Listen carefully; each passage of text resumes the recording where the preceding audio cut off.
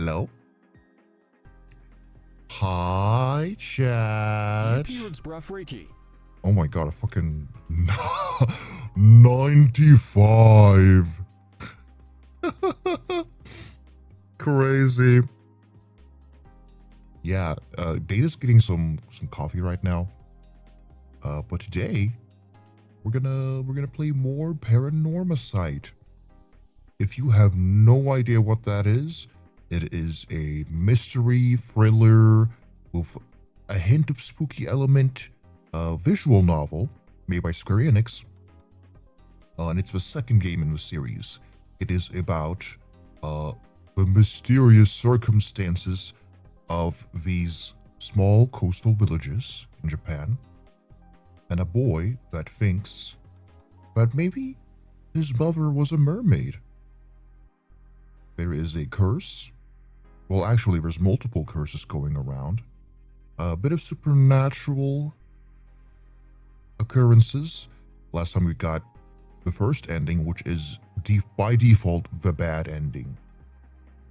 So we are going to be going into the different endings.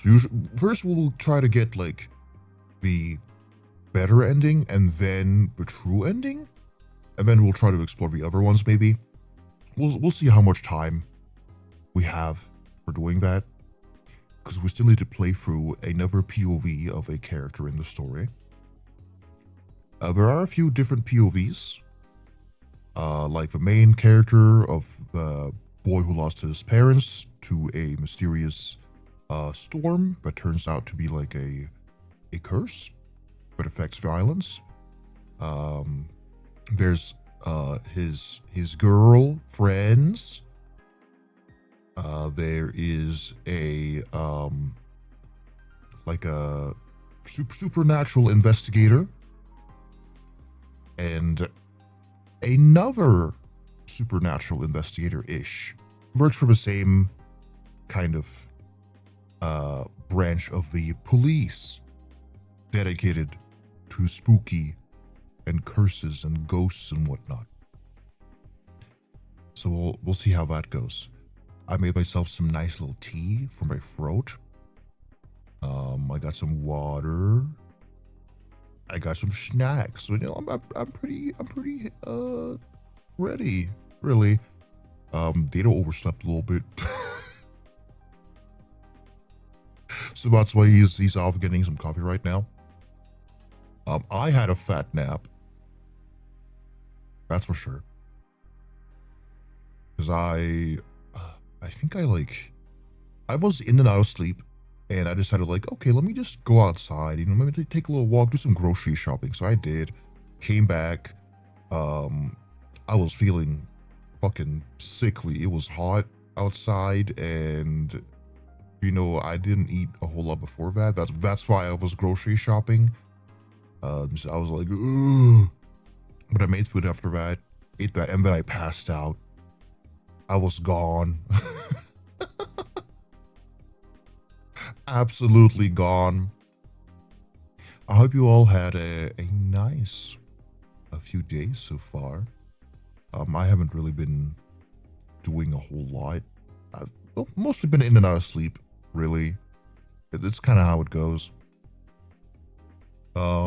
Been working a little bit on like revamping websites and updating my prices and such for future commissioning, because it's been like a bit on pause for a bit since I'm working on like a few model commissions,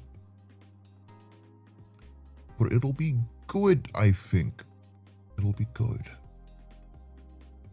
I do wonder when Data's gonna be back. Ooh, stretch.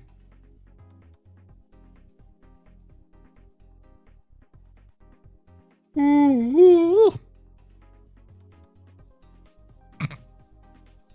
Sing. Fucking misspelling everything. Oh my god. Oh my goodness. Yeah, in the meantime, I can just like do like a little dinner prediction.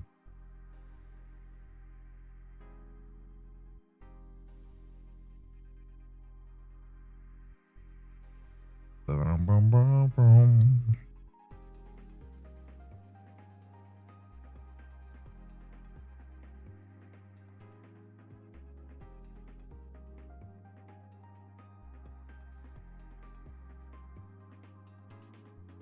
I don't think I ate much, but it sure felt like I did. I feel that sometimes. It's kind of hard to measure my hunger because sometimes I feel like I haven't eaten in years, and sometimes it feels like I just ate, but like I didn't. Sometimes I forget to eat because I got like so focused on something, but I'm like, shit, my stomach is rumbling.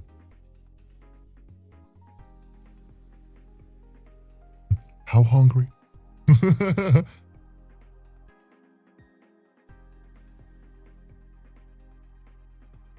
My stomach was definitely full. Damn. Alright.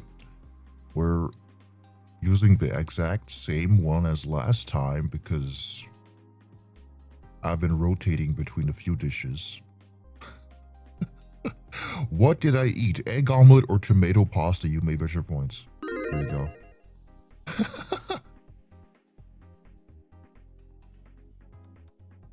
I have consistently been eating either egg omelet or like tomato pasta.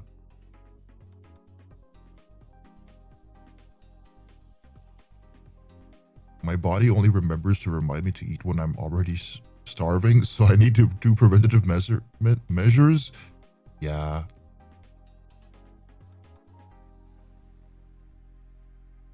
Me only eating breakfast when I'm with other people who eat breakfast.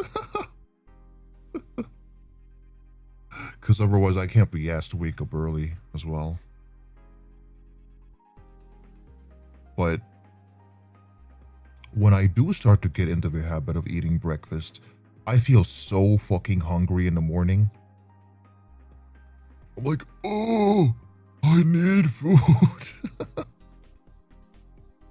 But if I go back to my usual where I don't eat breakfast, I'm like fine. Until like I like have lunch or something.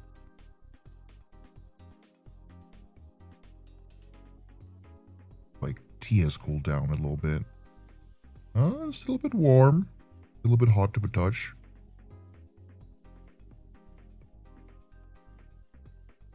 I wonder when Data is coming back from the war. When will Data ever return? Oh. Bit now. Oh. The ghost is speaking to me. I was letting you. Oh no, I'm not dead. I'm not dead. Hold on. I was talking because I was waiting for you. You seem really.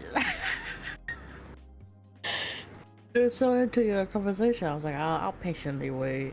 You know.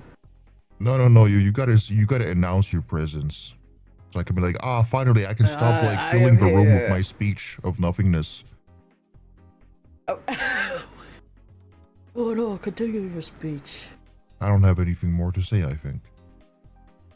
Shit. Got my coffee. Also ate a little snack. Just in case I'm not hungry later. My mom yesterday made some grilled chicken and sticky rice, so I ate that. I fucking love sticky rice. Like one piece of chicken. I mean, that's the classic though. Like, my comfort food is like sticky rice with like a little slab of cooked meat or like egg omelet or something like that. It's simple, but it's so cozy. The thing with sticky rice, well, you have to like soak the rice beforehand, but as long as I remember to, it's like we all good. Exactly.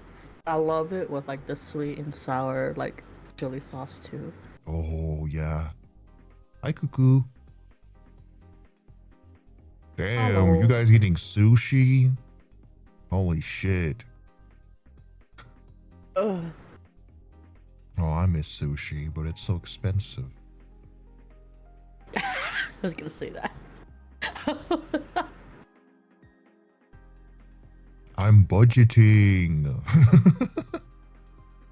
I'm Gotta eating my push simple it, food gotta and my push it. occasional treat where I order like a burger or something. I think I budgeted a little too good. My bank owes me money now. Damn. Friend got his dream job, so he's treating me and a few other friends. Oh. Good. But yeah, you genuinely? I genuinely thought I did something wrong. My my credit account went to the negatives, and I'm like, why the fuck is it in the negatives? What are you doing down there? Okay, did a little snooping. They were like, oh, that just means your bank owes you money, and I'm like, why do the bank owe me money? The bank took your money. What did they do with my money? They got themselves like a fucking. They got themselves Taco Bell. Now you're kind of negatives. They were like, sorry. We might have spent some of your money. Here's some back. What? Okay, it's fine. It's fine. That just means I get to still pay my bills. Or myself a little, maybe. Yeah. It depends on what I want. Yeah. I'm budgeting because I pretty much have like my rent covered until I get more stable job income later this year. So I'm just budgeting on the money that I have for like that's not rent. That's good. I'm mostly just budgeting for my car insurance. Yeah. It's so fucked up, dude. These cars insurance. Like, I used to be able to get really, really good ones for like $75, under $100. Now they're like $200. 200, damn. 200. And I'm like, what? No, my car is not that bougie. My car do not need all that. But can I get my similar deal? No. Okay. I'll look somewhere else then.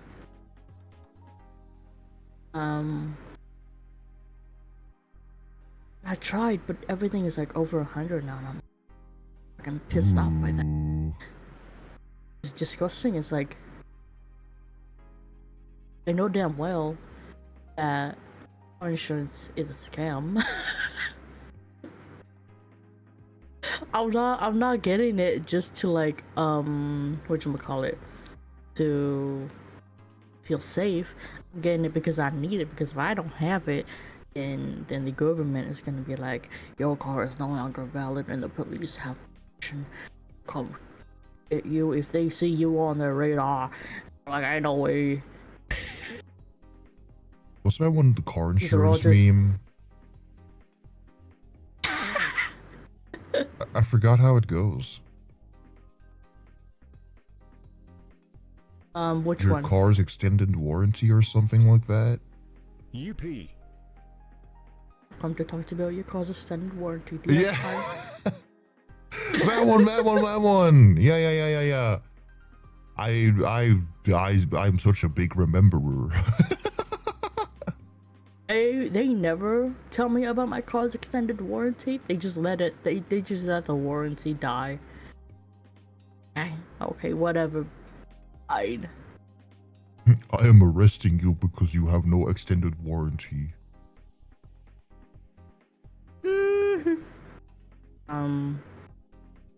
Yeah, no, I don't like how owning a car here is a bit of a bitch. It's kind of fucked up though, because America is very car focused. It's not very walkable. No, I try to think about it too, like, you know, getting in my steps, but the nearest store that I could walk to is like 45 minutes. Yeah, an like hour maybe. nothing is walkable over there. It fucks me up. And I'm like, eh. And I'm not talking about like convenience stores. Okay, like the nearest convenience store to me is like a 15-minute walk. But those don't have what I need, you know? I'm gonna be real honest. Those don't have all the groceries I need, have all the fucking essentials I need.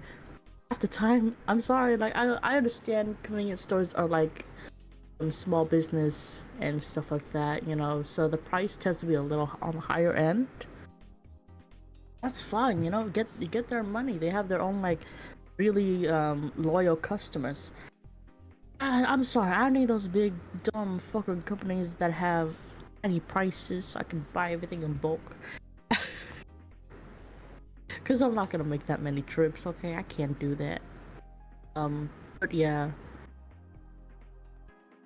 It's not walkable. And I thought about getting a bike, but it's also not very bikeable either, you know? No, that's what I've been seeing. Like it's just highways on highways and big roads where there's like a walkway, but then it cuts off and you can't walk no more. No, because one time I was driving and there was like a bike lane, quote unquote, and then the bike lane just ends in the middle of the fucking road for no reason. I'm like, what's the rest of it? What happened? Yeah, like most European places are extremely walkable. I can like walk, I can do like a little hike and I can get down to the town. Yeah, you took me on a hike once. Oh, I did, I was like, yeah. oh. Yeah.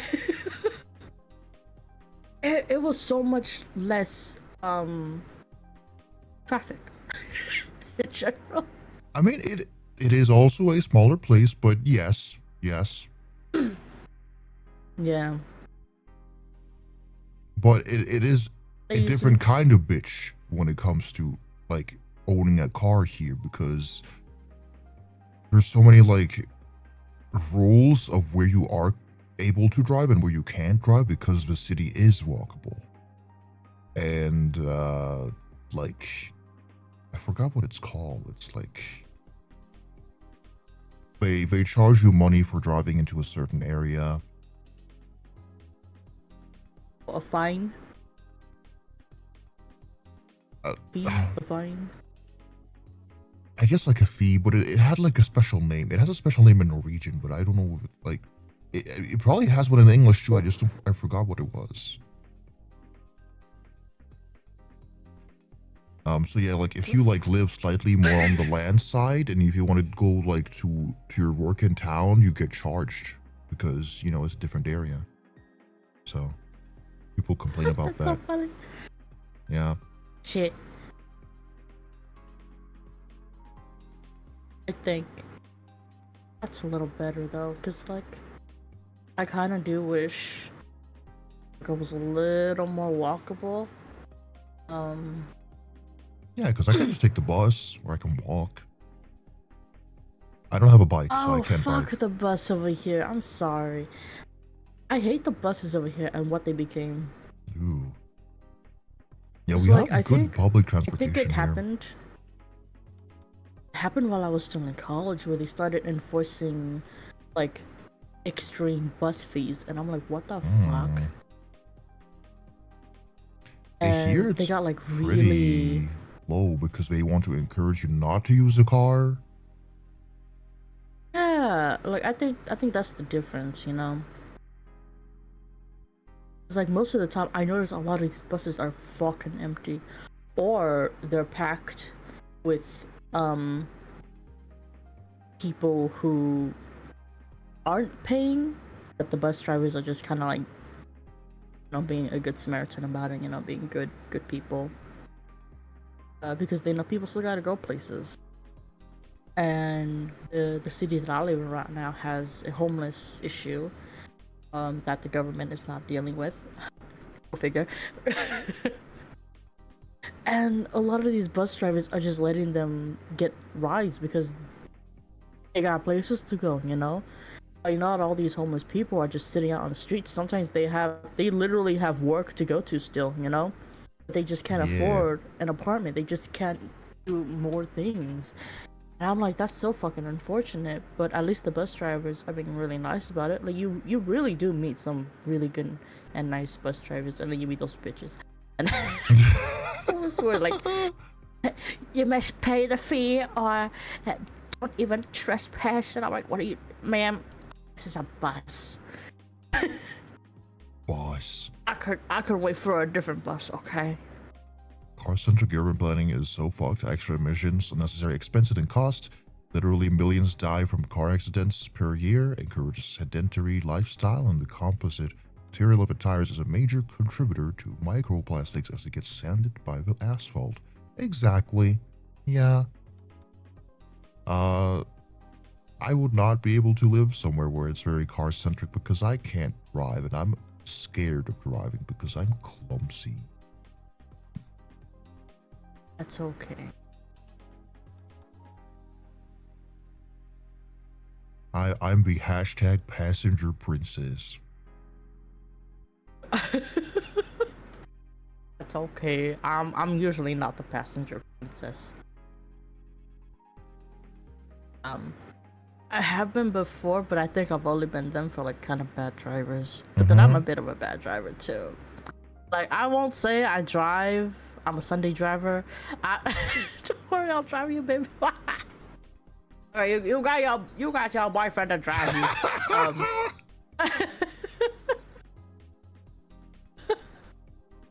Like, I feel like whenever I was a passenger princess, I wasn't really feeling the pamperness. I was feeling the thread between life and death, you know? What do you mean I can go in the back? What the? No, I'm just kind of like, okay, guys, I'm gonna leave now. And we're like, you're just gonna go home? Wait, I can drive you. And I'm like, well, you don't need to. Stop! I enter the fog and we're like, no, wait, let me drive you. They feel bad for me. We're like, oh, well, so you don't have to worry about the boss, you know. Oh my god. I do that too because I don't have a car. Yeah.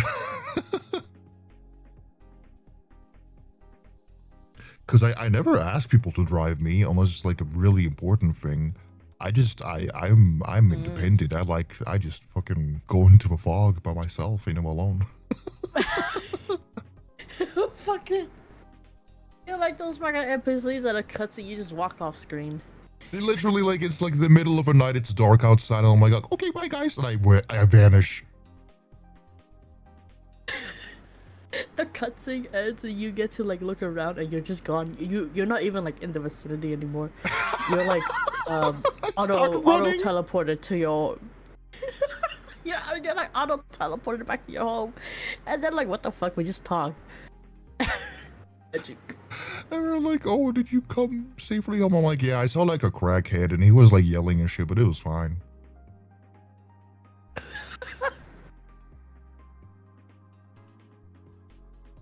I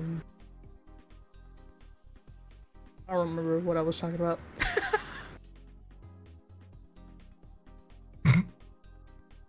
Oh, I see.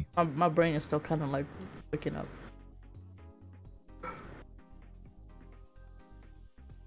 No worries. Oh, I wanted to say. Yep. I hate people who drive here. Yeah? They're so fucking stupid. They don't like being cut off.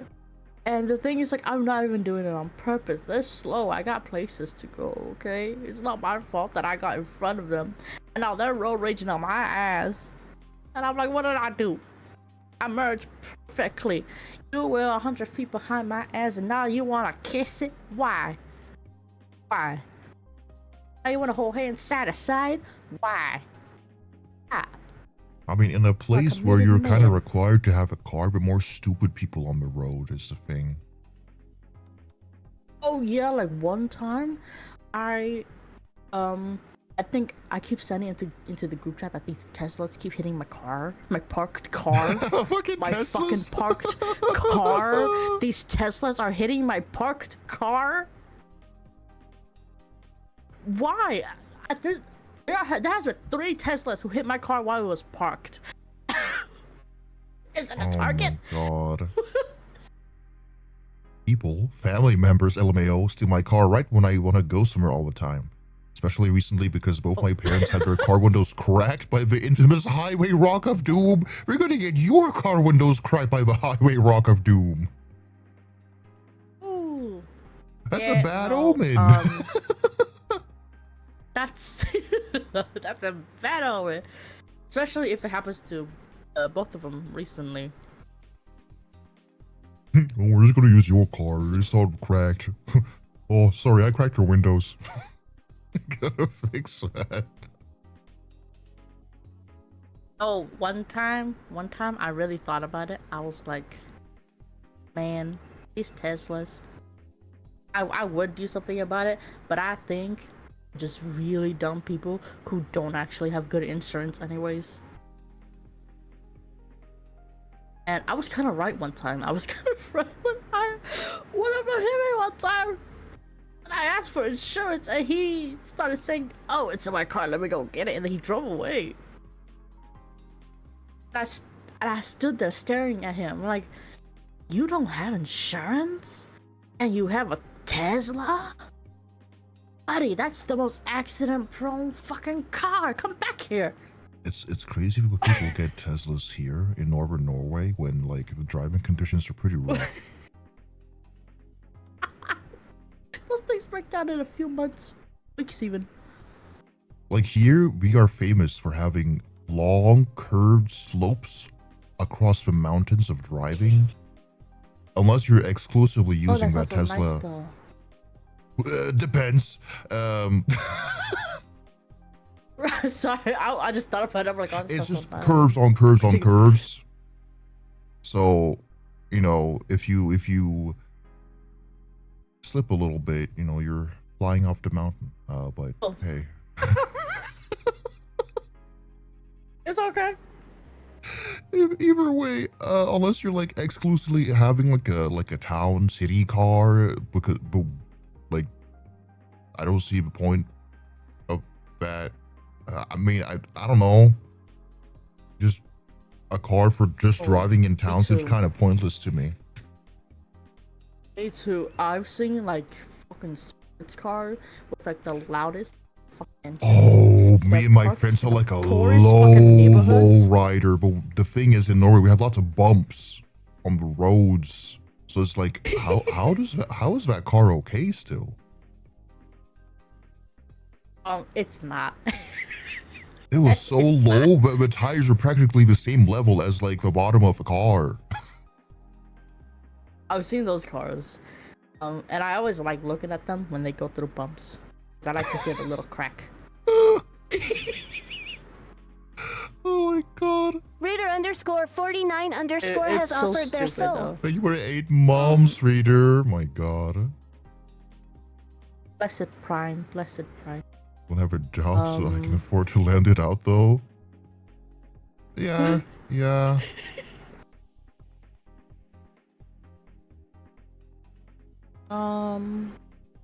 I think it wasn't my current city, but like up north a little more, like near the Sacramento area. There were these. I think I accidentally lived near an area where there was a fucking gang of just sports car riders. And one of them almost hit me one time going the fucking wrong way on a goddamn highway.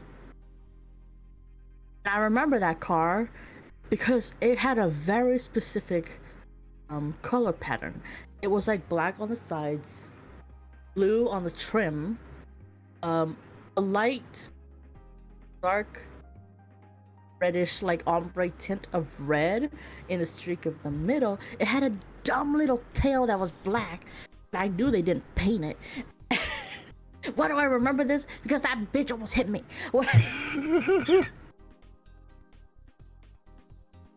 And I would see it on the highway whenever I came back from work, which was like at like really early morning, like 4 a.m., 5 a.m. because I worked originally from like 6 p.m. to 4 a.m. You know, 10-hour shifts, whatever, back at that guest place. I would always see him. And the worst part is, when I wasn't seeing him on the highway, I would see him in town. Like, that bitch. And I initiated a side quest one time because I was pissed that I kept seeing this fucker. And so my side quest was collecting data on all their fucking cars. Because I'm like, they run in a little circle. There are 6 cars in total. There's 2 black ones, 2 red ones, one's yellow. Personality, I guess. The reason why I knew it was yellow because I knew it wasn't white. It didn't have that shade, that sheen. Well, And either the it other was car yellow was, like, or it was like gray. purple. Yeah, purple. I think it was yellow. I think You like to think it's yellow. Yeah. I think it's yellow. I took a picture. I put it into Clip Studio. I did the color drop. It was in the yellow range. Yeah. Yo, fact checking myself. I was like, okay, I gotta make sure. And then I kept track on them for like a month, and it was that black one with the with the backside blue thing, red mark thing, whatever. I think he was like the leader. I don't know. Because whenever I saw him, who's trailing behind his has the others. I'm like, oh god, that bitch needs to go. So I got his license. I made a call to the police. I know a lot of people are like, oh no, you're such a party pooper. It's just a neighborhood with kids. There's a fucking school ground literally fucking next door to me, okay? They're running down the fucking streets at the hours where a lot of children are even active, okay? During school hours, they will still try to fucking zoom it up. That is not safe. Mm-hmm. And the worst thing is, one of them crashed one time in a fucking pole right next to my house. Where fast. Furious. I'm kidding. Fast and furious. Chuckle every year was like when British idiots can't get into their cars in the winter because their stupid fucking doors get open because the handles freeze stock. Yeah, you can't have those super streamlined looking cars. You need practical cars here. So people destroy their cars most of the time by like trying to heat it with hot water, and then they warp the fucking metal. Oh yeah, because you fast, you know. Yeah, if you have hot on cold immediately, it's gonna cause damage. Mm-hmm. But that's like with a lot of things Like in general. Like if you do it to like porcelain, it's gonna crack. Mm-hmm. Like I think one time my friend, she went up to the mountain. It was really cold, and she was like, I don't want to spend time defrosting. Fucking went into the cabin, got hot water, and her glass shattered. And she's like, what? I'm like, well, she told me this like months later, and I'm like, what did you expect? You're gonna just let it thaw on its own. Your car has that ability. Just put up the heater, let it thaw on its own, and it'll be fine. You do not need to put hot water on your car window shield. That's why it broke.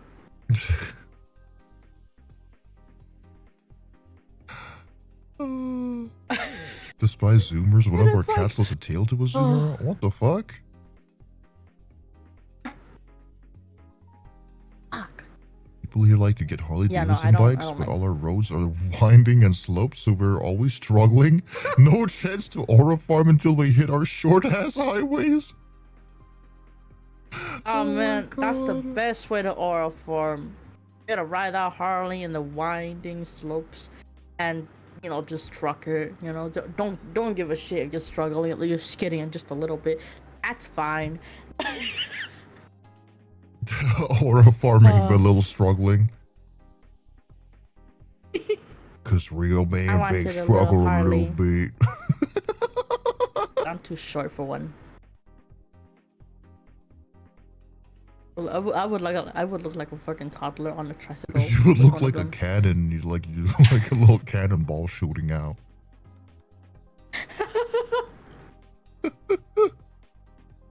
I wish I can get like a good bike.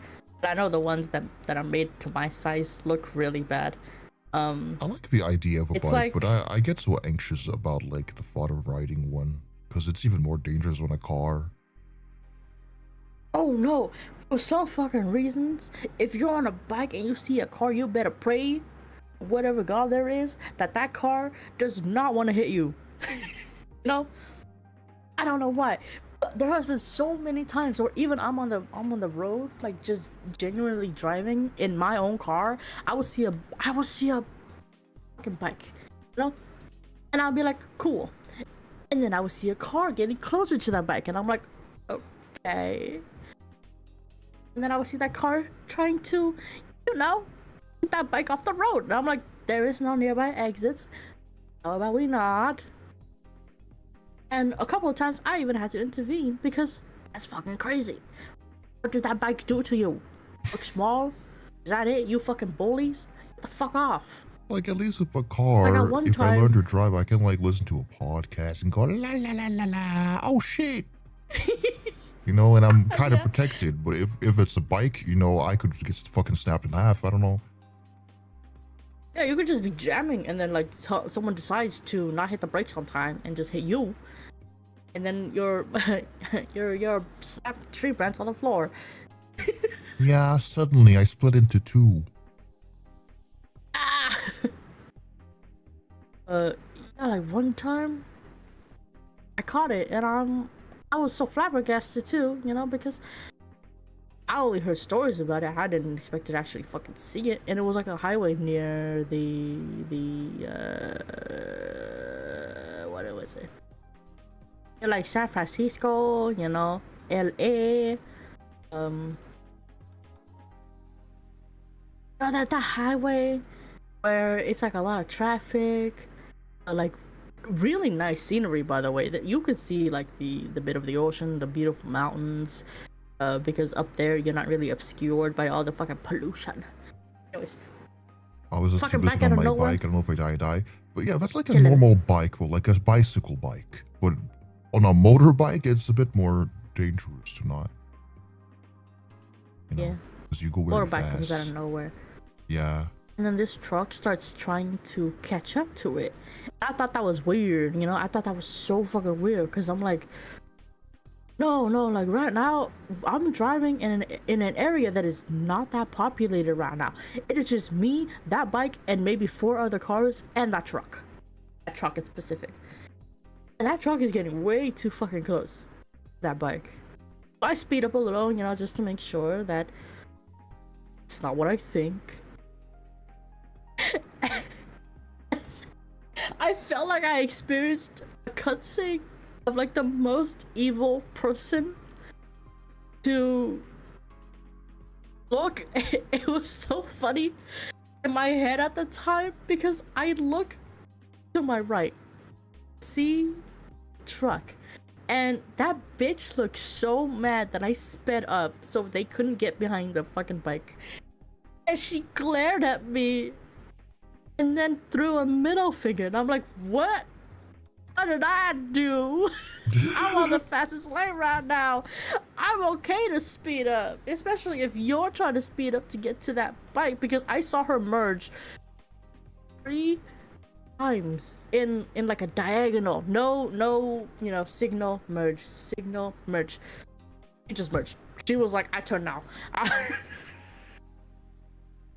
I think she saw that motorbike as a 100-point bonus, you know? I'm sorry. I think she did. And then she got mad at me, so she started tailing my ass, you know? And I'm like, that's fine. I think I can survive the crash. I don't think that motorbike would. Oh. And then the police pulled us over because they saw the truck speeding up ahead. And then they saw me speeding to get away from it because I didn't want it to touch my ass. We got pulled over. And then I explained to them. And then the lady was funny because she kind of recorded her own crime. She has a dash cam. That's a dash cam. She recorded her own crime. I didn't have a dash cam. I was like, look, I know it looks bad, but like, what I saw, she was going after a bike, and you would have had an actual accident on your hand. And I think she forgot she had a dash cam. I'm like, you can check her camera because it looks like she has a dash cam. And all of a sudden, she was like, real quiet. And I'm like, did you forget you have a camera? Ma'am, you cannot be rushing and going after cars or bikes and then forgetting. Yeah, I'm very meticulous, okay? I like looking at tiny little things. I'll be like, ma'am, is that a plush? Yeah, the way you'll be fucking analyzing the photos I send you is like, is that a bottle of salt in the back? And I'm like, yeah. You're just like, I didn't even fucking like think about that. I'll just send you a photo. I'm like, is that a salt? Is that the fucking? Is that the Eye of Sauron? I like. I like looking at things. Okay, I'm not being nosy. I just noticed it. That's all. I sent like a picture of my food, and you see like one toe peeking out from the corner. And that was your grippers. That pinky toe looks like yours. Who else could it be? I'm kidding. I'm so sorry.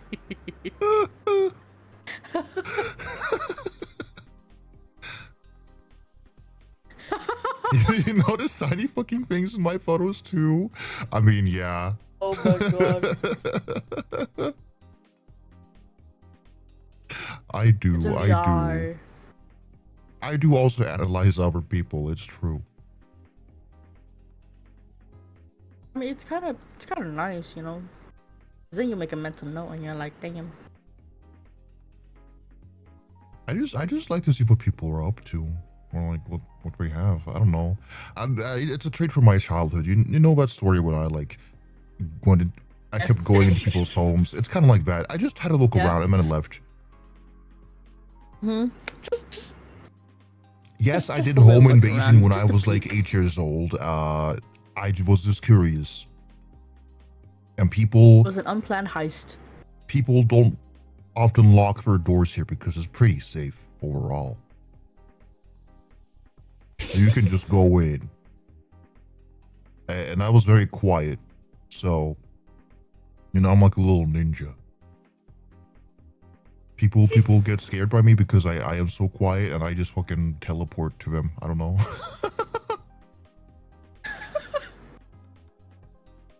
Oh, because a lot of my friends have even told me I need to announce myself when I'm there. Because I... No, you do.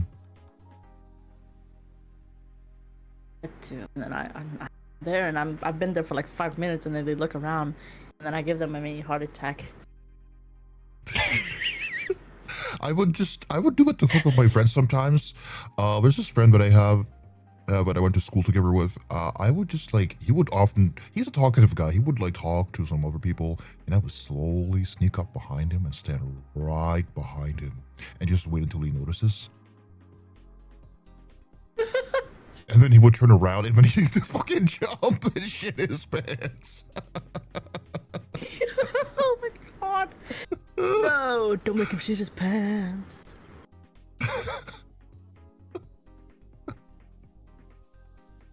But sometimes I scare people without meaning to, though. Like, I was at this food festival and I was just walking around and this old guy, like, he's like walking in my direction, but for some reason he like fucking goes, oh, and he grips his heart, and I was like, oh, I was just literally just walking around.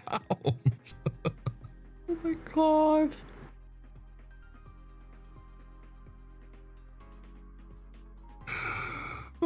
That's what I get for being so ghoulish. I sound like some rattling bones, I swear. Well, I don't because I'm so quiet, but you know, if I bend certain ways, then I will sound like a rattling bone. It's like when you step on a stick in the forest. You're like, what the fuck was that? But it's like me cracking my knuckles. That's just your knuckles, just your bones a little, you know? Yeah. Anyway, we've been talking for like an hour, should we? We haven't. Sorry, I was very passionate about. Wait, it's okay. Cars. We were like winding up your brain a little bit to get you more awake. I think that helped a bit. Getting my neurons activated. Exactly. For years, I'd just be existing and enter a room and it would scare the heck out of my older sister. My mom is very jump scary. Like, I could just be like, you know, go, hey mom, and she would go, oi, you know, like a fucking dying ass sound. Oi. Oi. And then she's just like, you scared me. Oh my god. Jeez, I said hi. Let me open the game. Let's go over here.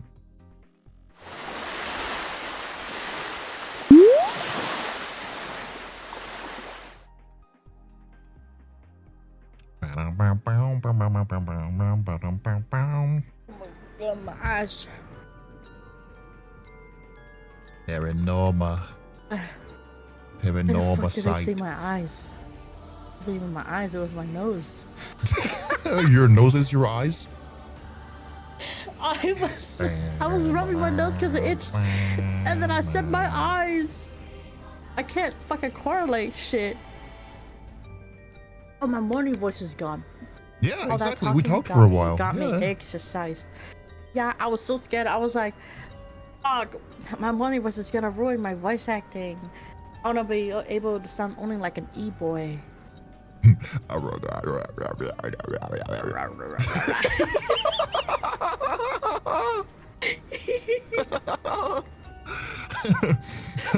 god. Man, am I finally gonna become like a stereotypical male demon VTuber?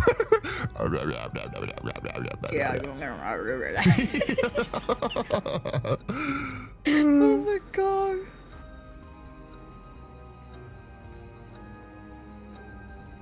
Alright, here you go, Data.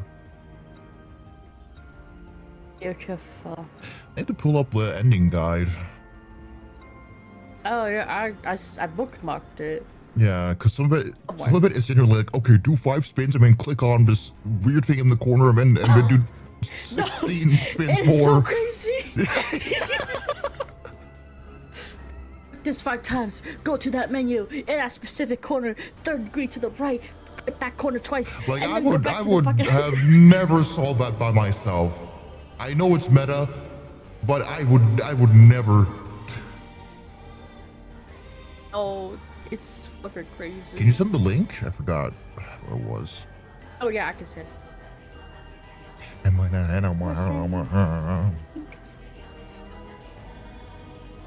Thank you. Beside this, what the hell? I just kind of emoted my own fucking.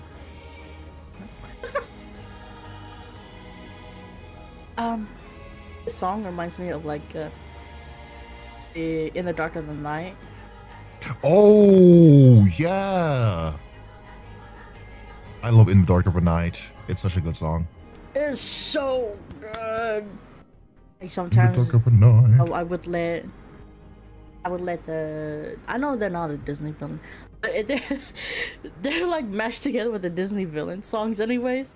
And I would hear, I'd be like, yes. Yes. Let's see. I miss when Disney villain songs were good. I'm sorry. Just think. Ending 2 and 3 are so funny though. I know. I was looking at them and I'm like, no, he really just said fuck him up. Okay, let's see. We're gonna go with ending 5 first.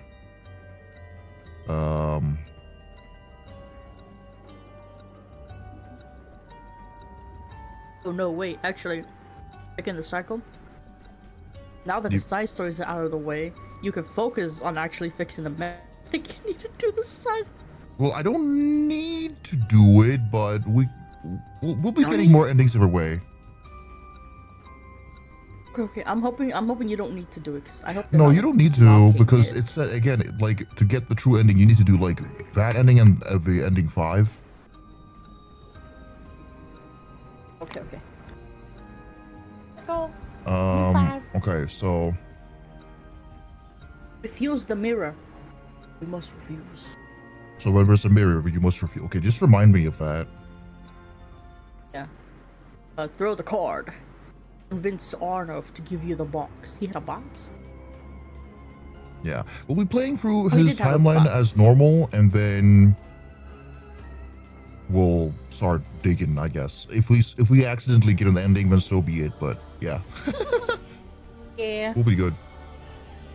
The ads are starting soon, so we'll just be. No worries. Let me just open things up though. Hello? Can you? Thank you. Fucking lag for a second there. Yeah, Why is it lagging? I don't know. It's a fucking visual novel game. Why the fuck are you lagging? I bought like a whole ass new graphic card for this shit, and you're like, you're telling me, but you're lagging. The game is like, I don't fit in a new graphic card. All in one.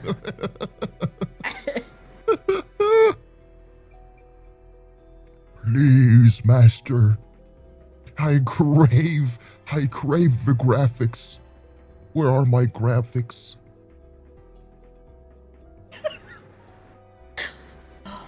Also, the required action for the main title screen is so funny. I read over it. It sounds insane. Literally says click the mermaid character 4 times. Wait exactly 3 seconds between each click. What? Exactly 3 seconds between each click. Type user when prompted. What do you mean 3 seconds?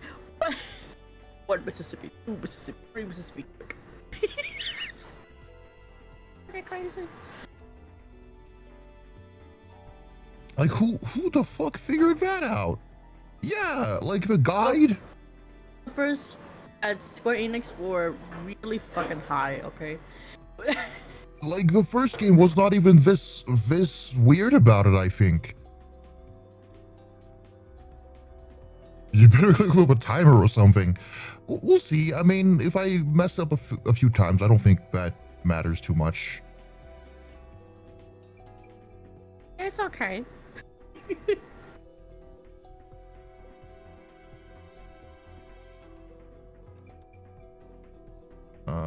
Okay.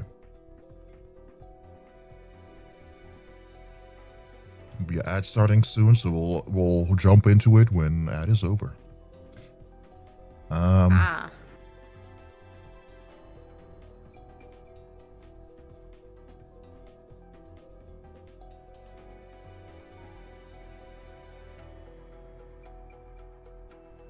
Yeah, the fucking meta puzzle requirements. Even like the god is like, this sequence is absolute bullshit to figure out without a guide, but pulling it out feels like cracking a master safe.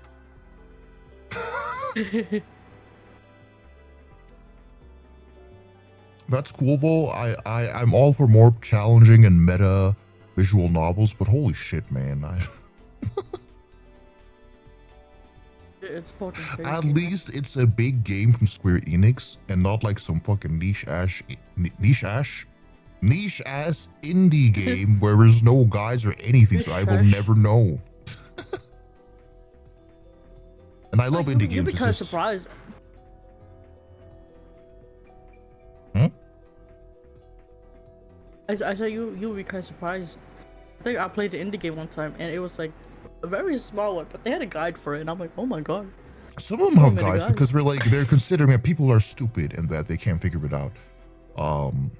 I will also do that for my game. I might have like a little hidden guide somewhere that you can look up to see like what you've missed, because I predict that people will be like, oh, what? This game is so short. What? It's like they missed everything. They missed all my secrets. Fastway to everything.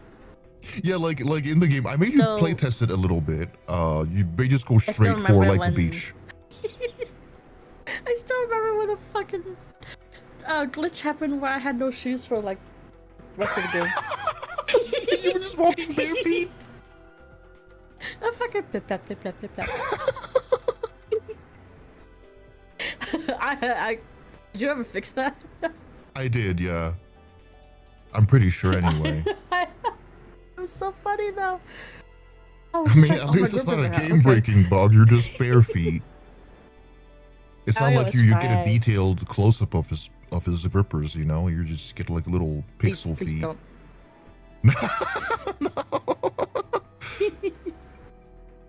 There's gonna be like Everything was, some really freak out there nice, being like, though. old man feet. Oh, they're gonna try to find that glitch again. They're gonna be like, hey guys, here's a guide on how to get him to have How his to get flippers old man out. feet in RDSB Red Soldad game. Yes. Oh my Get those god. grippers out. Oh, I need to continue working on that But game, I really bro. liked it. I really liked it. Yeah. It was really cool. I should ask for more of my friends to help as well, because it's a lot of work you gotta do. I've been writing just random bullshit. Yeah. Maybe I should make a server for that, actually, like just to compile resources and stuff and see like would be better organized too, you know? Yeah, because I'm trying to change this a little bit. I'm notorious for not accepting help. I'm just like, Me too. I'm doing it myself. No one's helping me. So. And you get a little, burnt out after a couple of weeks.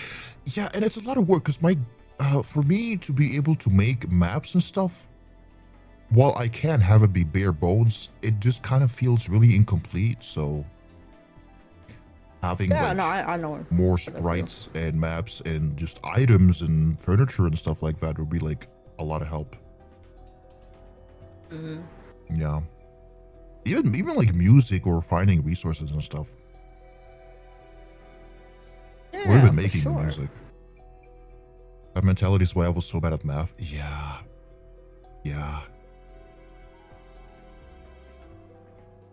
Anyway, I think the ads are over now. Yeah. All right.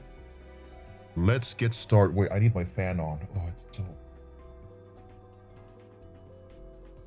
Oh, Fan is that feels nice. on. Sorry. It's okay. Oh my god. I felt like a nice breeze across my back. Oh.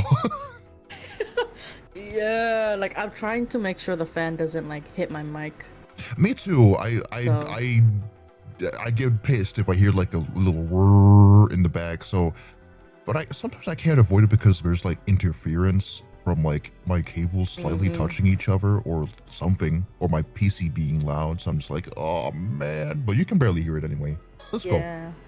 Discovering the mermaids of Issei Bay. Oh yeah, you gotta read a lot because you took on his voice. Oh fuck. What voice did I give him? I think you gave him like a bit of a country accent, or like, I don't know. You kind of did that to a lot of characters as well. I think everyone had a bit of a country accent. I'm sorry.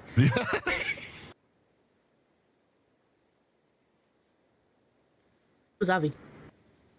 Who the fuck is Avi? After Oh, much. that's what his fucking nickname is. Fuck. Oh yeah, you're right. Sorry. He was like, my name on the bottom. You call me Avi. I'm like, okay. After much hustle and bustle, we finally managed to make our way to the ECB. So, Nice. I feel like he's just a faster paced of the other one I had. He's a bit quirky too, yeah, for sure. And I had to be like, little British girl. My terrible British impression, which is it's just me being very fancy. Mother, may I have some more, please? All in now, we're standing on the coast of the Nakabepo. Nakabepo in Mia Prefecture's Awage town. Oh my god. But not Nakabepo. Sorry. No, it's okay. I think it's in character at this point because we're foreigners. He said it incorrectly just We're as going to Vanaker Bepper in Prefecture Kawage Town. in the mere prefecture Kawage Town. Go man, sorry.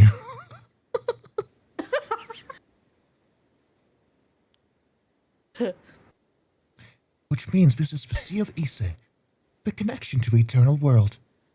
How amazing. Indeed it is. Come, Cersei. Henceforth begins our grand invasion in search of the legendary mermaids of Ise Bay. How amazing. I just can't stop saying it. Okay. Oh. Hi.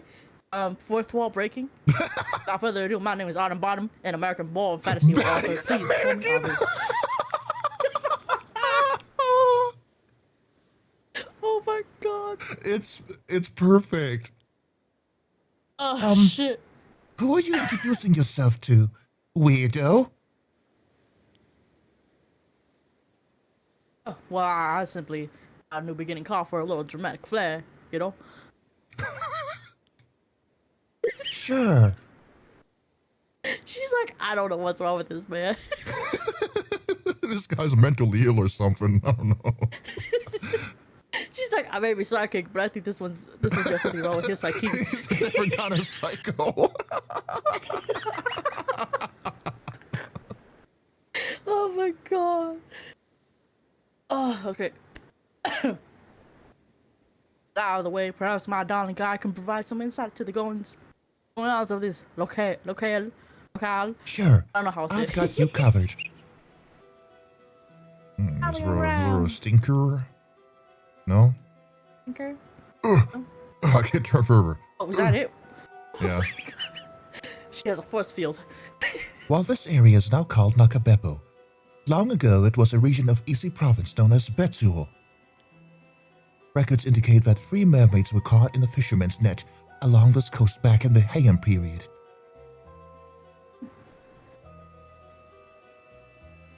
Oh, that's what I'm talking about. Let's hear more about those mermaids. They had human heads with the mouths of monkeys and the teeth and bodies of fish, and they spoke, even shed tears like humans. Could these be the fish mermaids you mentioned before, Avi?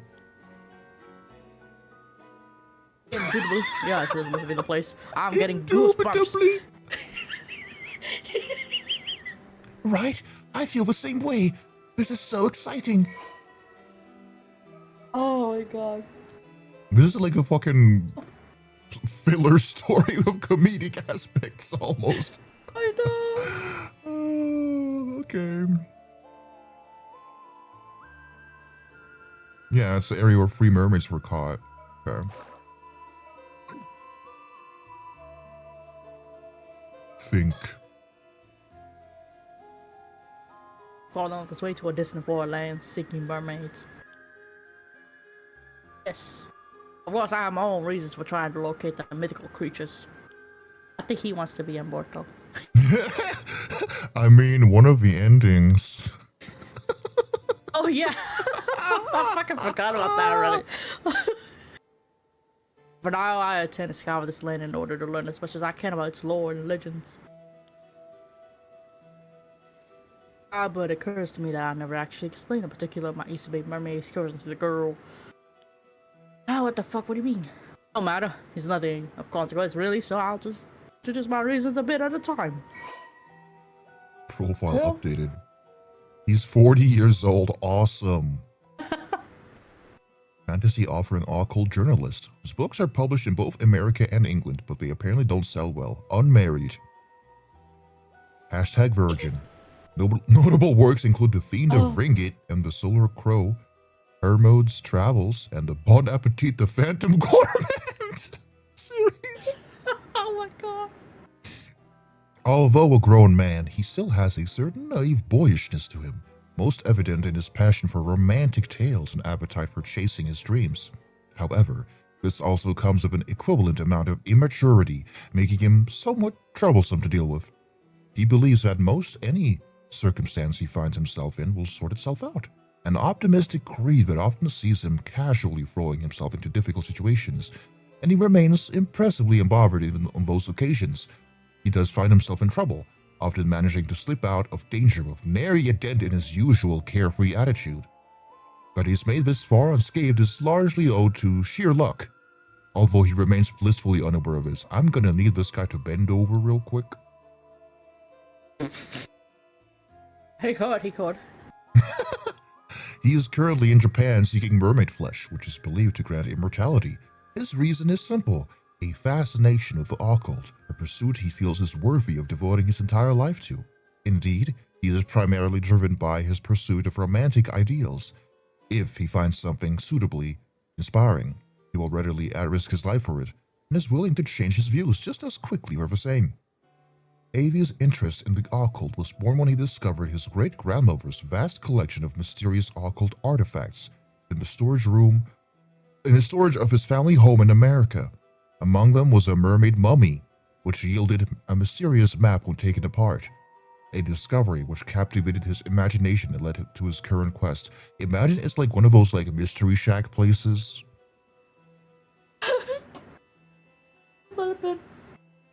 From Gravity Falls. Wasn't the other guy looking for a mermaid mummy too? Had something inside of it? Yeah.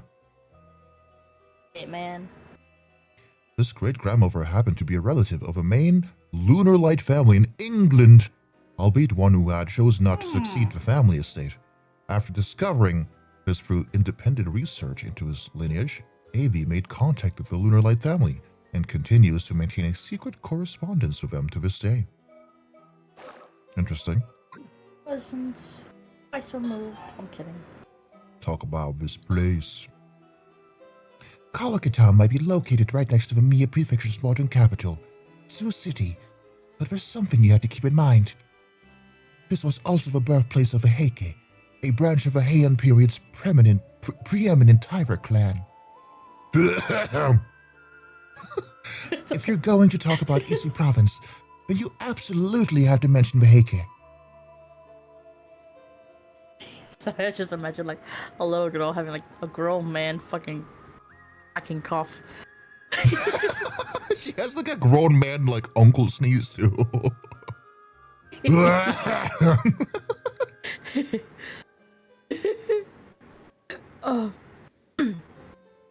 I do have a passing understanding of the topic. The Heike took part of the Gamepad Wall, right? Correct? I keep That's saying right. right. There was the war in the Heian period, where two great samurai families, the Minamoto and the Taira, locked horns and really got into it. Among the Heike, Taira no Kiyomori was a particularly famous figure who appears in many creative works concerning the event. His father, Taira no Padanmori, was the one responsible for securing the Heike's high social standing. Oh, Adamari and Kiyomori father's right with the names like that. How can I hope to keep them straight? That's history for you.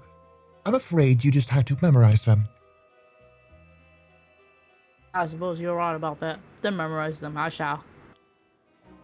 Apparently, Tadamori was born in Sioux City in a place called Ubushina. Ah, that's why they call this area the birth Heike. Files. Sioux City. Files. Mockingbirds.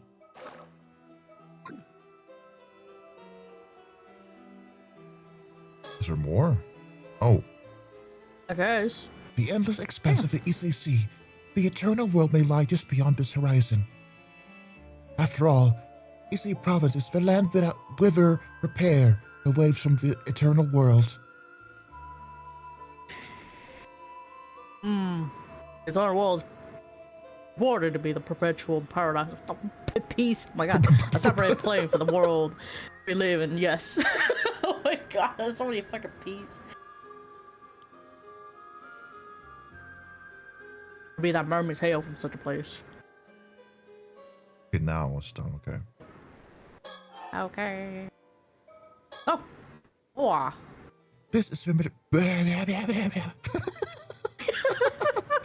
This is the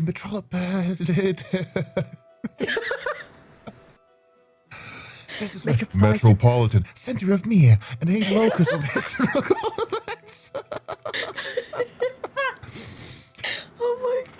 guess that makes it the perfect place to start a new journey. It's like the okay, the dread against the DM. Okay. We get back to the mermaids you mentioned. What became of the 3 that were caught in the fishing nets? Yeah, what became of them? At that time, the lord of this area was Tyra no Tadamori. You didn't already forget him, did you? Well, the fisherman thought the mermaids were a fascinating find, so he placed 2 of them into boxes and presented them to Tadamori. Oh, Lord Tadamori must have been well pleased by that. What happened to the 3rd one? Good Could he question. not? It was known that eating the flesh of mermaid grants eternal life. Yes. Actually, Tadamori evidently said they were disturbing and gross and refused to accept them. What a waste. Oh my god. However, the fisherman cut up the remaining mermaid and ate it himself. Oh. Bitch. What happened to him? Well, the fisherman said it was pretty tasty. Well, Tastes like sushi. Oh my god. Sashimi. Fish and banger. And that's all I've got. That was it? That's all I could find in the existing records. Deactivating mermaid's flesh and all may not produce any results. Then there may be other requisite conditions, would you say? Well, considering the sheer number of eyewitness reports concerning mermaids, it is odd that there aren't more immortals walking around. What? Game? Might be a Game. ritual. Thank you. Oh, ooh. There don't seem to be any records about what happened to the mermaid that Tadamori refused to accept. I suppose it's possible someone in the Heike clan snuck off with them. Now that's a hypothesis I could get behind. Heike! I've put together an assortment of files concerning the Heike, so feel free to give them a look if you're interested. You have my heartfelt gratitude.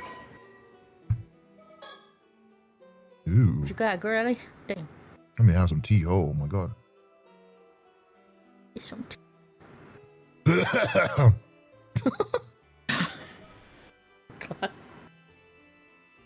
Taira no Tadamori, the father of Taira no Kiyomori, an influential figure of the Heian period, was a man responsible for solidifying the social standing of the Issei Taira clan, and most notable for being the first samurai permitted to enter the imperial court. Entering the imperial court meant being granted access to the Tenjo no Ma, a chamber where those who directly served the emperor performed their official duties. In an era where the warrior class was still considered of low status, a samurai rising to the level of court official was unprecedented. The Issei Taira clan went on to extend its influence across various provinces, with the vast wealth it gained through trade with the Song dynasty of China solidifying its foundation. This significant influence was later inherited by his son, Kiyomori. Tadamori was said to have been a man of strong will and perseverance. Yet despite the power he amassed in his lifetime, he was also said to have been modest and disinclined to indulge in luxuries. Ooh. Nukemaru, Tadamori's sword, an heirloom passed down through the Taira clan. Originally named Kogarashi, it is said to have become known as Nukemaru when a giant snake emerged from a lake and made to swallow Tadamori whole as he lay resting. At that moment, Kogarashi, which Tadamori had left leaning nearby, slipped from its scabbard of its own accord and drove the snake away. The name Nukemaru derives from the verb nuku, meaning to unsheath, and reflects the sword's extraordinary act of slipping from its scabbard on its own to save its owner. Nukemaru was later inherited by Tadamori's son, Yorimori, but after the downfall of the Taira clan, it is said to have changed hands several times and its whereabouts are currently unknown. The Mermaids of Betsuho. One time, when Tadamori was visiting Betsuho in Ise province, 3 creatures with the heads of humans, the lips of monkeys, and the teeth and bodies of fish were caught in the local fishermen's nets. Dubbing these creatures Ningyo, the original Japanese word for mermaids, the fishermen put 2 of them in a box but had washed up with them and presented them to Tadamori. However, Tadamori was unnerved by their appearance and refused to accept them. It is said that the remaining mermaid was cut up and eaten by the fishermen, who found them to be delicious. Yummy! I mean, that tracks though. I think a lot of people wouldn't just think, oh wow, cool, a mermaid, yeah, sure, I'll take him, man. Like, what the Weird fuck is fucking that? fish. Lumby. That's a weird fucking fish. Get the fuck out of my sight. Yes, I continue. Yeah, no worries, I was coughing. Oh, there's one thing I should warn you about, though. Oh? This group sometimes gets referred to as Izetaira as well, which might make things a little confusing. I'll go ahead and label it as all as Heike. Doesn't really matter. Aren't they basically the same thing? Not exactly. You see, the term Izetaira referred to the Taira clan as a whole because it originated in Ise. On the other hand, people generally referred to the family within the clan but included Tadamori and Kiyomori as simply the Heike. Their family feature prominently in the stories we're interested in, so I'll use the Heike most of the time. Plus, it has a nice ring to it. All the way works for me. Do as you like. The tale of the Heike, also used Heike. You're awfully particular about this, but I rather like that kind of situationness.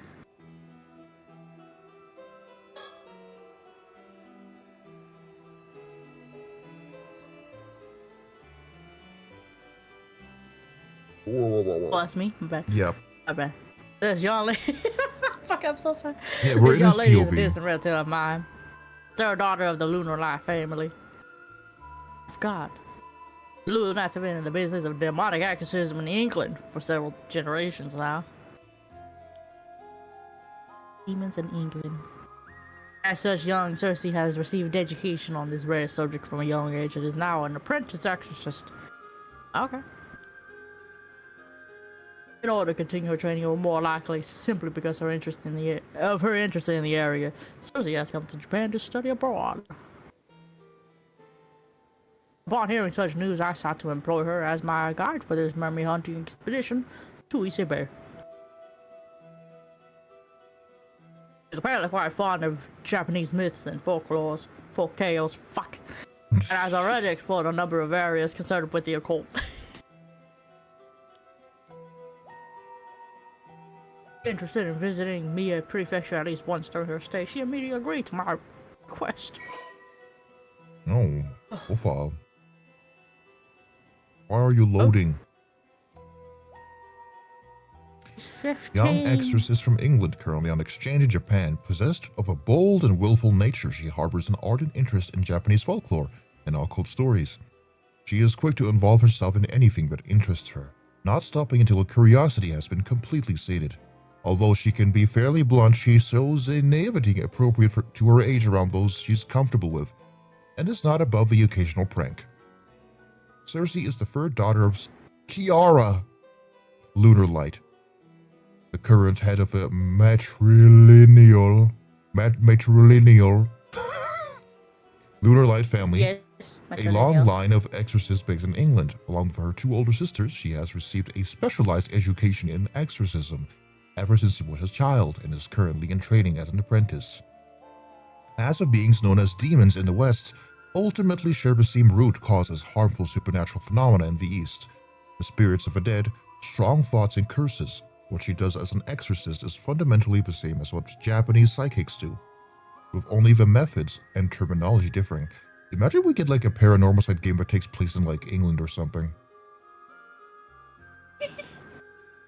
Oh my god. Foreshadowing. Primary spiritual abilities. Guardian spirits. The ability to call upon the numerous guardian spirits of the Lunar Light family and evoke their powers to exercise spirits and negate certain psychic abilities. Okay. Shikigami. The ability to turn a piece of paper with an individual's name written on it to a butterfly which will return to the individual in question. Although she does not have to be the one who wrote the name, it must be Circe who cast the spell on the paper. Okay, dowsing. The ability to use a pendulum to search for a target based on what the user can sense of their spiritual power. The effective distance of a spell depends on the strength of a target's spiritual power. Okay.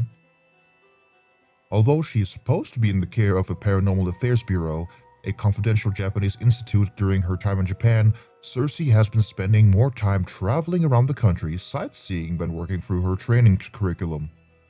The supervisor in charge of her training has all but giving up on trying to manage her as a result, resolving to keep an eye on her but otherwise not interfere. As such, she's afforded a relatively high level of freedom. Circe is an ardent fan of Miyo Kurosuzu, a girl with potent spirit sense and her senior in the industry in Japan. She harbors both strong admiration and strong feelings of rivalry towards her in equal measure. And it is not uncommon for her to end up babbling mess when the topic turns to the other girl. Yuri? Maps? Rivalry? She treasures photographs she had taken with Mio upon first meeting her in Tokyo and keeps it with her at all times. We gotta find out who Mio is. Oh yeah, it depends on how old she is. Yeah, senior. We'll see. Cause I pictured like a little girl. Yeah, kind of me too. Like, you know, like a senior high schooler. Yeah, well, I mean, if we see her, we'll see. We'll see. Like 17 maybe. Yeah. Okay. Anyway, after a number of events, the Heike would go on to lose the Battle of Danuro and be completely eradicated. I believe I know this one. Fuck, Danuro is found in Kyushu, is it not? Oh my god, I'm having a stroke. Bingo. The clan was chased out of Kyoto and pushed further and further west until they were eventually wiped out there. It brings me to think of such a resplendently glorious clan meeting such a this bitch ignominious and balls the pity. He uses such weird fucking words. I mean, he is an author, so it makes sense, but holy shit, man. They're like just flower words, you know, like they're simpler words. This man's pulling a cacophony. He's pulling out the thesaurus in his mind. Thesaurus or thesaurus? I call it thesaurus. I call it thesaurus. Thesaurus. But thesaurus is funnier. Vase. Yeah.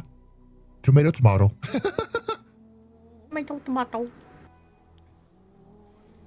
That's why the Heike resentment is particularly strong, and many remnants of it remain even today. Shrines and monuments have even been erected throughout the land in an attempt to quell that resentment. Now that we reach a particular field of expertise. Because the clan fell from such an exalted position so abruptly, that resentment is exceptionally persistent and quite pervasive.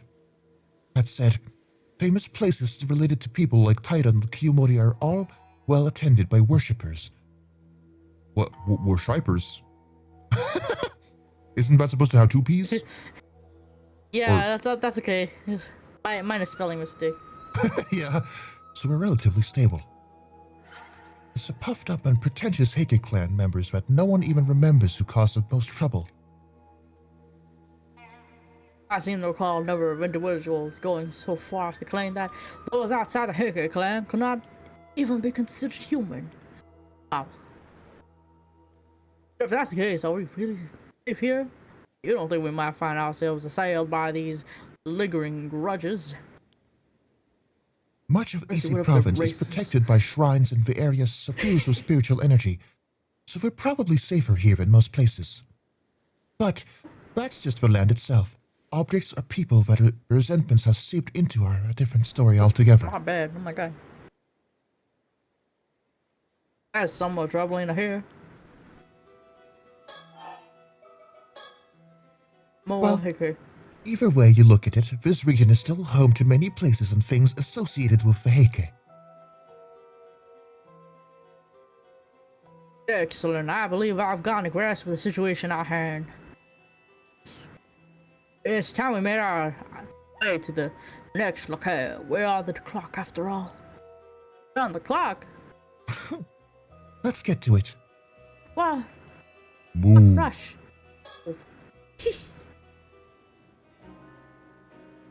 Downloading. I know town. No town.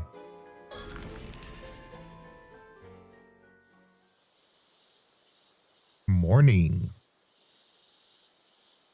He's just standing. Standing girl emoji. What? Well, we'll see. We arrived and where are we, Cersei? This is an area in Ano Town known as Kusawa. Kusawa is quite famous because of a Yao Bikuni legend. I'd be surprised if there was anyone who hasn't heard of it. I'm sorry to say I've never heard of it. Oh, wait, really? Oh, well, don't act so shocked. You can't expect me to know every little thing. And besides, I'm not even from this country. I'm American, Cersei. The reason why I requested you to be my guide was so you could teach me about the things like this. I guess that's true. Okay, I understand. I'll be counting on your explanations. Oh, cute. Ano Town. And mounted with a single 819-meter peak. Sorry. Correct. Think. It's just standing there. If y'all Bikuni really did exist, I wonder what sort of life she led. I can't begin to imagine what it would be like to live for hundreds of years. Oh my god. Ah, the beauty of the serene Japanese countryside. It really is charming. Oh yes, the incessant dripping of locusts combined with unrelenting heat. This is Japanese summer, alright. It's fascinating to think such a peaceful place could be home to such profound historical events. I'm practically jittering with excitement. I can see that. Let's try to keep a cool head, shall we? She's such a nerd. Sticker? Percy, you are limiting the depth of field. It can't go any further to our right. Where's my fucking sticker, man? Where's my sticker? Okay. I don't think Avi provides stickers. What's down there? Some sort of shrine? This shrine is apparently dedicated to Sugawara no Michisane. That's a mouthful. We should go pay our respects before we leave. Okay. I can't see no fucking sticker. The legend of Yao Bikuni originated here in Kusawa, Ano Town. Long, long ago, a 17-year-old girl named Osato lived in this village. She unknowingly ingested the meat of a mermaid that was served during a village gathering and became immortal. After subsequently being persecuted by the other villagers, she became a nun. A nun, you say? And made a pilgrimage around the entire country. At the end of the story, she eventually returned to this village and lived out the rest of her very long life.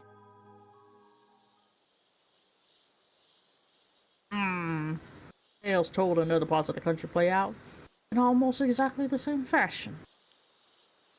Yeah, I guess that's true. Yeah. Bikuni. Oh. Fully ordained Buddhist nun who acquired preternatural longevity after eating the flesh of a mermaid can be found in almost every region of Japan. Although the exact details vary greatly between regions, they all share the same fundamental element. A girl who ate mermaid flesh lived for 800 years. Okay. Once upon a time, a beautiful girl by the name of Osato lived in Kusawa village. One day, when Osato was 17, the flesh of a mermaid was served at a village gathering. The other villagers, disturbed at the thought of eating such a strange creature, refused to eat it. But Osato unknowingly ate the mermaid's flesh. From that moment on, Osato didn't age a day. Shunned by the other villagers and treated as a monster, she was eventually forced to leave a village. Becoming a nun, Osato traveled the length and breadth of Japan for hundreds of years before eventually returning to Kusawa village, where her long life at last came to an end.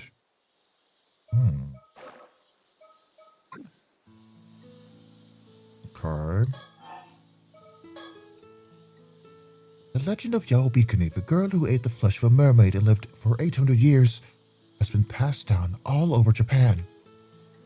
Not only here in Mie Prefecture's Ano town, but in Fukui, Aichi, and Gifu Prefecture as well.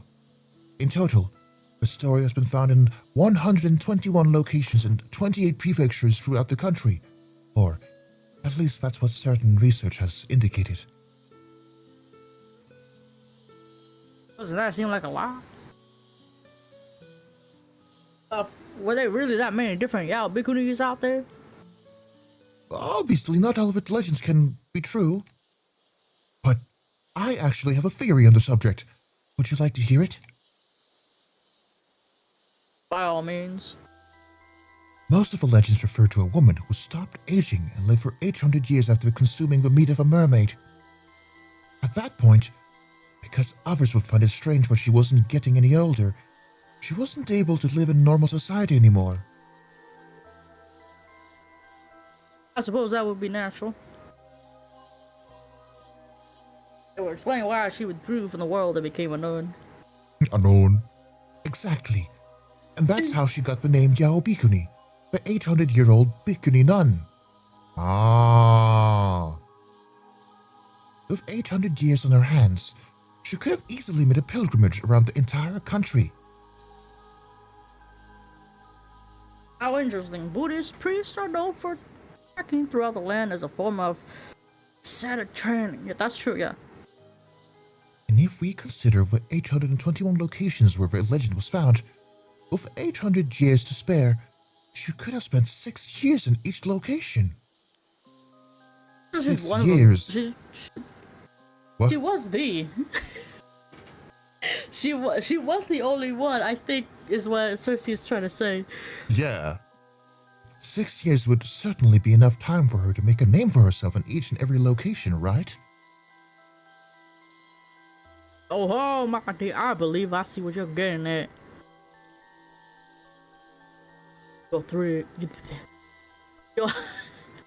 Your theory posits that the stories of the Yaobikuni that have been passed down in every corner of the country all refer to the exact same individual.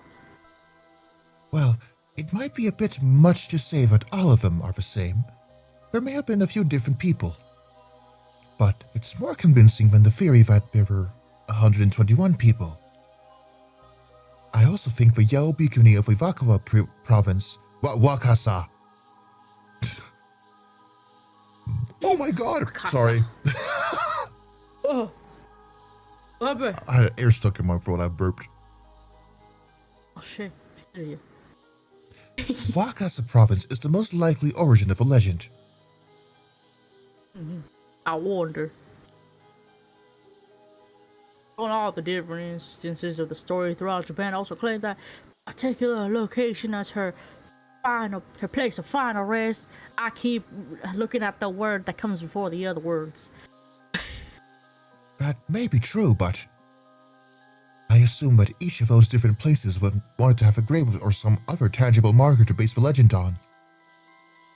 But would so many people that are purported to have lived for 800 years all die at around the same time? It seems pretty unlikely. Then you believe some of the tales were embellished somewhat? They always get embellished. Yeah. That sort of thing happens all the time. Legends are always a mixture of truth and fantasy. Moreover, it doesn't make sense that every single immortal would decide to become a nun. There were likely some places that simply believed Yaobikuni was the term for an immortal. Rather than a nun, for all we know, she said, I'm gonna be none of that and became an alma diver. This man. This fucking man. Those puns. But That's actually pretty insightful. She did not react to a joke. oh my god. Many legends are based on simple semantic misunderstandings.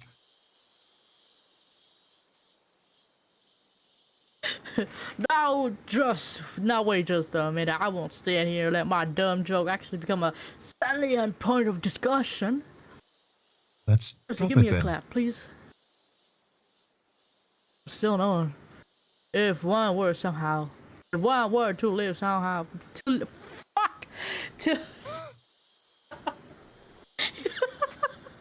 My God. But still, if one were to somehow live for 800 years,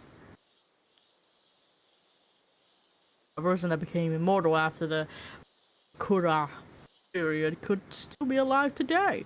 Mayhaps. True.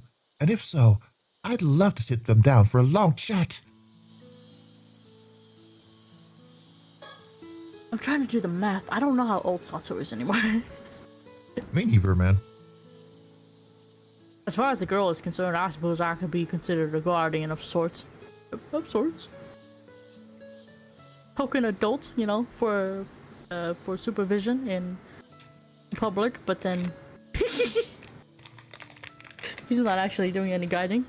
Even so, I often find myself caught up in her pace and completely thrown off guard. If anyone should be shaking things up around here, I'll be me. Okay. Chocolate. Oh my god. Milky Way. Milky Way. I like Milky Way. It's milky. Really? I like Kit Kat. I need to send you, when it's winter, like a bit colder so it won't melt. Some Norwegian Kit Kat, aka Quick Lunch. The crunch? Yeah, Quick Lunch.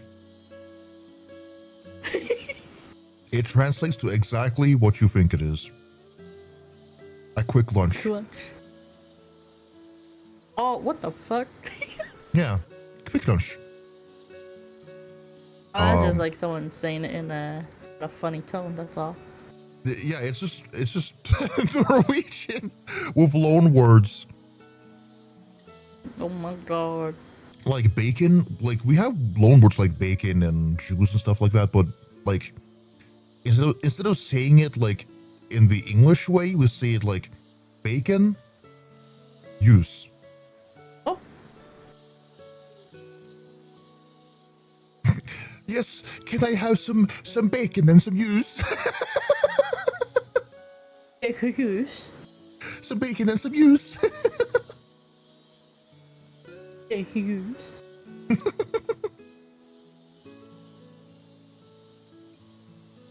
That's where the stereotypical Nordic accent comes from. Well, mostly like Norway and Sweden, and maybe like a little bit of Denmark. The Finnish accent is a bit different.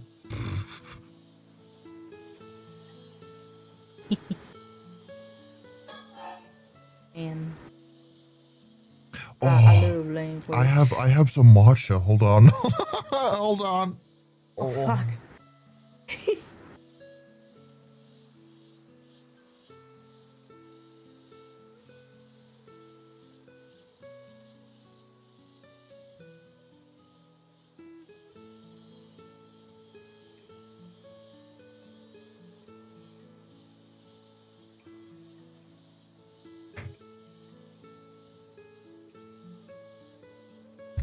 Oh no, my throat is kind of phlegmy, so it's been like a little hard to breathe normally. Not super concerning, but it just makes me go like After I read out lines every time. It's like when you sing and you get your line out and you're like, Yeah. oh my god. I mean, I'm asthmatic. That's me every day. Yeah. Look, I don't know how asthma feels, but like you feel like a buildup, and you're like, oh man, why am I having a harder time breathing? Yeah. But I think because it's so natural to me, I subconsciously block it out as a feeling. Oh yeah. Until I come back to being like, yeah, I breathe kind of funny. Whatever. Okay. Yeah, I do breathe kind of funny though. Like, I hold my breath. Like if I'm focused, I hold my breath, and I do it without thinking. Like even now, I'm like not breathing in. I'm like just speaking out without breathing, and then I breathe in when I'm done. Oh my god. Oh, because sometimes I forget that That's why I heard you these. don't manually breathe, you automatically breathe, you know? Yeah, I fucking manually breathe.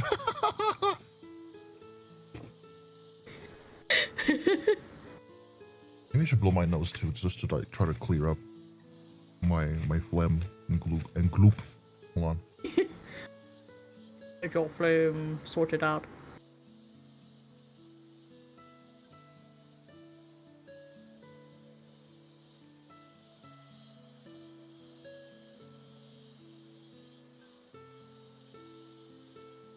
All right, let me try this strawberry matcha drink.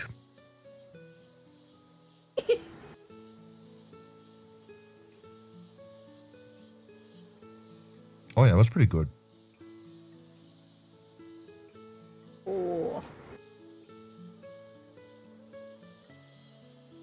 It's obviously not super high quality matcha, but hey.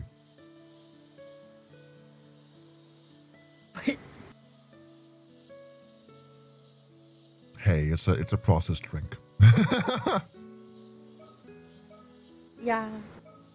Okay, yeah, it feels a bit better to breathe right now.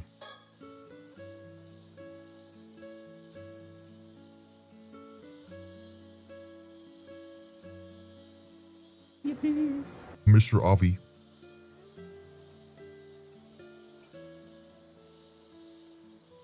I'm so sorry, I was looking away. Mr. Avi was a little preoccupied. Can Kurosawa's legend of Yaobikuni really be true? There must be falsehood and fictions mixed into the tales, surely. Who knows?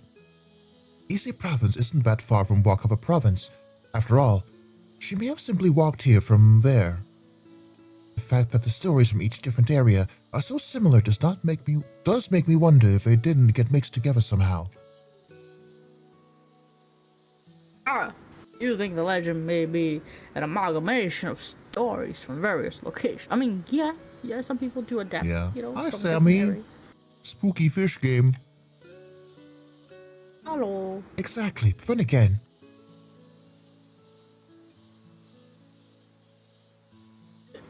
Again.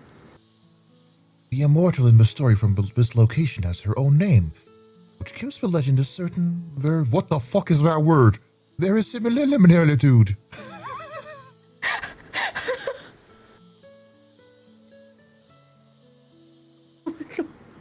Indeed it does. I guess we can assume that a girl of that name really did live here long ago. Then something must have happened to make people believe she had become immortal. It's reasonable to assume her story then got mixed up with various legends of Yaobikuni from around the country before being passed down. Verisimilitude. Damn.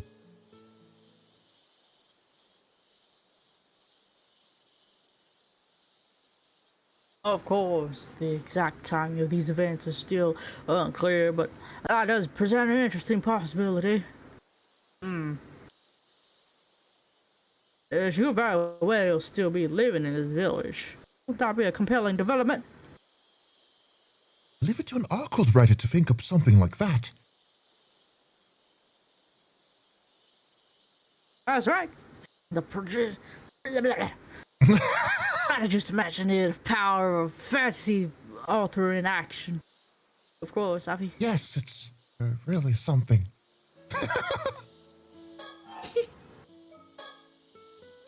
But the fact of the matter is that almost no traces of Yaobikuni remain in this tiny village. Even her grave, which is referred to as Lady Yao's tomb, has never been located.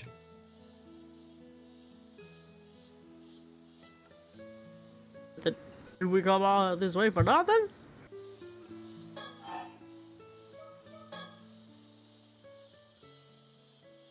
Hi, Kyla. Well, it might not have a direct connection, but there is something one should always consider when discussing Issei. The Tales of Issei. Have you heard of it? It's the oldest extant collection of Japanese verse, compiled sometime during the Heian period.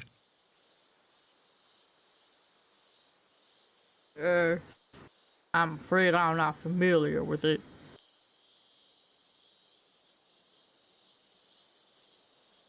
But I have heard the tale of Genji and the tale of Heike.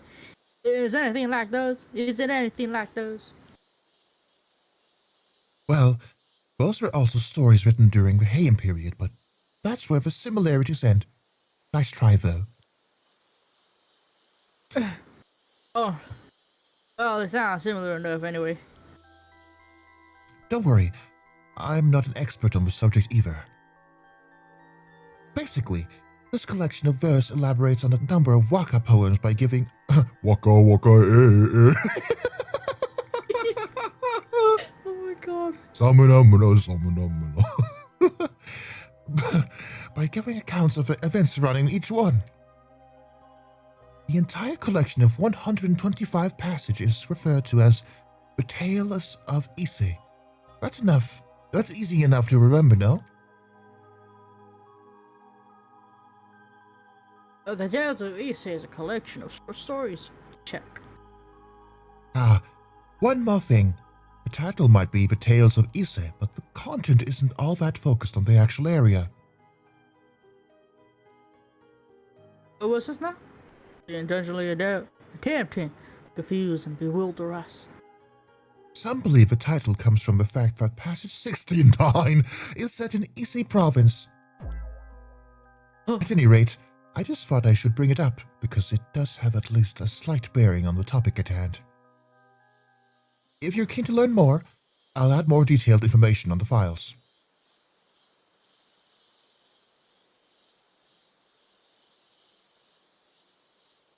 Why, thank you. Be sure to read through them later. Aye. I bet he's one of them authors that don't like reading other people's shit. Kidding. Maybe so. Collection of verse or Uta Monogatari thought to be the oldest surviving work in Japan. It is particularly well known as for the opening sentence of many of its prose passages. Long ago there was a man, believed to have been compiled in the Heian period.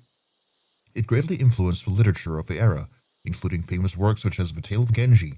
The central figure on the narrative is speculated to be a fictionalized version of Ariwara no Narihara, a poet of the Heian period, with the prose passages serving as a biography for the character. Both the author and its exact date of publication are unknown. Okay. Still no fucking sticker. I'm pissed. I like my stickers.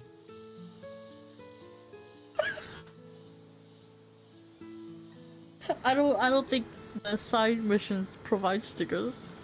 No, we should all provide stickers. You're right. There is one other thing we can learn from the Tales of Issei. Adding the tale of to a book title really classes things up. You should keep it in mind. It was apparently all the rage during the Heian period.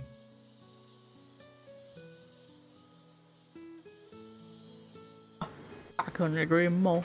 My next work is certainly going to be a tale of...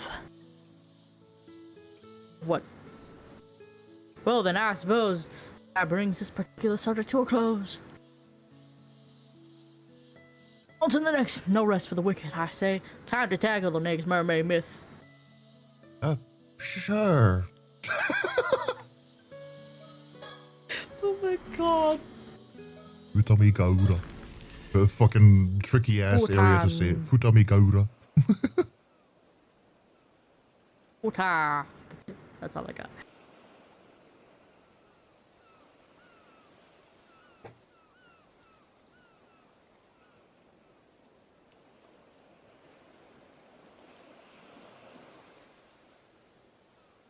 I like the water. Yeah. Or else I'm prompted.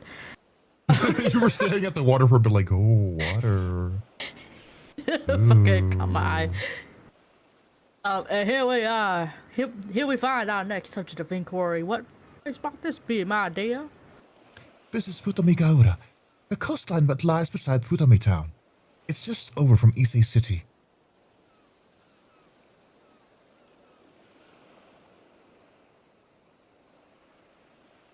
Wow. Oh wait, water. this is the same place. Yeah, as the fucking jerky mermaid. Jerky mermaid. There we finally penetrated the outskirts of Ise City proper. Things are certainly beginning to heat up. Oh fuck, is this where they kidnapped the poor lady? I infer that Ise City was the prefectural capital from the start.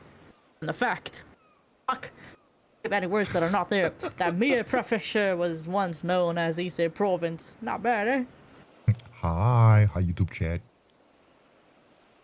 Hello. Well, I can understand how you would arrive at that conclusion. But the truth is, Mia Prefecture is composed of 4 separate provinces: Ise, Shima, Iga, and Ki. Ki. Ki. Are you available to chat? No, I'm streaming. Oh. It depends on what you mean, though. Chatting in my chat? Sure, you can chat in my chat. Speaking to me privately? No. The fuck? But that doesn't change the fact that Ise City is regarded as the spiritual capital of Japan, making it a very important location.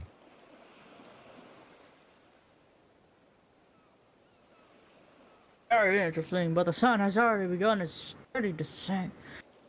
Perhaps we should pick up the pace a bit. Alright. Is there a sticker? No, no sticker. Oh. No sticker. Futami Gaura Sea is famously said to purify the body, so many visitors to Ise Shrine come here as well.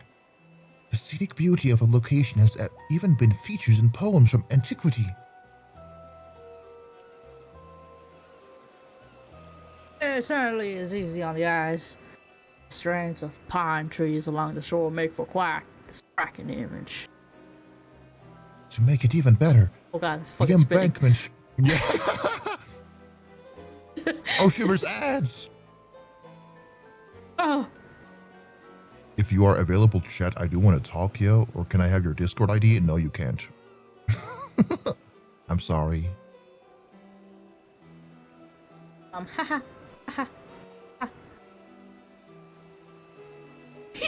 What?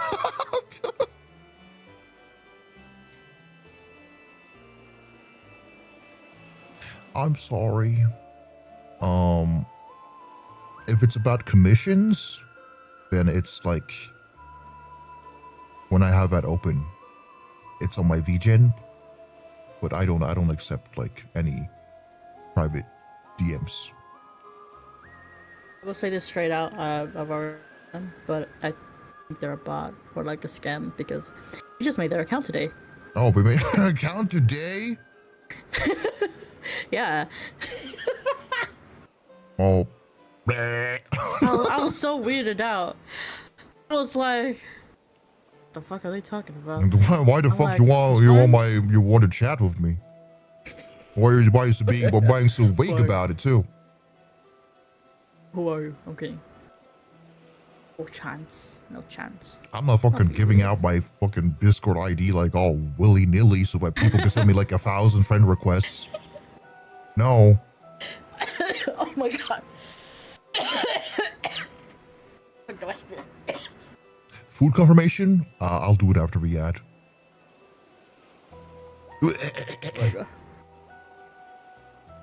Cough. I checked up my spit a little bit. But I was suspicious. And I was like, yeah.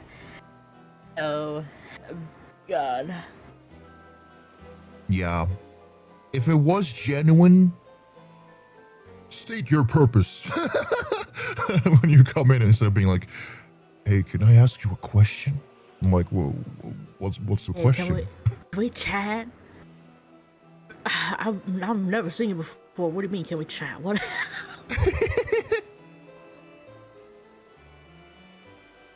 Yeah, also like in general chat, if you want to like ask or say something, just do it straight up.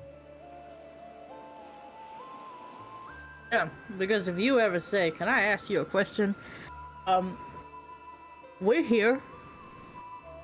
We're waiting. We have our mouse on a certain button, ready, prepared. Yeah, you make yourself look suspicious that way, you know. Like you're making my ass clench. Like what are you gonna ask? Like, can I have your fucking bank information and the free numbers on the back or what? Ass clench just a little bit. Meanwhile, if you come in like, hey, what brush do you use? I'm like, oh, okay. Or you know, hey, can I ask a question about, you know, your art? Yeah, like That's just like state your purpose. It makes things a bit easier. Yeah. Because I love questions. I do. Just spit it out. If it's a weird question, I will just not answer or call you a clown. But you know, that's the worst possible fucking scenario. At most, I will say no. Exactly. Like if someone asks like, hey, where do you live? I'm like, I'm not giving you that. What the fuck? Yeah, like that's. I think that's also just poor etiquette. I'm sorry. I feel like it's like you're just trying to grab attention and you're not actually want to answer for you, or like want an answer from the other person, you know. Oh, it depends. It's like I think there's a difference between, can I ask a question? We chat. And it's from a complete stranger versus someone who's a regular in chat saying, hey, can I ask a question? You know, it's been on my mind for a little bit, you know, etc. It feels like it carries a different kind of thing, you know? It does. Like if a stranger coming up like, hey, can I ask you a question? It's like, wow. Who are you? What do you want? You're just alert. You're like, what? Well, if it's a regular, I will assume it's like just a question in good faith. But yeah, anyway, I had egg omelet. Why was there 0 on egg omelet? Omelet. Why did no one else vote for that? I didn't vote for it because I don't gamble. I knew you had an omelet. I'm sorry, you guys lost your points. I did not have tomato pasta today. I had egg omelet. It's one of my comfort foods. It's easy to make as long as I soak up sticky rice, or I just have like regular ass rice. Thai style egg omelet. Oh, okay. It's so easy. Like you have like some soy sauce in it, or you mix the eggs, and then you fry up a bit of garlic, and you have some tomatoes in it. You can choose what to have in it, really, but I like having tomatoes in it. I need you to make that as well sometime. I have made it for you before. Last year.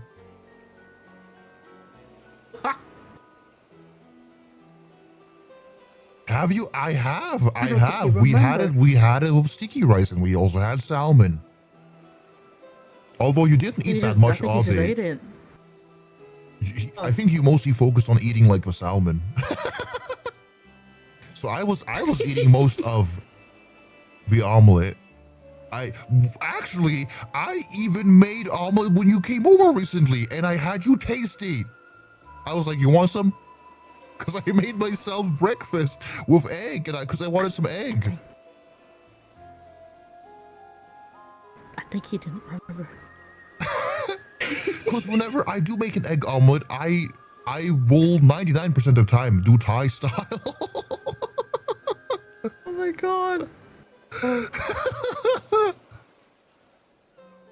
I forgot. Memory. I will properly make it for you and emphasize, hey, this is Thai style egg omelet. Emphasize and announce multiple times. Alexandra, if you want to eat my food, you are welcome to eat my food. Oh. I am more than happy to share. Look, I'm gonna be real honest. You two are boyfriends. I think you're allowed to take things from each other's plates. Come on. Yeah, like if you take some bites out of it, I'm like, oh, he's eating. Oh, he likes my cooking. But okay, I'll take it in mind. Better, I'll make bigger portion so that you can steal more.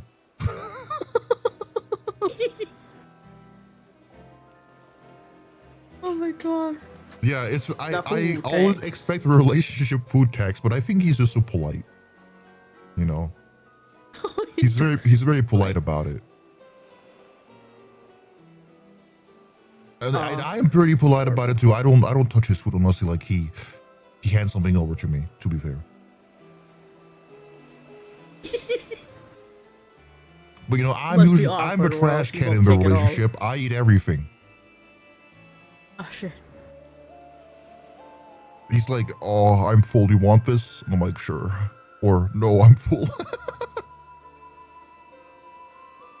I think that's pretty fair though. Like I think a lot of people for these trying times have more polite mannerisms.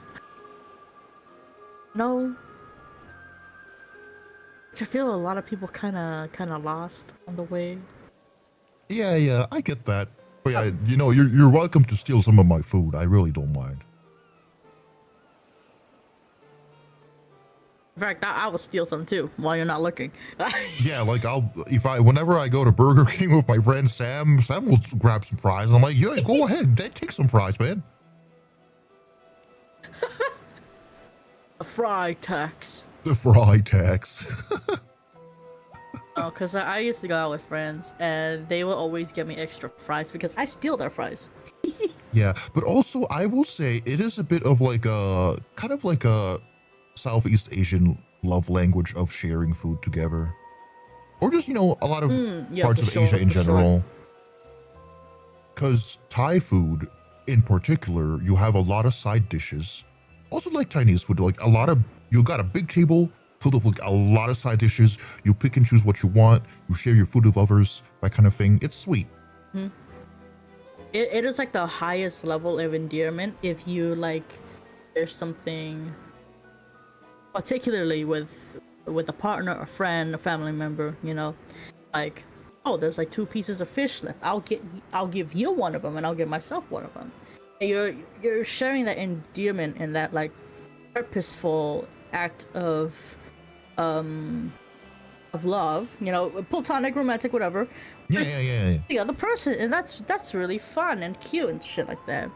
Because it's about sharing. I'm just used to people being very protective of this. Oh, I'm not protective. If my friends crowd my plate like seagulls, I won't mind too much. No, like even I'm like that with my siblings. I think they were kind of like, while I was away, they were kind of taught to be like on their own plate. I would just give them things from my plate. I'll be like, you know, I see you're eating all those fucking chicken nuggets. Have more of my chicken nuggets. I don't care, girl. Eat up. Yeah. Like my sister, like she will often be like, "Can I try?" And I'm like, "Sure. Yeah, you can try." Can I have some? I feel like our sisters and brothers are like kind of like the similar person. Ever, like, you got like the like meme Fortnite dance, like TikTok brother, and then you've got like the sassy older, like sassy sister. Yeah. Sassy, older, reserved, kind of nonchalant, but actually not really nonchalant, you know? Yeah. My sister is incredibly sassy though. She's in that, she's like 16 now, so she's very easily annoyed. And it doesn't help that my little brother rage baits her.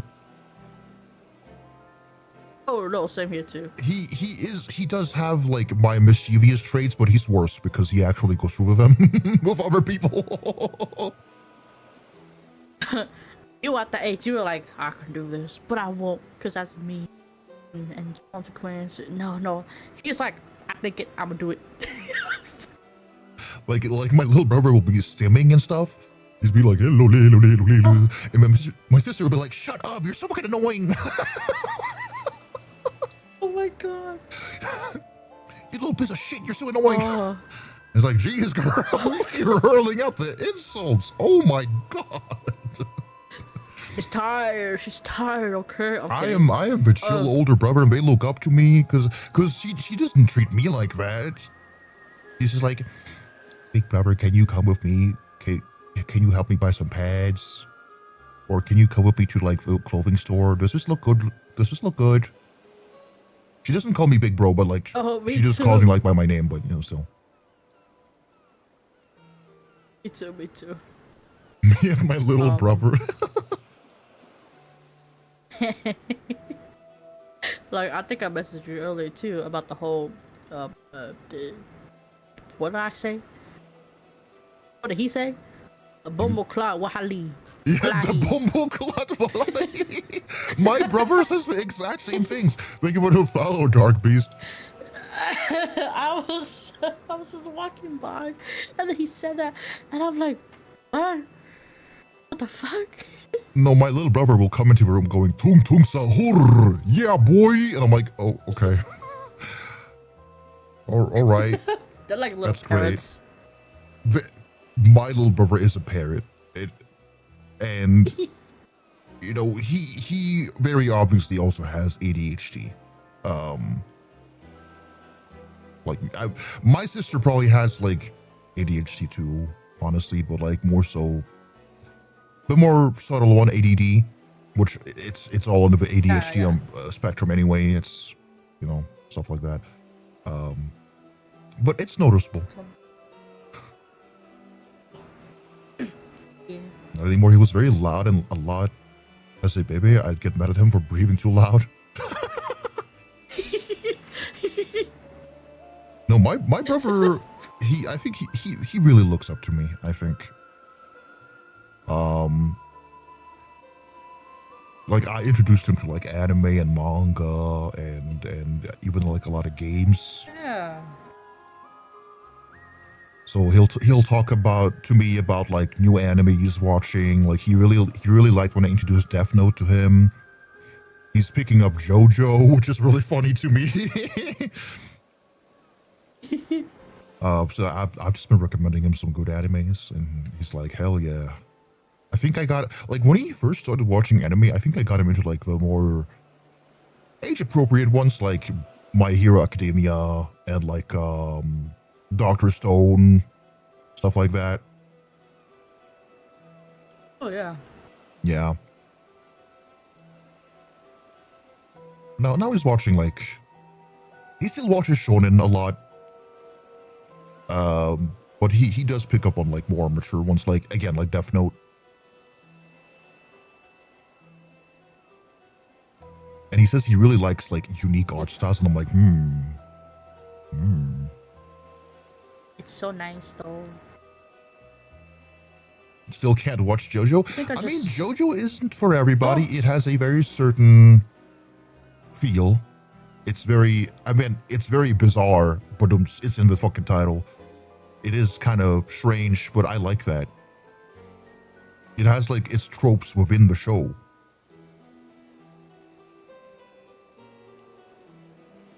I am nodding. Obviously, like, the later parts, they get more matured a bit, but it still is very much like JoJo, where it's weird and strange and even funny sometimes.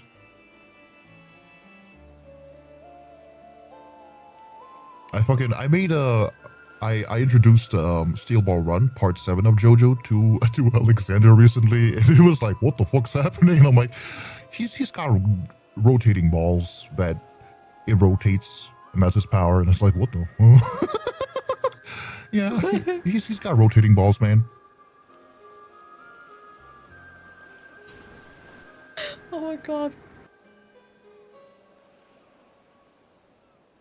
The art style is the main reason I can't. I try to put my mind reactive battle to it. I mean, the anime art style is definitely not as good as the manga. I'm not really a huge fan of the early art styles. I like the more realistic recent art styles, though. And I understand why some people are put off by it, but, you know, personally, I like the more recent art styles because it's quite cunty, and they all got colored lipstick for some reason. they all went to Maybelline and got that fucking lipstick deal, you know? I mean, they did collab with Gucci several times. Oh, I mean, yeah. No, they know their fashion. And the author does use, like, model magazines for poses and stuff. That's why they do all these dramatic poses, because he draws them straight from model magazines. And that's why it's also quite homoerotic sometimes. But the character could be straight. That kind of thing. It does tickle me a little bit that, you know, you've got like these, you know, like the certain types of like anime bros who insist it's like a super masculine show, ignoring that they're doing gay ass poses and that, you know, there's a bit of homoeroticism in there. Yeah. Like, how you're gonna tell me you watched like the fucking crazy color fashion cunty man show and you're still homophobic? What? Media literacy 0. Yeah. But yeah, JoJo isn't for everybody, and that's okay. But it's one of my. It raised me. It awakened things in me. It raised me. Oh my god. Well, you know, there's a lot of anime where I don't like the art style. I much prefer unique art styles overall. We're like, oh, I love how Sword Art Online looks. And I'm like, it looks boring as fuck. That's what it does. That kind of thing, you know? So I'd much rather have like something to look at, even if it's ugly. Art can be ugly. I like when things are a bit ugly too.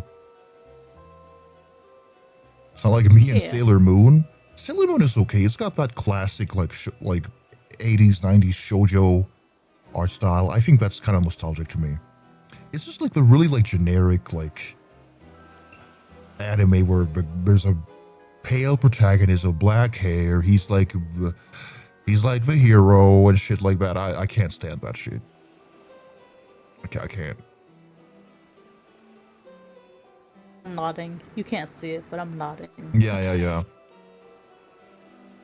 I value a lot of the artisticness. One show where I don't think I can get into the art style is definitely Baki. I'm not a huge fan of the art style in Baki. Sorry.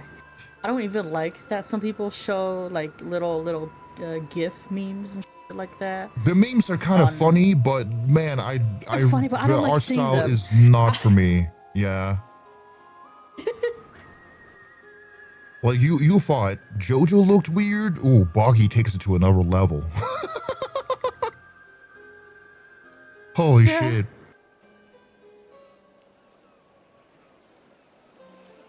So that online made it popular and everyone just kept copying it. Yeah, I don't like when things look like clean copies of each other. Yeah.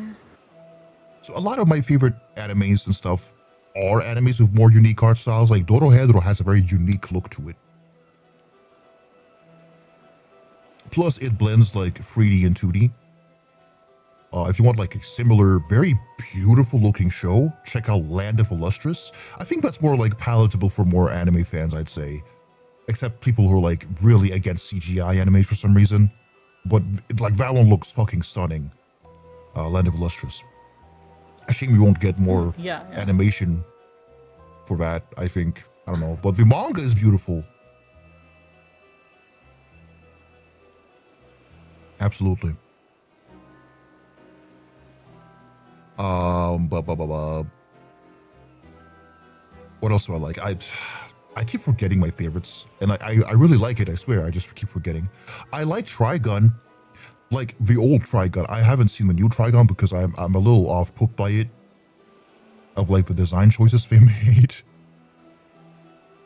I'm not a fan. I'm sorry. Yeah, I'm not a fan of like the new art direction. It just kind of, it reminds me of like modern like shooting games like Overwatch and Valorant and stuff like that. It's not for me.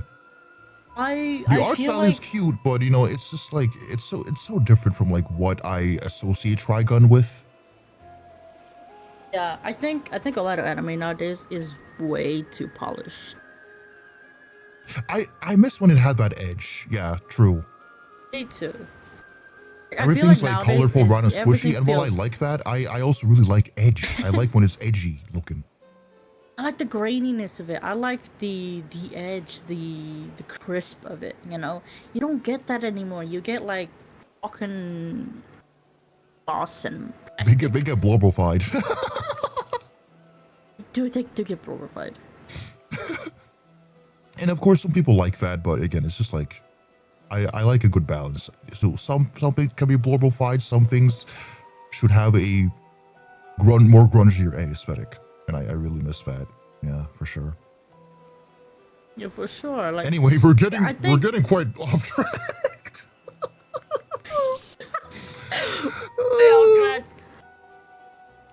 I just want to say, like, I think anime should. I don't know if it's a studio thing or not, but I think anime should be allowed to still explore more than one art style. I feel like too many are following. Yeah, they're playing it so safe. They're following the same fucking style prompt and everything like that. And it's like, okay, but how about we explore other styles? You know, like anime is not just one style; it's a variety of style. Can we please just explore a little? You know, which we are slowly getting now, which I appreciate. But still, it's still overwhelmingly is like the same fucking looking characters. I feel like. Yeah. But anyway, back to the game.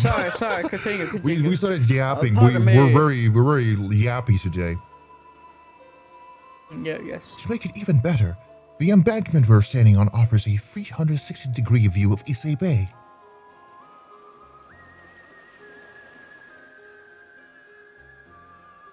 It makes you want to get out on the very edge to take it all in. It really does. Being surrounded by the bay like this is such an enchanting feeling. What a breathtaking view. Woo! Woo, golly! Sorry. Pink, did we do that? That's you. My bad, I keep forgetting it's just POV. Of course, I have my own reasons for trying to locate the mythical creatures. Of course. But for now, I intend to scour this land in order to learn as much as I can about its lore and legends. Lore. Ooh. Oh? Does this place have any legends featuring mermaids? It does. A record called the Kagenki was written by people at Horyuji Temple after the Kamakura period. In that record, there are a total of 6 instances of information concerning mermaids. Sir, that's fairly promising. One of those entries describes a sighting here in Futami, Ise province on April 3rd during the second year of an Enbun era, which will be 1357. If they noted the exact date, how fortuitous. The passage is as follows. From the Sea of Futami in Ise province came Enmeiju, delivering perpetuity. So, what exactly does that mean? Translate, little girl, translate. My guess is that a mermaid was spotted in the sea by Futami, and it was named Enmeiju, meaning health and long life because it granted longevity. Aha! It granted longevity, did it? Finally, we're getting to the good stuff. Yes, it's another account of relating mermaids to Yao Bikuni. It seems the idea of mermaids granting immortality had already been established at that time. Indeed. Now we have a name. Oh, Oh. Oh. What sort of mermaid was this, and what became of it? no clue.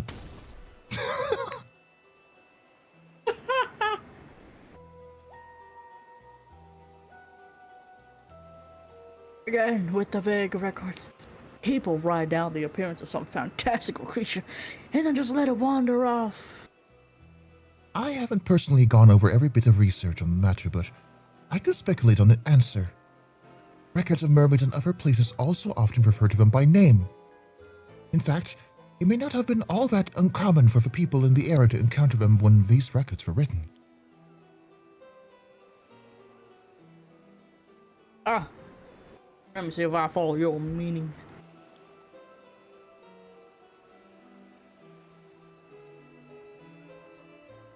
Same mermaid would appear repeatedly, leading people to the area to grow accustomed to it. Am I on the right track? Exactly. I mean, you wouldn't bother giving a name to something you only saw once after all. These people may have even come to have a kind of rapport with the mermaids. At the very least, it doesn't appear as though they were trying to capture any. Mermaids that people didn't want to capture. And they weren't seeking its flesh. Perhaps there was a way of obtaining immortality even without the meat. Maybe. Maybe mermaid meat really was just tasty and nothing more. And if that were the case, then it makes perfect sense that they would view a mermaid as a divine creature. Well, they treated it as an auspicious being that blessed others with long life. You may be onto something there. This makes me think of that theory you mentioned about how there might be two different kinds of mermaids.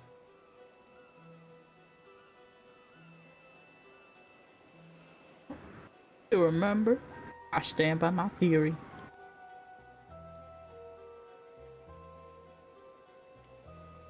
There's the fish mermaid, which looks more like an aquatic monster or beastie. The human mermaid, which resembles a demi-human or a nymph. Indeed, that's the simplest way to describe it, anyhow. Assuming the mermaid is in question had a name, formed relationships with humans and granted longevity, it stands to reason it was of a human mermaid variety.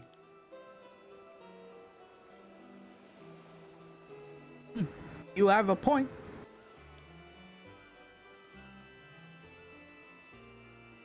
Mermaids we've encountered thus far all have been caught in nets and appear to be more fish mermaids. Seems more likely, then, that the mermaids who grant longevity are actually these human mermaids.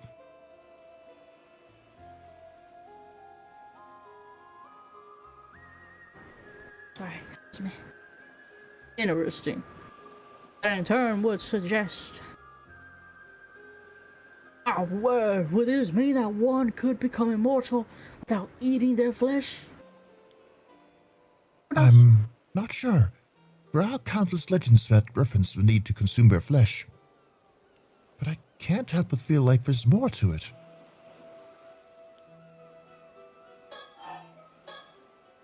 If human mermaids are capable of communicating with us, I'd really like to speak to one. Agreed. What if it sounds like a Splatoon squid, bro?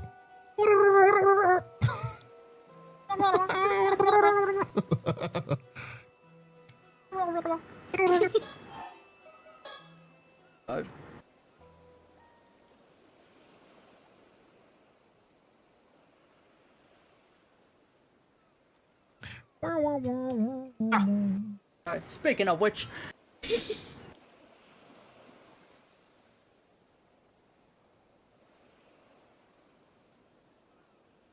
is entirely unrelated, but there's something I've been wondering.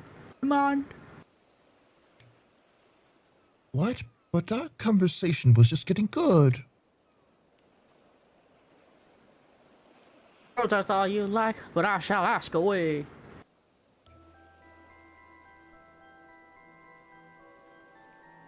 On our way here, I noticed a certain something adorning the entrances of everyone's homes, houses. What was that? Oh, right. Those are Somen Shodai talismans.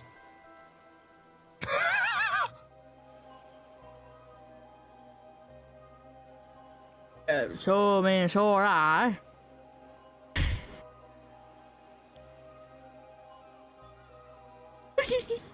Yes, although in most of Japan they're usually only hung up around the New Year, but here in the Ise-Tobashima region, they're traditionally left up all year long.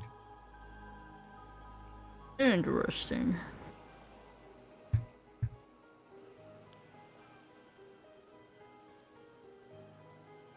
I can add more detailed information to the files for you later. Files updated. Of course. I spilled some tea, hold on. Oh shit. Oopsie daisy.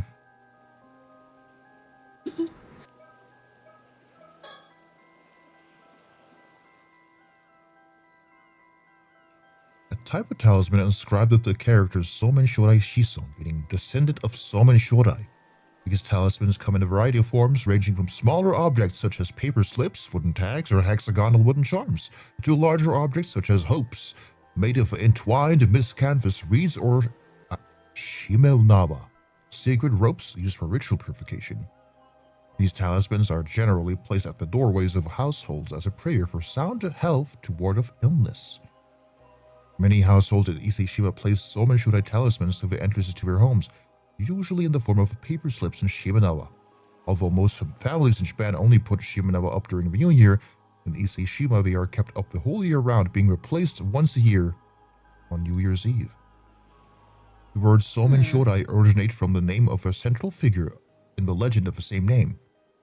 Although many versions of the tale exist throughout Japan, the tale is generally told in Ise-Shima as follows. On New Year's Eve, the deity Gozu Tenno set out to court for Princess Ryugu.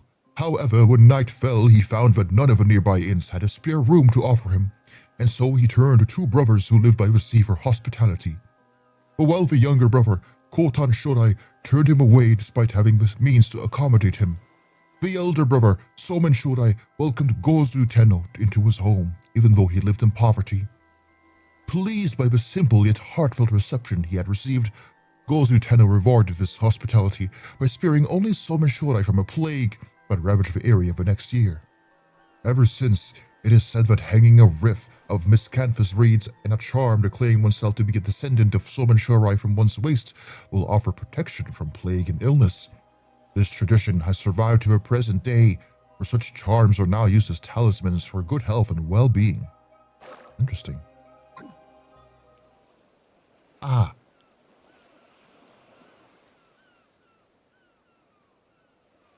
What is it? Dissociating. Oh, well, what is it now? Oh, you're making me antsy. What you got, girl? You dissociating?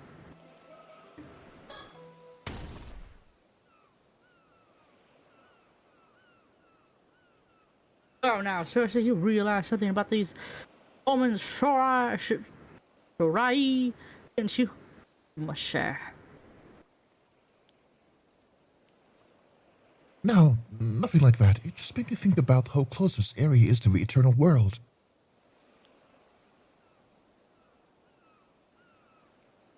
What does that mean?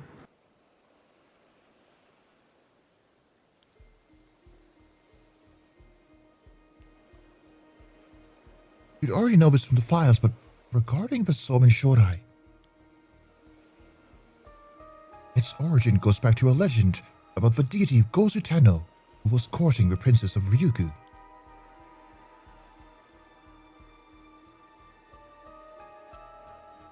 Ryugu, you say? That's right. Ryugu is close to this place. In other words, that places it very close to the eternal world. Yes, and furthermore, Gozu Tenno was also the guardian deity of the Gion Shoja temple. The very same Gion Shoja who gets mentioned in our good old friend, The Tale of Heike. What is? What was that again? From the bells of the Gion Shoja echoes in the impermanence of all things. Right. It sounds so cool that I even memorized it. Haven't got a clue what it means though. Yes, that's the one. As for its meaning, you can look it up yourself.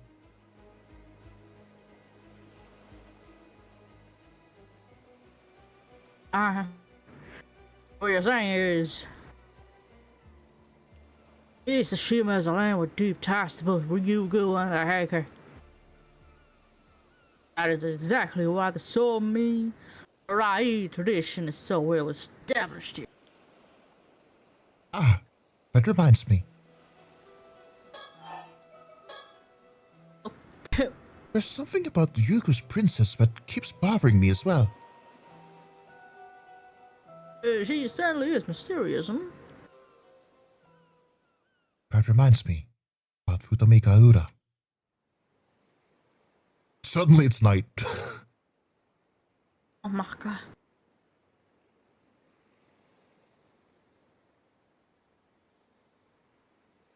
Oh my bad. I'm looking at the stars. Dear me, how time flies. We're listening to your lecture, Cersei. The sun has already gone down. I suppose I got carried away. Sorry.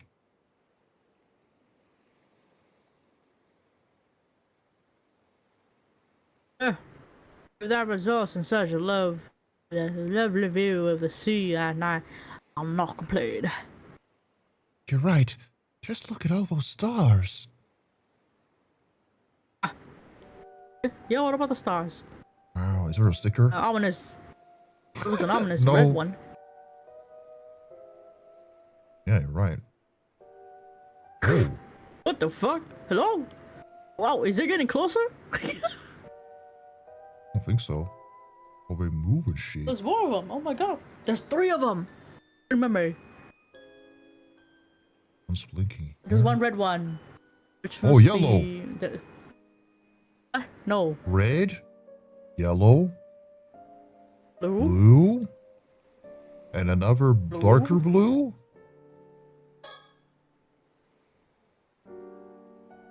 Oh look, the heavens are entirely enveloped in a shower of dazzling pinpricks of light. A sight to behold. Be a bit of a poet. I mean, he's an be author. versed in constellations, Cersei. You know the Big Dipper. I'm kidding. Well, I've dabbled a bit in astrology, so I guess I know a thing or two. Excellent, do tell.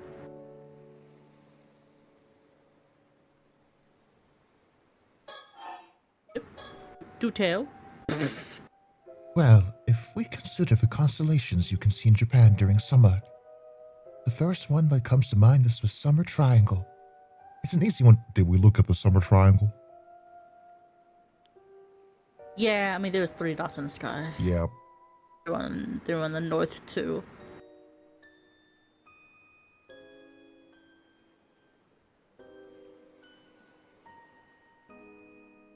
triangle, eh? I presume it's made of 3 stars. Correct. Vega in the constellation Lyra, Deneb in the constellation Cygnus, and Altair in the constellation Aquila. This trio of bright stars can be observed close to the Milky Way in this season.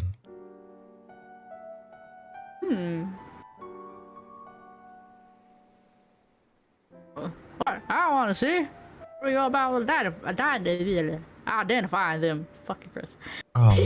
Well, first, low in the southwestern portion of the sky, look for a star that goes red. Ah, we already fucking clocked it before we went on about that. Antares of the Scorpio constellation.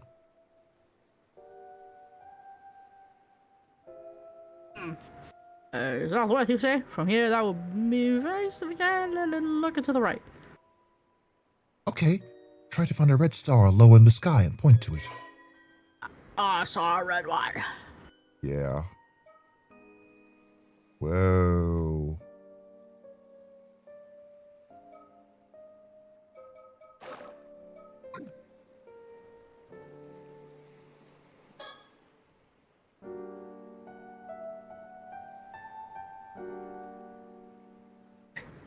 I do believe I found it.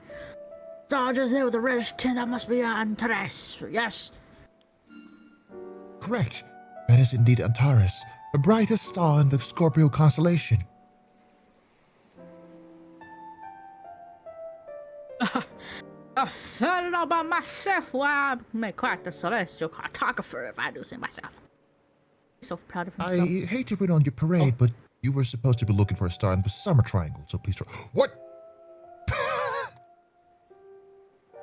It's up higher north. Yeah. It's okay. Look straight up. Okay. Avi. I bet you'll find Vega at the sky's zenith. Give it a shot. He's so silly. I found it. Red? There's 3 up there. Yeah. Which one? Oh, I fucking rotates I like think crazy. that one. Nope. Oh my god. It's fucking crazy. That one? Maybe.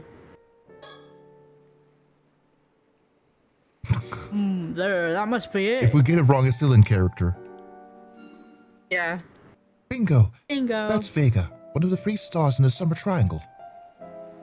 In Japan, Vega is also called Orihime Star and is famous for its connection to the Tanabata Star Festival.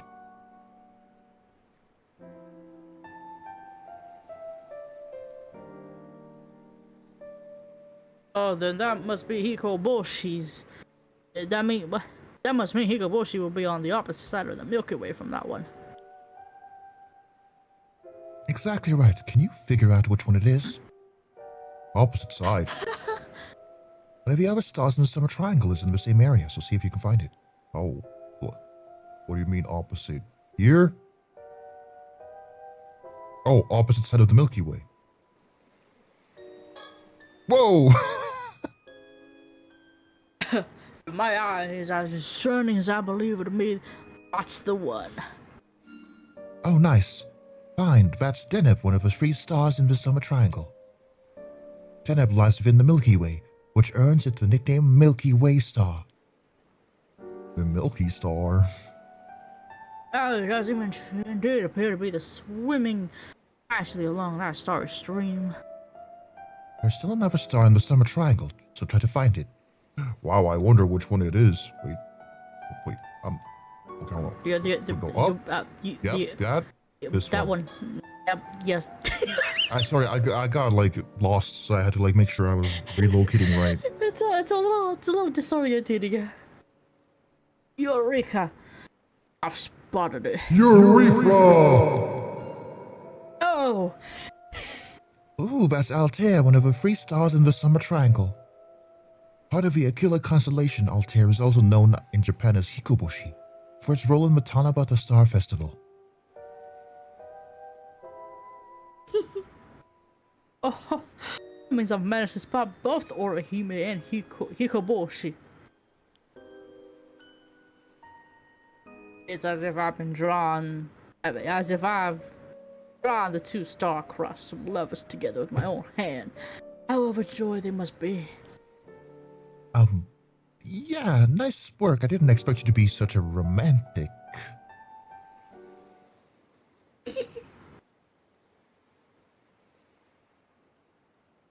I've looked at all three stars of the summer triangle. Are you like that? Good work. Now you have mastered the summer skies. Should I start addressing you as Professor? Oh, that's me. Feel free to rely on my knowledge. All right then. Tell me, what is another name for the star Higo? Oh, I don't remember. Wait, hold on.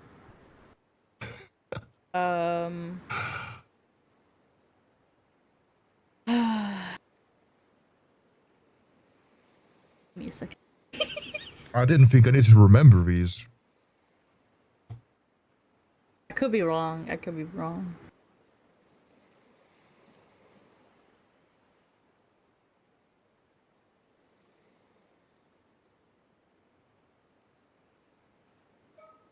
I'm gonna Google it. It's not Vega. So Oh, Altair. yeah. That's right. Well done, Professor. It's me, the Wikipedia professor. Exactly.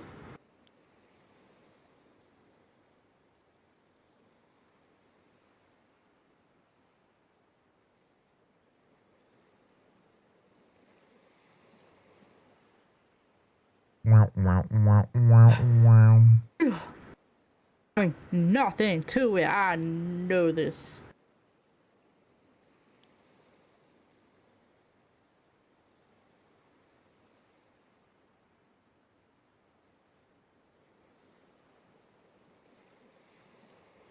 Regardless, we've seen all there is to see in the footwear.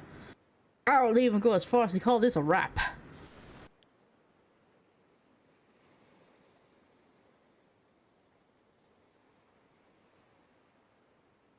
That covers all the Mermaid legends for Mir Prefecture. But is there any other here your keen visit, Cersei? Oh my god, I can't speak. What? We haven't even visited Isi Shrine yet. If you ask, we've barely scratched the surface.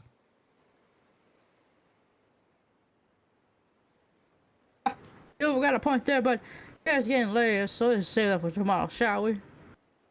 All right.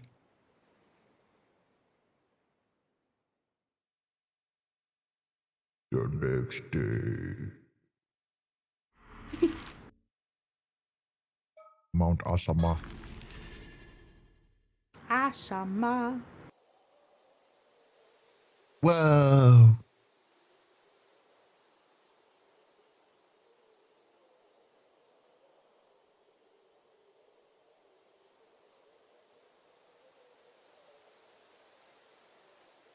Wow. Talk about a gorgeous view. It is something, isn't it? This is Mount Asama's observation platform. It overlooks Toba City on one side and Isi City on the other.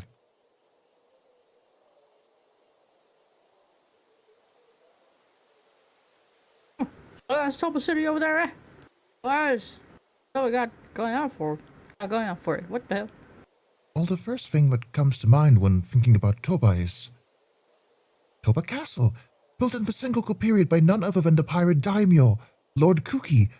Kuki? No cookie. Who at one time led the Kuki naval fleet.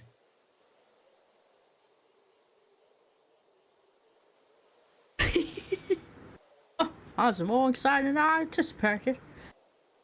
As for the Tobashima area, it's famous for having the highest population of armor divers in Japan. I knew there'd be something touristy. Is it? What a fantastic blend of culture and history. Sir, your wrists are so skinny. Oh my god. He can escape any cuffs. Those wrists are meant to be held. down. I'm kidding. Is there a fucking sticker? No, it's locked. Ah. Apparently, Mount Asamus peak sighted 555 meters above sea level, so it's not that high. But as it's situated at the tip of Oshima Peninsula, it offers a magnificent view of Toba Bay's coastline and the outlying islands.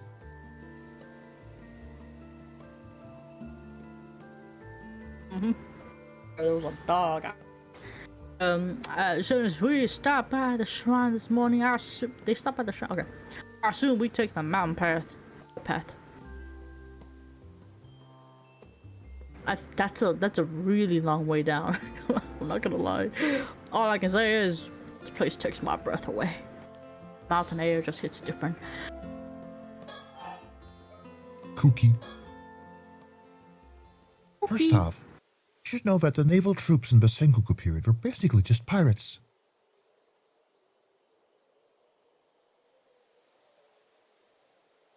Pirates, huh? Yes, they would put together crews of rowdy sailors, arm them to the teeth, and have them patrol at a designated area of the sea. They only actually served under the commander as a naval force when there was a battle.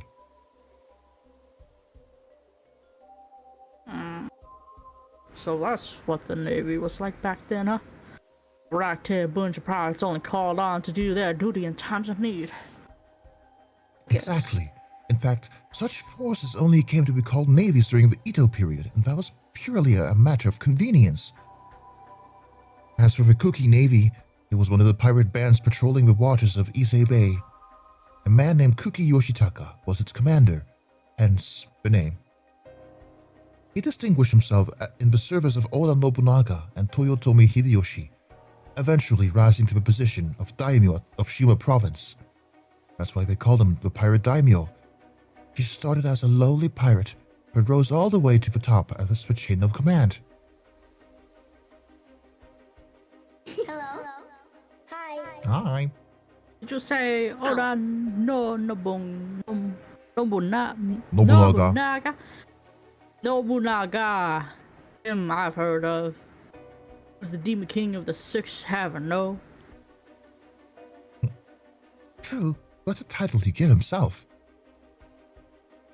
Egotistical bitch. Still a pirate and daimyo. An enchanting combination. That may be, but he wasn't blessed where allies were concerned. It seems he was always butting heads with his relatives.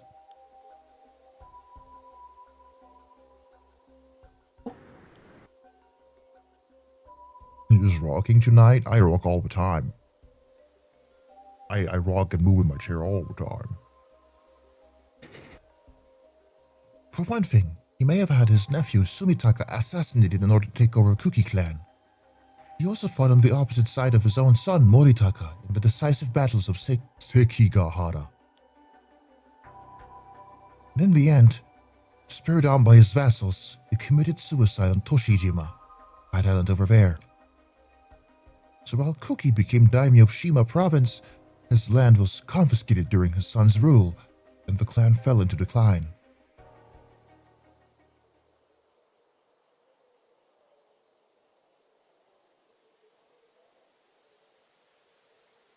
Life truly is full of ups and downs. How the body do fall, he must have been quite a character.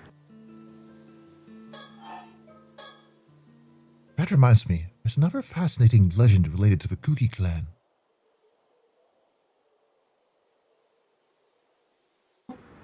Tell me about the cookies. It's about Kuki Yoshitaka's nephew, Sumitaka. He had an extraordinarily mini beautiful cookies. daughter named Princess Hatsune. Hatsune Miku! Oh I'm my kidding. God. What's her name, Miku?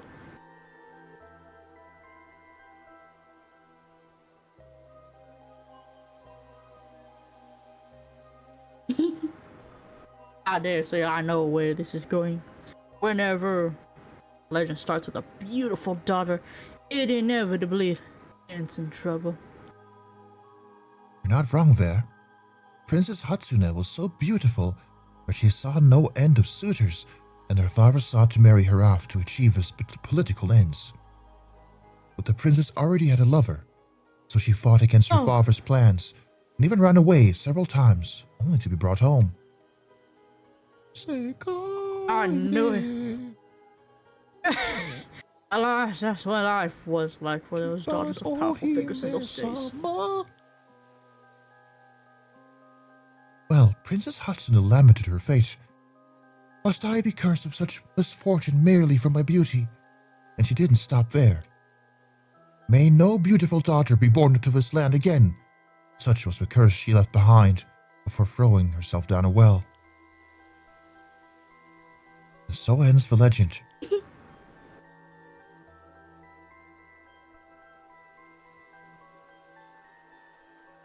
What I call a happy ending.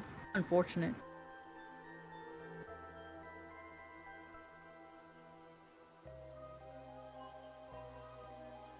The princess may have had good intentions, but I'm sure no one else felt she was doing them any good. Any favors?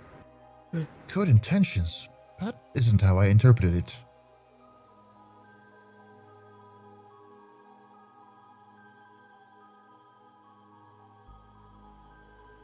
Well, I shall take on the story then. When authority figures try to force other people's hands, they bring these things upon themselves. It's just asking to get cursed.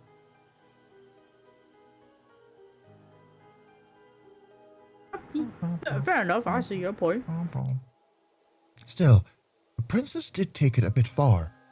To me, though, it almost feels like that part was tacked on later. As if someone thought it would make the story more impactful, and that word of it would travel further if the princess killed herself at the end.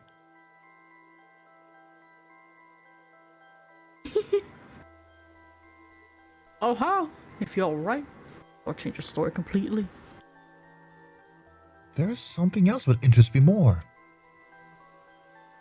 Sumitaka became head of a Kuki clan in 1560, but he was so young that Yoshitaka had to be appointed as his guardian. His exact age at this time is known, but common belief is that he was about 8 years old. 8 years old?!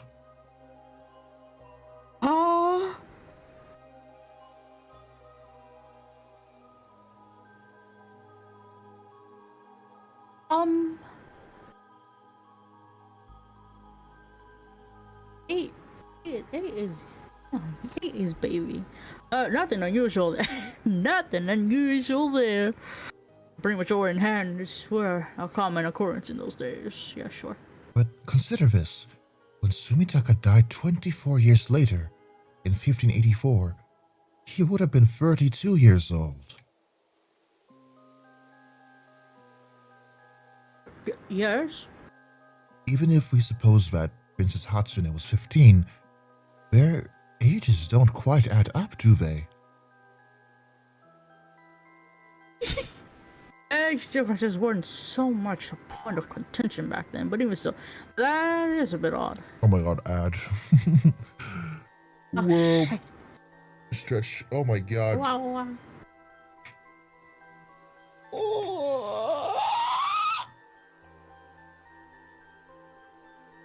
Oh my god.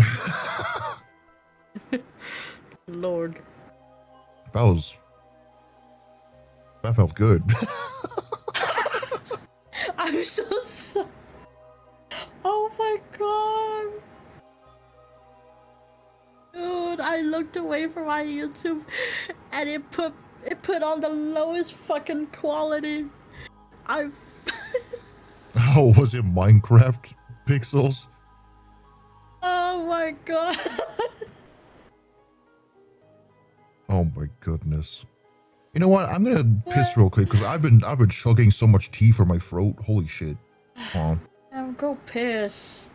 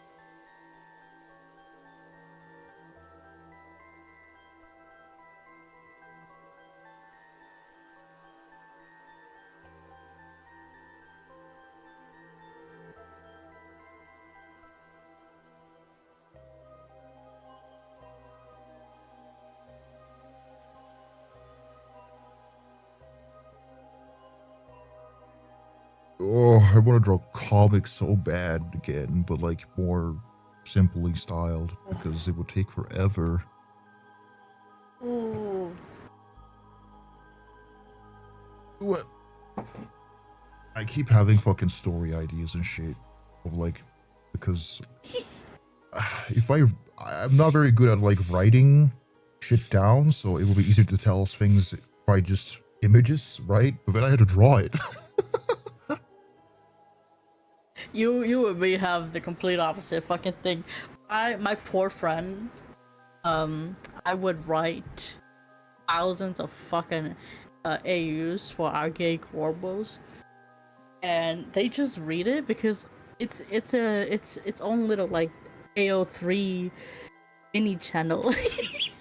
I just keep writing shit on. You are more of a yapper. I'm more of like a hold up images kind of type. I'm a yapper. I'm sometimes disorganized. I'm very disorganized. Sometimes I'm like, I'm on one story train, and I got another one compiled up in the corner of my brain. So I pause this one to start the other one. Like you'll be telling me about your day, and you write like a whole fucking fanfic, but it's like not fiction. It's your day. I wish it was fiction. I wish it was fiction. And I'm so like, bad. damn, I'm gonna try to read this, and then I pass out, and I just don't respond. And I'm like, but I read it. I did. No, it's okay. Yeah. Crazy shit. I wish it was fake. Last week, my mom ate my strawberries, so made her buy a new tray. Today, I bought 2 containers of raspberries and wrote my initial on the containers. She still devoured one? Oh. What the hell? Your mom's a goblin. Yeah. Mama said, I can't read. That don't affect me. I'm gonna pretend I can't read. Now God. I cannot read.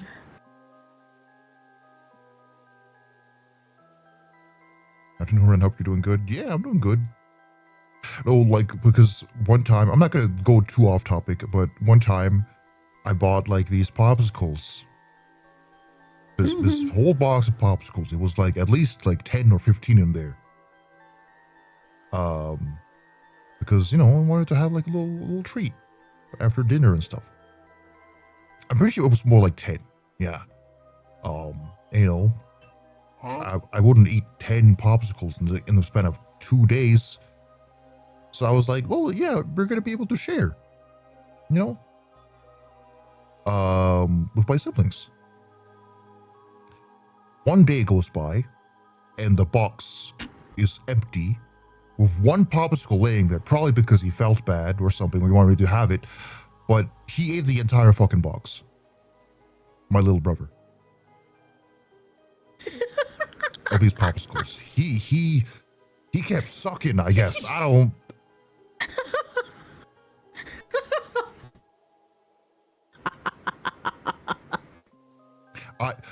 The same happened. You know, I like to share my food with him. I had like this whole bag of candy. One day passes by after I offered him to eat some while we were watching a movie, and it's empty. The bag was a like free hand-picked candy, and it was half a bag. It was a pretty heavy bag of candy, and he ate it all.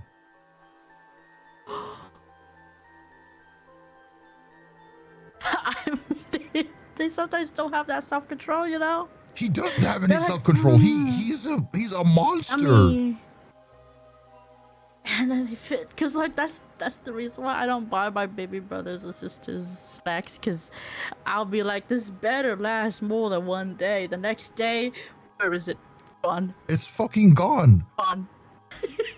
I can't eat a whole bag of candy at once unless it's something that I really like, because it often gets too sweet for me. So I'm like, I have like little pieces every now and then. I don't eat the entire bag in one fucking go. I can't. I'm not able to. Oh, me too. Me too. I feel like, sick if I do that. Like, you know, in comparison, you know, you buy yourself a little snack, you know, a little snack. It lasts a week, you know, a week. You know, you get a little bite here and there, a little treat. And then one afternoon, at the evening, gone. What happened to it? Gone. Down the drain. They ate it. That's it. Wrapper left. That's it. I even had like this fucking bag of cookies, and he ate like half of that too. Again, this is all in the span of 1 day. Oh no, that's so relatable. I do think that as adults now, you know, we have a more sensible palate that understands sweet is in moderation. You know, in moderation. Eat us in moderation. The kids, their taste buds are so hyped up on all those fucking sugars and like, you know, the tasties. Can't get enough. They keep wanting more. No, literally, like my siblings are such fucking sweet tooths, and I was never such a huge sweet tooth. Like, sure, I craved candy because it gave me dopamine, but yeah, you know, I wouldn't eat it that fucking fast. I would even refuse the candy because I'm like, oh, it's too sweet. I don't want it right now.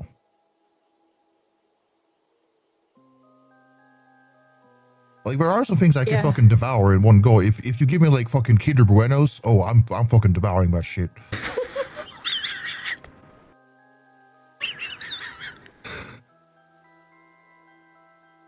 Oh my god. I love how tickled you are by this. It's so funny to me. Because I relate. It's the same shit I go through. I bought a tub of ice cream, 1 gallon. It is gone by the time the sun rises on the next dawn, by the eve of...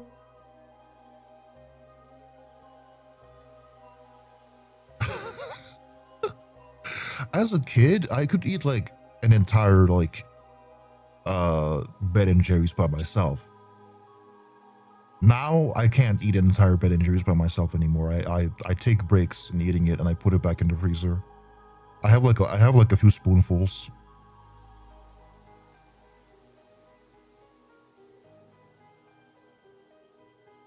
Data. Oh. Oh my god, my Discord.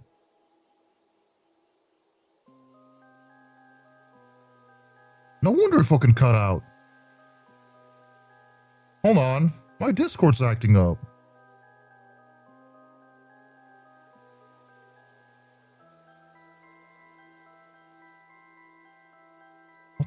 What the fuck? Why is it acting up? Discord, you fucking whore. God damn.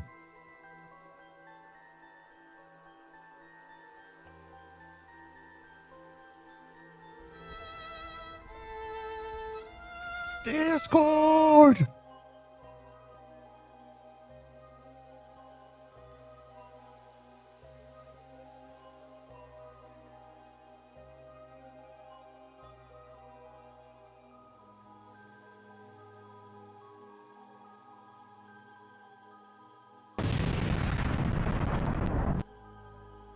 Discord is like... Why is it doing that? This is pissing me off. Is Discord down or something? I'm gonna look on Twitter. It's not my internet.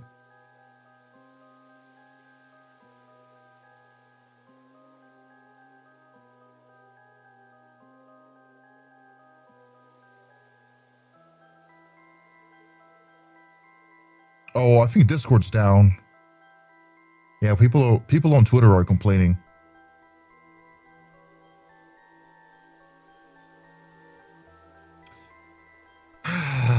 Oh my fucking god.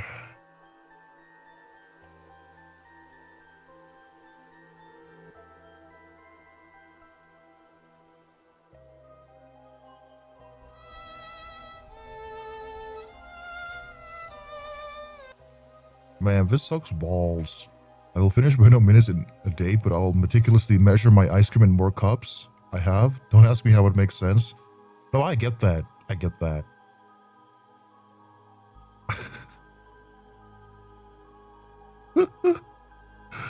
I am particular about my ice cream, okay? When is Discord gonna work again?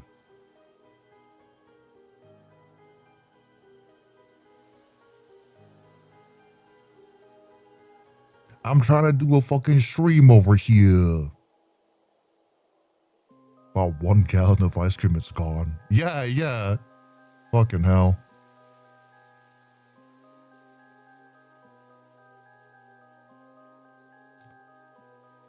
Man, I hate having to rely on Discord sometimes. But there's not a lot of other good, like,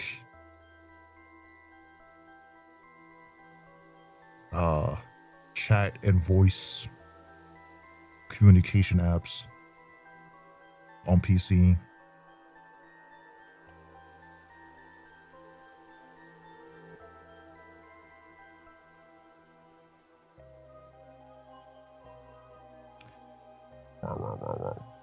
Microsoft Teams? Oh, yeah.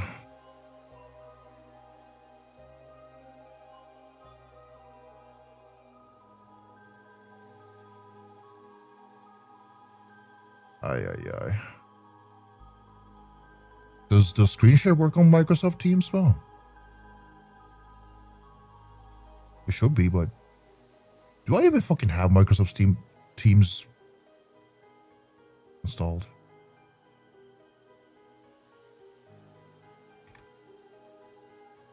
I think I uninstalled it.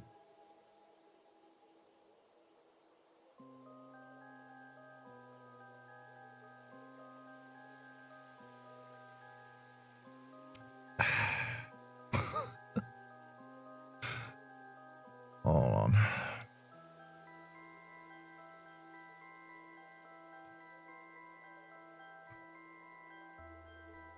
I think we can jump in like a Google call. Hold on. I think I uninstalled Microsoft Teams because it was bloating my PC.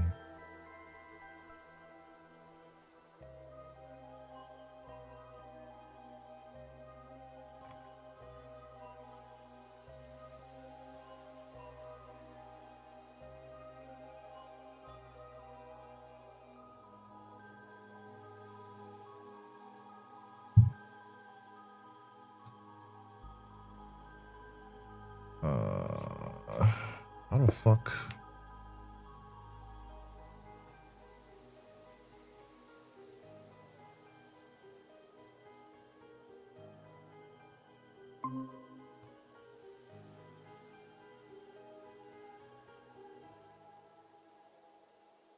Now where the fuck will I? Can I share my screen? Yeah, I can.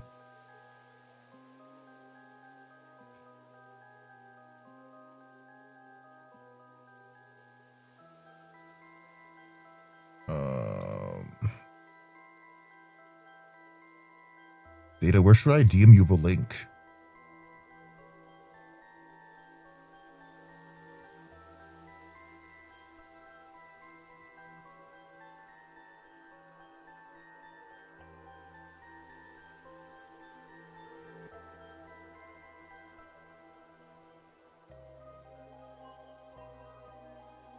Email me?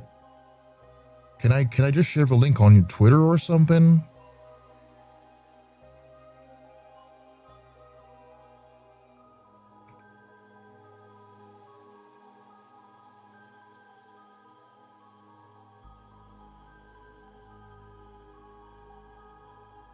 Okay. The VTuber account or your normal account? I'll just do your normal account.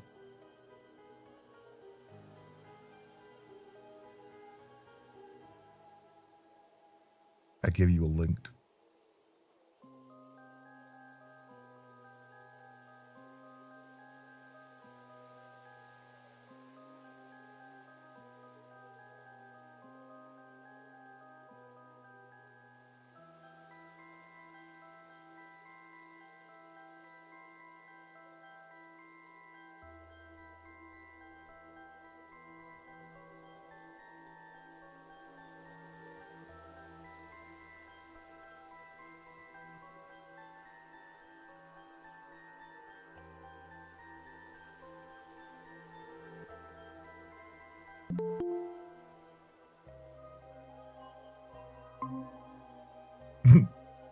Data.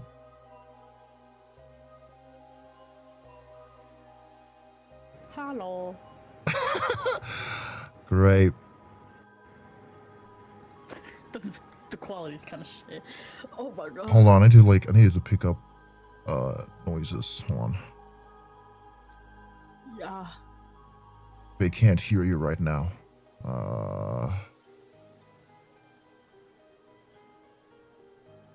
That's okay.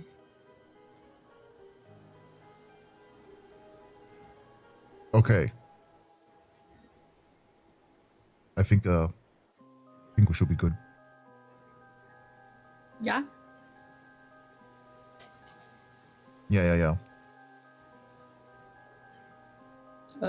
Everything okay? Oh, hold on, let me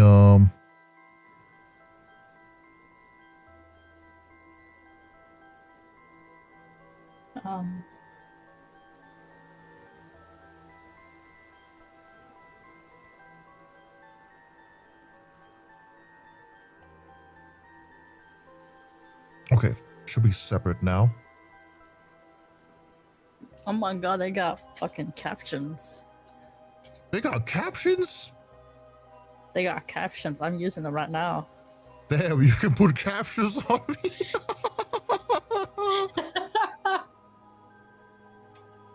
Okay, well, what? Discord is working now? Oh, what the hell? Just when I fucking set up this room.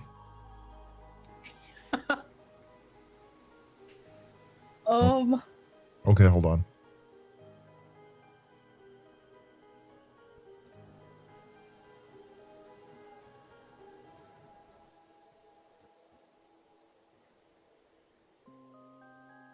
I'm calling you. Hello? Oh. I swear, the moment I fucking set up... the moment I set up something, it starts working. Bitch. Discord's like, haha, what if I don't? What if I just ruin your plans? 2 times. Twice. Oh, I guess Unnecessary I have to fix shit. this now. Oh boy. Retrial. Okay. Share my screen. So anyway, that was a whole hassle. Yeah, it fucking pranks me during my stream. I was like, fuck you in particular. Anyway, back to business, guys. Yeah. I don't even remember what we were talking about. Myths and legends and shit like that. Yes. I think I read that, I think. Yeah, I think so. Which begs the question, did Princess Hatsune really exist to begin with? Sekoide. I don't know if she did. Was she really Mitaka's daughter? Shibat Ohime Sama, so you Japanese. Oh my god.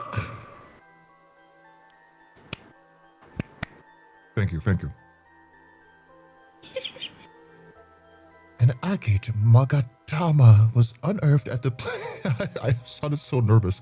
At the place of where the princess was supposedly buried. That could easily have been planted here to lend credibility to the tale.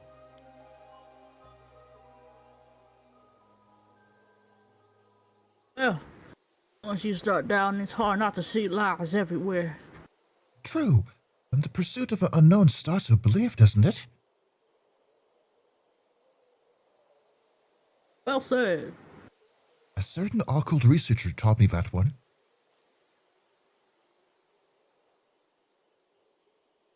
You don't say. Cookie. Okay. Beep. Okay.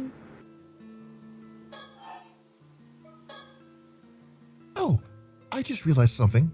Kuki Sumitaka died or was assassinated exactly 400 years ago. Is that significant? It is. A special spiritual significance is attached to periods of 400 years. We don't like the number 4. Yeah.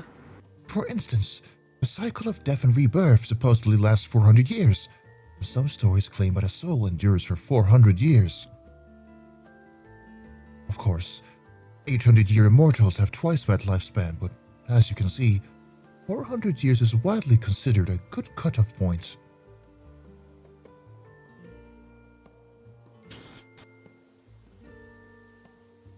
Well, there's a chance something happens after 400 years. Maybe. In any case, we should probably tread carefully here.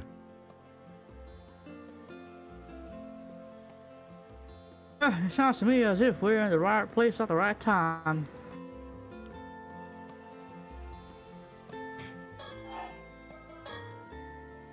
Ama divers have long history to the Tabashima region. Evidence indicates that free divers have been fishing in the area since the ancient times. My nose itches.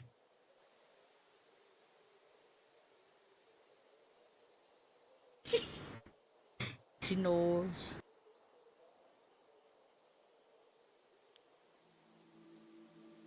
Most notably, it is said that the Oben, who once presented an abalone to Yamatohime no Mikoto, that's a mouthful, was the very first Ama diver. In fact, there is a shrine dedicated to Oben in Kusaki that is considered a sacred place to Ama divers to the Tobashima region.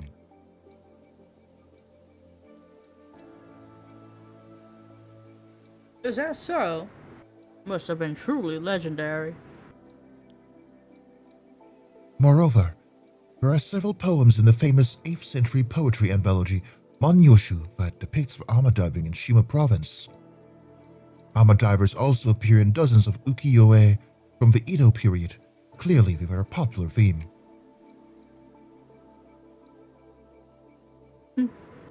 It's quite incredible to think that their method of fishing has not only endured for so long, but has been recorded in such exquisite detail. There's another point worth noting. Ama divers have long been likened to mermaids for their skill and grace. You could even argue that the Ama diver culture that is so deeply rooted in this place is interwoven with the region's mermaid legends. Perhaps. Ah, yes.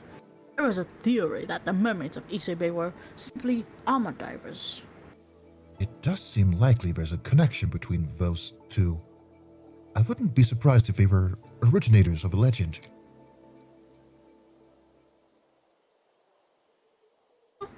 Perhaps.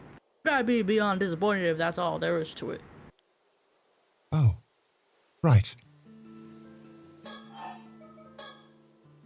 By the way, there's another legend surrounding the Ama divers of the Tobashima region regarding something called the Tomokazuki. Tomokazuki, it's the spooky ghost. The spooky ghost. Yeah. Okay, cuz. And the abalone is connected to that one.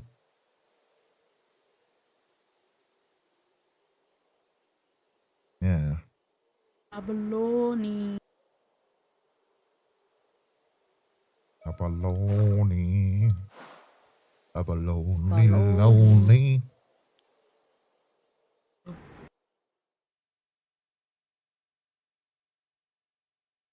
The Tomokazuki. It is believed that an Ama diver may encounter a copy of herself underwater, who will then offer her an abalone. If she accepts, Tomokazuki doppelganger will drag her to the bottom of the sea, never to be seen again.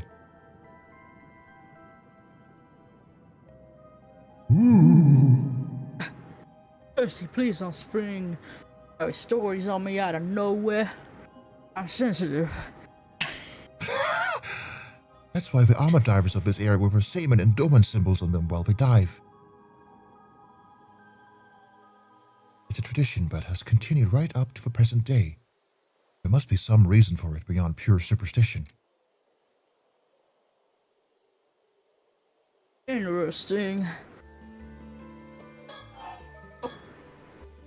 On another note, the armor divers of the Tobashima region possess such exceptional diving skills that in addition to fishing, they also saved people from drowning and fetched objects that had sunk to the seafloor, right up into the Meiji area. Well,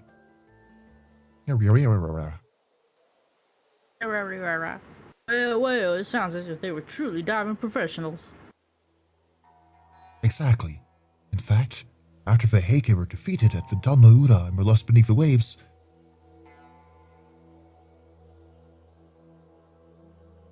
Oh, go back to the Heike ring. I wasn't aware there was a connection. well, after that fateful battle, who do you think they sent to reclaim the legendary sword Kusanagi no Tsurugi from the seafloor? 2 armor divers.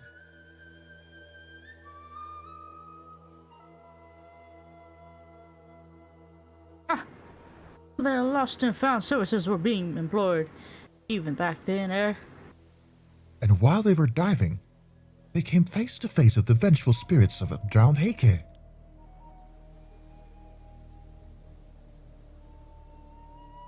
Sissy, please. You're gonna give me nightmares. At least, that's what's depicted in the ukiyo-e entitled In the Western Sea, the diving women encounter a Heike in the depths of the water. That's a long as fucking title.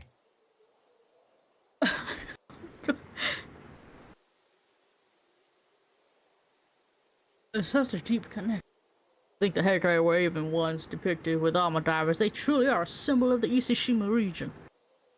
Yes, the setting for that ukiyo-e is Dannoura, which isn't anywhere near here. Still, it does go to show that armor divers have had a deep connection to the sea for a very long time. And when we're talking about the Tobashima region, armor divers are always going to be key players.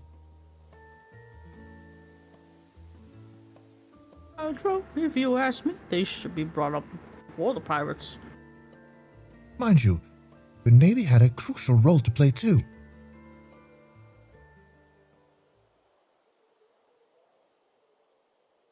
Right, well, as fascinating as all this has been, Cersei, it's high time we return to our primary topic of interest here. Oh? And what would that be?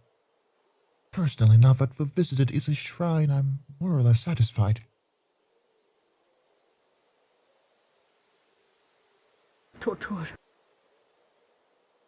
Cersei, you disappoint me. We didn't come here purely to chase legends, did we? Oh, and here I was hoping we could move on to buying souvenirs next.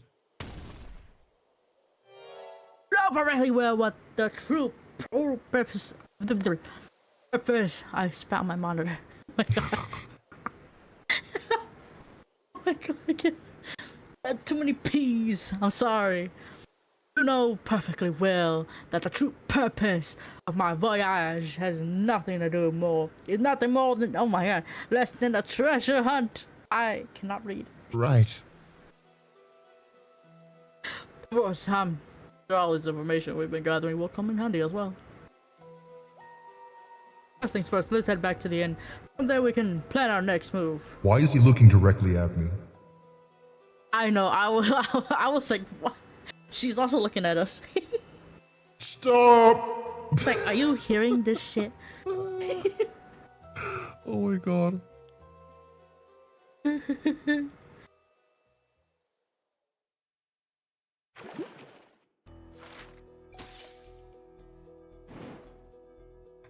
Alright. Oh. Treasure Hunt Part 1. After collecting information about mermaids and returning to their inn, Avi and Cersei have a meeting to plan their true objective, the treasure hunt.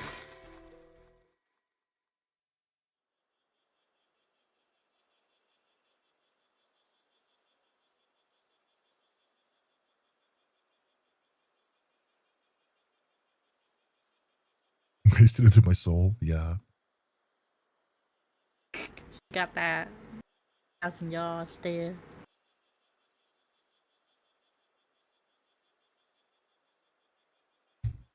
What the fuck is that in the background? What the hell is that?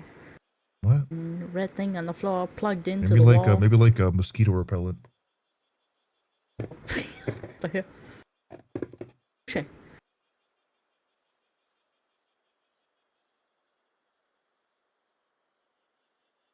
Is that a fucking phone on top of a mini white safe? Yeah, it looks like it. It looks like a hotel room. Damn. That is an interesting way of putting things. So I'm just looking. I'm so curious. I'm like, what the fuck is this layout? Moving on. Sorry about that. Now then, I believe it is time we discuss our strategy. Sure. What do you mean by strategy? It should be obvious. We must reflect on all we've learned if we want to move forward. Business card. Business card. Oh, is this the business card from the guy we met earlier? It is. We managed to glean some surprisingly good information from that exchange. Whoa. Flashback. First things first, let's head back to the inn. From there, we can plan our next move. Pardon me, but would the lovely lady and the handsome gentleman be willing to spare me a moment? Well, yes, the gentleman does have some time. I suppose that makes me the lady then. Oh, it's you. What a, ooh. Who Hey. is you? It's funny. Ooh. Hello, Mr. Man. You've been following us for Can we quite some have time. Have some. Oh man, yeah, we. Yes. How long? Since the Easy Grand Shrine, I believe. Truly. Maybe you could try to keep me apprised of things like this in the future, Cersei. Ah, it appears I wasn't as stealthy as I thought. My apologies for the indiscretion. But you see, the two of you piqued my interest. Foreigners in Ise Bay searching for mermaids. You overheard everything. How embarrassing. Avi, hollering won't lessen the embarrassment. But how rude of me. I ought to introduce myself.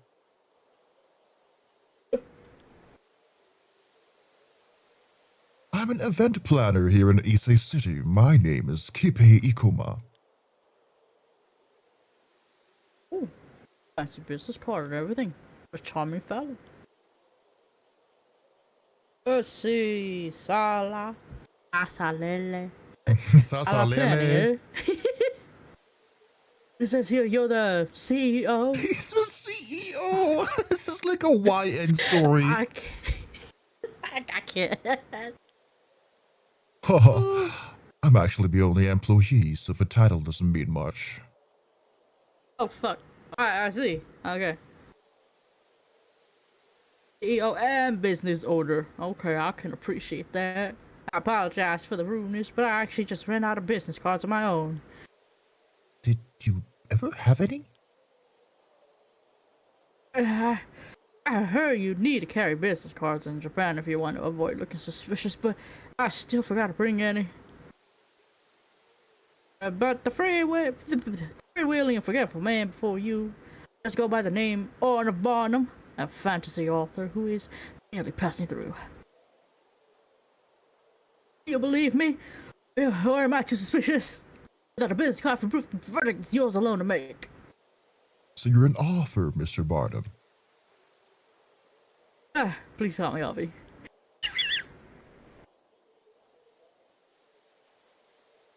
This is Cersei. Sorry, I thought that was her. She has studied more Japanese history than even the average Japanese citizen. It's a pleasure. If you'd like, I can list up the top 100 of Easy's best features at any time. Girl. Haha, aren't you a delight? I was right to take an interest in the two of you. It's fucking smirk, dude.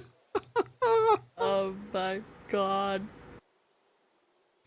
He's already thinking, this is the most pathetic man I've ever seen. I need to top him. 26 years old. We got a young top. Oh my god, he's ready. He's so ready. Director of Sala Planning, a venture company primarily focused on planning and producing tourism promotion events in Ise City. An ambitious young man, Kipe is both highly driven and extraordinarily tenacious when it comes to fulfilling his goals. He is currently planning a PR project themed on mermaids as a sightseeing attraction. Looks like the villain that's supposed to be the obvious villain, aka the sub-villain. A little bit, yeah. I don't think he's I think he just looks that way. He's just built that way. He just built that way. About 6 years ago, with the support of wealthy tycoon Yoshiyasu Yamashina, Kippei moved to Ise from the countryside with nothing but the clothes on his back and an eye to making his fortune. This aggressiveness won him Yamashina's favor, and after several years spent building up experience as his assistant, the tycoon granted Kippei an investment with which he started his current company. Although Yamashina could be said to be particularly strict with him, this is a reflection of the high expectations he has for his future. Kippei is often told that he looks old for his age. But as this means he's not taken lightly when doing business, he sees it as an adventure. Yeah, I expected him to be older. That's okay, though. Forgive me for my bluntness. Oh yeah? Sorry, I think a lot of like people who's been through a lot do age a little faster. Yeah, stress takes a toll. But would you more mind sparing me a few moments? I'd love to talk a little longer. I suppose that could be arranged. Sorry, looking at whoa, jump scare. God damn it, no sticker. Gusts of wind grace this lovely observation deck. Sorry. That was it. Oh. What do you think, Cersei? Feels like a scammer who targets foreign tourists. Quite a blunt one, aren't you, young lady? Am I? The truth is, I'm currently planning a promotional tourism campaign for the Ise-Shima region. I was thinking of using mermaid legends as the centerpiece of the campaign. Mermaids, huh? I'm sure you're already quite aware of the mermaid legends of Ise Bay, yes? I thought we could hold events and exhibitions centered around such legends to attract tourists. See, so that's why you were interested in mermaids. Additionally, the Ise-Shima region is also famous for its pearls. I believe mermaids and pearls naturally complement one another. True. There is also the famous legend that a mermaid tears turns into pearls when they are washed away by the ocean.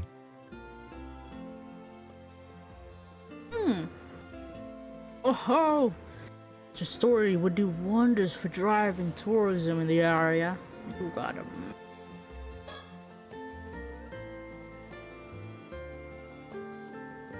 So, this young man is actually a CEO, though I'm not sure if I caught him young. His gaze has a piercing quality to it, and there is something off about his smile. Everything about him feels older than he looks.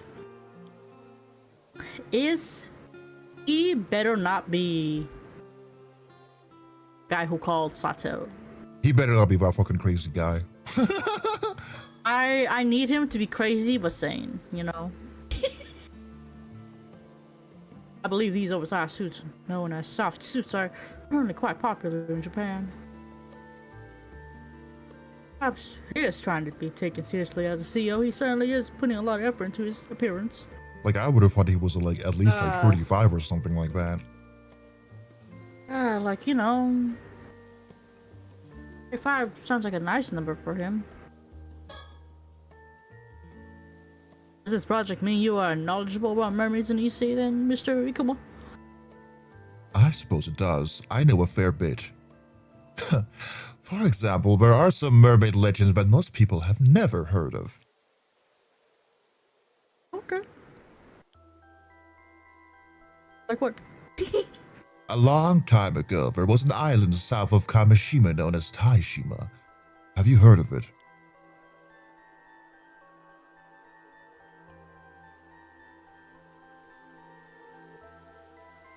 I'm afraid I haven't. It rings a bell.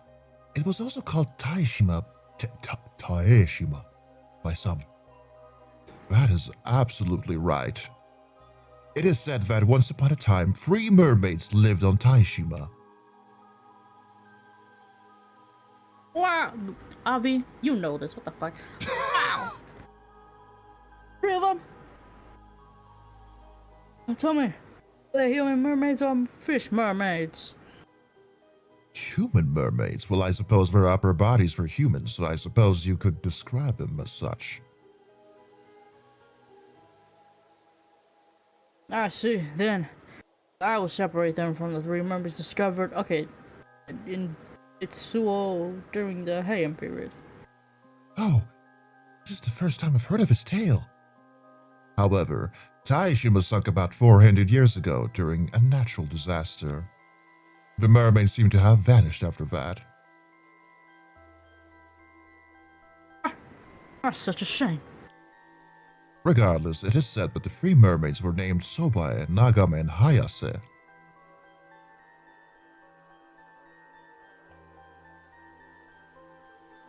Oh, so the mermaids were named too, huh? That definitely adds to the authenticity of the story. Pardon me, Mr. Ikoma.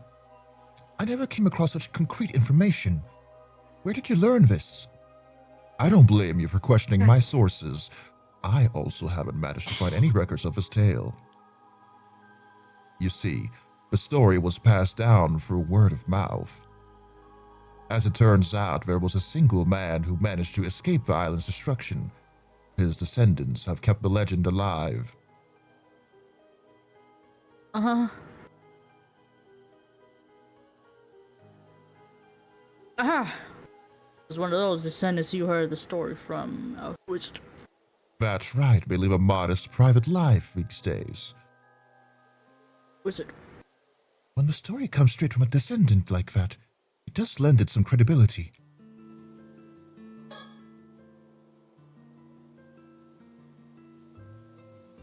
I would love to inquire deeper about these Tashima mermaids.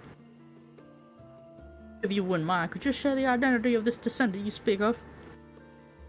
My apologies, but I'm afraid I cannot oblige.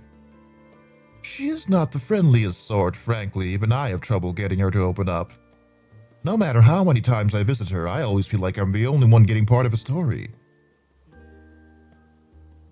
I see. That's a real shame.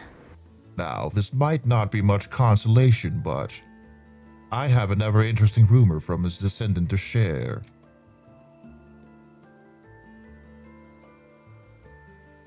I'm all ears. It concerns one of the rumored Taishima mermaids. It is said that a few decades ago, one of those mermaids turned human and now lives among us.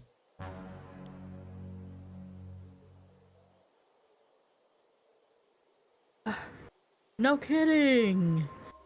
She became human? It does ring a bell, though. Why, this is exactly the story of the Little Mermaid. What an exciting discovery. I love the Little Mermaid. I'm kidding. You say this was only a few decades ago. That makes it quite recent. This former mermaid could even be walking among the people here as we speak. If the story is true, then yes. However, I'll concede that even I find the story hard to believe. It is a little fantastical. A fucked up smirk. By the way, may I ask why you're searching for Issei-based mermaids, Avi?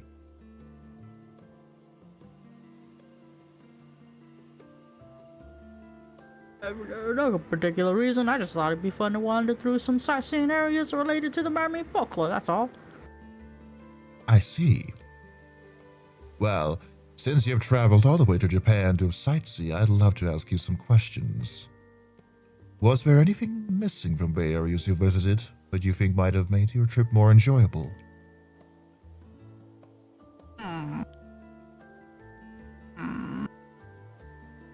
What about those photo spots you put your face in? I know those. I love them. Oh, that's cute. Oh, Really? Are they that interesting? they're a Japanese tourism classic. It would be nice to see more of them. Agreed. If I saw one, I would certainly take a photo of it. Oh, and please sell more of those little pendant flags. I can't resist them. I see. I truly appreciate the input, but perhaps things are fine as they are. Why don't you want to make money? Should you discover anything new regarding the area's mermaids, please let me know.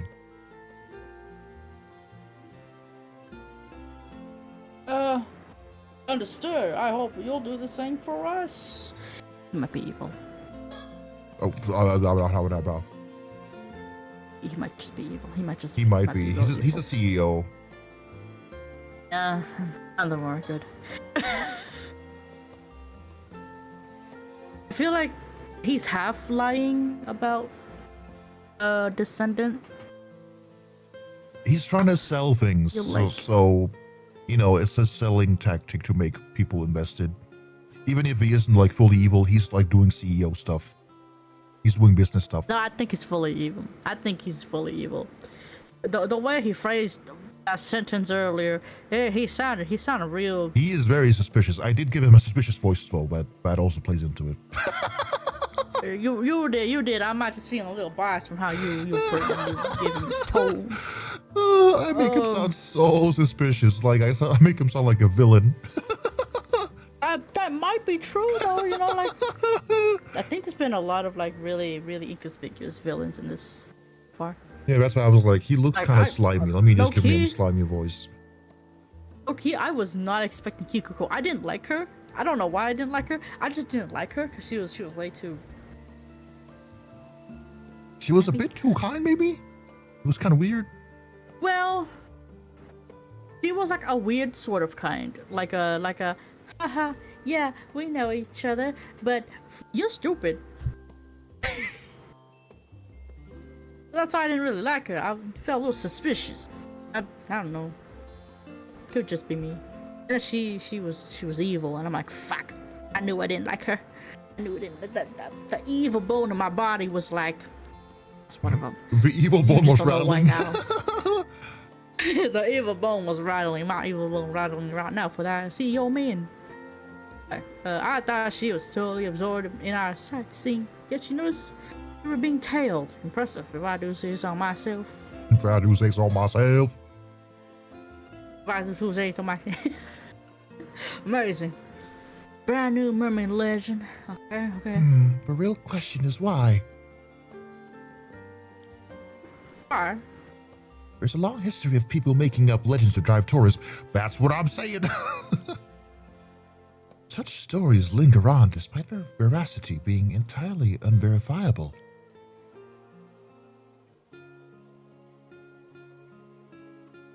I suppose.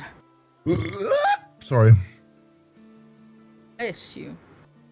Is something the matter? It's nothing. It's not. It is about time for us to get going, Mr. Man. Yes, of course. Thank you, and I apologize again for taking so much of your time. I mean, he was tailing them. I don't think he's a regular CEO. No, he's not. Actually, since you've come all the way to Japan, if anything happens to you during your vacation here, or you need any other help at all, please feel free to give me a call. I am quite familiar with all sorts of businesses in the area. All sorts of businesses, you fucking see? Oh. Including the loan sharking? For example, I could put you in touch with someone should you be looking to interview an AMA divers.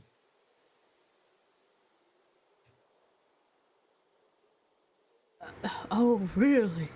That's very kind.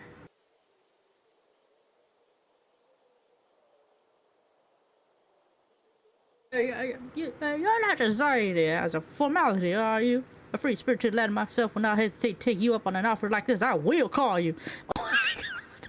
Please, do not hold back. I'm I'll calling leave you with the two to your strike. sightseeing. Please, have a good time. Flashback. Fade to white, okay. Yeah, Oh, we don't... right, it was a flashback. I was like, why are we fading to white? Fucking dies. I was like, shit, he killed up his mind. Yeah, maybe he's out there immortal properties. We don't know his motive yet. Oh my god. What if he is immortal? What if he is immortal? He's just saying he's 26 because, like, he feels like it's a nice age. Yeah. It's like the way he said something earlier. It made it sound like he was the one that called Otto. Maybe, yeah. Well, he might. He might be evil as fuck. And you know what? That's okay. That's okay. I'll forgive him. Or either he's evil or they're trying to make you think he's evil because he looks really slimy. Oh, I think this game isn't progressive enough to make that. I'm so sorry. I'm so sorry. I think he's just evil. I don't know. I don't have much of an opinion on him I would believe yet. them. It's just the way that they phrase things. They keep phrasing it in a certain way. I know there's red herrings and shit like that. I think he's just evil. He has a certain look in his eye. I still don't believe. What's his name again? That dude, that other dude with it. Who? Shitoki? No. Huh? Shotaro? Shotaro? Shotaro, yes. I don't trust him still. I think it's. I don't know, man. These dudes are evil. Did you read this? No, I didn't. My bad. Who's playing Baldur's Gate 3? Irene who?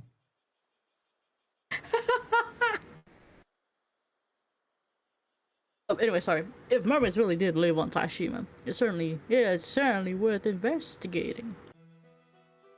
Wasn't that symbol in like the diving area when they found like the shackles by the hole? Yeah. Seems like it. Research. Yeah. Ashtray. No more. Porcelain ashtray that came up the room. Ashtrays like this are found just about anywhere, so you can smoke without any worries. Bam. That being said, I've noticed people outside still simply dropping their cigarettes onto the ground. What the hell? Well, I wasn't smoking to begin with. Sorry, I read that for you. No, it's okay. Oh, is there more text of this? It's Ikoma's business card. He's the CEO of the event planning company we ran into earlier.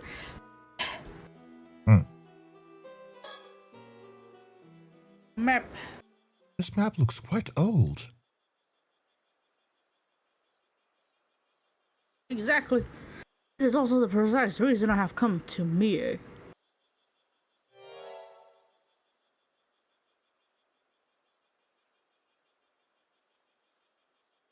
Put it simply, this is no ordinary map. This is a mermaid treasure map. A mermaid treasure map?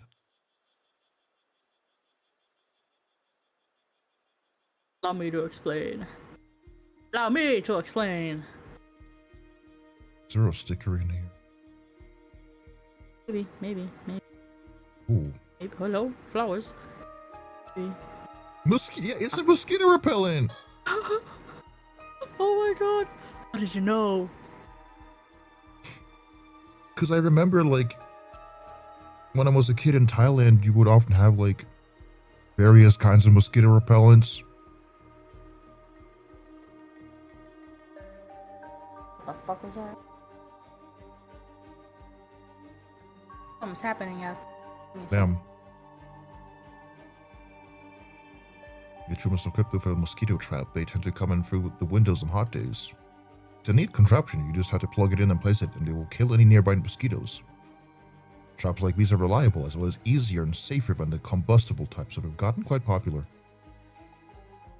Yeah, hanging scroll.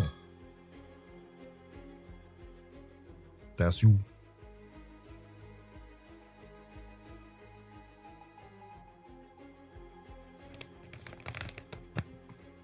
Oh, ad starts soon, anyway. Oops.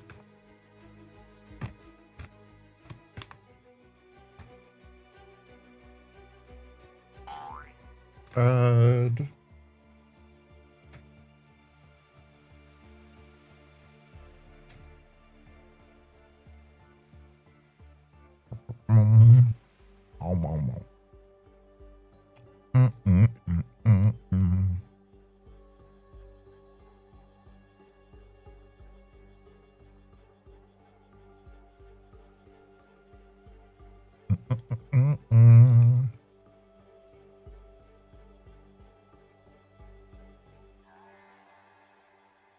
Is something happening outside?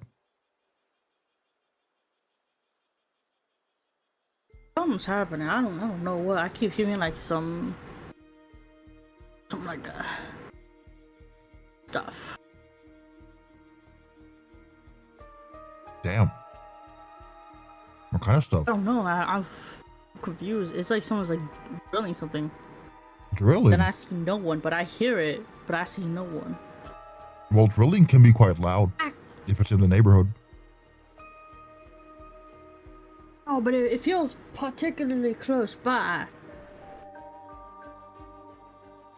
Maybe it's a really loud drill. It's a loud drill.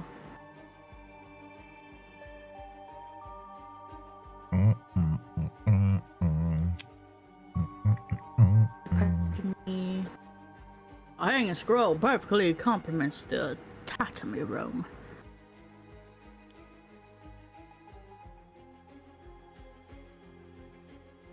I got a snack in my mouth. And the ad is playing. It's okay. I mean, it's not super important for the ad, but... Oh, fuck the ad, my bad.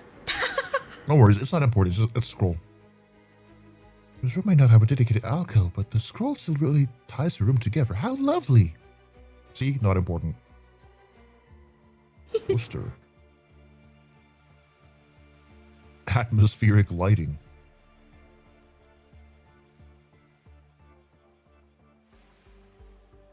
I wonder how they You kind really of said no stickers. Yeah, I wonder how they like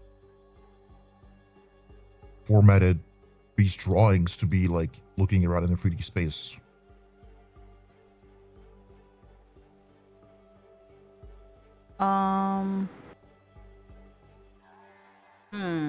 That is curious.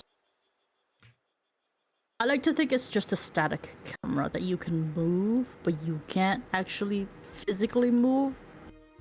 Like I start in thinking the about confined space. those circular skyboxes things, you know? Yeah. So like imagine like a 360 drawing. Yeah. But they do use 3D elements, so obviously like you can see like a harsher line that's a cutoff point. Then you have like I think 3D objects, especially that business card looks 3D. Oh yeah. So it might be like a texture thing. It could be. Like I think they have like a Yeah, because you can see like a slight like a bend. box. Maybe we draw like in a fish-eye perspective, but like the opposite. Yeah, like a very fish-eye perspective. It's kind of funky though. Like it's kind of flat, you know, like they draw it flat, they put it on all four sides, kind of like a cube, but then they add like the fisheye perspective thing for the camera, on the depth. Yeah. That way the camera can move around, but then they will have like a very 3D modeled interface that you can see ish and interact with, you know, that's kind of yeah, more like they have like a 3D the other environment, and then they have like stylistic. the textures. That's all hand painted. Yeah. Yeah, that's what I think. Either way. Oh, what the fuck? Fuck. Maybe we'll look into all the different stuff.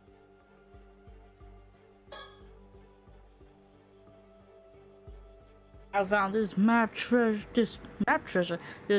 treasure map. Fuck.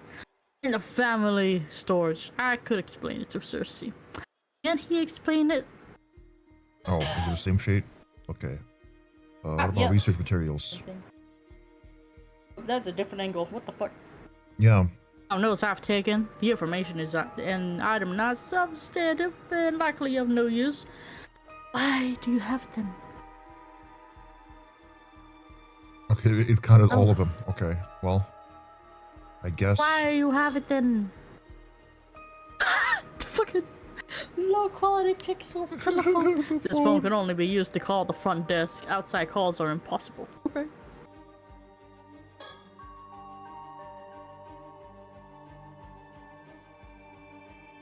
This is Murakumi Motel. Fucking. This is Murakumi Motel. It's a small inn located in Toba. Lay back in that feels more like a private residence than a hotel thanks to the attentive staff. That's cute, that's nice. I could barely count all the different fresh fish we were served for dinner last night. I've not felt so full in a while. I bet their fish are good. Fish extra good.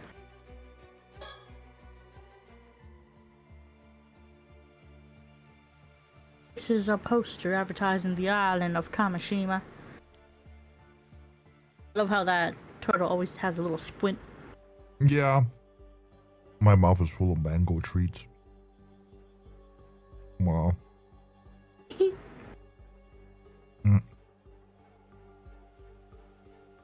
I love to pay a visit to a remote island like that. Her name is intriguing too.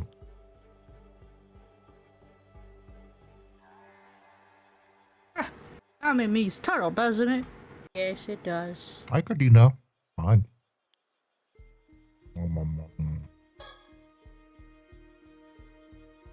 Hello. I just can't shake this weird feeling.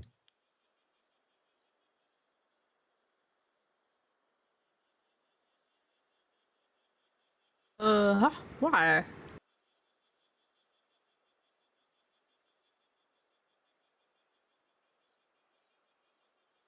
Is something wrong with the island or the poster? The poster, I believe. Do you mind if I take a closer look? My hunch was right. There's a presence here. A presence?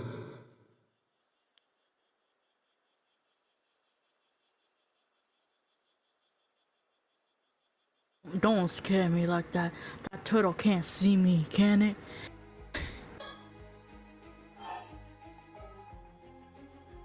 Remove the poster? Oh, ready? Yes, please proceed. Oh, sure, cause I'll do it. I really will. Don't make me do it. I will do it. I'm going to do it. Don't make me do it. There's no telling what may happen. Don't make me do Stalling. it. Oh. Oh. I'm glad you made me do it.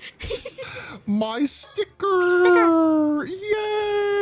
Oh Heron, I love herons. It even has your hair color. He caught me on edge. It's just a fucking sticker. I My collectible sticker that I've been looking for.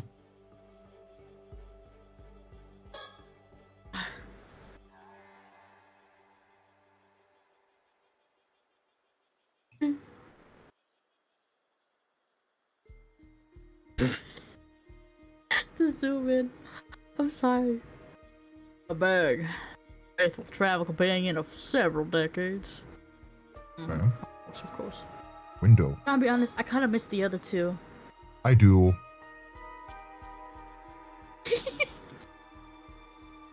I miss saying ma'am. Ma'am. Yeah, I miss voice acting the lady. Oh, yeah. Lights passing through the windows. It's hot outside. I'll leave them closed. Charm. Flowers. We can interact with so many things. What the fuck? I know, dried flowers. I suppose this is the body being a Japanese code. What? Wabi wabi? Wabi wabi? He mean wabi sabi? Wabi sabi? Or however you say it. Okay. Anything else? I guess not. I guess we could talk to her again. Yeah. Unless... No. It's okay. We got everything.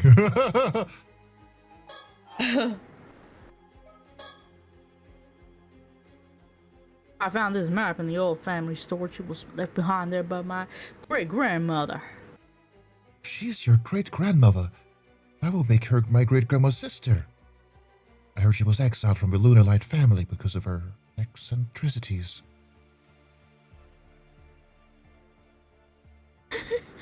Correct, she was quite fond of the occult and amassed a number of suspicious curios over her lifetime.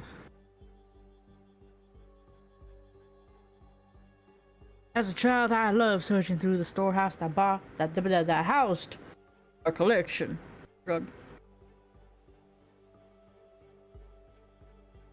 It was like a treasure hunt of wonders. Demon's Tail, Yeti's Bone, Book of Black Magic, Book of Pogo's Tooth, is a UFO, Crystal Skull. Literally the Mystery Shack. Fucking Christ. I cannot vouch that any of it was authentic, but I was so excited to look through. It was the whimsy of it, okay? There's no exaggeration when I say that this very storehouse is what led me down the path of becoming a fantasy novel. A fantasy author. He became a fantasy novel. Morphs into a book. I suppose that's the kind of formative experience an occult writer needs. Just so. I have to thank my great-grandmother. She's the reason I can put food on the table, but you say you don't sell anything. Well, not much. So he makes like pocket money. Enough? At least. Makes enough. Oh, and among the items of that collection was this. Cue old man dust cough. I see. A mermaid mummy. Precisely. They're rather prevalent as sideshows and the like all over the world in the 19th century. Mermaid mummies from Japan were quite popular because of their high quality. A number of them even made their way to Europe. Huh. They ended up in the British Museum. This one particularly made its way to the family storage around that time. It was probably based on one... passed one seller to another until it ended up in my great-grandmother's hands. How are you so sure it was made in Japan? It said it right there on the bottom, made in Japan. Made in Japan, little tag. like all them things that say made in China. Well, you see, I have this mummy a thorough... I gave this mummy a moral... I even took it apart. Sure enough. It was made of wood and paper clay. Wow. Lo and behold, I also found this map inside. Truly, you found the map inside a mummy. Whoever made it all those years ago must have snuck the map inside.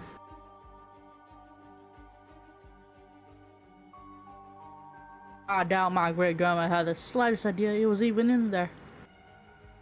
That's an incredible discovery. It is simply tantalizing, is it not? There's not a doubt in my mind that it will lead to a most thrilling discovery. Okay, yeah. Well, no, oh, we didn't read that. True. Ooh.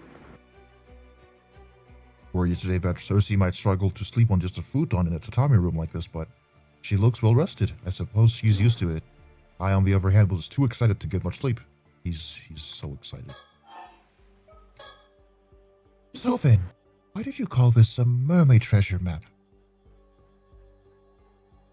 It was hidden inside the mermaid mummy, so it follows it must be a treasure of some sorts. No, I see. It's Your in a mermaid. enthusiasm has carried you quite a ways from home. I'm impressed.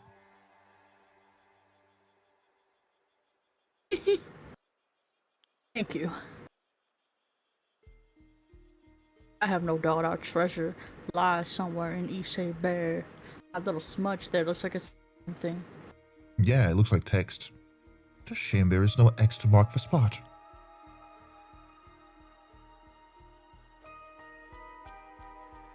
Yeah, that was that exact symbol we discovered. Yeah.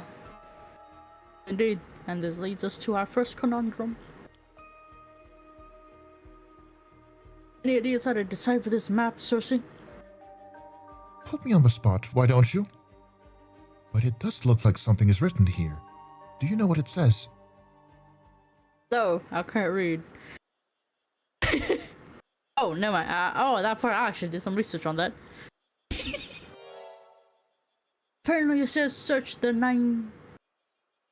95th. Okay. Search for 95th. That sure makes it sound like it leads to a secret location of some sort.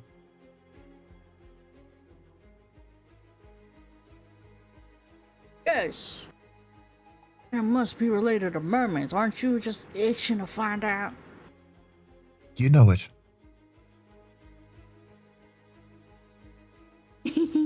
I knew it. I'm counting on you to help me solve the map's riddle.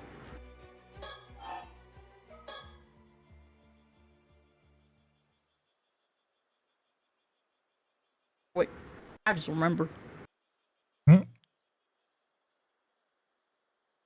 You say you can douse. Can't you just douse for the treasure? We can skip this whole map and riddle business altogether. I apologize, but that is impossible. Oh, why? Dowsing is usually used to find waterways, veins of ore, and other such things.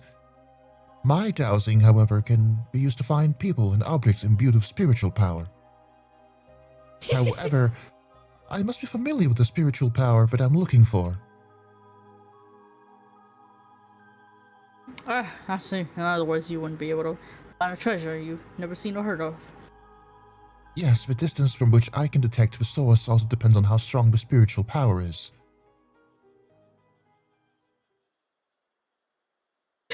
It's not quite the superpower I thought it was. I see we've had enough of a diversion. Let's get back to investigating your map.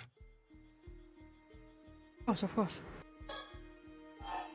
Take a good look. Pick her up. Whoa! Pick it up. Oh. Oh my god. Oh. Oh. Hold it to the light. Hold it to the light. Put it up. Notice something. It looks like something's written on the other side. Come on, Cersei. Not like that. I see. I knew we must have missed something. You never flipped it over? I should carefully hold the edge when I want to look at the other side. Okay. Yeah. Urethra! No.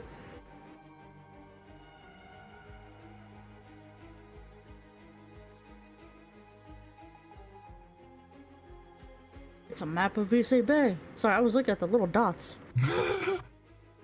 Have a good sleeper, I. Good sleeper.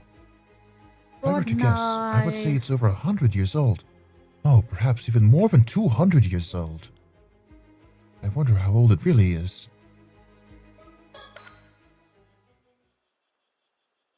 Urethra. Operation strikes. I figured it out. I'm kidding. Did you? Where's the treasure?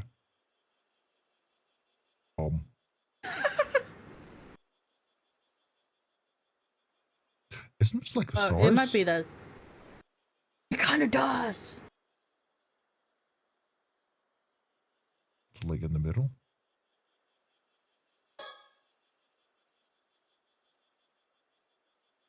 I have no doubts. It is here. Behold. No, it was wrong. Why there? It might. Feel right. Okay. Dang it! Dang it. It might be the symbol, maybe. Eureka.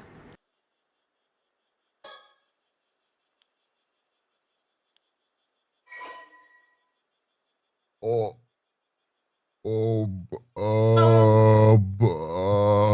The stars, fuck, I don't remember. Oh.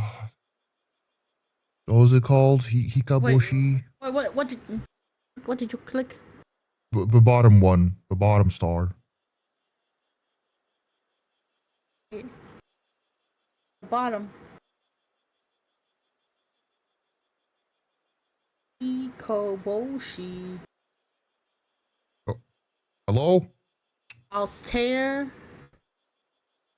Whoa. Oh. Just like that? Yes. No, hold. Oh. Oh.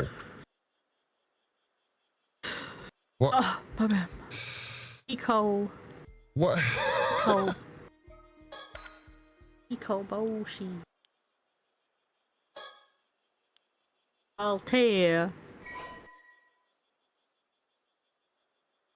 What? No E. No E. What? These fucking names! Oh my god!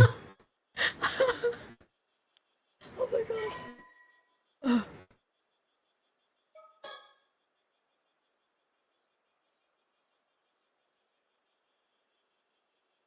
Allow me to explain. You'll see the 95th in the riddle must refer to the 95th tale of the tales of Issei. And the time of that tale is none other than Hikoboshi. It's an O. Next, note how the summer triangle constellation is drawn on the back. The location of Hikoboshi, where Altair corresponds to this very spot on the map. Incredible! I should have expected nothing less. You truly are a genius, Abe. Sure, after a few tries. Nothing compares to the rush of breakthrough. Let's keep riding this high. Okay. Abe's a genius, solve a mystery for Bappas. Arnav? Oh my god.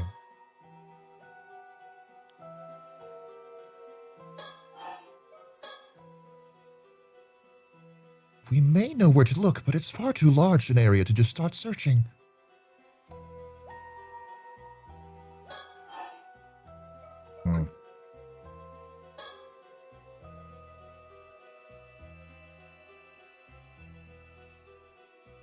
Not where the treasure lies.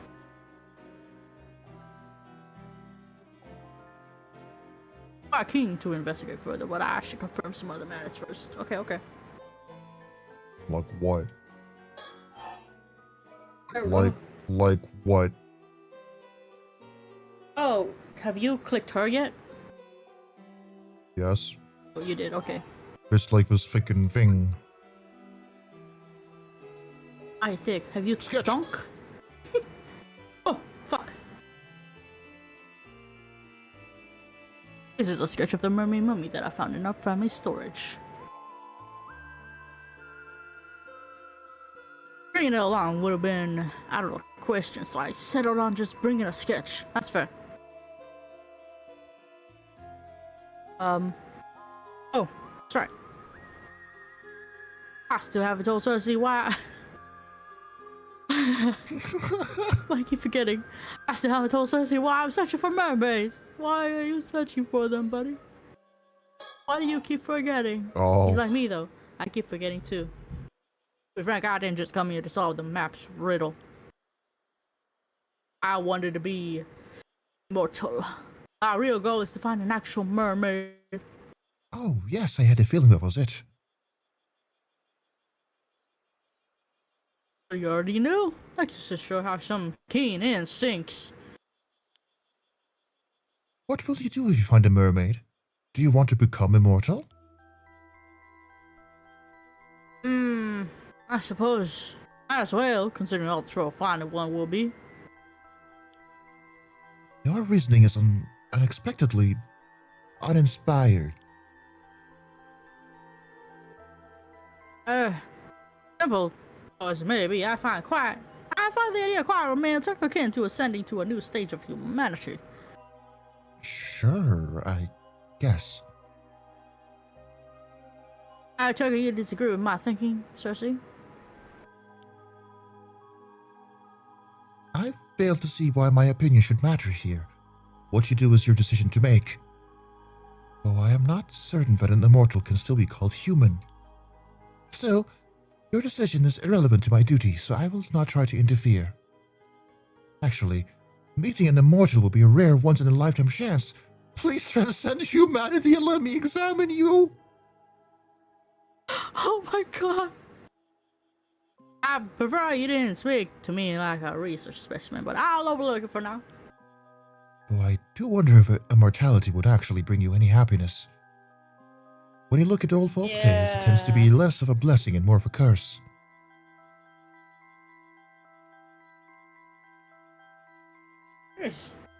Don't say that after I already made up my mind and everything. Well, I'm sure you'll be alright. If you tire of immortality, you'll need only to embark on a journey like a modern-day Yaobikuni. Oh. Well. Well, that is one way to look at it, though I think the nun part might be an issue. I can't be a nun. They ain't got no outfits that fit my size. Something.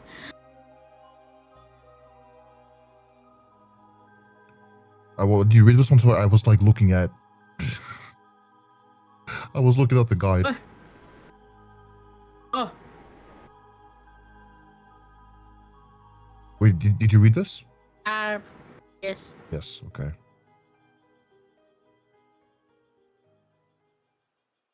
I shouldn't get too far ahead of myself. There's no immortality to be had till I find mermaid flesh to bite into.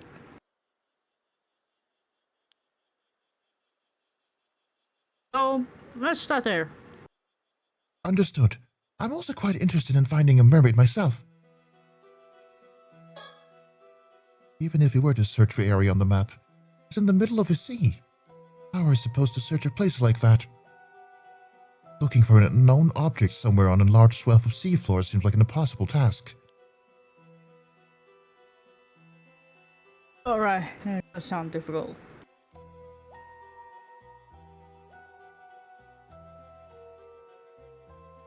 Well, we might have to ask our friendly CEO for help.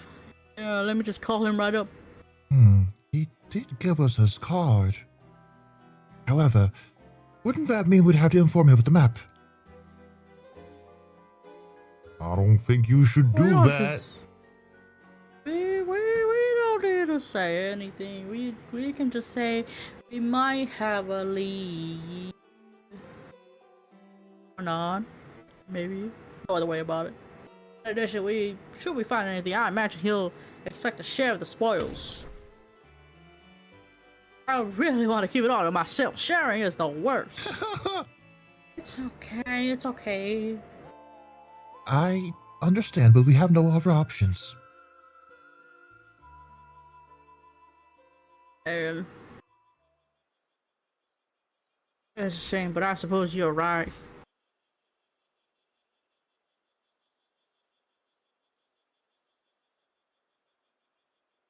We should contact him as soon as we can.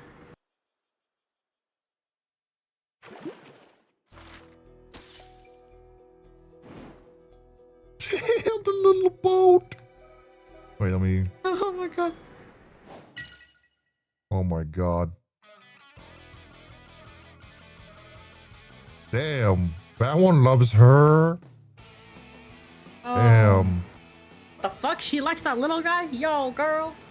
Yeah, maybe he's got that swagger, you know. Best I hate buds. bitches like her. Right. Mystery. Oh. One way best buds. Mystery.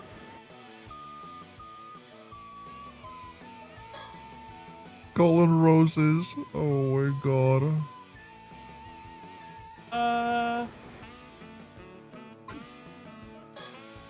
Dawn Heron. Oh my god. But it looks like that one guy. People think they're his best bud, but he only has one best bud. No, it's. Which is. No, the one in the fucking middle. Right. Oh. Best Because there's buds 4 and arrows then pointed at him. bad blood. but then he has best buds with the other one, but that person doesn't like him. What happened, man? They all these three have bad blood because we're like the leaders of each, or something. Yeah. Oh my god. First one to gain the trust of. Okay. Interesting. What about what's this one? This is just like a. There's no connections. This one too. It's like. That one too. I think they're just in the background. They're just chilling, minding their own fucking business. Maybe so. Yeah. That's funny. Treasure hunt. Okay. All right, let's go. Abby and Cersei's quest for immortality is in full swing. Having pinpointed a likely location on their mysterious map, they ask Kippe Ikoma to investigate it on their behalf. However, isn't this at the same time they meet the other ones? The next day. Hello, this is Ikoma. Wait, hold on. I'm calling about the seafloor investigation. I asked an armor diver to investigate the area because I was keen to get results as soon as possible. However, she has not returned. Immersive. Look at them go! Thank you. Okay, who's driving? Is she driving?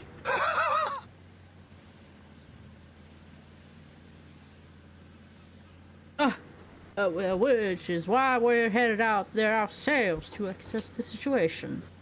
Of course. Nothing else to do, after all.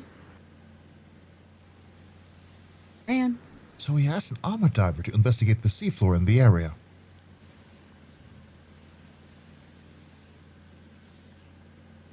I guess in a place like that, we'll be faster to hire an armor diver than a regular diver.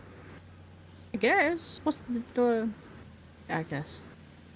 Even in this age, you can still get some armors to do contracted dives. Hmm. Oh, it appears she was contracted to investigate for about an hour, at which point she was to return, even if empty-handed, and she never did. Great. I suppose the intent was for her to survey the area to start with. Okay. However, several hours pass with no word from the diver. I can see why Ikoma is worried.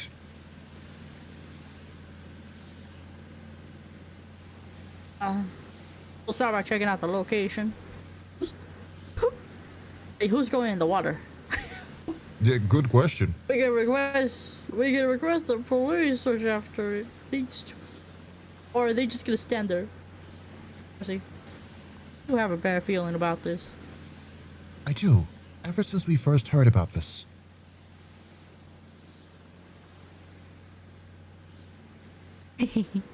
I see. There's a strong They look so funny, negative They do. They look like they're cut off. They look so small right now. Sorry, continue. There's only a strong negative spirit energy in the air, but it was only intensified as we approached the spot. Something happened there.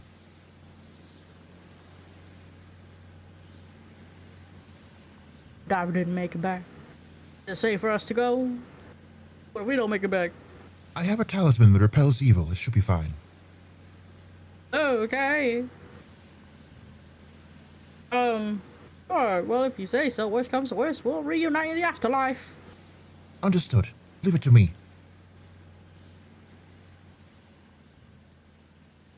There's something there. A boat. Is that Jesus? And what's her name? The other guy. Azumi. Yeah, looks similar. Gosh. They got the little turtle keychain on the window thingamajiggy. Yeah. I can't see. I can't. Was it a I think it was green. It had like a little bucket. green? Yeah, it had a little bucket every time you were, crashing into the afterlife. I always saw that bucket. But where's Azumi?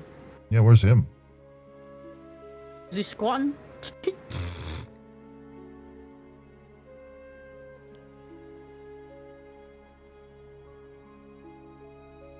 I don't know, seeing anyone around. How unsettling. You're right.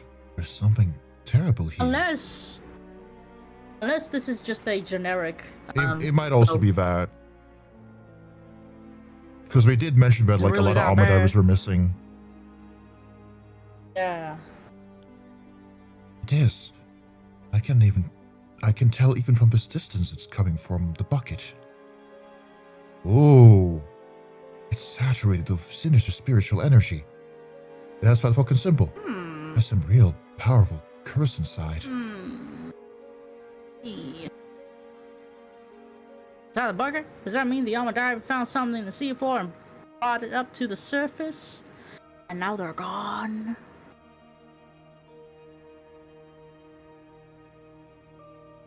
And perhaps succumb to the curse while trying to get it out? Yes, unfortunately. As we cannot say for certain what misfortune this curse may call forth, I need you to remain cautious.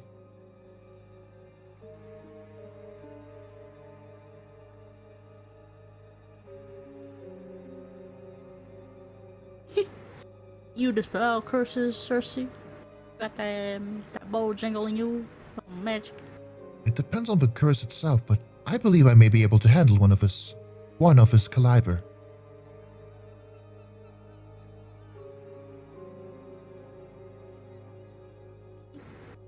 That's a relief. Is it really safe for us to approach that boat, though? Yes, it is fine. For me, at least.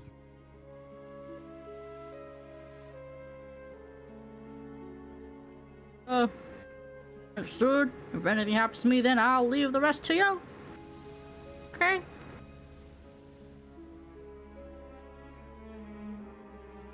Oh my. There's a small metal box in the bucket. This has to be the source.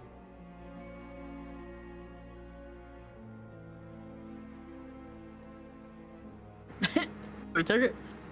That's such a question. Yes, provided I can overpower the malice it's engulfed in. Okay. That was it. It should be safe to touch now. I'll leave that part to you.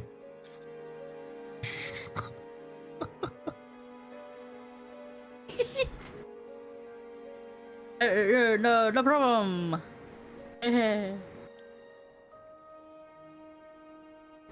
He's just holding it. It's pretty heavy. What do you think is in the box exactly? It appears to be quite old. It likely dates back to the same time period as your map. Here, take a look at the symbol on the top of the box. Do you recognize it from somewhere? Ooh, seafloor. Map. But they didn't see it on the seafloor. Yeah, so why is that a fucking option? I'm curious.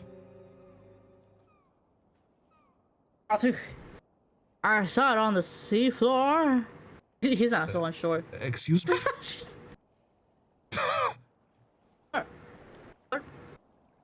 How and when would you have seen anything on the seafloor?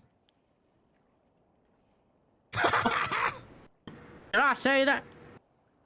Must you joke all the time? This symbol matches the one only found on the map. Oh, you're right. It's identical. It got a little breaking the fourth wall territory again. Yeah. It's thus fair to say the map was leading us towards this exact box. That only makes the identity all the more intriguing. Oh.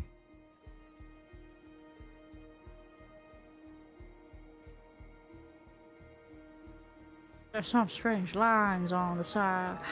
Looks They are like, the lines of the islands and the lands. Yeah. It looks like the sea, and then it looks like the islands. And do we have to line them up? Fuck. Probably. It appears to open from the top, but it's not budging at all. It would take quite a lot of strength to force it open. Oh, if only we had a gun. I'm kidding. I believe this box has been sealed with powerful spiritual energy. It was probably sealed by a skilled sorcerer a long time ago. I doubt it will open by any normal means.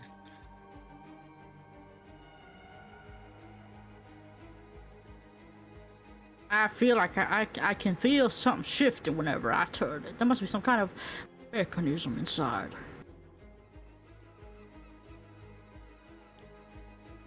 And I suppose you'll want to align the box with spiritual energy of this place.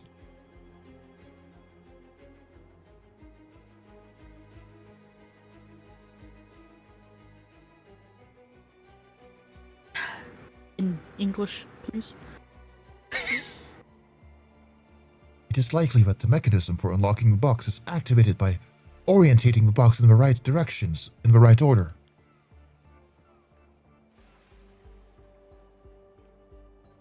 I see. So I have to figure out where to point it. Give it to me. Sticker. Oh yeah, there it goes. Yeah, well, island stuff. And There. stickers. Good map.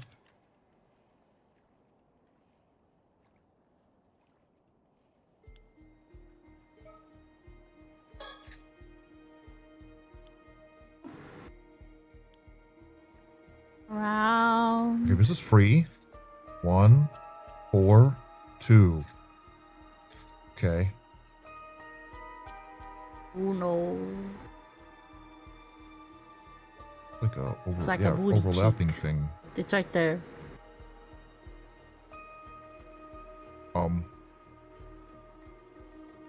Yeah. Okay. Yeah, there it goes. I feel some move inside the box. I must be on the right track. Yes, yes. Nice. Keep at it. It has like a little. A little to the left, little to the right, Look. little to the left. Don't listen to me. I'm sorry. I'm just singing. It's not there. Little to Oh, the right. looks like. There we go. Yeah. All right, I'm on 5. That's 2. Yep. Nice. Little trickling down is right here. Yeah. It's here. I found it. Good job. Just one left. Chop. Well, that's like.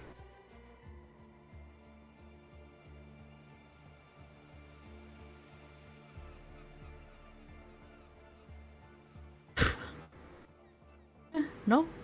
Yeah. Oh.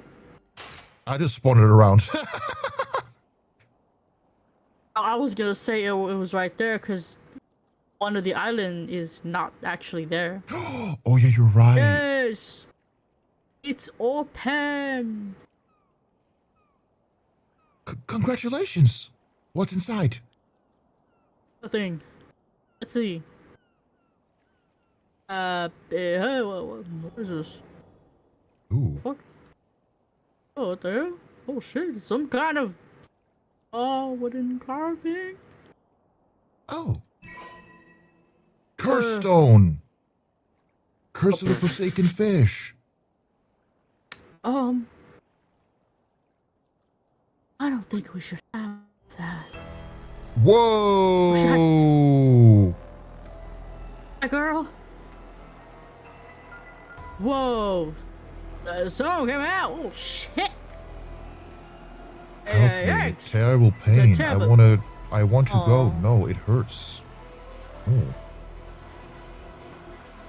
Damn, girl. Yikes, what is this? Make it stop. A deep and painful, resentful memory has invaded my mind. Drift forever. Ill does. We as fish perish. You can use it to turn people into fish and kill them when they are submerged in the water of Issei Bay. Oh my god. Right.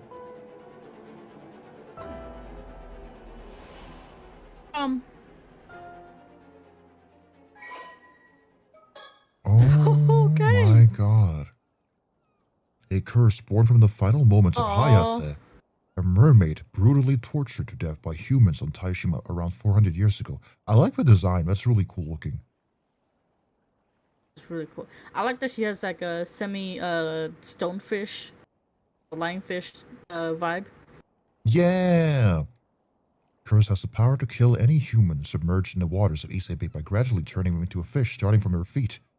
However, the excruciating pain suffered during the transformation often results in them dying before the metamorphosis is complete. Bodies of those who succumb to the curse decay almost instantly, shriveling up into desiccated, fibrous masses. Curse can also be triggered remotely, provided that the curse bearer knows their victim's exact location. Mermaids inherently possess the ability to turn humans into fish at will. The curse of the Forsaken Fish is the result of that ability being turned into a conditional curse and sealed within a curse stone. Fuck. They cursed that lady. They did. She refused to help them and they cursed her? Fuck. Or maybe something suspicious happened. They were like, oh, we gotta protect ourselves.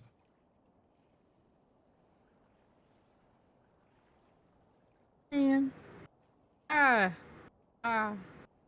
Oh no, he's panting. My bad. What the hell was that? I'm not certain. But I believe we may have just acquired a cursed tool known as a curse stone. However, they are rarely possessed by such powerful curse echoes. How lucky! If you truly are congratulating me, then I'll happily celebrate with you. But I can ask you, can I ask you something first? Of course. Am I cursed? Am I gonna die? I wouldn't say you are cursed per se. There was a similar case in Tokyo last year. They are referencing the first game. Yeah. Hold on a minute. I cannot think straight. It's far too overwhelming. I need a break. An incredible amount of information flooded my mind just now. I'm so sad. I need a moment to settle before I can begin anything else. You must be in the resentful memory held by the curse. It's a phenomena wherein the events leading up to the curse forming are passed on to the curse bearer, so that its grudge will spread. Oh, and curse bearer refers to someone who is haunted by a curse echo and thus able to use the curse.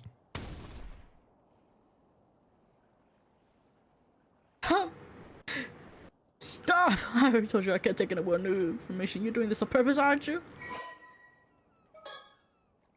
Curse echoes, yeah, I learned this from the first game.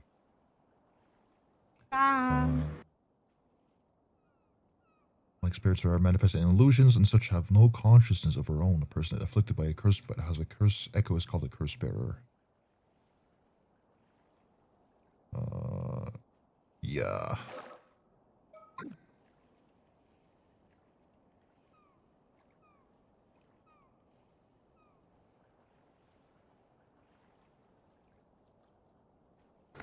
I think I just learned why Taishima sunk 400 years ago. Let me sort it all out. Let me sort all of that out first. Really? Tell me. Yeah. Give me a minute, girl. I'm sifting.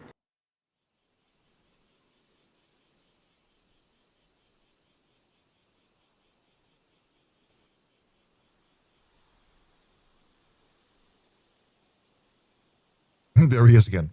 Thank you for investigating the situation for me. I was involved in an accident many years ago, so I can't bring myself to go out to sea anymore. You've been a tremendous help. Accident, you say? Come on, don't look to your right. Look to your left. He's right there. Oh, I'm sorry to hear that.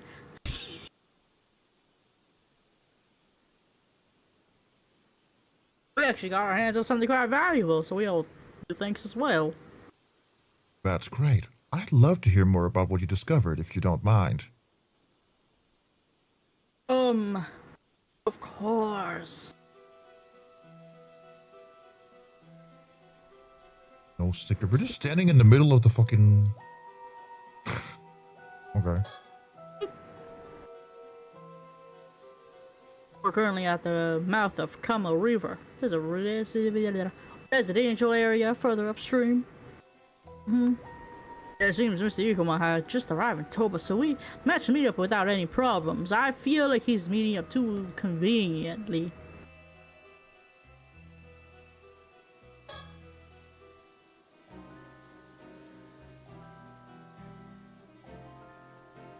Even when a curse fell into our lap, she managed to remain calm. Also, I kind of like how a lot recently we pick up random characters and the characters end up being like the main character's story for that chapter. And you have to read so much. Oh my god.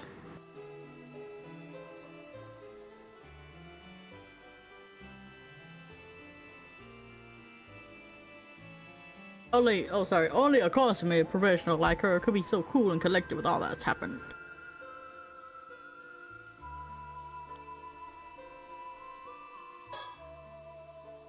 Will he believe us if we suddenly start talking about curses? I don't think we should. I don't think we should. Can we just not bring it up? Yeah, let's talk to him about something else. You think you can explain it all without bringing them up?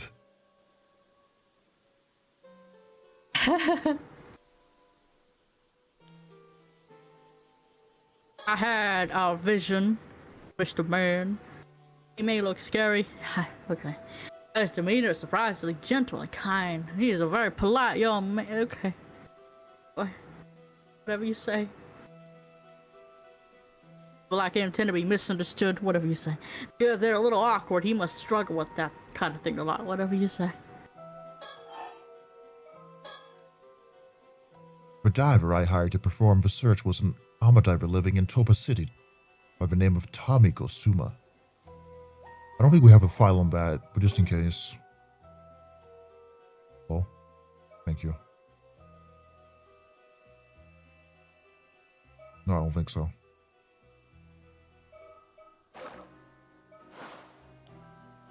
I thought there was no way we could pull off a search, but that's when she agreed to take on my requests.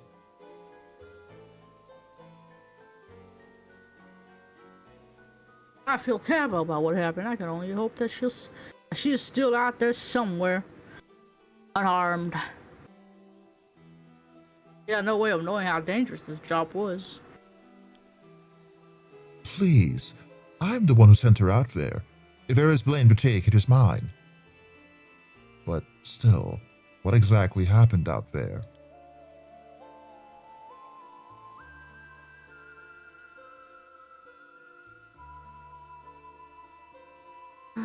About there.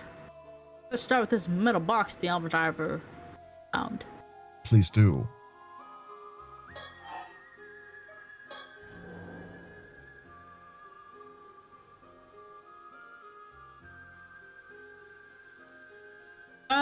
So basically, this is the wooden box carving we found inside the metal box. I see, so your map indicated the location of this wooden carving.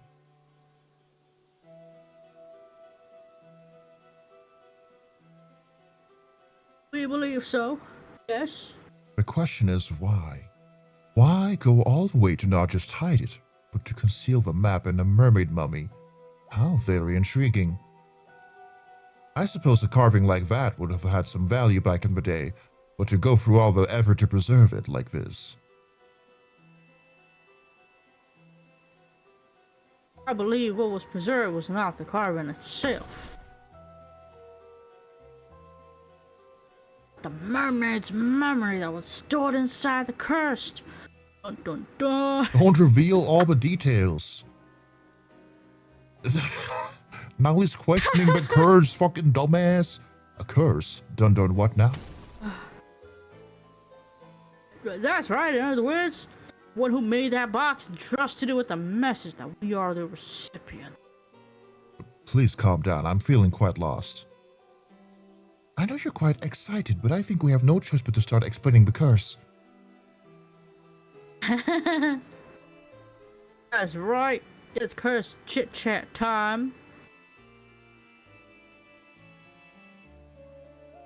Avi, why?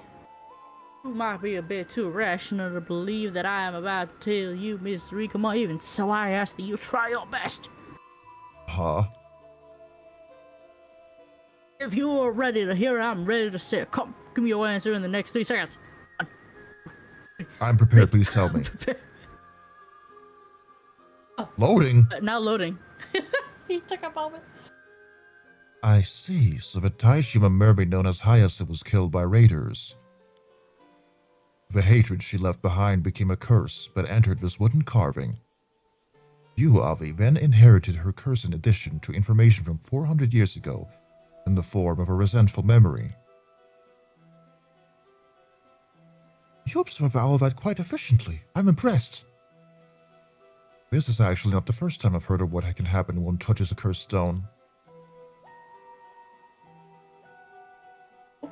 So he knows of cursed stones. You have one? Yes, but let's save that conversation for later. You have one? More importantly, you know what actually went down in Taishima 400 years ago. That's right, I know the truth, all of it. What happened, what didn't, I know it. Seem a bit frazzled. Do you need more time to collect your thoughts?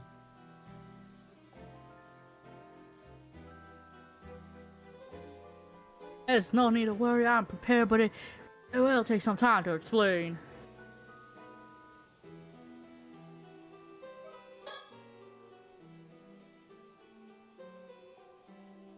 Where Nikama's dead, I suppose we ought to tell him everything we've learned. Or not? It appears Miss Suma decided to take on my commission alone and set out to sea by herself. Perhaps things would have ended differently if there had been a boatman with her. Oh, same sheet. Okay. That reminds me, I meant to ask about the metal box. If it's been lying under the seafloor for 400 years, how come it wasn't discovered until now? It was most likely sealed as in a rock or something until a few months ago.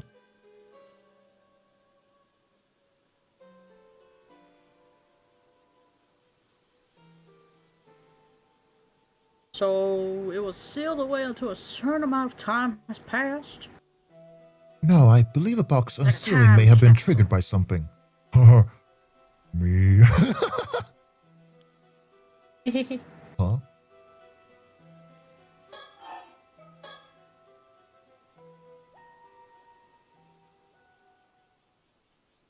It's time to reveal what truly happened 400 years ago to Taishima and the Mermaid. Please do tell. Why is he talking like he's been there already? Around 400 years ago, the area of Shima province, which included Taishima, was governed by the Cookie clan. Cookie, cookie, cookie, kitty, kitty. You know about bird singing? No. I'm sorry. What? You don't know the Cookie Bird song? Cookie, cookie. No. Hold on. I don't know the Cookie Bird. Okay. I am surprised. I'm surprised you have not. Oh. I haven't heard of the Cookie song, no.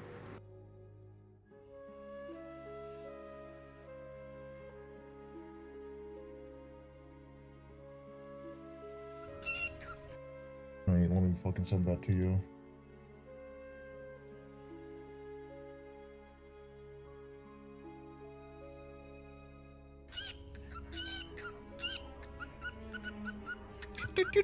Thank you, Discord, for being unavailable to playing. I must go. The fuck?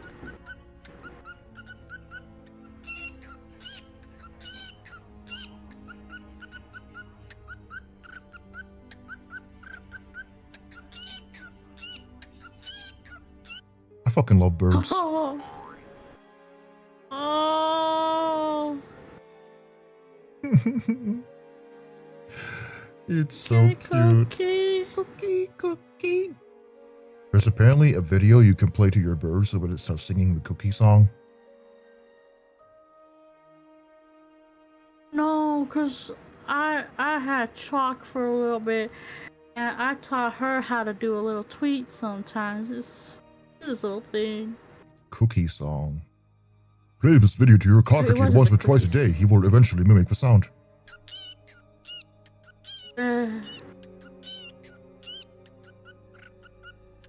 Why is my YouTube refusing to put on any higher quality?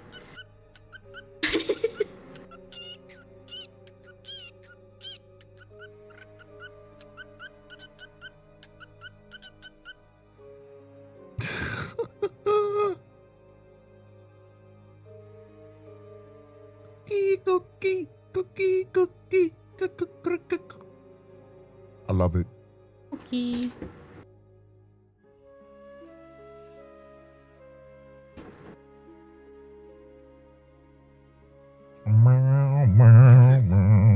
Oh, let me stand and stretch, because holy shit. My ass hurts. Oh, my ass cheeks are flat. I'll be right back. Yeah.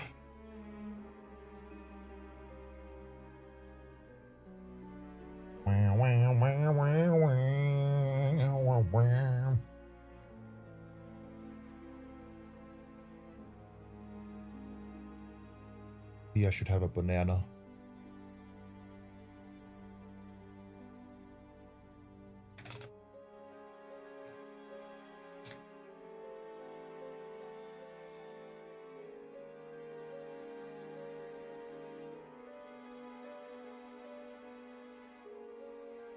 Well, I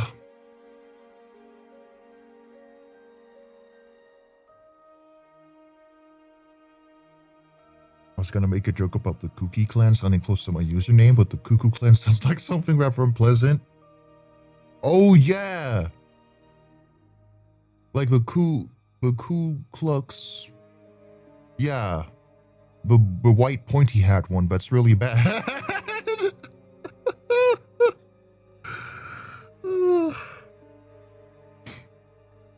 True, true.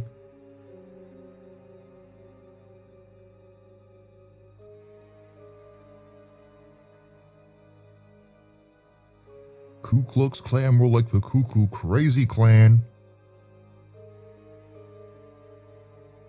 Let's see. Banana. This banana is stringy, what the fuck?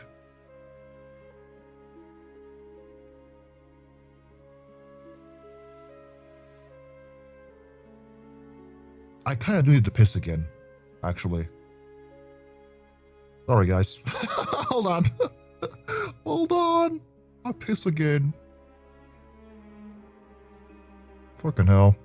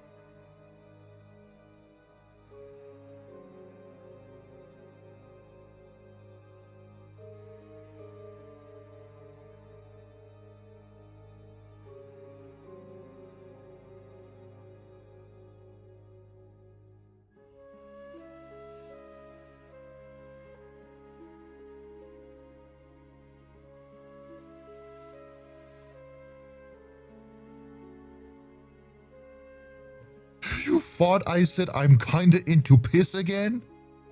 No! No! What I do like, though, is emptying my bladder.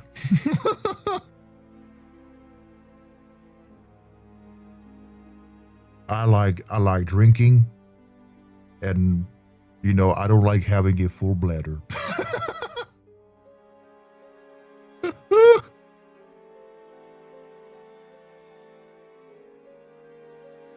But then again, it is a relief for everyone. Banana.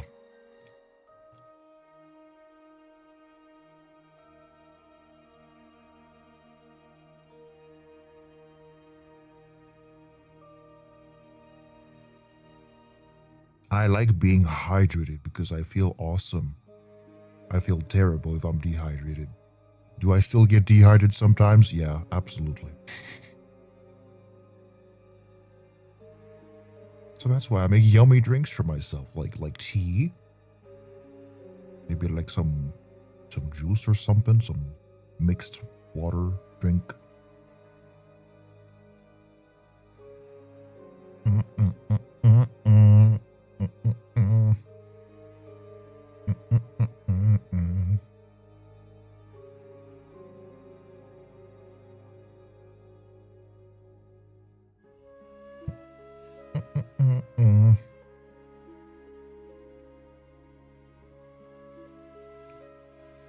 Oh man, this banana hits.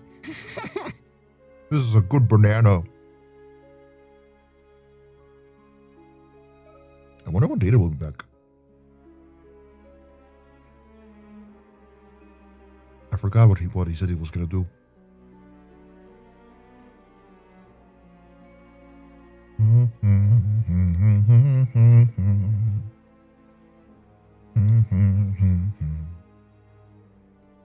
might try to read through.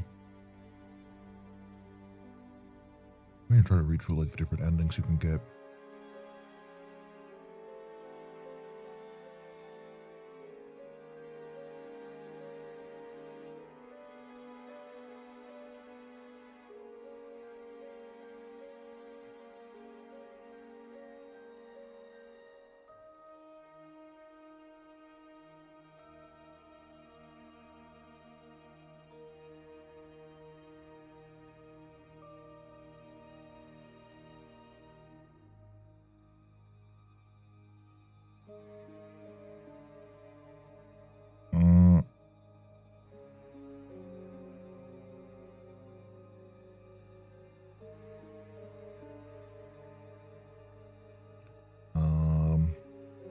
Refuse mirror for my business card.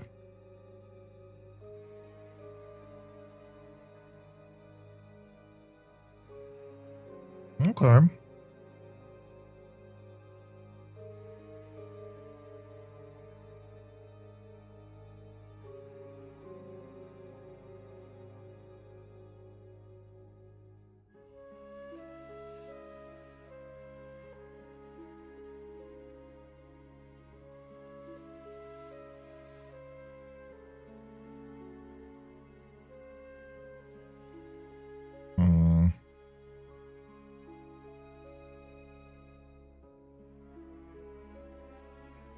Damn, you don't get the true happy ending till you get to fucking meta puzzle stuff. So we're gonna get some bad endings. We might get... No. Yeah, I can still follow like base stuff, I think. We'll see. I don't know. So many fucking endings. It's fun though. It's fun. I did let's see. I did get the simulacra game for another time to play through because it seems fun. I remember watching like a YouTube playthrough of it a long time ago. I don't remember when it released, but I like digging through like in games, digging through phones and computers and unraveling a mystery. It's fun. It's fun. I like that little subgenre of mystery point and click games. What else did I get? There are some games that I got but I haven't played yet. Should play on stream sometime, which are like spooky games.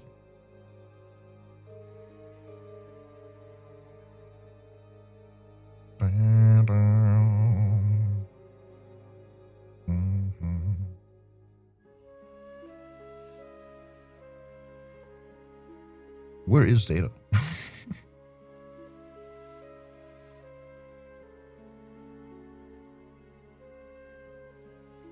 I'm gonna send him a message.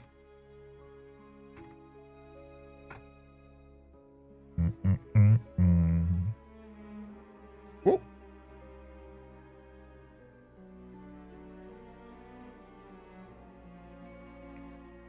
I almost dropped my banana peel.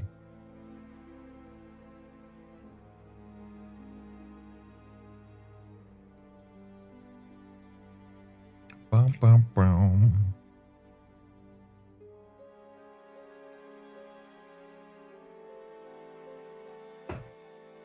Pour myself some more drink.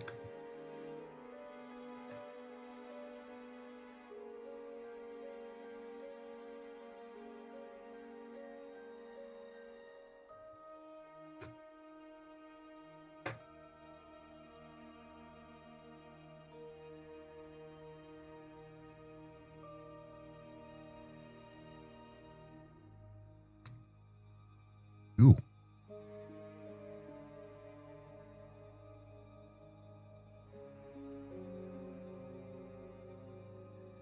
Man, where'd he go? Brown, brown.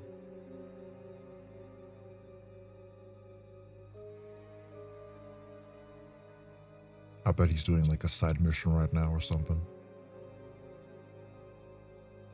Brown,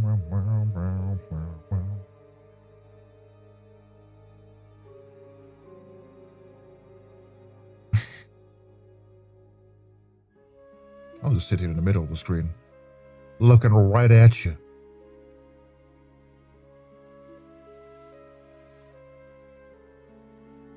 Right at you.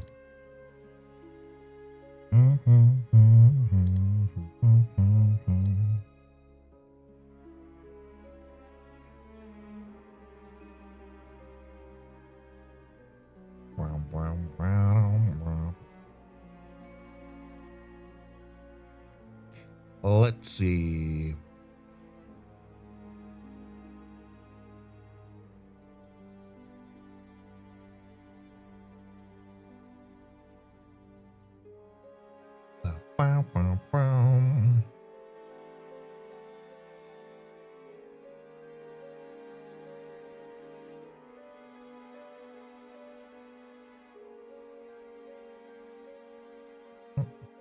Did we announce like any new games? Isn't there going to be like a Nintendo Direct again? Or something? New games announced.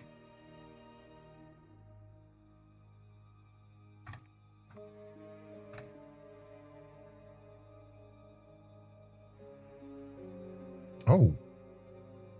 Wait, did they already had the Nintendo Direct?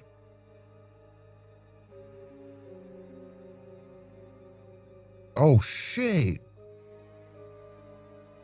Ocarina of Time remake?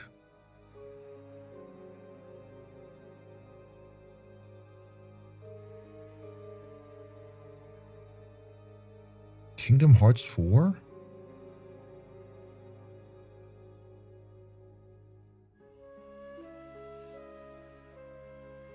Final Fantasy, Star Fox, Xenoblade. Big Walk is coming soon. I want to play that.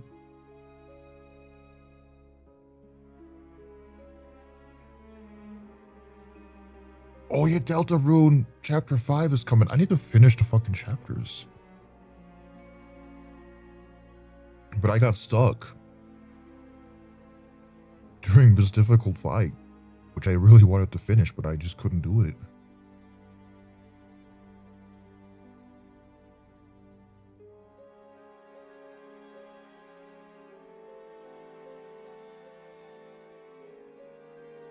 All the good games, yeah. Dogma. Rhythm Heaven? Oh, there's gonna be a new Rhythm Heaven game? Oh, awesome.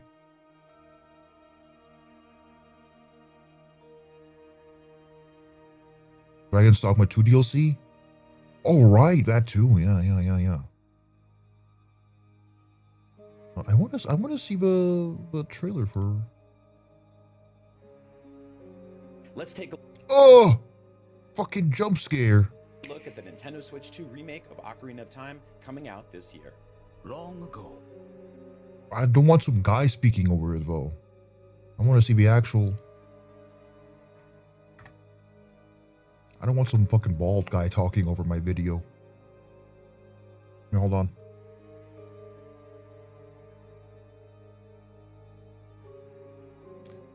Let me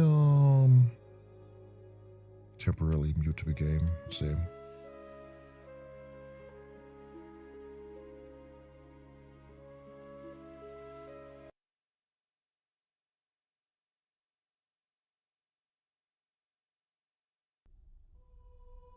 What?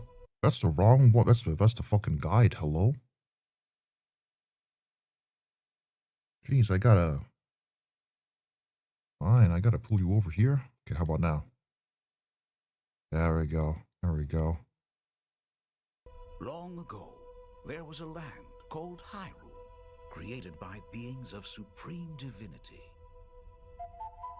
At the very edge of his kingdom, there lay a small forest.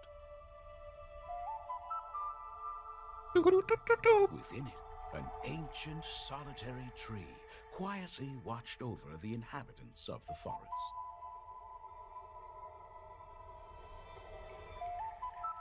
These forest dwellers were called the Kokiri.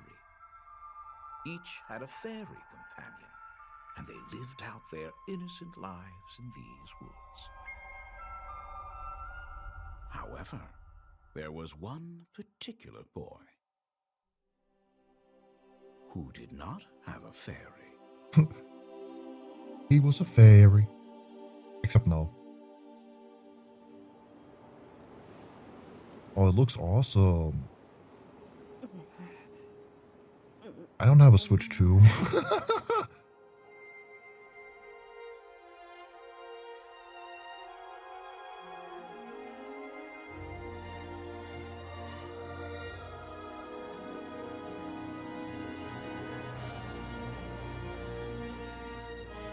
Oh, the music is so good.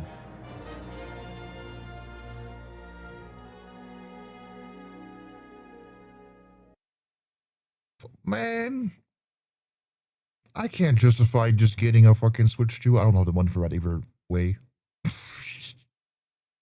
No money for that right now.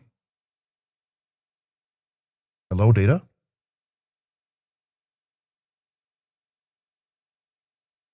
Data?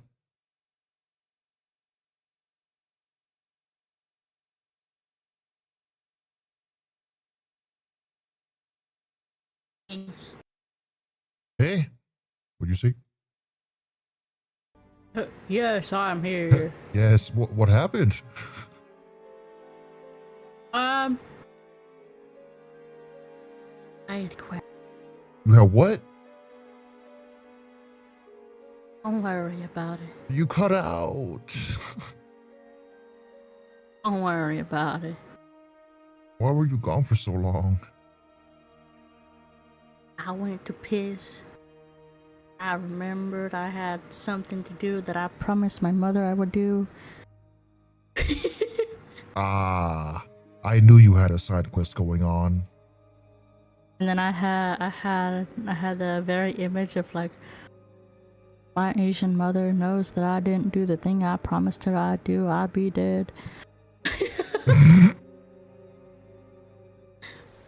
It was quick though. It was just grating some garlic, and then I finished it in like 5 minutes. Yeah, I had to like be like, oh, I guess we'll look up new games coming up. Yeah, sorry about that. Pardon me, man. Yeah, no worries, no worries. As long as you didn't die, I didn't die. and hopefully you won't die later when your mom. Hopefully not. Hopefully not. Oh no, I did it. It's all done. It's all done. All right. Anyway, where were we? Cookie Clan. Cookie Clan. Whoa.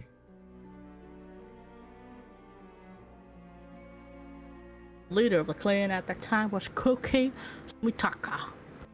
It was his duty to protect the secret of the 3 mermaids. Some tell me he didn't protect them on Tashima. That must have been Soba and Nagame and Hayase. Yeah. However, the legend that eating mermaid flesh would grant immortal life is well known. He secretly hid them on Tashima so no one would learn about their existence. Bears Shimitaka thought that the thought of the mermaids as a sacred or divine existence, the thought of seeking immortality for himself, likely never crossed his mind.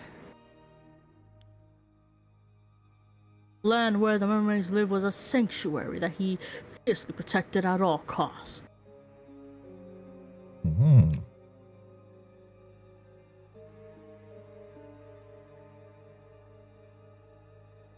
In other words, Taishima was an island where people worshipped the mermaids in secret.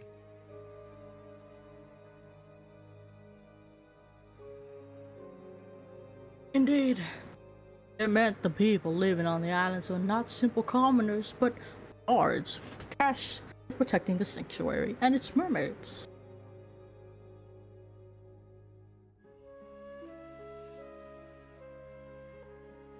Mitaka was so dedicated to keeping the mermaids secret that he kept the existence of Taishima out of historical records.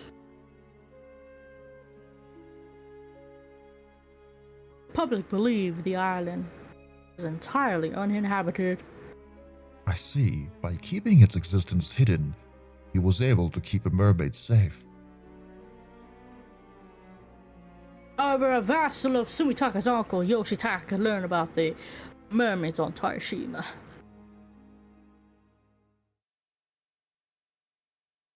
He passed this information on to Yoshitaka, who believed obtaining immortality was a must to rise to the top in an era that was often plagued by war.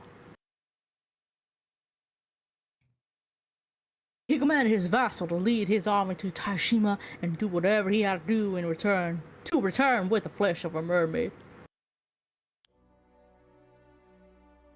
Taka and those on the island resisted, but the invading army was too powerful. The island was swiftly overrun. Ultimately, Ayase was captured and brought before the vassal. The vassal tortured her, demanding she grant him the power of immortality. Poor girl. Ayase did not yield. Even to the most hellish torments, she screamed and cursed with despair and anger unto her dying breath. That's horrible. The hatred Ayase felt at the moment of her death led to the creation of the curse of the Forsaken Fish. And that is all I learned from the resentful memory inside the cursed stone. It was painful. Like an aneurysm, and to be honest, that is only half. I'm still recovering the other half. Half of what? Half of the memories. The other half is the memories of the one who left behind the metal box. Namely, the story of how the curse of the Forsaken Fish became a cursed stone.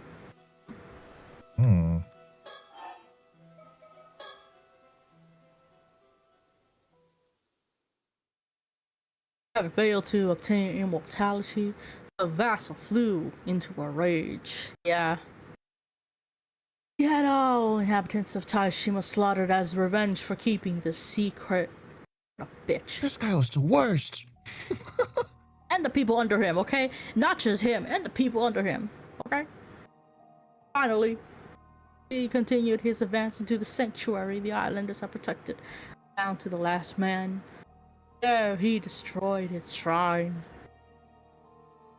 What irony that he came so close to the secret he had been so desperate to find. Oh man. Are you saying the other two mermaids were still in the sanctuary? Oh, they already fled Taishima. You think they're crazy? They swam away. Actually, there were two other survivors. Sumitaka's adopted daughter, allegedly, Princess Hatsune Miko, also escaped the chaos of the invasion unscathed. There was one other islander who managed to survive as well, taking with him the treasure the mermaids had protected. The mermaid's treasure? Mermaid's treasures? I'm so sorry. You're at my alarm. My bad. Avi's just breaking the fourth wall, okay? He's speaking through me. This may have shed some light on the descent and you spoke of earlier. Of course. She must be a descendant of the man that escaped that day. Which is where the mama, or the supposed mama lookalike, comes in. I think it's her twin sister, okay? You still do? I think she has a twin. Okay? It is too convenient for her to be alive. But it is not. It is not too convenient that he is evil. I'm just kidding. He is evil. He's so evil. Okay. I'm just shaping your view. We know now that she was correct when she spoke of three mermaids living on Taishima. So we do. Putting descendants aside for now, let's return to 400 years ago. Yes, of course. Vassal's invasion and destruction of the sanctuary was like a trigger. As a reaction of the sanctuary's fate and their own ill-deserved deaths, the sorrow and hatred of the islanders swirled together. Well, let me pull up guide on my overscreen again.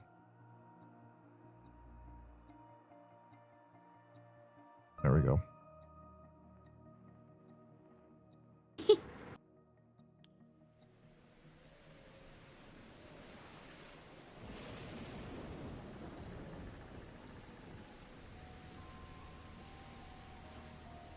Yeah. Oh, I thought, sorry.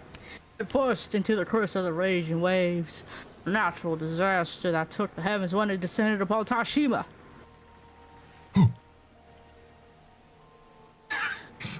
The curse bombarded Tashima with violent winds, earthquakes, and thunder. Onda. Then, in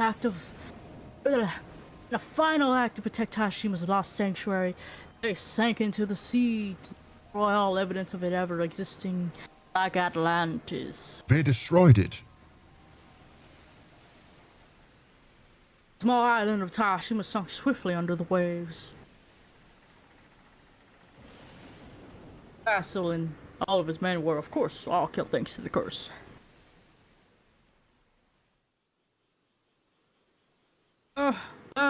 One problem remained. That wasn't the end of it. No.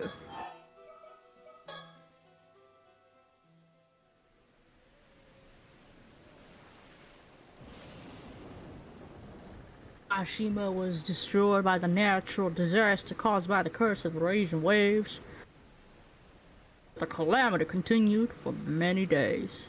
Thus it seemed as though it would never end. I can't imagine how terrifying it must have been. Utaka even thought that a famous Onmyoji to dispel the curse, but he was unsuccessful. The curse would eventually sink to the bottom of the sea alongside the sanctuary and be sealed there. Only then did the calamity end. And it appears this curse was so powerful that it required a sacrifice to truly be sealed. A sacrifice? Not just any sacrifice, but a living one. Princess Hatsune offered herself up to be that sacrifice. You said that she was Sumitaka's adopted daughter, yes? And that she lived on Taishima. That appears to be the case. That is me. That is me. I'm so That is me. He's been yapping so much, I was like, okay, let's just go. That appears to be the case. Sumitaka was evidently so taken with her that he decided to adopt her. The rumor that she threw herself down a well was likely to spread to cover up the real cause of her death. So Princess Hatsune was actually sacrificed. It will hold 400 years. They must have hoped that the curse herself during that time too. Oh. However, the curse of the Forsaken Fish. What? Oh my god. Let me get a drink. Yeah, take a drink. Oh shit.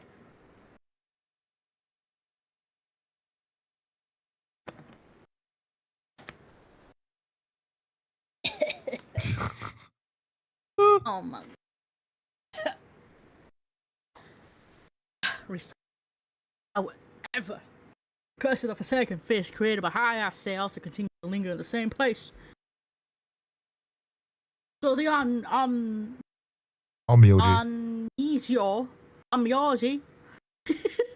sealed it by the wooden carving, turning it into a cursed stone. See.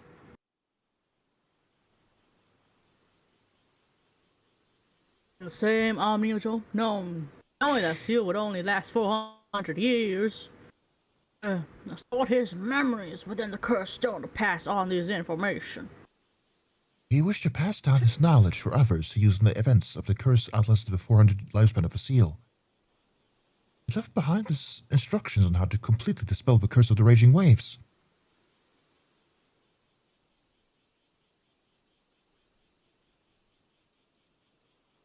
Indeed, I've compiled all in my files.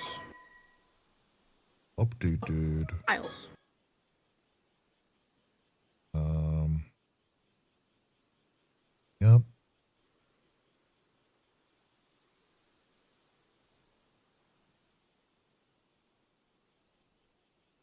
Person accused of bringing curse to Kamishima was called Raging Waves Curse Bearer. Yep. Sacrifice offered 400 years ago merely served to seal the source of the calamity. It's believed that Marimi and Kochi attempt to lift the curse once and for all.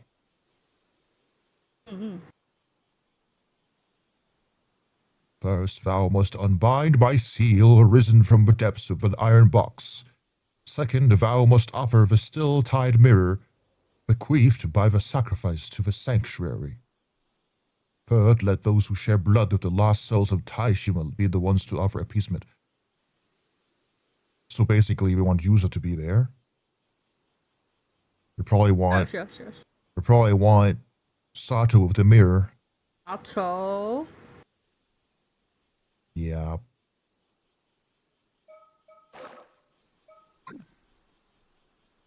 Ah, so that's what happened.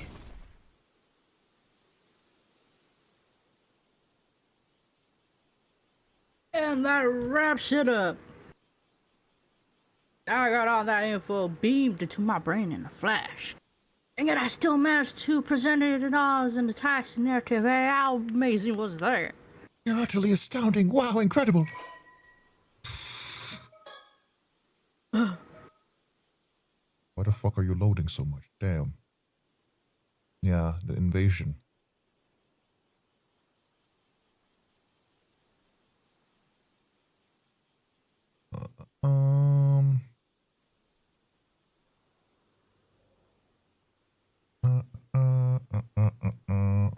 Protecting adopted daughter.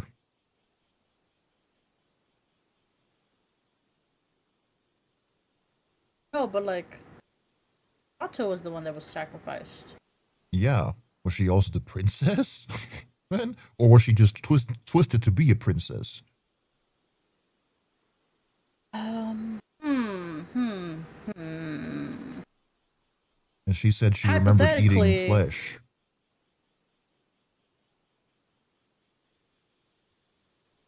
Hypothetically, she could be like a princess, like a princess in acting, because you know how they said earlier that there was like an age discrepancy thing, you know? Yeah. So,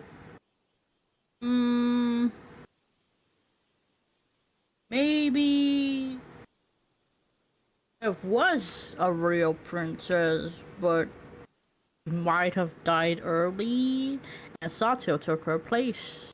As a hey, you know, we don't want the people to be sad, you know. Hello, little orphan girl, you ain't got no mommy or daddy. We be your mommy and daddy now. You our daughter.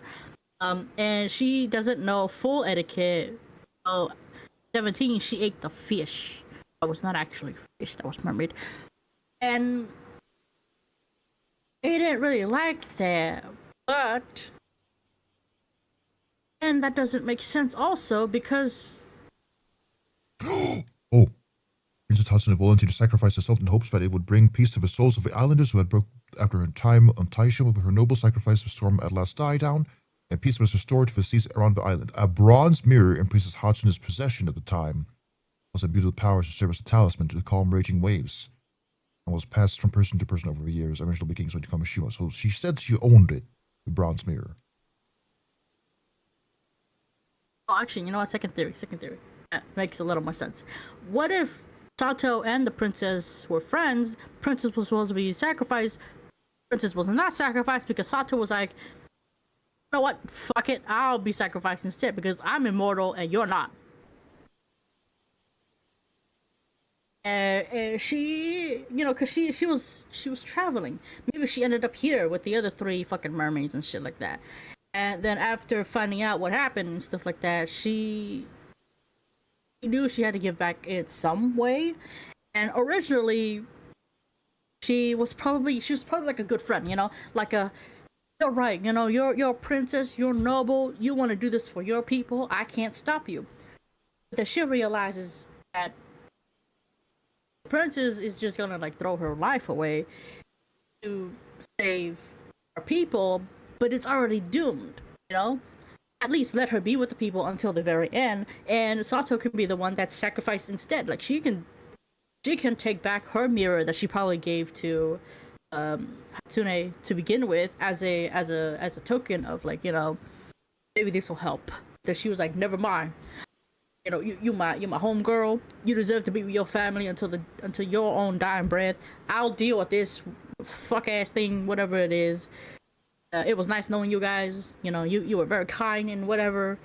Peace and love. And then she got sacrificed.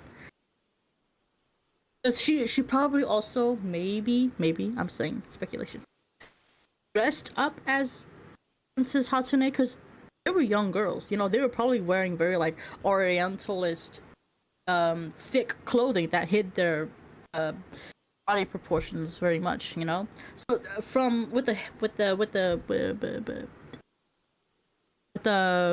ceremonial headgear, she could probably pass as princess just fine. You know. You know, with the whole sacrificing thing, usually you wear something very like ceremonial in a certain way of, like, you know, some people they believe that in the afterlife, what you wear in your death is what you carry on into the other side. So maybe they wanted to dress her up like really pretty and stuff like that. So I don't know. I'm spitting shit. Yeah, maybe, I don't know. I'm having the princess was sacrificed instead just kind of threw off the whole Sato thing then. Yeah, it's a bit weird, but at the same time, like, this is how many duplicate theories are we gonna have? I know, it's like you get one theory and then you get another one that kind of debunks that theory, and I'm like, that's because at that point then nothing makes sense. I think it's a lot of like things that are a bit embellished in stories and stuff, and that, you know, maybe Sato isn't a super reliable narrator because, again, she doesn't entirely remember everything.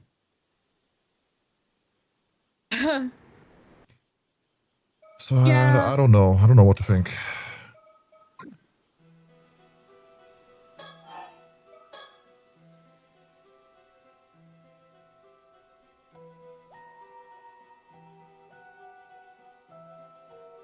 I compiled all the details of the story in these files, so feel free to go over at your own pace.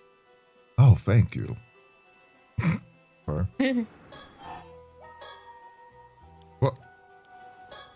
What? Did I read this?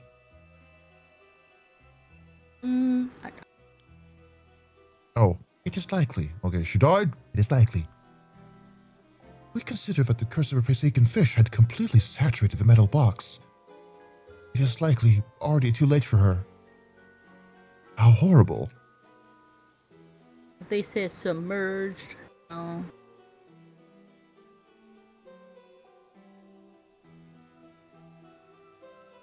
Yeah, essentially likely turned into a fish and died soon after. There is a high chance her transformed body will wash up on shore soon, which is what they will see later. But then why did we get the DNA of the other lady then? If this was a different person.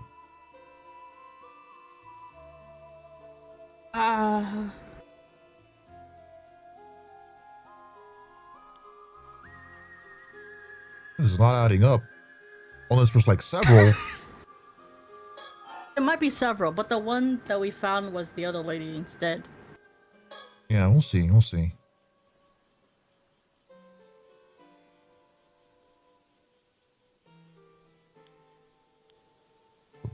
I'm confused now.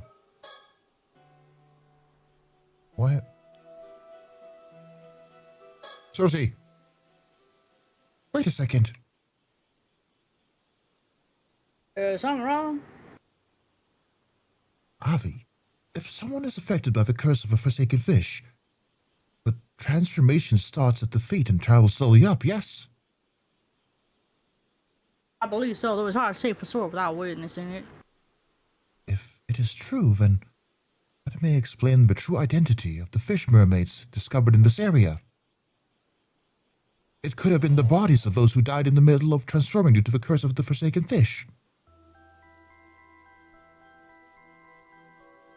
I mean, yeah, that's what we've been thinking. Theory.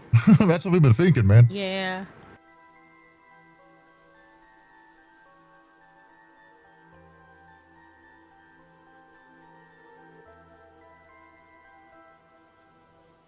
Fish mermaids have been recorded as having only human heads or faces or appearing human, just from the chest or shoulders up.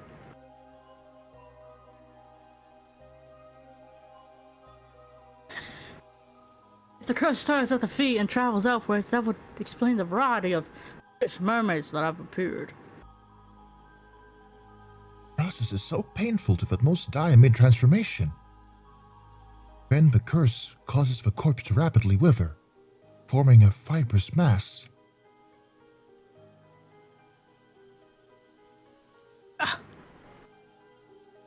It may even be the true identity of your mermaid mummy. Interesting. Still, without analyzing it correctly, there is no way to know for certain.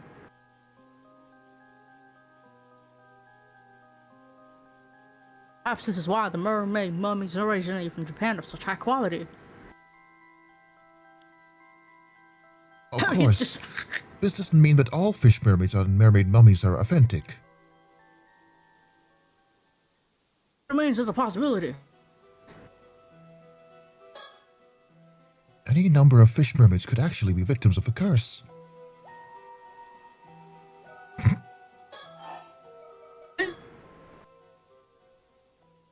Actually, I just remembered there were 2 points from your tale I wanted to discuss. About the events 400 years ago. My first point concerns the vassal who tortured the mermaid in an attempt to obtain immortality.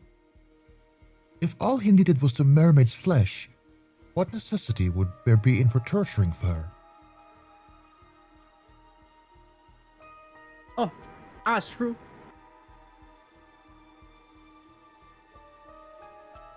I mean that the vassal ate the mermaid's flesh but did not become immortal. We tortured her to figure out why. Hold on. Do you think he had like someone eat it and then he like killed them and they didn't come back? Imagine, dude. And he was like, wait a fucking second, bitch. He ate a piece of you and he didn't come back. She's like, what did you fucking expect, you piece of shit? As for the second observation, I have a theory about the area you described as the sanctuary. Could it possibly be referring to the entrance to the Yugu? Yugu. It is sometimes also referred to as eternal world or the world beyond. In some legends, mermaids are priestesses who serve the ruler of Yugu, the god of the sea. I see. Badumts. If the sanctuary was actually an entrance to Ryugu, then that could mean the mermaids were not living on Taishima, but merely traveling there from Ryugu. Yes, I believe that to be the case.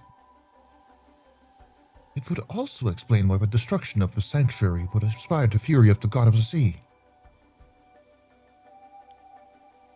To be honest, it's difficult to believe that the grudges of the inhabitants of Taishima would be enough to explain what happened. How could they possibly engender a curse powerful enough to sink an island and linger for more than 400 years? However, it's quite easy to believe that a curse from Yugu could maintain such power.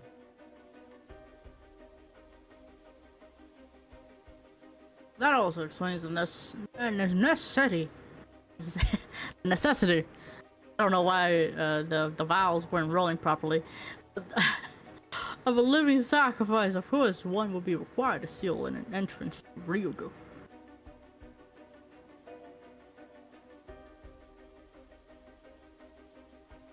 If the entrance to Ryugu was sealed, what became of the 2 mermaids that fled Tarashima?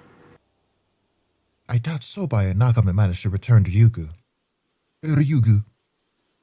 I believe they have been living here in the human world for the past 400 years, waiting for the seal to be lifted. Waiting.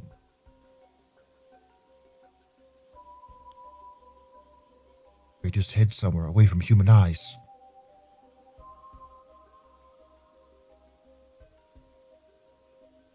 If that's true, then they've been successfully hiding for over 400 years. Of course, if they were to hide themselves at the bottom of the sea, it'd be practically impossible to find them. It is also possible they've been wandering the globe rather than lingering in one place. I could explain all the mermaid signs around the world. They could all be the same too. All this discussion of hiding made me realize something. What is it? Do you recall the story of Mr. Ikomo told us yesterday of a mermaid who became human? Are you suggesting she decided to join human society because she could not return to Ryugu? It's a possibility we should consider. But that occurred only a few decades ago. Why would she decide to become human just before the seal was released? Perhaps her circumstances changed. We can only speculate on the motivations of someone who has lived for centuries. It is possible she did not feel compelled, but decided to become human out of her own desire.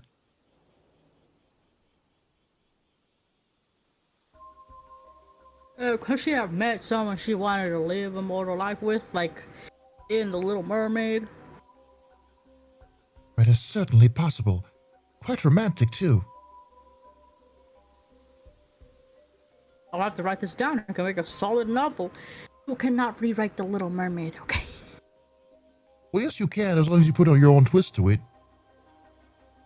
Yes, but I think that's enough. There could be more.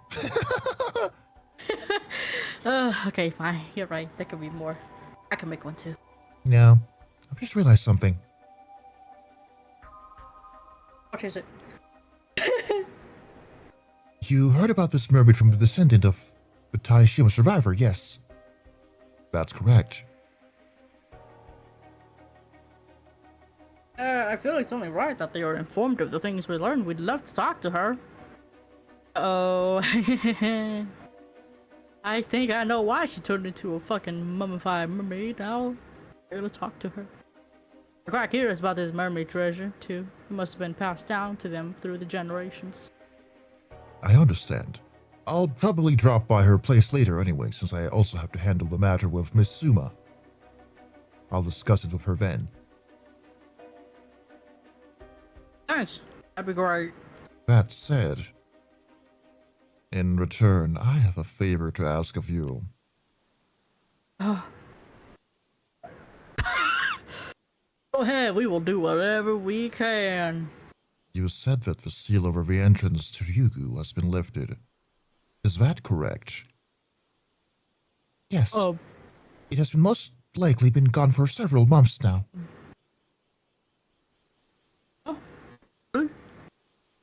A horrible curse has been swirling around the area where Taishima used to be. It's possible that the curse is the curse of raging waves. It surged up from Ryugu once more now that the seal has been lifted. The fact that we were able to open the metal box is proof enough that the seal has faded.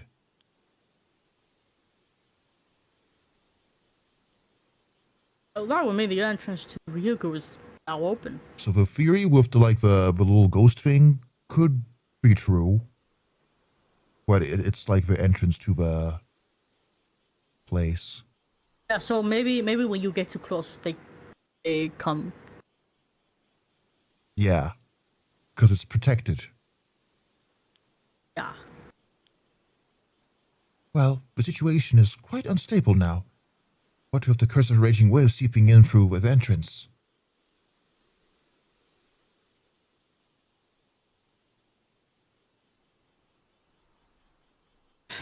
At any rate, what did you want us to do? There's an island called Kamishima that is located quite close to where Taishima once was. There's something I would like you to do for me there. This request does, in fact, have some relation to our current conversation.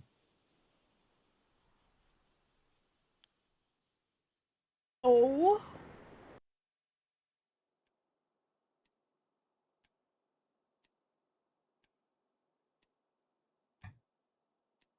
Now then, Avi.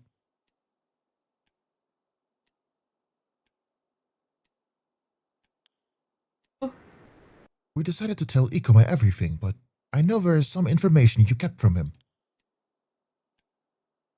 Oh, did I? Yes, something from the mermaid's memories. The real way to obtain immortality. Well, that's right. I see no reason to inform him about it. After all, no matter what he may say about tourist attraction, this guy is also after immortality. I saw him straight up when you talked about the mermaid being tortured because her captor required more than her flesh for immortality. Are you sure? I thought his goal, if he even had one, was to quell the curse of the raging waves.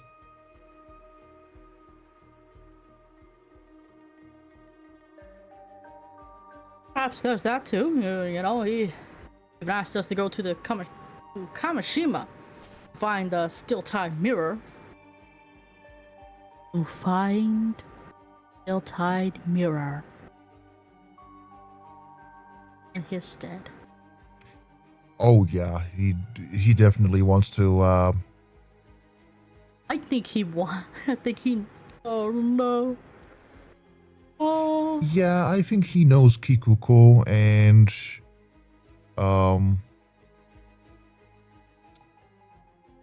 he wants to like release the curse, but by kidnapping Sato. He might be the caller, but why did he go Joker mode? Why did he go Joker mode in the? Is he that crazy? I think it did say he had well, not him, but like there was the phone call. Okay, sorry, I'm jumping from place to place. The phone call did kind of insinuate that they knew each other. She doesn't remember him because her memories are kind of fucked up. What if they were perchance past lovers? Abusive, but past lovers. Abusive. Which would explain his weird appearance of him looking a bit older, but he's 26 supposedly. I don't know. Yeah. Oh, fuck. And that would make Sato. But then why is he so interested in immortality if he's immortal himself? Well, there is only 800 years, you know, he needs to replenish. But he forgot? Or he was granted it without knowing? I think he got it through Sato when they likely shamed her. And she, because she was, okay, this is Japan. I'm 100% sure that he was so much older than her and took advantage of her with her naivety and shit like that. And he probably like was obsessive with her, especially once she became immortal. So he became immortal too, you know, through her, because she probably like told him, yeah, you know, I did this and then that, and it's been so long that he doesn't remember because he's probably way too obsessed over her, or, you know, trying to just make do with what fucking happened.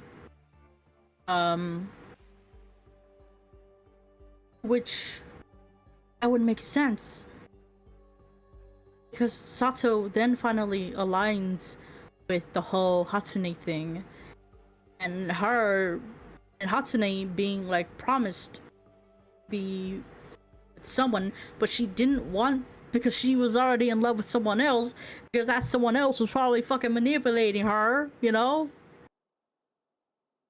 Yeah, well, we'll see. I don't know what to believe anymore. It's really confusing, I'm being honest. Yeah, I'm a little like a bit all over the place with this. I'm just like, oh man, what the fuck will you bring to the table now? Yeah. They're gonna come in like, actually, your mother was a horse. Mermaid. Yeah. That time. Ugh. Where I put my phone? Fuck.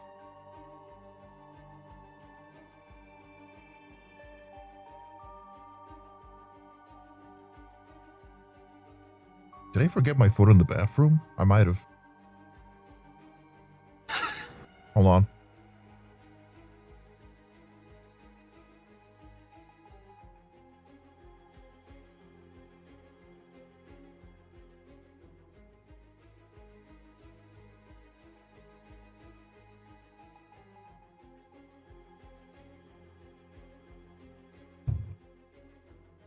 Nope, it was behind my computer.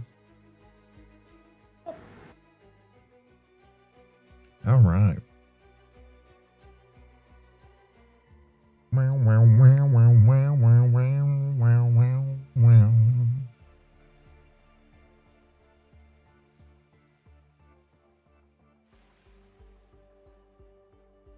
Wow, wow, wow, wow, wow, wow.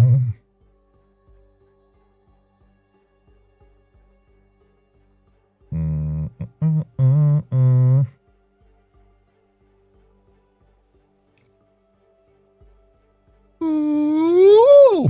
I've been fucking yawning all day. Don't mind me. Yeah. I did have my big fat nap. Fat nap. Big fat nap.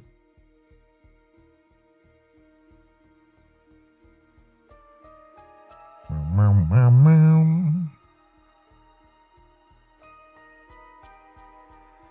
Meow, meow, meow, meow. Meow, meow, meow.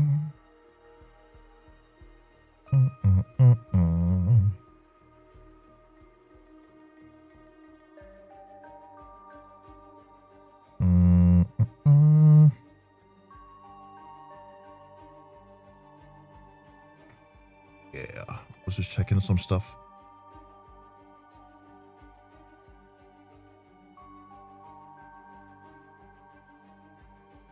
Still, we kept yapping so much.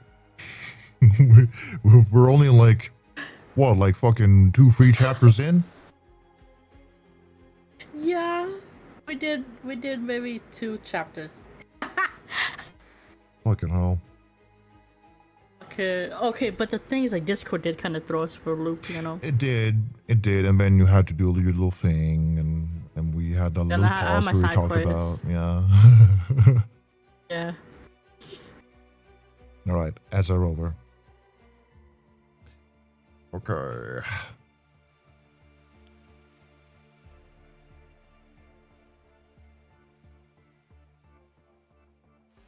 You did mention lifting the curse required mirror as well as the help of the Tayashima descendant, right? There was also something about lifting a seal first.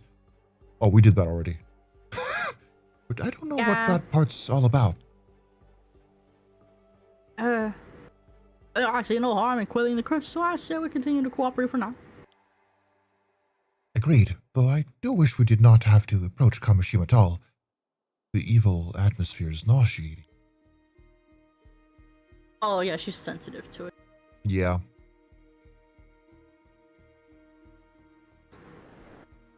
However, we must consider the possibility that Ikuba actually has his eyes set on the mermaids in Ryugu.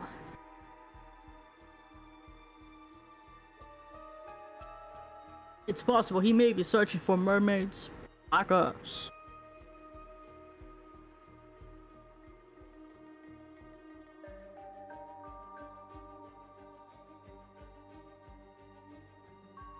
I suppose that discussion can wait for later.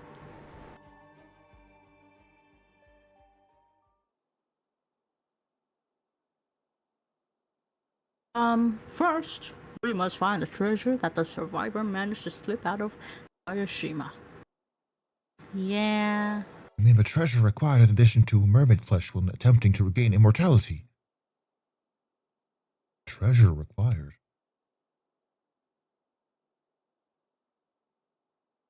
Yes, this is treasure known as the Tamatabako. Tamatabako.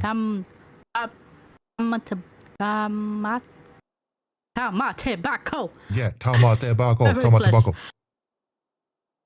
Has to be put inside a purified by him to have any. Oh, sorry about that. Oh, provided one has both the flesh of human and tobacco, then immortality is indeed attainable. Boom. Wow.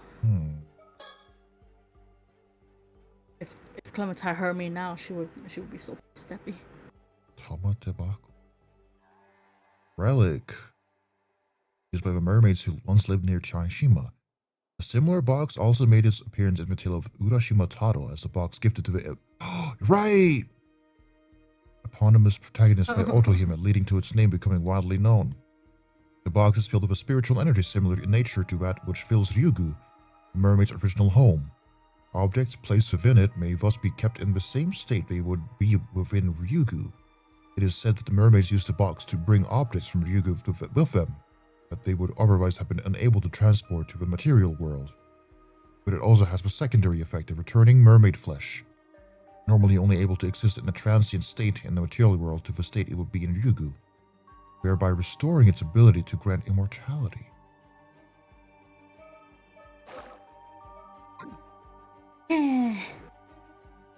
We could meet with the Taishima descendant.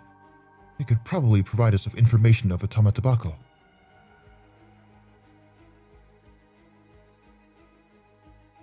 Concur, if we could get our hands on the Tamatabako, we wouldn't have to worry about Ikoma. However, it's likely he is wary of us and will keep us from meeting the descendant. We must find her ourselves. At the very least, we know he's cautious enough to keep her name secret. Well, that's why I asked him to hand her our little souvenir. She's gonna track it.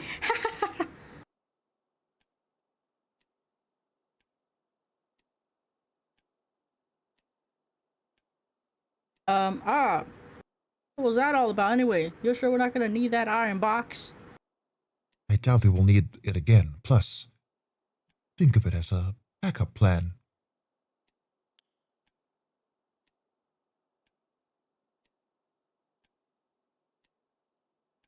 Regardless of what happens, we will be able to meet with the descendant tomorrow. And probably accidentally kill her too. Didn't Yuza hold a box when he was returned?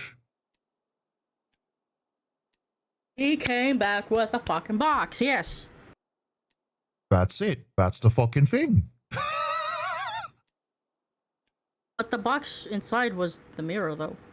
Really? Oh. Yeah. Too many boxes. Too many boxes. But what if it's still the same box?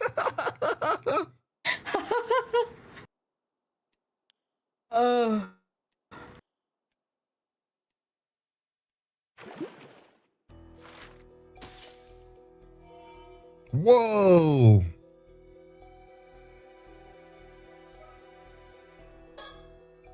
Finally, damn.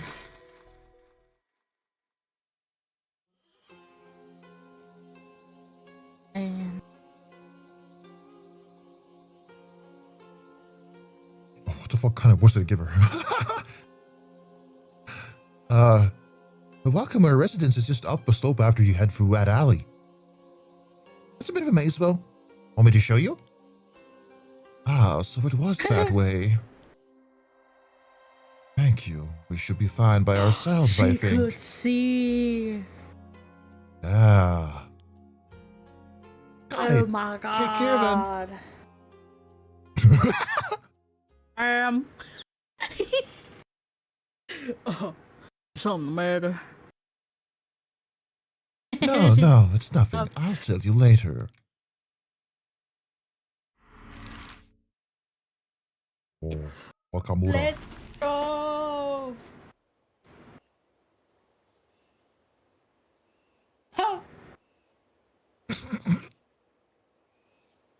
Okay, out of all the evil people, he is the least evil man. Yeah, he just does what he has to do. In his eyes, at least. Yeah. Yo, let me get this straight. You're with the police. You expect me to warn everyone on the island that a huge storm is on its way and get them ready to face it? That's it in a nutshell. I'm so glad you understand. This is about the curse of the raging waves. Way ahead of you there. Been warning them for ages. Well now, you know about the curse. Can it be that a certain sorcerer acquaintance of yours told you about it? That's right.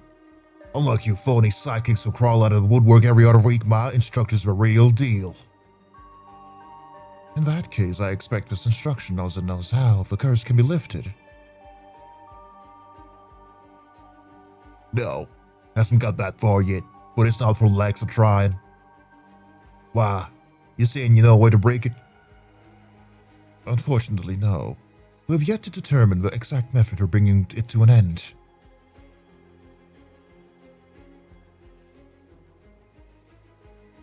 Oh, it's me, my bad. But we're not within the means to do so, but first we acquire a map concealed by a mummified mermaid. How you know of it? A mummified mermaid? What are you talking about? This some kind of ruse? I knew there was something fishy about you. What are you really after? Go on, out of it. I assure you, we wish only to lift the curse plaguing Kamishima. Would you be prepared to assist us in our efforts? Bah, a likely story. Trying to pull one over on old Wakamura, are we? Better than how you tried. Well, how's this? I'm not telling you another word. We're done here, understand? I don't have time to listen to this hogwash anyhow. I've got business to attend to on the mainland, so off with ya. Leave me in peace. Well, that is a shame, but I suppose there's nothing we can do. In any case, please do contact us if you learn anything that might be of use.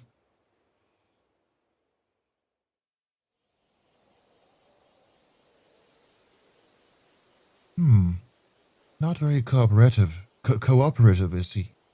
I don't see why he's so suspicious.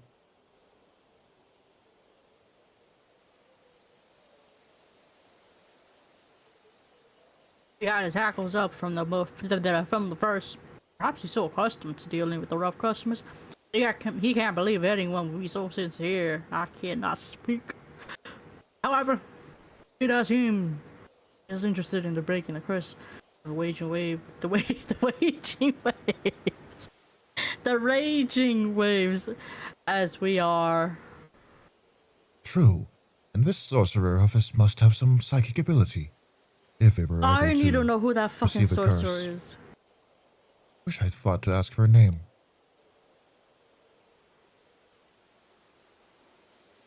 What if... No, it can't possibly be. I don't know, man. Oh. Kikuko? I'll let it be Kikuko. No, I don't think she's the sorcerer. I was thinking like, oh, maybe the CEO guy is like that, but then again, I'm like, I don't know. Okay, but maybe he is, because I feel like no one really knows him in Kamishima. He probably just came and be like, "Yeah, I'm a magic man. I got you. Help me find one person though." But he was really shady. He doesn't tell anyone about Sato, you know. Maybe, yeah. Maybe he missed. Oh, but then that would make him too close to the proximity. I don't think he was able to get on the island. Yeah, yeah. I don't know. Fuck. Did you read this? Oh, my bad. I'm sorry. Oh, I think I have an idea of who it might be. It's a small world, this industry. Oh, really? Might be your father. Might be your husband. My bad. Mr. Yamashima. You know, all them a big shot who appeared on television, and I recognize their mark on the implements in Wakamura's room. Suigen Gamyodo. What the fuck? It must be swimming gamyodo sui. Gamyodo. Never heard of him. Oh.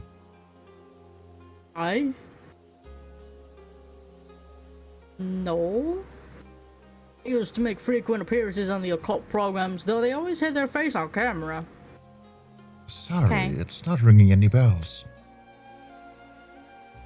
Well, lately they seem to be raking in a fortune as a corporate consultant for hire. Okay.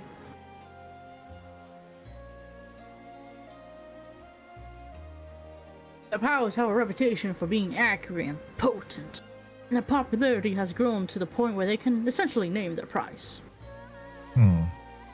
If they're that good, maybe we should let them take care of the curse of raging waves for us.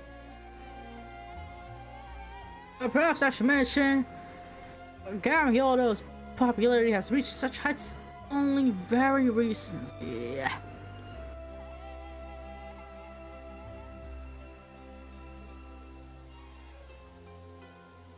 Up until last year, they had a very poor reputation among others in the industry. Wonder what for?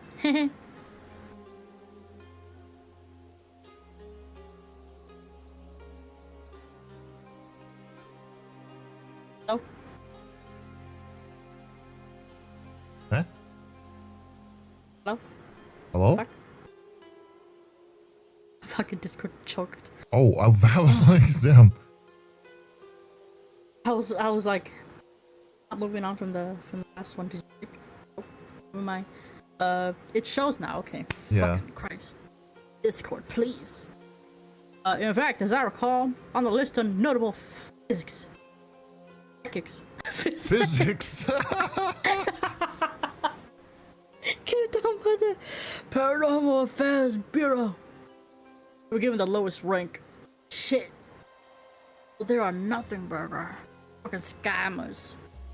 In other words, they were put on the same level as sham mediums riding the wave of the occult boom.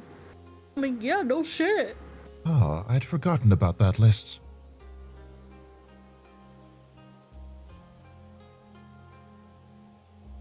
While the sudden rise of fame and fortune after changing up the business at the end of last year is certainly suspicious, I am more concerned about the possibility that they are using a harmful curse to suit the needs of the ice bidder. That's a fair concern. Regardless, I'm not sure I would trust them to handle this affair on their own. You never know. Maybe they just had a change of heart and started training seriously.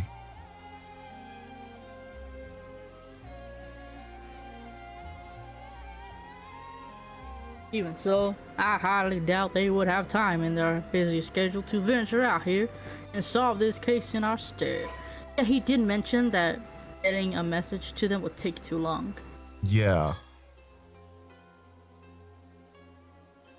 Oh, wait, damn. A mysterious sorcerer, although said to possess exceptional supernatural abilities, they have revealed nothing of her true identity, or for age and gender are unknown.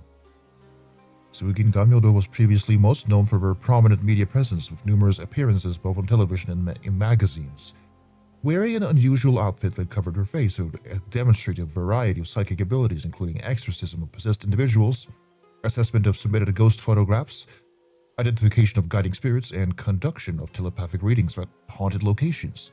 Her unique sense of presence and high rate of accuracy guarded a sizable following, particularly among occult enthusiasts, and they were known to accept consultation from the general public, as well as media outlets.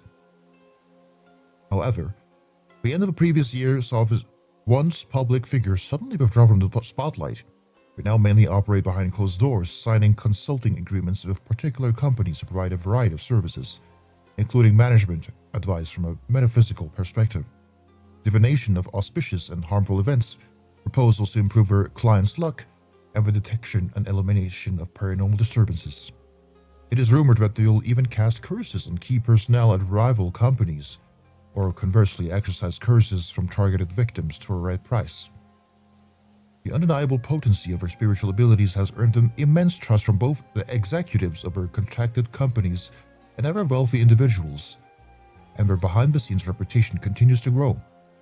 This has resulted in a sharp rise in their consulting fees, placing their services far beyond what any average individual can reasonably hope to afford. One of the companies we currently have a contract with belongs to Shinobu Wakamura, a local Kamishima magnate. Among psychics, opinion on them is more divided. Many have noted that their spiritual ability during the time they were openly active in the media was too weak to allow them to perform advanced techniques of any sort, to the extent that they were considered a little better than a fraud, leading to suspicions about what prompted their sudden changing course. It is now almost impossible to find footage and articles from their past media appearances, and the names of the companies with which they have consulting contracts are entirely undisclosed, obfuscating their identity, purpose, and the true extent of their power.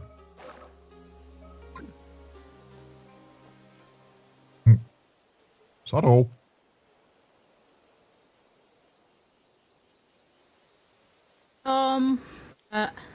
Oh, well, yeah. Ah, you're the girl who showed us who showed us the way earlier. What happened? My brain malfunctioned when I was reading. Oh. Good thing I caught you. Mind if we have a word?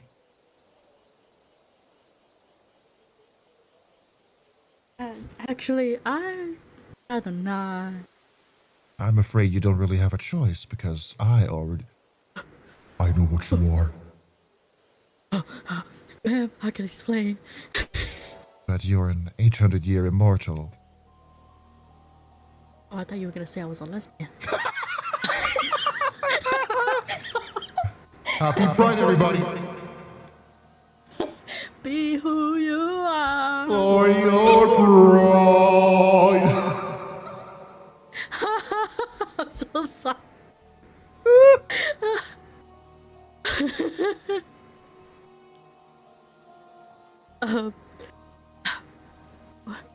What are you talking about? Don't even bother. That shocked look has already given you away. Besides, you have nothing to fear. Your secret's safe with me. Come on, let's take this somewhere more private. I forgot what voice I gave her. It was like a little bit funny, I think, but I just forgot. Is it similar? Do you remember? You gave her like a semi-posh voice. Ah, semi-posh, okay.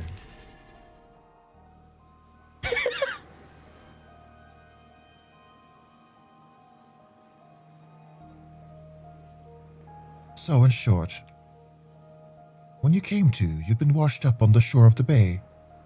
Wakamura took you in. I don't fucking remember, I have... And that's as far back as your memories go. This one's good too. You don't remember anything about your life before that, not even why you became immortal. Oh, I'm pretty sure I was forced to eat mermaid flesh by someone. Forced. But you don't know when or why. Oh. So you've only recently woken up, and you have no idea where you were or what you were doing before that. Pretty much. I get the feeling I was in kind of deep sleep at the bottom of the sea for a few hundred years. But I've got no clue why or how or what led up to it. Interesting. Well, how about we go over the facts one by one, just to make sure we're on the same page. Oh, she's so mama. She's so, you know. Good. That's interesting. Weird. This is the southwestern coast of the island. We've got it all to ourselves right now.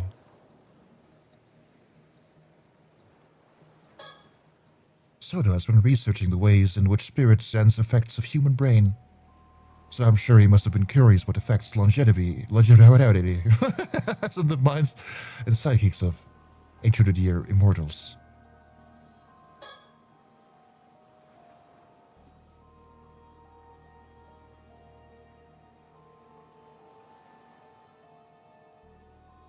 Sorry. It appears she has a lot of gaps in her memory.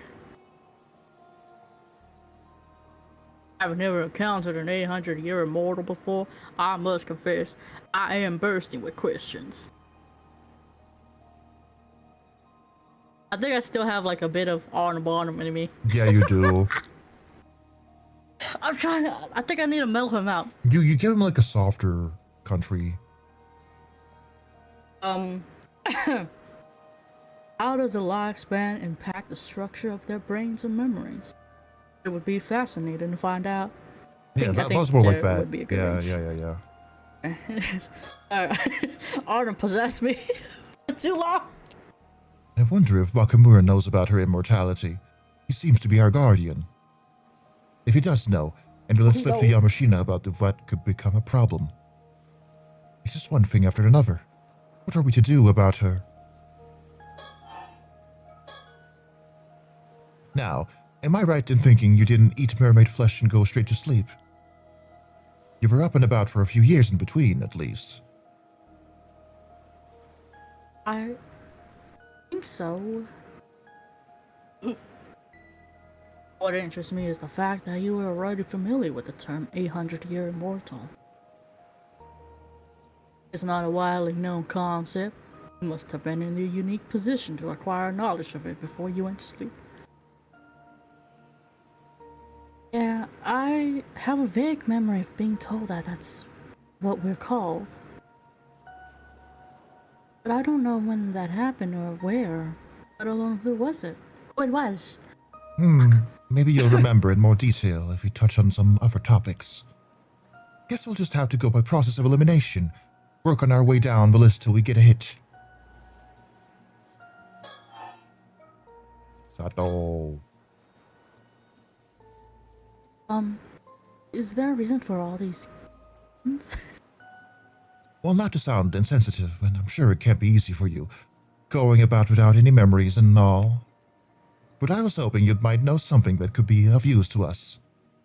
Given your history, there's a chance you possess information otherwise lost to time.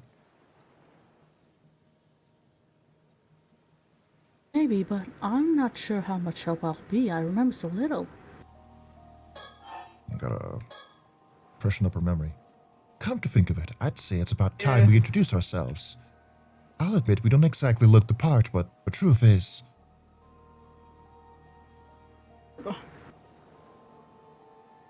I'm guessing. There's like a burp stuck in my throat. Oh no, I feel that. I get that all the time.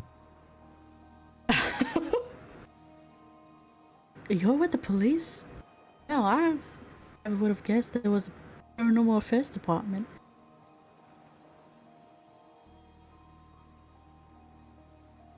Honestly, I thought all psychics in this age were gods.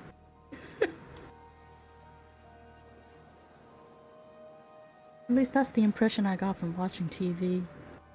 To be fair, the majority of them are, but for the record, our department is officially approved by the government. Really? Huh.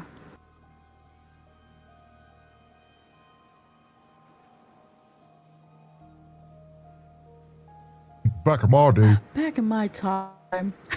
Back in my day. Okay. Psychics were treated as omnioji. Yeah. Omnioji. And even held official positions in the Bureau of Omnio. And they were too close. Oh, you seem to know a lot about that. Were you involved somehow? Huh? Oh. I explained all that was without thinking. It just came naturally to me. Honestly, I'm just as surprised as you are. It's no longer her memories. I guess this means I must have had something to do with the Bureau of Onmyo. And it seems your memories aren't lost after all. All we had to do was find a way to trigger them. Labor agent time. Bureau of Onmyo was one of the government offices under a Ritsuryo system existing from the Asuka period to early Meiji area. Astronomical observation, creation of calendars, management of time systems, divination, occasionally invoked powers beyond human understanding to handle the banishment of cleansing of disaster and impurities. Okay. Mathematics, astronomy,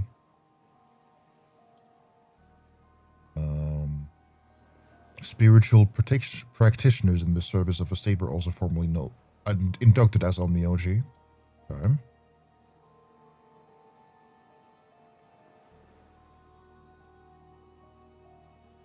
Okay. Okay.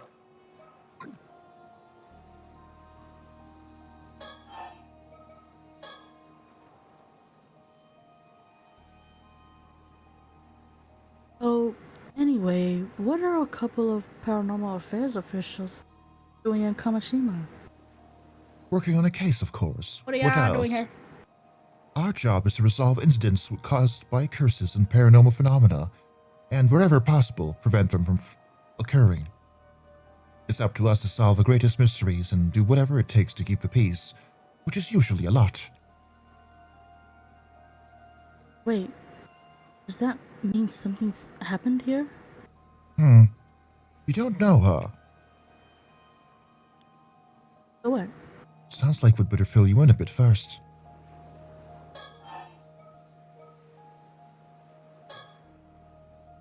We're working several cases right now, but I'd say only 2 of them are a priority. Ew. Mind you, we've known about the first one for quite some time. The curse of raging waves. We've come to lift it before it unleashes a huge storm on the southern sea of Kamishima.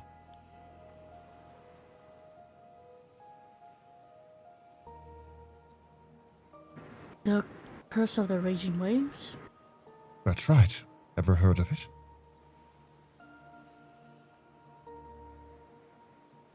Oh, never. That's to be expected. I imagine the islanders aren't too fond of discussing the disaster.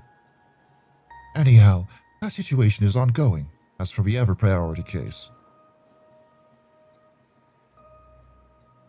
Right, you mentioned there were 2?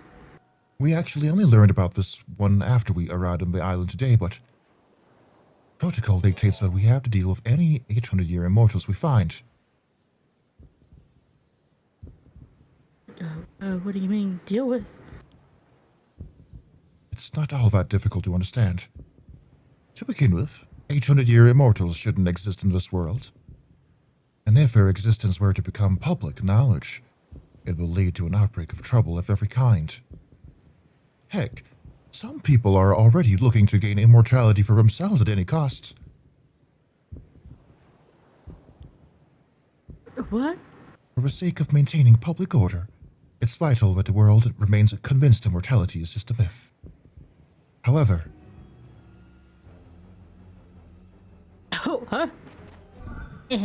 Whoa!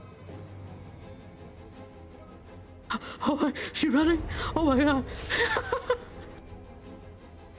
Oh.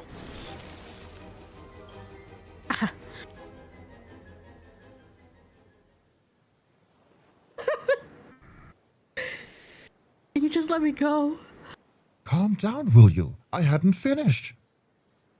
What was I going to say was, I've got no intention of doing anything with you, so don't worry.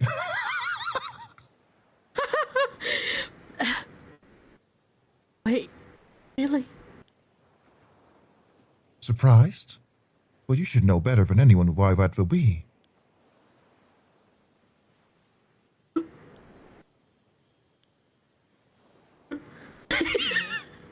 You might be an 800-year immortal, but your time's nearly up.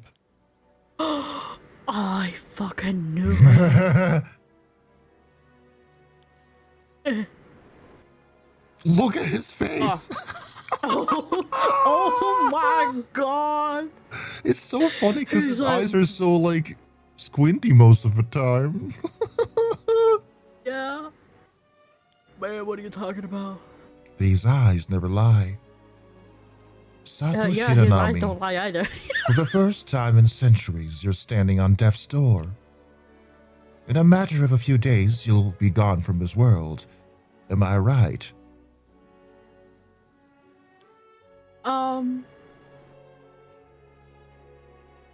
Yes. Exactly as you say. Oh, she knew! She thinks.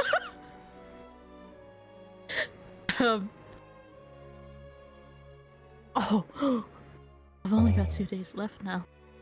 Shit! Just 2 more, huh? So you knew this was coming, but you chose to make a life for yourself on the island even so. His eyes are still... I love him, he's so funny. Oh my god, he's so mortified. Yeah.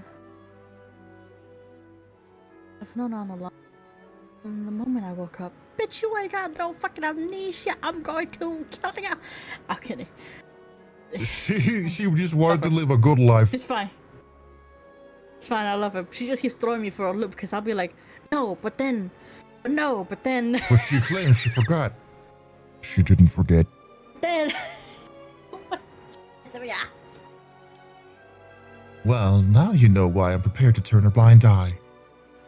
In just 48 hours, give or take, you'll fade away, and that will be that. Of course, you would have to swear to keep your identity a secret to the last. But provided you can keep your word, you're free to go.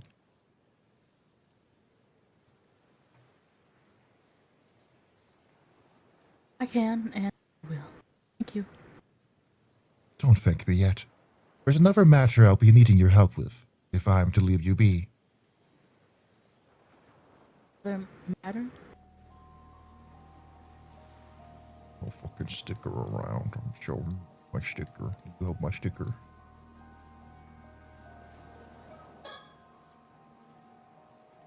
For starters, only 2 days of our 800-year lifespan remain. She knows it, and yet she's perfectly calm. Seems she's accepted her fate. If so, I suppose there's no harm in letting her go about her business as usual. I'd not take that time away from her if I can help it.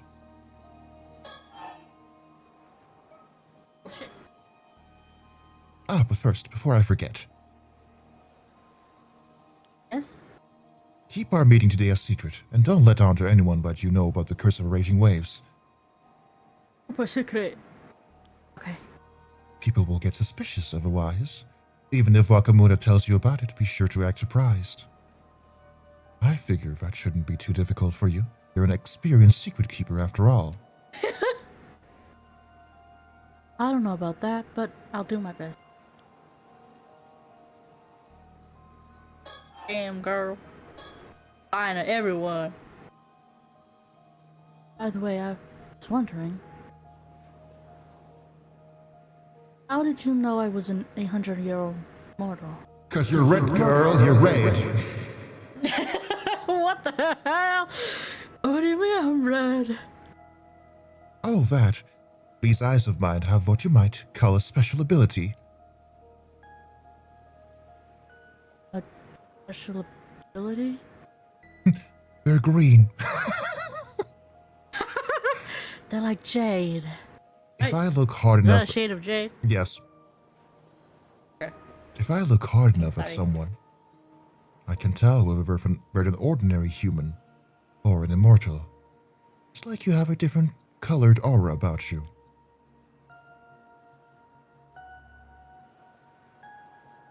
Really? Not only that, but it turns out, with a bit of focus, even immortals can tell each other apart. Is that so? Oh. I just meant you look same as anyone else to me. Huh. I'm not an immortal myself, you know. Oh. Really? I thought for sure you must be, since you seem to know so much about all this.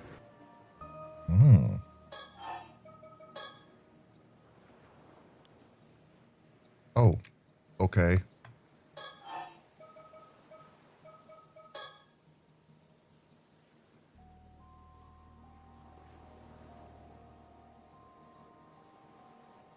Actually, talking about the Bureau of Omnio brought back another memory. Yeah. I'm pretty sure it was an Omnioty.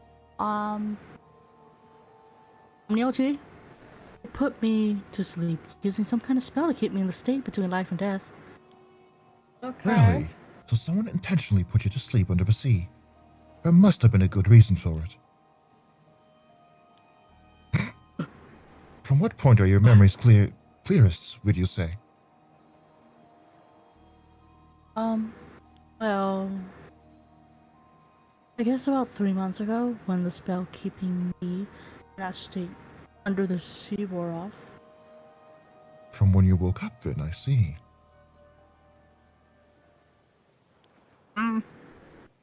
Wait, I know that look. Did you notice something?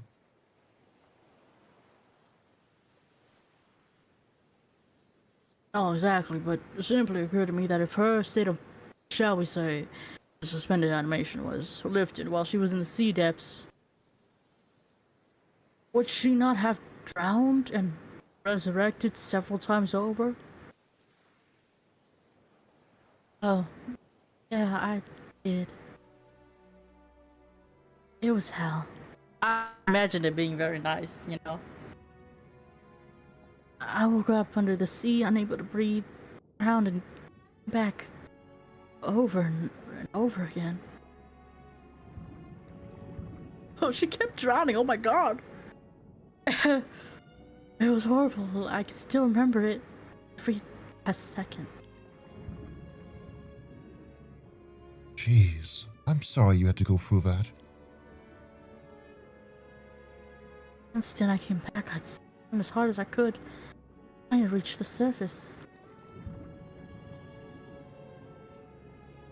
But even so, I think it took me about 3 days to reach the shore.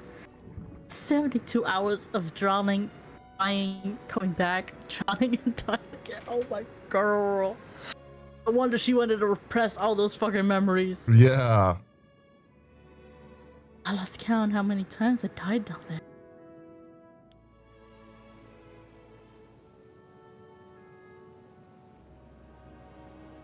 And finally, I came into Kawashima Bay. Mr. Wakamura found me and took me in. And I've been living here peacefully ever since. No one's even suspected I'm immortal. About that. Yeah. You're About that, sure girl. about that, are you? No one else knows.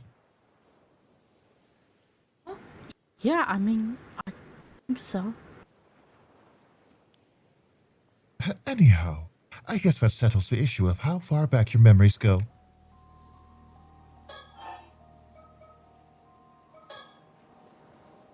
Oh, okay.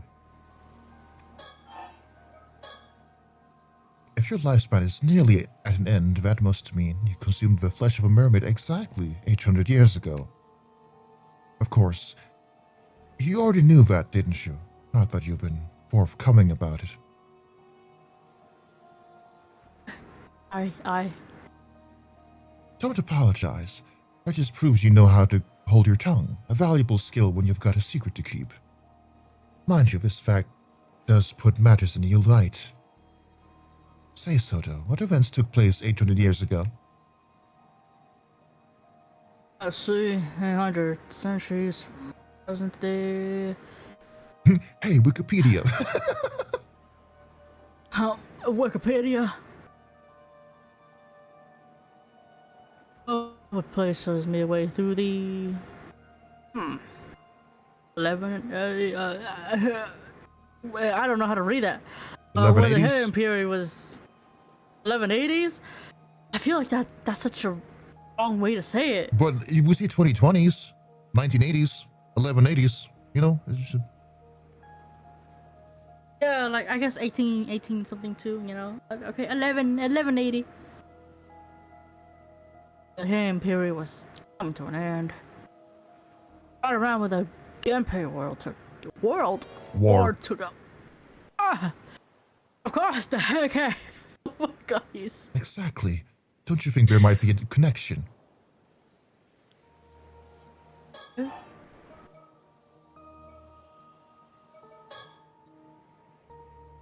By the way, you wouldn't happen to be concealing anything else, would you? No, It's fine. I'll not pry just so long as you answer my questions. Okay. Still? Okay. Still. Alright. Raging waves. Right now we're looking for a way to lift the curse of raging waves. That's Soto's area of expertise, so I'll leave the explanation to him. Oh. Alright. This concerns a legend passed down in my family. The Kiryu clan over generations. The Kiryu clan kind of sounds like the Kill You clan. Kill you clan. Or kill you or we don't. Depends. Oh, I should mention this is something I pieced together from various sources, so it may not be entirely accurate.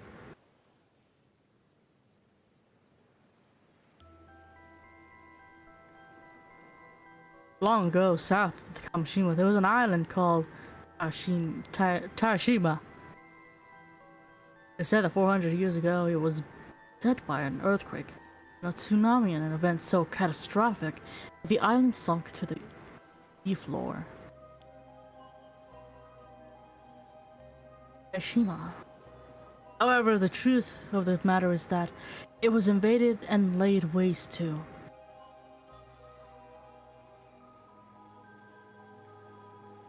Then in the afterlife, the islanders' intense hatred Aftermath. was aftermath. The islanders' intense hatred. I can't read, man. Calls into the curse of the raging waves, which manifested as a tremendous storm.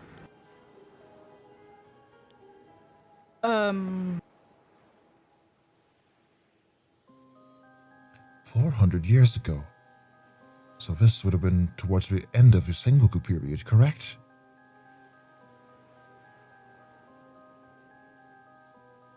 Yes, ma'am. The Honoji incident in which Oda Nobunaga ended his life took place in 1582, if you'll recall. Following this event, one of my ancestors, accomplished Omniojo by the name of Harukage Tsuchimikado, sacrificed a young woman, one of the survivors of Taishima, in order to seal away the source of the curse of the raging waves. Wait, so his ancestor was the one that... Ah, okay. And Omniojo, not Omniji, Okage, Chimik. Click on. You're trying your best. Wouldn't that make your ancestors a direct descendant of Abe no Seimei? Sounds to me like you share a bloodline of the Onmyoji elite.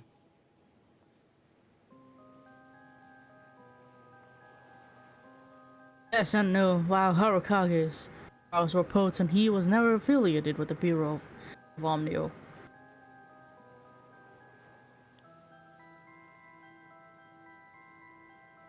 In fact, he shunned his illustrious surname early on and left the government service, preferring to uphold peace as a civilian. Okay. Ah, so he was an eccentric and elite. Gotcha. Harukage's seal was not permanent, however. It would only endure for 4 centuries.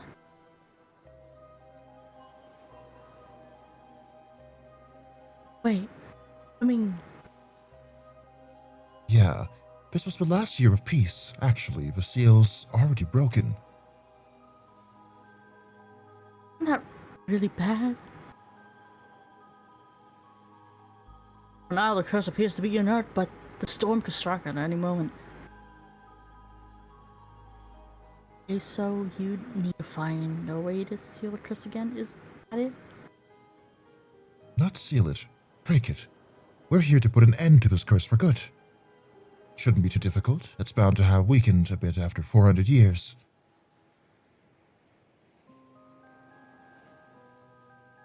It seems to have been Harakage's plan for legend tales. But he left behind instructions detailing how the curse would be lifted after 400 years had elapsed. However,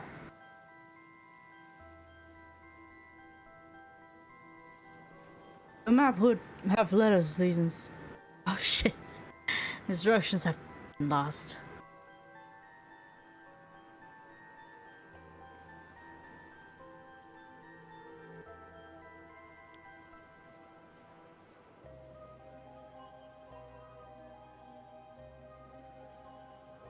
It's really slow for me. Oh my god. Oh, I was like waiting, like. Oh, like it is loading so fucking slow. Even the little little arrow hand is going like 2 FPS. What the hell? Hold on, let me like. I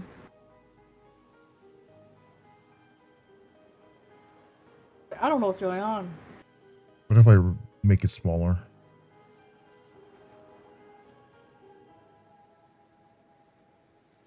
That better?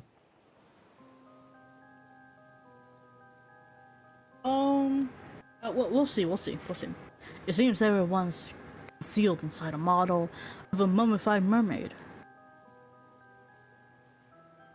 Yet over time, this fact was forgotten, and at some point in my family's history, the object in question was sold to a foreign buyer. But if you don't have the map, then what are you gonna do? Well, we were hoping to find some clue as to the map's whereabouts here in Kamishima. But we've had no luck so far, and I reckon we've hit a dead end. Oh yeah, it seems much faster now for you. Yeah. Okay. I'm back on track. Yay.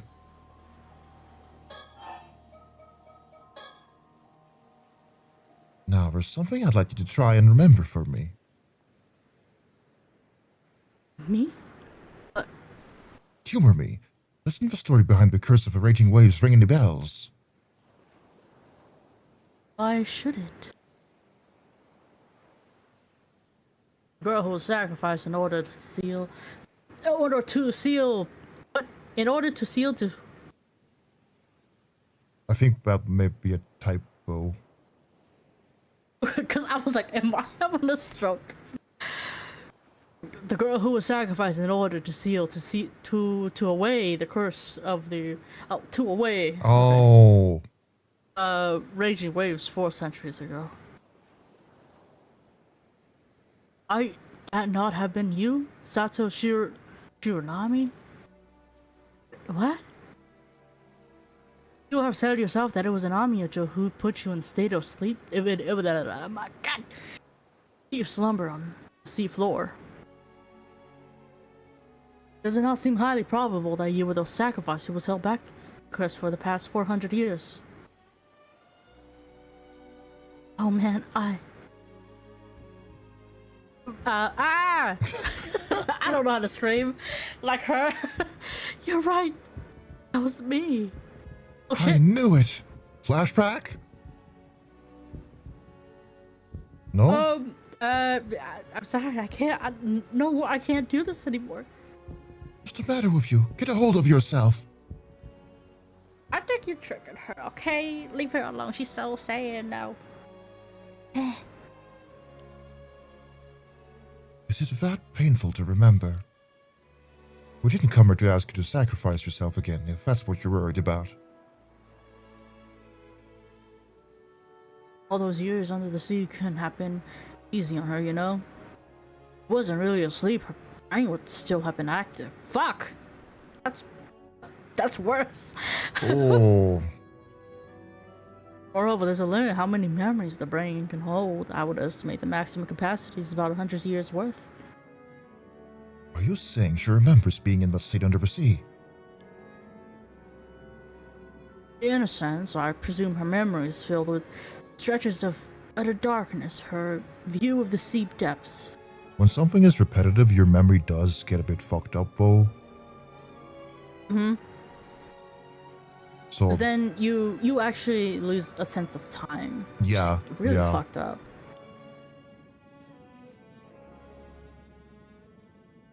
Many memories from before that time have likely been pushed deep into your subconscious. Then maybe they're not gone for good. There's a chance you'll remember more. We just need to find the right trigger.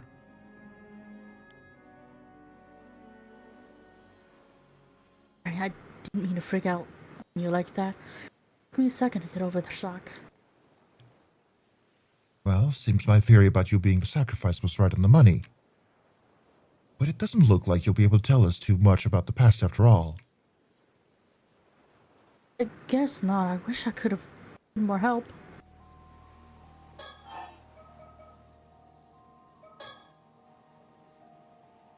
But does this mean the seal broke because I woke up? We cannot be certain of that. Perhaps it was the other way around. The seal may have broken of its own accord, releasing you from the slumber. From your slumber. Either way, it's not your fault. Don't you go blaming yourself or any of this. Hell, if I hadn't... Listen, your sacrifice kept the curse at bay for 4 whole centuries. That's half of your extended lifespan, your car's extended warranty. No one could ask more about more of you than that. The rest is up to Soto, isn't that right? Yes, but I'm counting on your help as well, ma'am. Ma'am. Bam.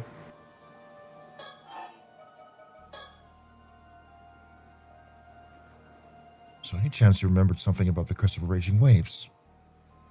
Did that Onmyoji, Harukage, Tsuchimikado happen to tell you how it will be lifted? I'm sorry, all that's come back to me is the fact that I was sacrificed. I don't remember the Onmyoji at all. What kind of person he was or anything. The most I can remember is I think he said something about the curse being lifted after 400 years. That's all, huh? Well, be sure to let us know if you remember anything else that could help us break the curse. I will. Heike! Alright, next question. You wouldn't happen to know much about the Heike, would you? Heike? Why do you ask? This actually pertains to one of the other cases we were working on, but we've got reason to believe that someone out there is using the curse of a Heike to commit murder. Of the Heike? It's okay. Little sister again. Yeah. Don't worry about her. Did you hear about those skeletal remains that turned up near here? It was all over the news. Oh, yeah, I saw that. Well, we suspect the curse of the Heike may be involved. And seeing as you were alive 800 years ago, I was hoping you might know something about the Heike that could help us. If we're right in thinking that you had ties to the Bureau of Onmyo, the timing matches up perfectly. I might have known once, but nothing's coming to me at the moment. Really? That's Shoot. okay. On that note, too, I too have noticed a potential correlation. There is a legend that tells how Tadamori was presented with the flesh of a mermaid at Itsudo. Oh, what does that mean? Perhaps that was the flesh Sato consumed to gain her immortality. Actually, I'm pretty familiar with that legend myself. Ad is starting soon. And those so-called mermaids that were caught at Betsu definitely weren't the kind that could make anyone immortal. Oh, he's so concerned. Is that so? I'm so sorry. I jumped the gun on this one. Oh.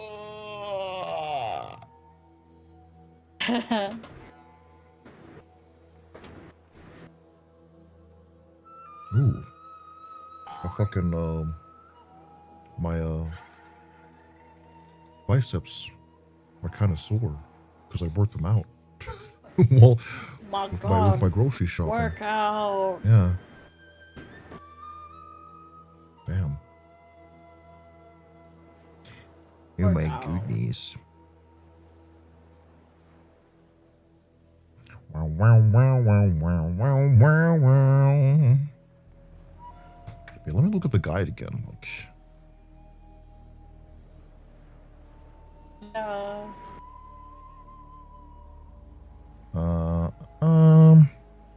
We haven't gotten to we haven't unlocked the chapter yet that we need. No, we're a little slow. Yeah. We're a little distracted.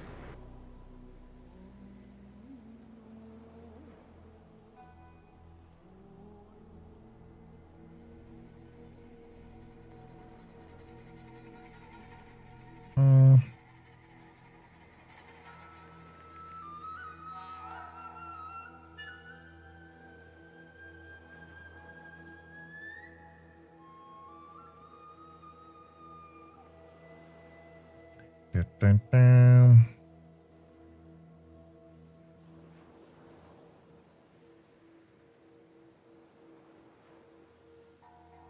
So I can't believe the fucking puzzle requirements for the.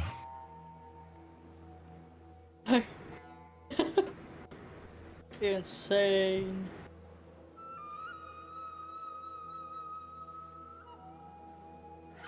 Look at the ground behind Sato and pick up Kameshimaru keychain.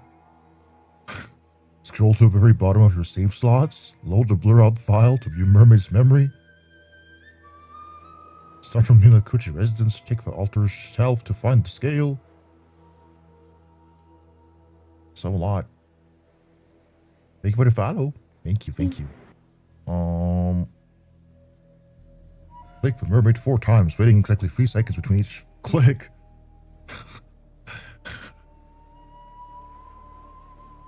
Oh my god.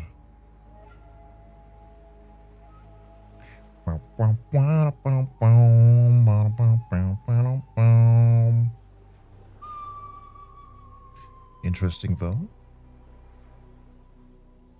Very much so. We should definitely like play more visual novel games that are kind of like mystery focused or something together. Oh, for sure. Hell yeah. I don't know much visual novels though. I'll find some, but intrigues me. I will. Because that's the most important part, if it intrigues me. Yeah. Yeah. All right. Ads are over. Let's continue.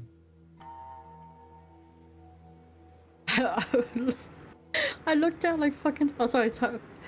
I looked at like visual novels on itch.io. Immediately, a list of dating. It's yeah. I simulators. am not really interested in the dating ones. And I was like, oh, can I get something else? Because well, like the next thing you know, I'm gonna be voicing like a fucking love interest, and I'm gonna be like, "Hey, my Discord kitty nerd." It's like, no.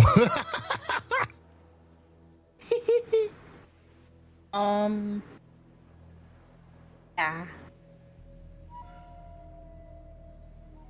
Anyway, but if you ask me, Sato here couldn't have become immortal by eating mermaid flesh without the use of a relic called the traumadumping. Now, does that ring any bells? Huh? Mermaid flesh in the. Oh, she's remembering now. She's like, I ate that shit. Have you remembered something?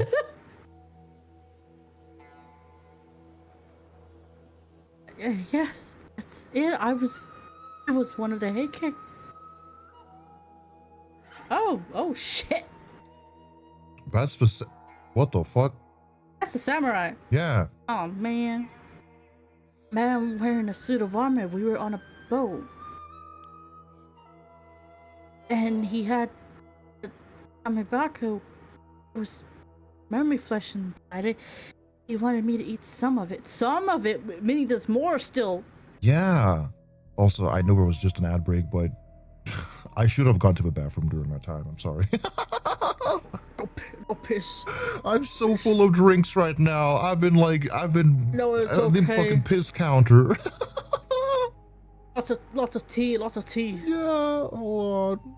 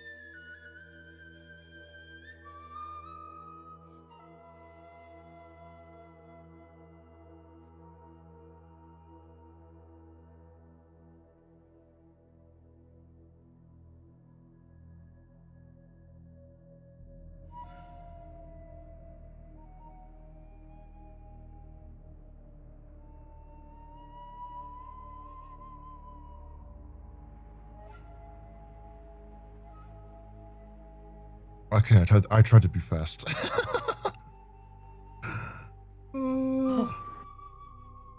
Anyway, yep.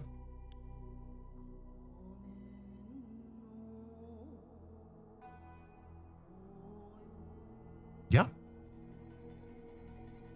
Oh, my bad. Warrior armor. To be. So, sounds like you had ties to the Heike as well. And this I man, got so many ties. he was the one who made you eat mermaid flesh.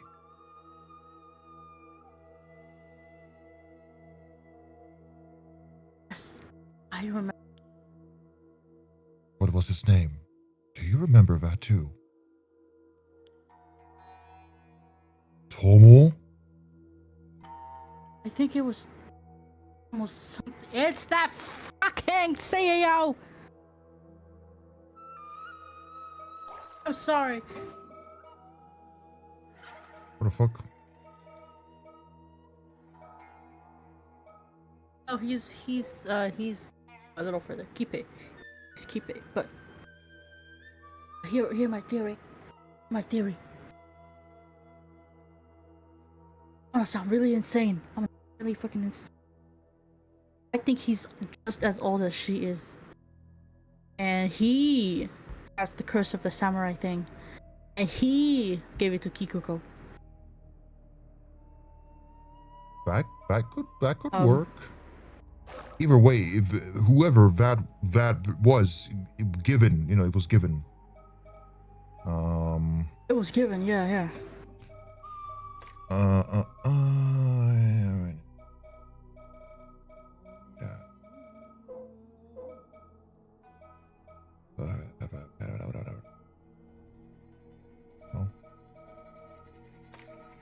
Was that a fucking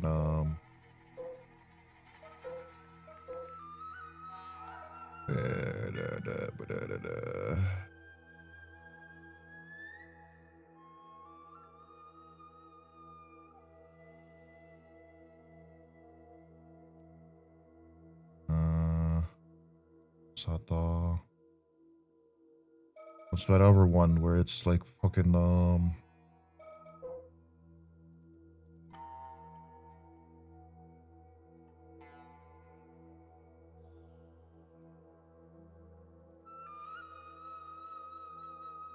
Because like there's too many fucking ties to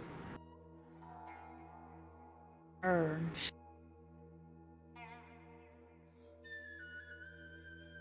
I can't find it. Taira no Tomoshige. Oh, it was in the fucking samurai thing. Fuck. Yeah. No, don't go, don't go out of here.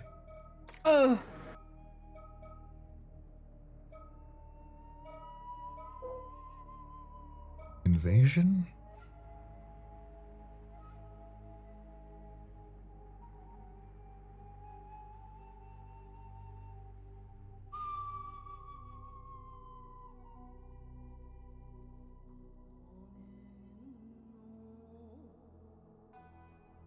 Somekawa.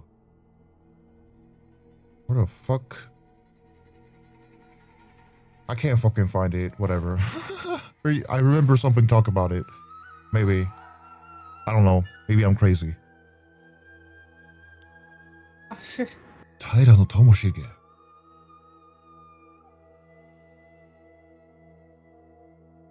I remember, yeah, the Yorimoris. Yeah, I remember that.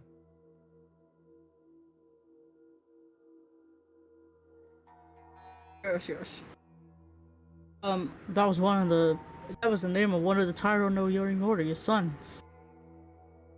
And Yorimori himself was the son of Tadamori's official wife.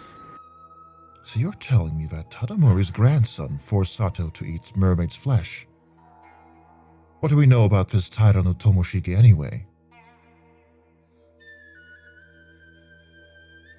Not much aside from the fact that he was part of the clan's main lineage. Story has not seen fit to record his deeds, whatever they may have seen. Ben. Well, he may not have been one of the clan's famous warriors, but to think you actually knew one of the Heike. You mentioned you were in a boat. Do you recall anything else? I think we were being chased. I do not wonder that at the end of the Heian period, the Heike were being pursued by the full might of the Genji's forces.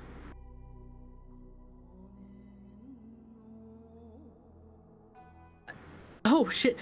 I was struck by an arrow and I fell into the sea and drowned. Huh?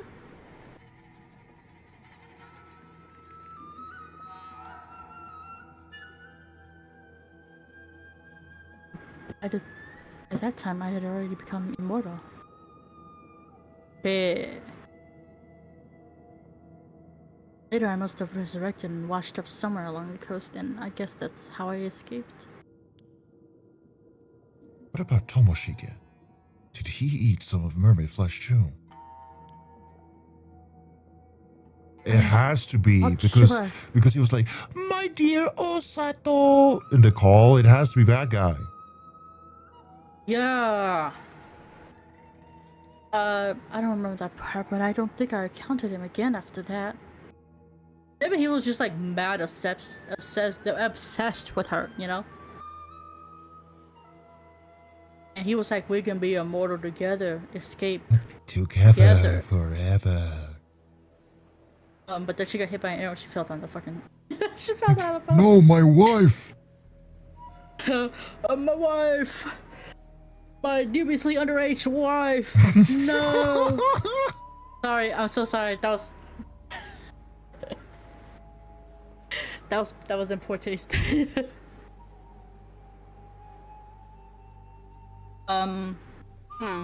If you remember, ma'am, that first echoed. I witnessed earlier how the famed blade Nukimaru.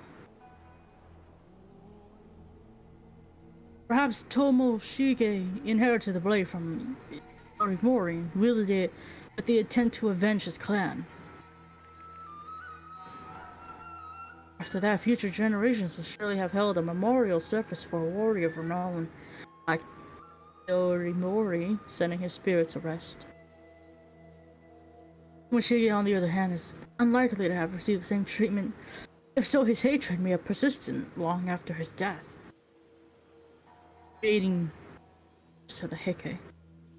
It is a distinct possibility. This sounds terrifying. I have to say, I wasn't expecting a connection here. You know, Sato, it's starting to sound like you're involved in all of the incidents that have gone down in these parts over the centuries. Not by choice.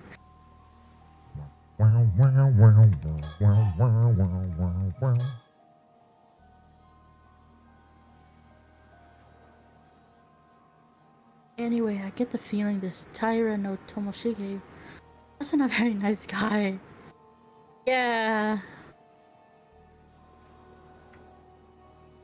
And this curse of his sounds even nastier. Could it really be active after all this time? It certainly looks that way. Behege's resentment is actually awfully persistent, I hear. I don't think he held a grudge against me, do you? I think so. Oh, unfortunately, yes. Who knows? That would depend on your relationship with him back then.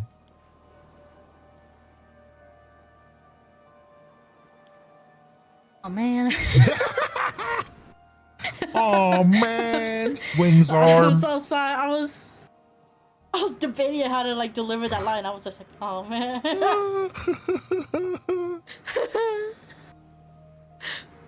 However, it appears someone is actively wielding the curse of the Heike at present. We know who, of course. Therefore, the targets of the curse would be led by this individual, whoever they may be.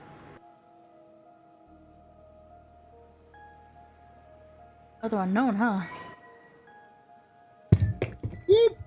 I spilled a little bit. Hold on. What the hell? I fucking bumped against my glass. It was only a tiny Oh my bit, god. though. Holy shit, bro.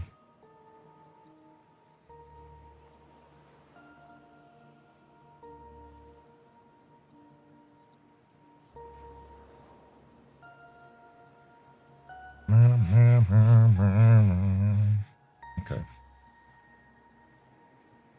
A little moist still.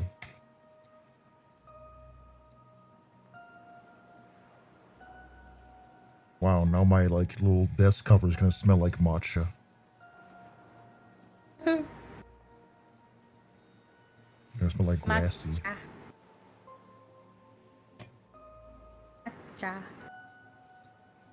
Matcha. Anyway.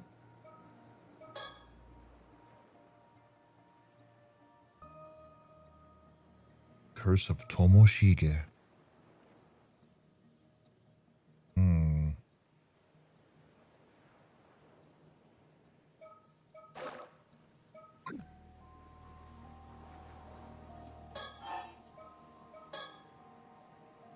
Figuring out the origin of a curse is all well and good, but it doesn't help us solve a case.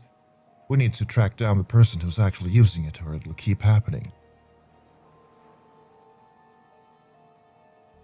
Indeed.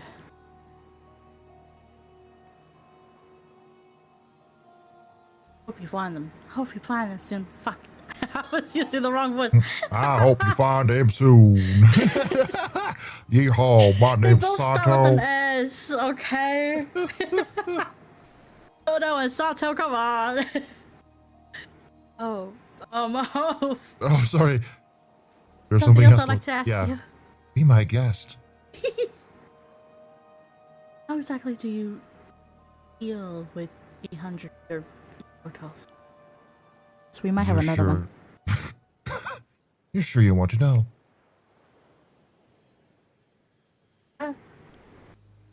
Since it's not going to happen to you, there's no reason for you to think about it. More by curiosity. I thought it would be something like taking away their immortality. Unfortunately, that's downright impossible. Because your original body is long gone, you know. Oh. Oh. It's caught now. Oh, what? Oh, no. What else can you do? Slow again. You tell her, Soto. give me a second, ma'am. Fourth wall. I gotta wait for Discord to load. Should I put Must I always be the one to handle these unpleasant topics? Should I put it to 15 frames per second? No, I'm sorry.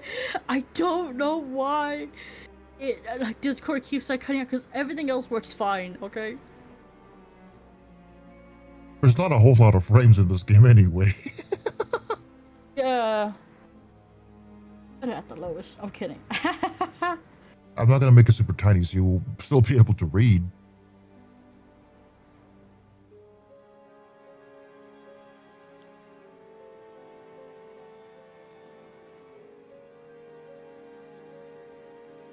Guys, I see no point in explaining something that she already painfully familiar with.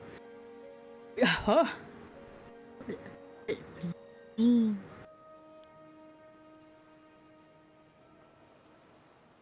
Among the arts we psychics wield is a spell that can place even an immortal to a state of apparent death. Once it is done, they can simply be sealed in an underground vault for the rest of their days.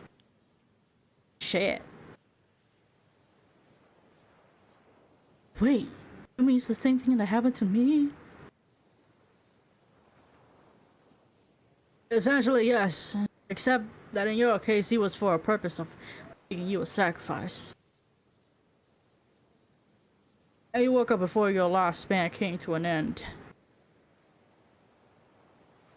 Yikes. Mind you, neither I nor Soda has ever actually done this to anyone. Though I did hear a rumor that someone was dealt with that way a few decades back.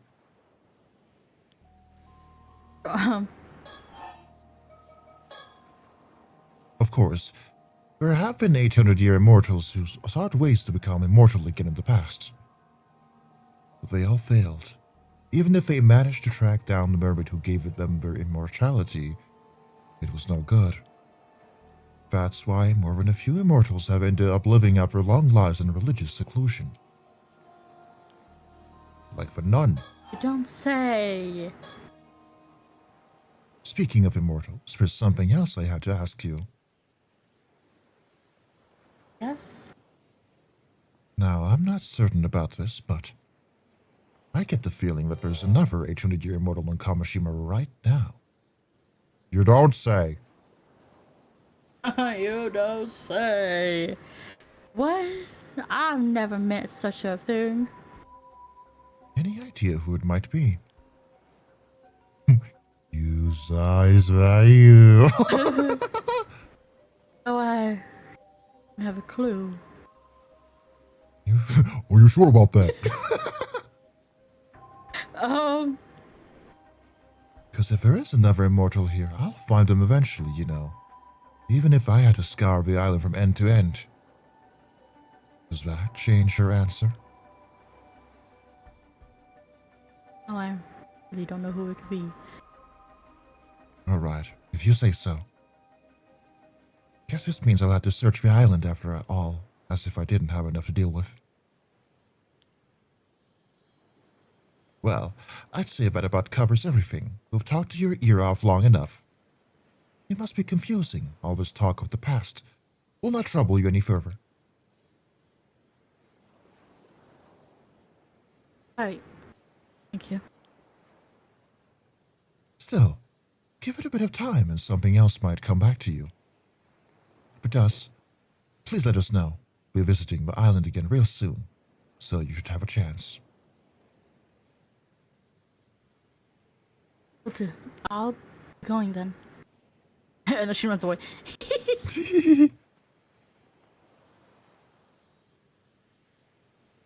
So, now what? She's given us much to ponder.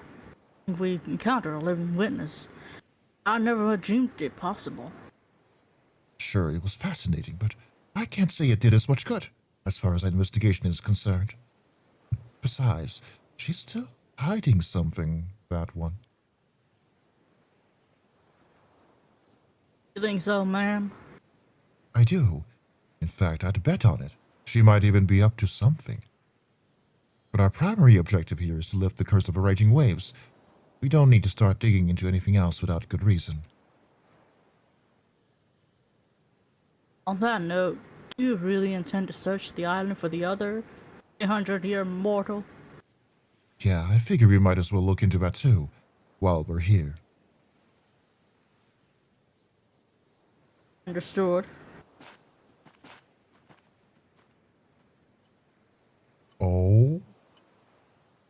Oh, hi, Hi. storyteller! Oh, okay.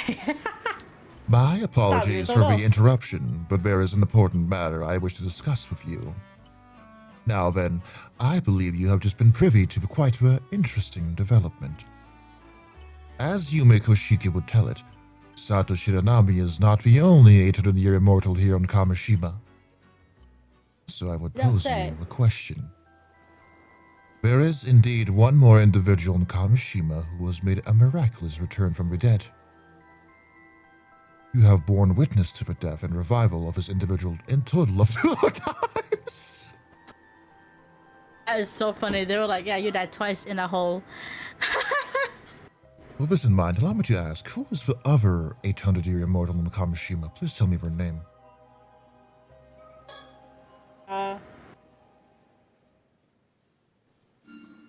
Correct. The answer is Yuza Minakuchi. To think you got it in one go, you're quite the observant one. Every time Yuza ran out of oxygen while diving, he suffocated to death in the ocean depths. It was 2 times because it was the times I got fucking sucked down the hole. Yeah.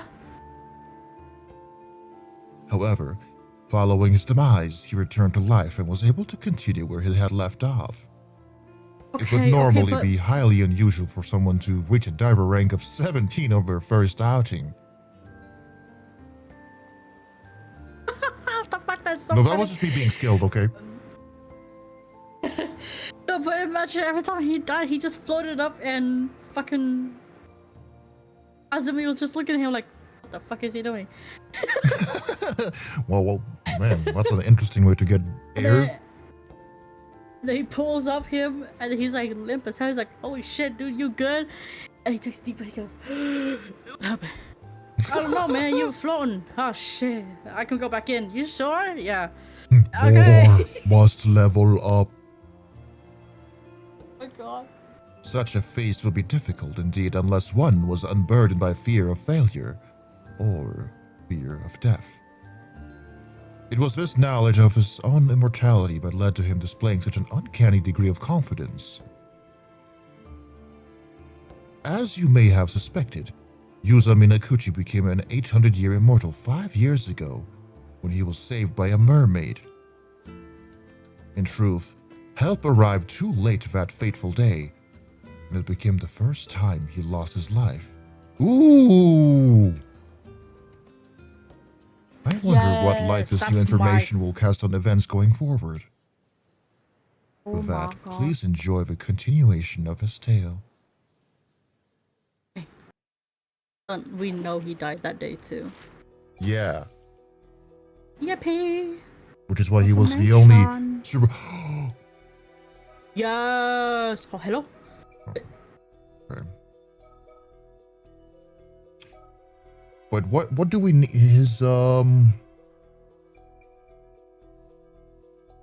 possessions chapter.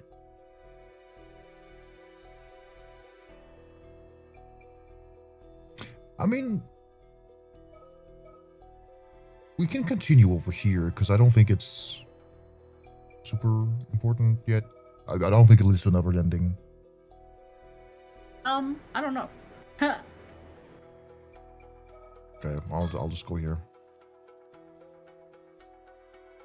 Oh, it's the aftermath of him of his head exploding. He woke up. Several days after the night of tragedy, Yuza is lost in his thoughts, alone on the beach. This is after the bad ending.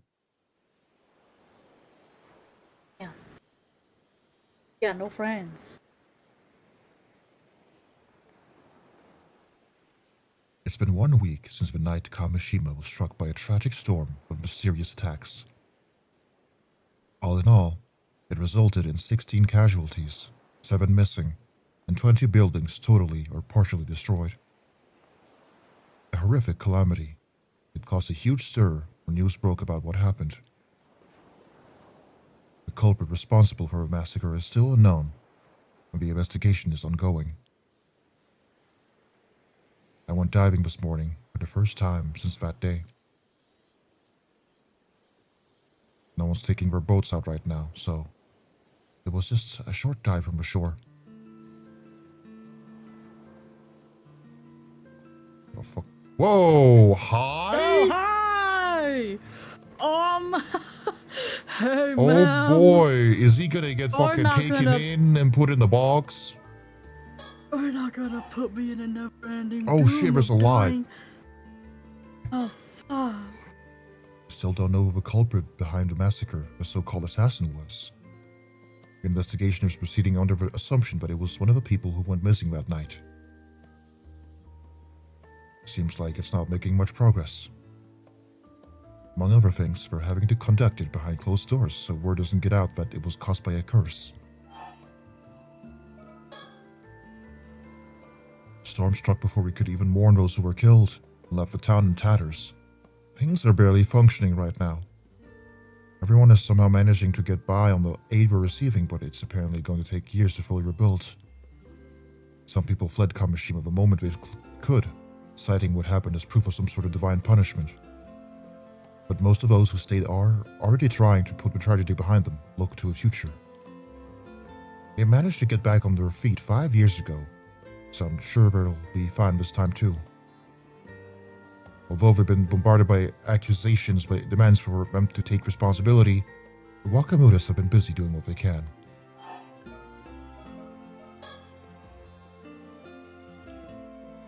Okay. Following reports of calamity, there was an uptick in unsavory rumors that Kamishima is cursed in some way. But perhaps because of the current occult craze, a bunch of people have expressed interest in visiting once all the restoration work's done.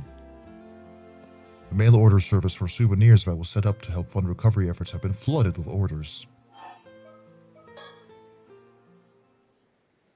Asami and Tsukasa's bodies were found in front of a lighthouse.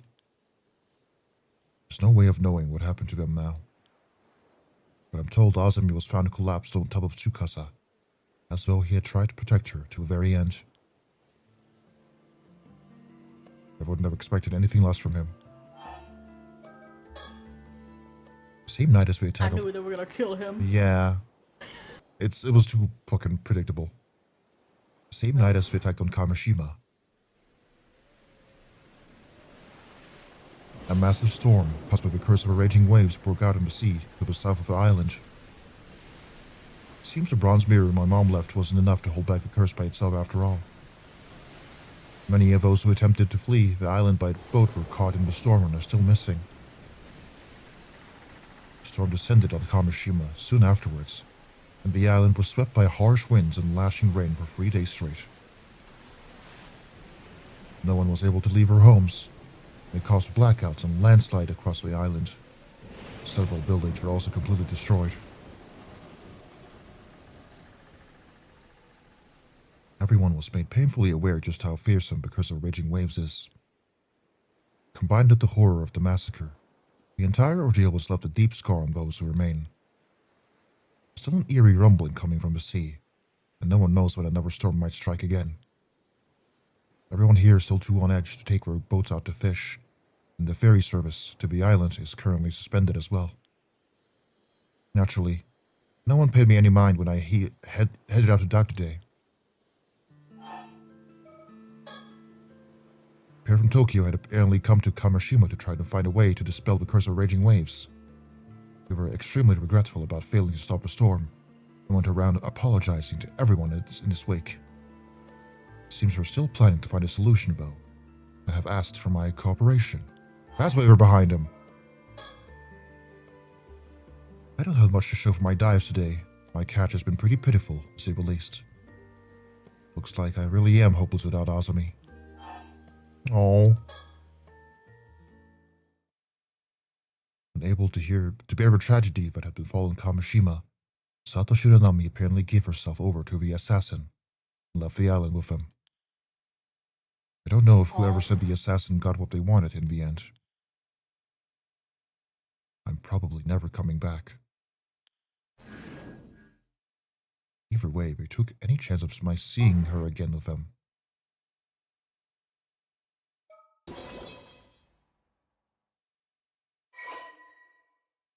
Whoa.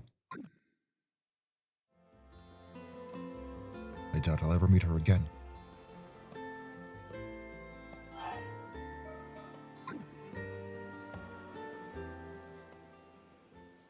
After all that happened, once again, the only one left alive.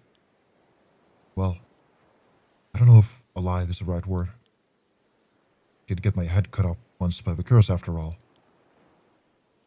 But, to be honest, I don't have it in me to care anymore.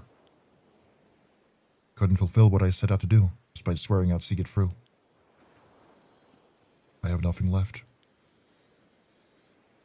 It seems my fate is in the hands of that pair from Tokyo now. I don't know what they have planned for me, but whatever it is, I intend to accept it. Oh. Don't let them put you in a box. Thank you, everyone, for everything. Goodbye. And he gets canned.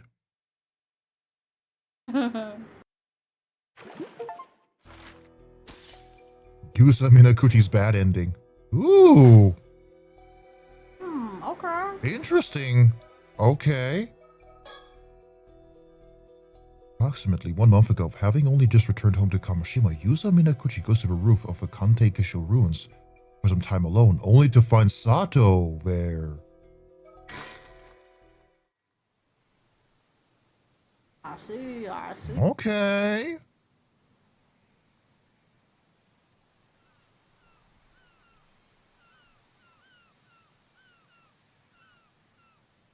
Huh?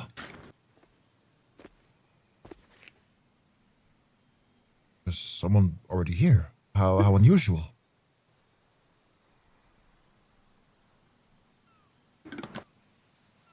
I'm drinking, sorry. It's okay. Oh, you scared me. And I didn't think anyone else. Oh, I take it I'm not welcome. I didn't think there would be anyone else up here either, so that makes the two of us.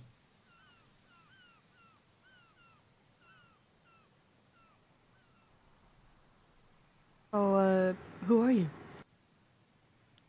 Oh, that's a first time meeting. Shit. Yeah, I'm Yusa Minakuchi. I recently moved back to Kamishima.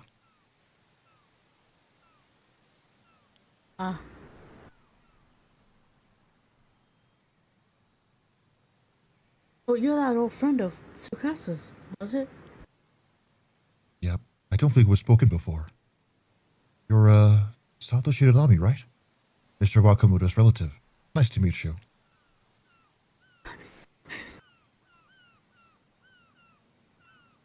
Wait, how do you know who I am? That's kind of creepy. You're pretty much the talk of the town. I'm sure almost everyone here knows who you are.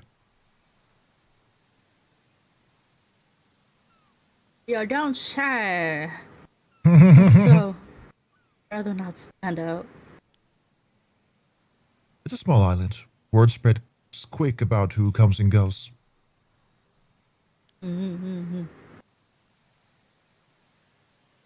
Sorry, but could you leave me be?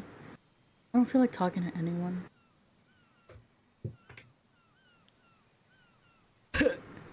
I see. Well, I just came here to enjoy the view alone. I'll just be over here looking at the sea, so I won't be a bother. Right work for you? Fine. Is there a fucking sticker around? Where my fucking sticker?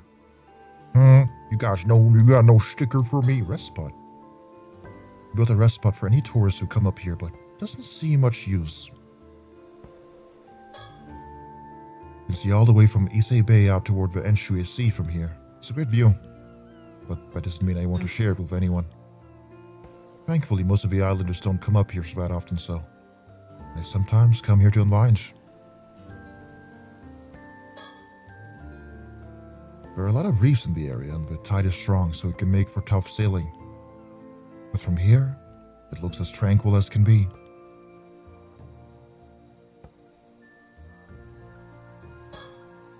Sato Shiranami. I hear she's a relative of Mr. Wakamura's. We'll be staying with him for a while.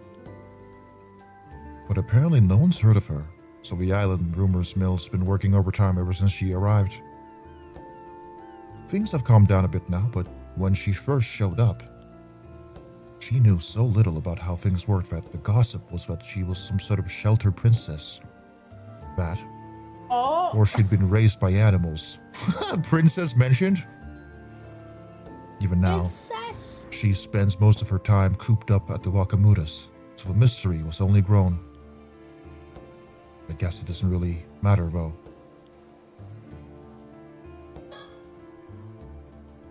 If she really is a relative of Mr. Wakamura's, I wonder what she's doing here. She's 17, just like Tsukasa, but doesn't seem like she goes to school. I guess it doesn't really matter though.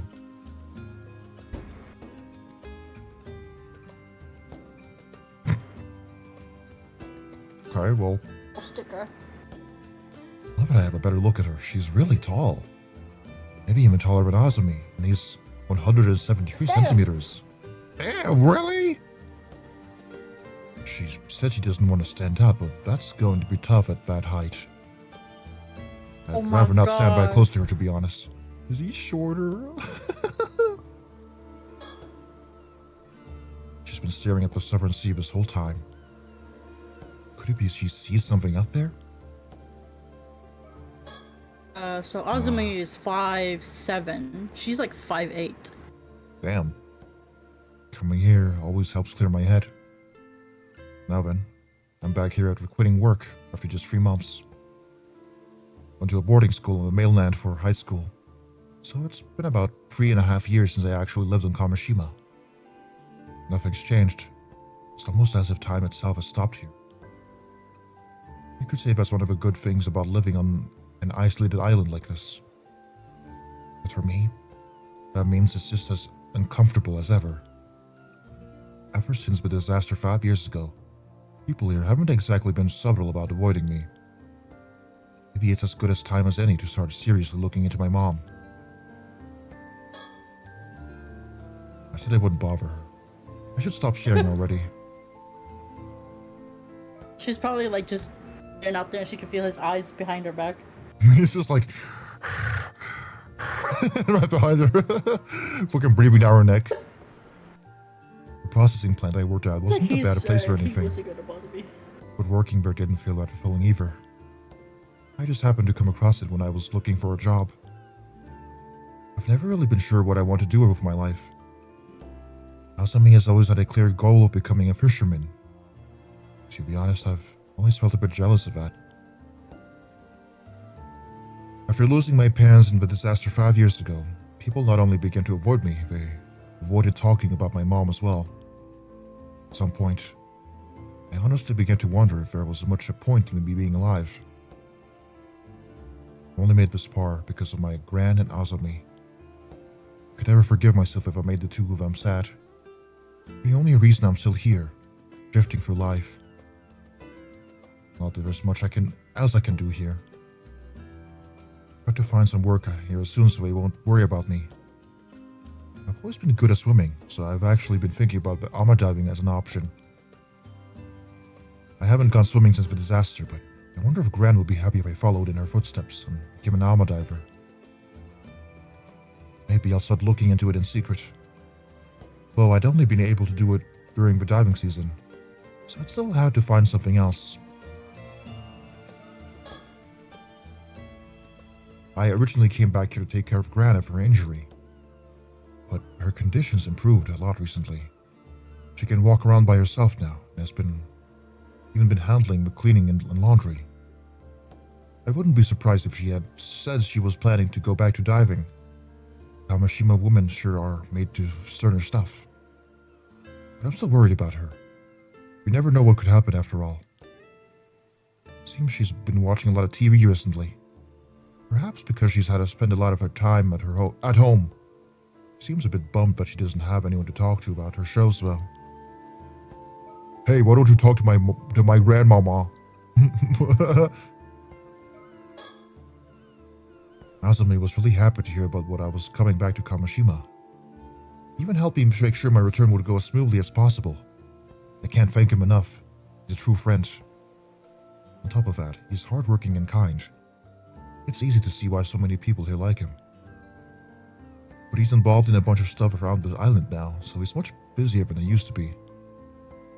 It goes without saying, we can't mess around like we used to anymore. Tsukasa has also put some distance between herself and us since she started high school. Guess she's a bit self-conscious about things now. I miss hanging out to her. Maybe this is just part of growing up. Still, it's no exaggeration to say that it's all thanks to Azumi that I'm able to live here like this. I won't do anything just to let him down. How much thinking are you gonna do, boy? Right then. Hydrate time. Thank you. I need to this guy's thinking so much. Big stretch.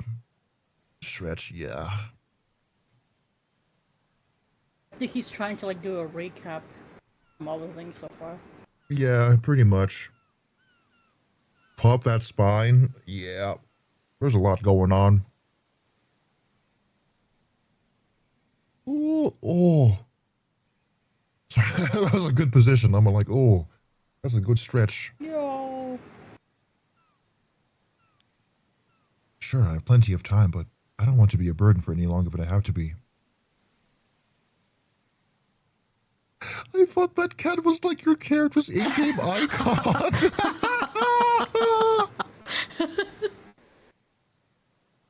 No, that's my weird cat, Dita. God. Yeah, sorry.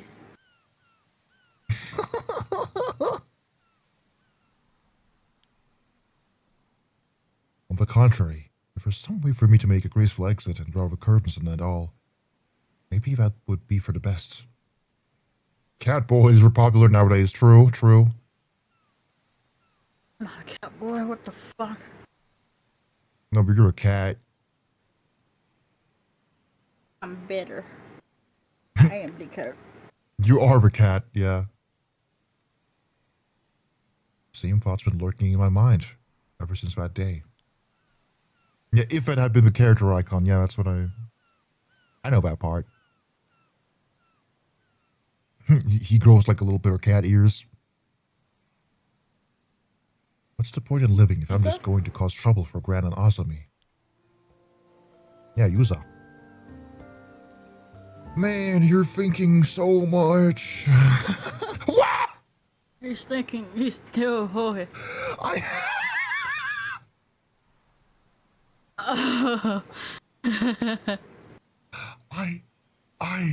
I genuinely got jump scared by that. Oh my god. That fucking scared me. She was like, listen here, little man, you've been staring at me for too fucking long. Screaming in horror games, not that much. Screaming and just by the character moving.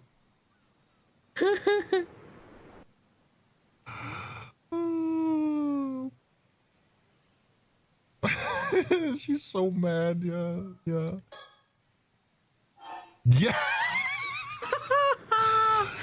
You motherfucker. You did. Oh. Of course you did. Anyone will be startled by someone sneaking up on them like that. But you were doing that to her. At least you admit it. You can consider that payback. But before. Anyway, did you need something? Right, I can't focus. I can't focus with someone else. I want you to leave. What? This is my spot. No, this is my spot now. You have to leave. Because I said so. Battle to the death. Almost death. They can't quite die. She will soon though. I'm Oh. kidding. You leave. You leave.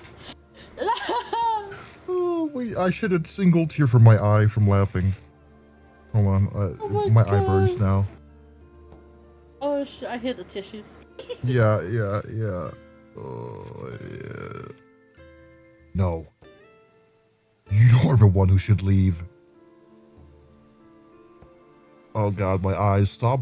Why must my eyes be so shiny and oily? What? This is a curse.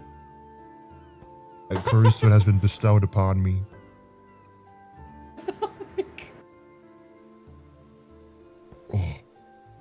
Oh, you good now? Hold on, let me rotate my eyes. Oh. Oh, rotate your eye. My lobster's too buttery. These are the eyes of a killer. It's fate. Oh, An immutable law of a universe that was decided tens of thousands of years ago. Oh, really? I was here first, though. Isn't first come, first serve also an immutable law of the universe? That's true. Okay, fine, I'll leave. What? You just came in like that? Ooh, you came a lot faster than I expected. Well, I kind of feel bad for chasing you off like this. I'll leave instead. Oh my god.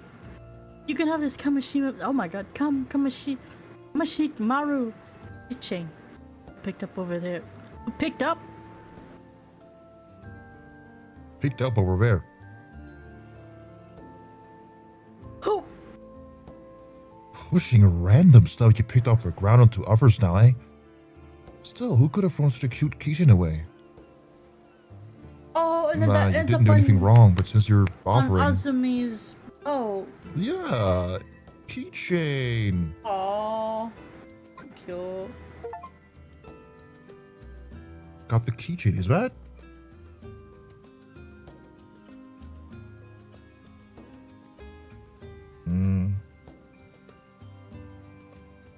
Okay, no. I'll be on my way as promised. And sorry for the interruption. Yeah, have a good lurking. Have a good lurk. Huh?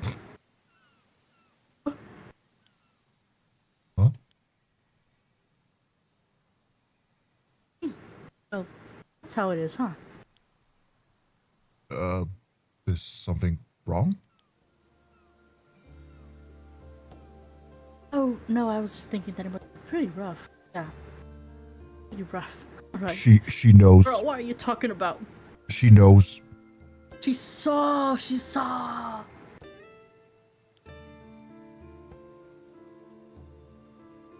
It's none of my business, though. Hi. Whoa, how am I supposed to just walk away after you say cryptic stuff like that? But if no answers are forthcoming, I'll simply have to be on my way later. Oh, she's looking at us. Oh. Okay, now we have to continue, Mr. Arnav. We can just skip shit though? Damn, okay. Well, I mean, we'll play it in order. Traumadumping, a treasure required to obtain immortality. Avi assumes that the descendant of Taishima, whom Ikuma knows, has inherited it. He tries to scheme a way to meet them.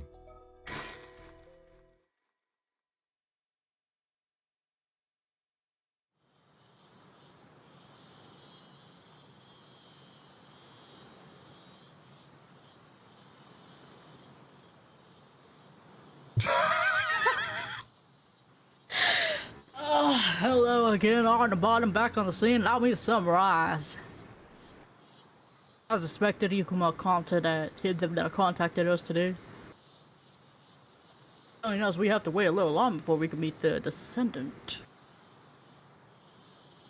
As figuring they had no intention of letting us meet her anyway, we decided to go find her anyways. We decided Use Cersei's ability to go looking for the descendants ourselves. Who exactly are you talking to? I'm merely saying the scene really feels like it raises the stakes. No, makes it feel more like a thrilling adventure. I have the ability called breaking the fourth wall. Sure, you got me all worked up. But I'm trying to concentrate, so could you please shut the fuck up?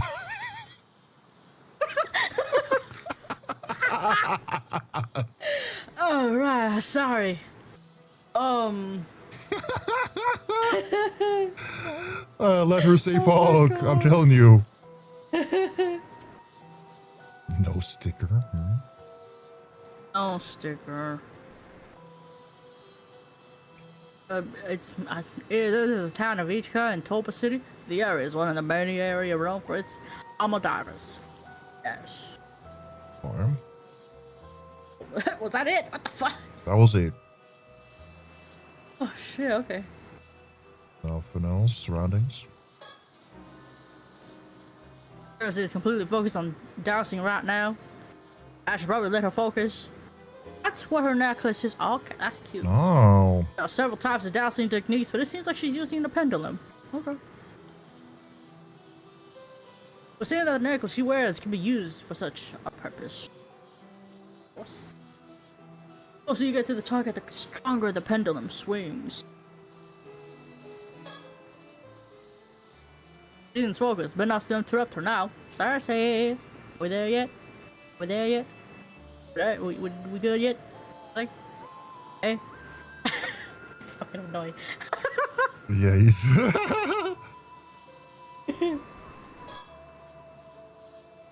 Cersei is using her dowsing ability to search for the descendant right now. What's that? Doesn't her dowsing only let us look for spiritual energy? On top of that, doesn't she have to be familiar with the energy she's looking for? That's right, I was thinking the same thing. Now, however, Cersei was perfectly prepared. While partying with Ikamon yesterday, she asked him to hand the iron box to the descendant when he paid her a visit. Something in there. She said the descendant ought to have it since it was so deeply connected to Tashima's history. Ikamon agreed on the matter and would apparently go through with it, assuming he did hand it over. And then the iron box, with its massive amount of spiritual energy, had fallen right into the lap of our target. No, never mind, she just tracked that, okay. Now, Cersei just has to use her dowsing to locate the box, at least that's the plan.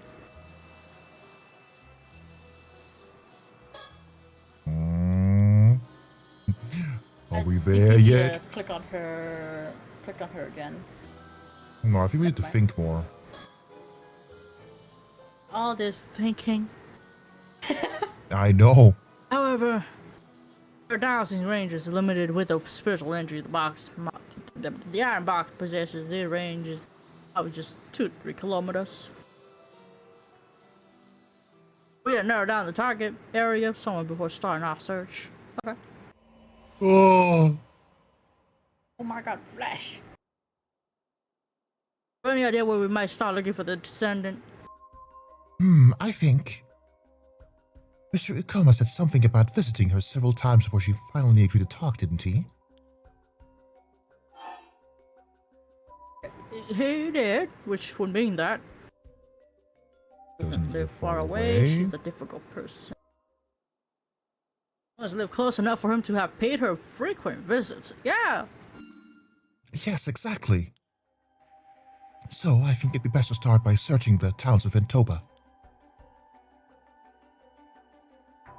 I see, but there are quite a few towns in the area, right? About that, when you partied yesterday, Mr. Ikoma mentioned something else that stuck with me.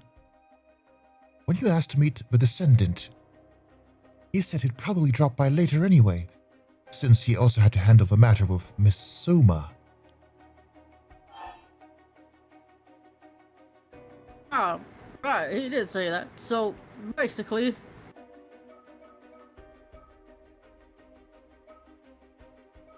if close...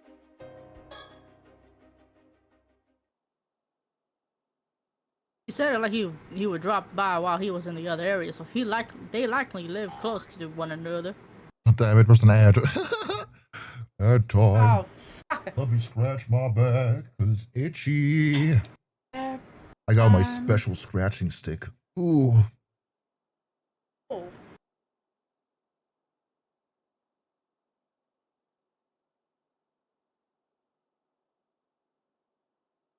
Like, you know those like long hands, wooden sticks, but yeah, it's shaped like a hand. It's one of those. Yeah, mini hand scratching my back. Mini hand.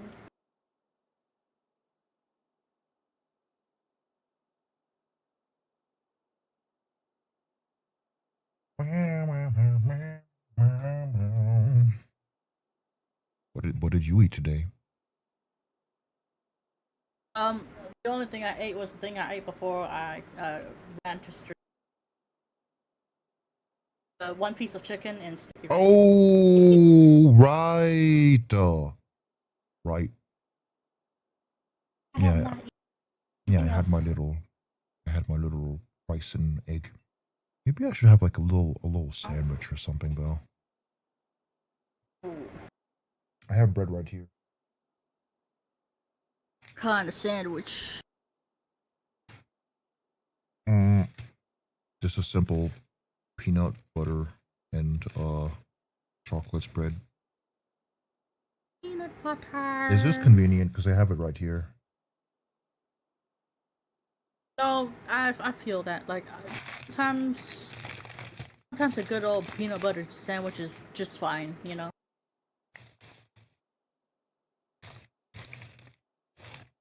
Fills my stomach. I do have like some healthier options though, but no. it's just kind of like, should I really pull out the fucking canned Norwegian fish bread right now? I don't think so. No. You active. I already got that.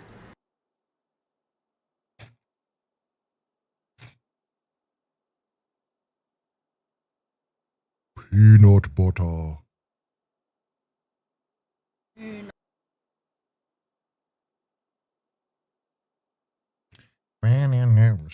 It's so quiet. Goddamn. No music playing on this scene. Yeah. So it's a flashback. So fucking quiet.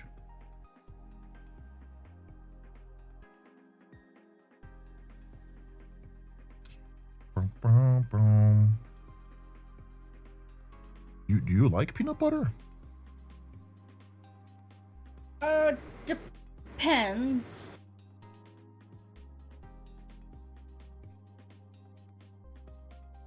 What kind of peanut butter do you prefer? Crunchy. I like crunchy too.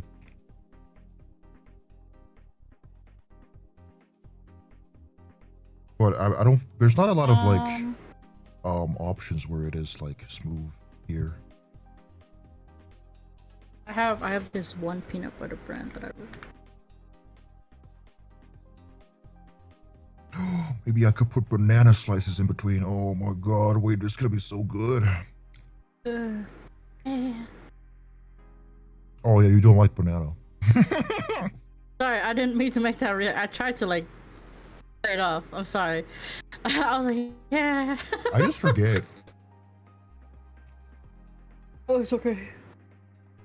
I'm weird. I like this one. How you call it's called Skippy. Skippy? Chunk. Extra crunchy. Skippy super chunk. Oh my god, they have a big ass fucking. Stop, don't make me sign. I just want the image. That is stupid big. Oh my god, only in America. Whoa, that is huge. 64 ounces. 64 ounces. Oh my god. That could be like a year of peanut butter, man. Jesus. Oh, I was not expecting that. I was like, why is that wide? Oh no, that is. I mean, I guess peanut butter has a long shelf life, though. Yeah. Wait, how? I've never checked how long they last, but you know, I would imagine they last for a while. Oh. So unopened up to 2 years in the pantry. Opened up to 2 to 3 months. Opened but fridged is 6 to 9 months. Oh, that's shorter than I expected. Okay, maybe 6 months of peanut butter. I don't know. Fucking Christ. Huh. I thought they'd be a little longer too. I mean, it's fine as long as like it doesn't get moldy, right? I don't think it gets moldy. I think it just like crystallizes and kind of tastes bad. Well, I've had peanut butter for longer than that in the periods I would forget about the peanut butter jar. Because it was out of my sight. And I didn't see anything like that. Yeah. It didn't taste off either. Because over in America, the ingredients are. I mean, I guess. I suppose. Because it's gluten free. Isn't peanut butter naturally gluten free though? Or if you make it yourself? Yeah, I didn't know it was gluten free. I don't have a gluten intolerance, so I never really picked up on that. I think the gluten would come from like the preservatives or something they put in there. Yeah, 7 grams of protein. How do you isn't peanut butter just like blended up peanuts or something? Roasted peanuts, sugar, hydrogenated. How to make peanut butter? Vegetable I need oil, to know. cottonseed, How to make soybean, peanut butter. rapeseed oil. You only need one ingredient: dry roasted peanuts. Process the nuts in a high-powered blender or food processor. Yeah, you literally just need peanuts, and then you know seasoning and stuff, and oil or for creaminess is like optional. So like, yeah, it would be like the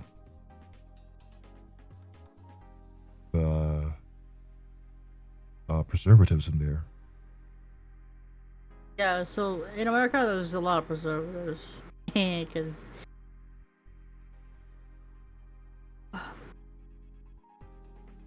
Yeah. A lot of preservatives. Maybe too much. There's a lot of vegetable oil. And then they added sugar and salt. Yeah.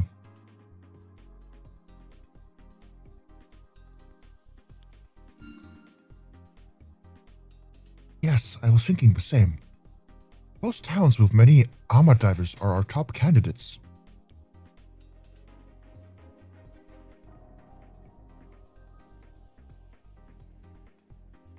Well, that means we would probably start by searching all the towns in Toba that are home to a lot of armor divers.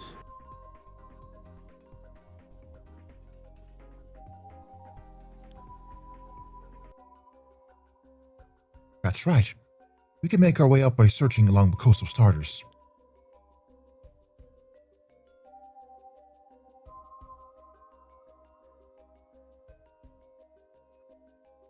It'd be nice if we at least learn the descendant's name. Oh, no. No.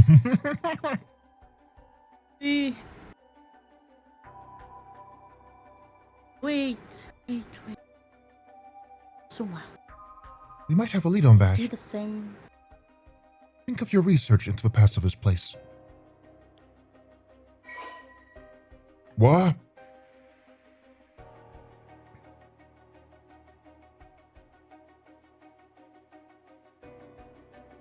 The name of a Daijima survivor? Wait, what? Whoa. Whoa. I mean,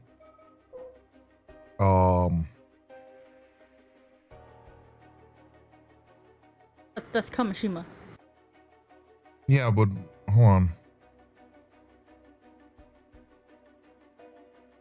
Didn't they say like that she was a descendant though?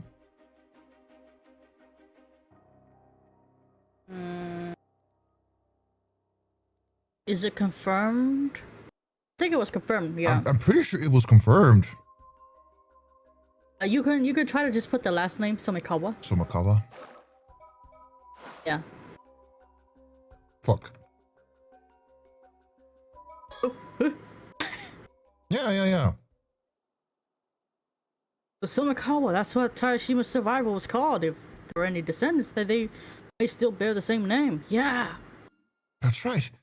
It's another clue we can follow.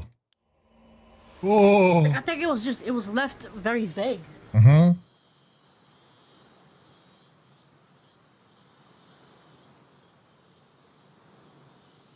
And so we ended up spending the morning traveling around the coast, one fishing town to another. This is the fourth town we've searched so far. It's about time we actually find something. You don't say.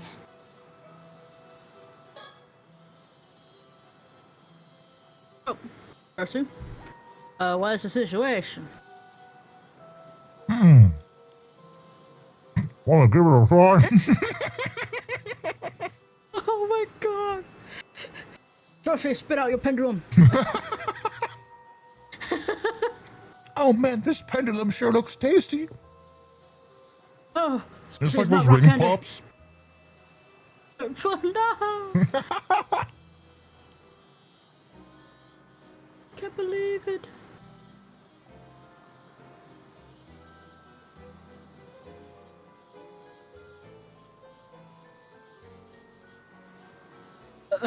Really? Will it work? If it's me? I'll still be holding the pendulum, but you can see for yourself if you'd like.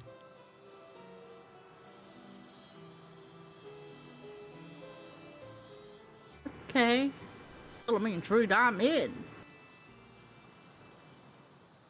Alright, just like this. I'll hold the pendulum. Direct me to move in different directions to see where it reacts. Very well, bring it on.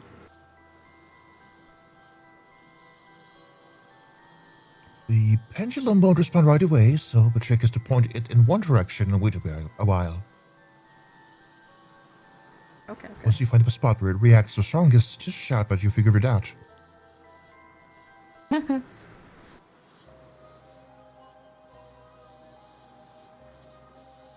Got it. When it comes to yelling, I'm your guy.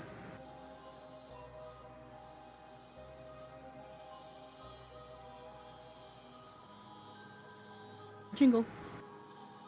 Oh, jingle.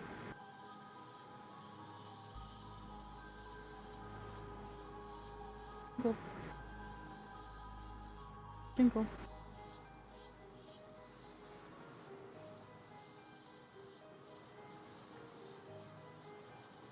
Oh, jingle.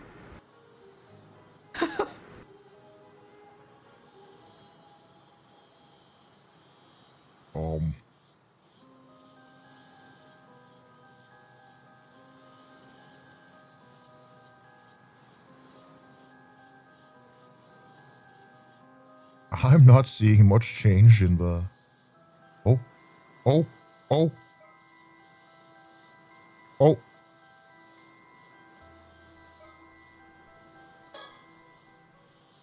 okay. In that direction? Yeah, right there! What? It needs to be much stronger. Takes a little time for it to react, so if you move around too fast, it might be hard to notice.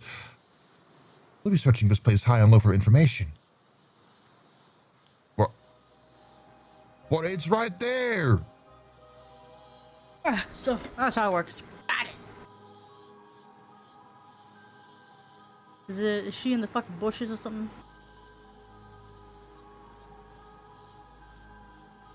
Or come down. Oh! Oh, it's up, it's up. Okay, okay. Oh my God, spin. You spin me right round. Sorry. You got it. There.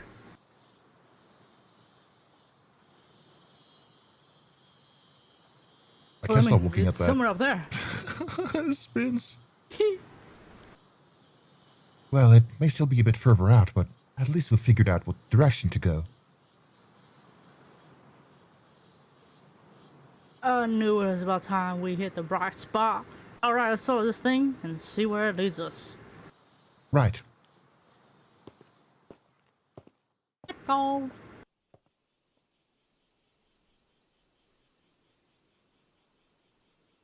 This is it. It's the apartment furthest back on this building's ground floor. Got it. Hello? Buddy home? Wow, you don't hesitate, huh? We're on behalf of Mr. Ikoma. Hello? No answer. Guess no one's home. No, I can sense a presence. Hello? Like to talk about the iron box? Oh, Who voiced her? who was her? We don't even remember.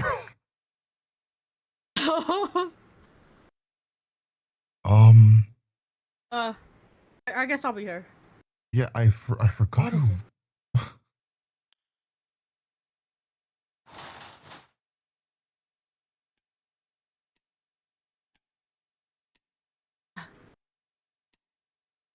Percy, is it?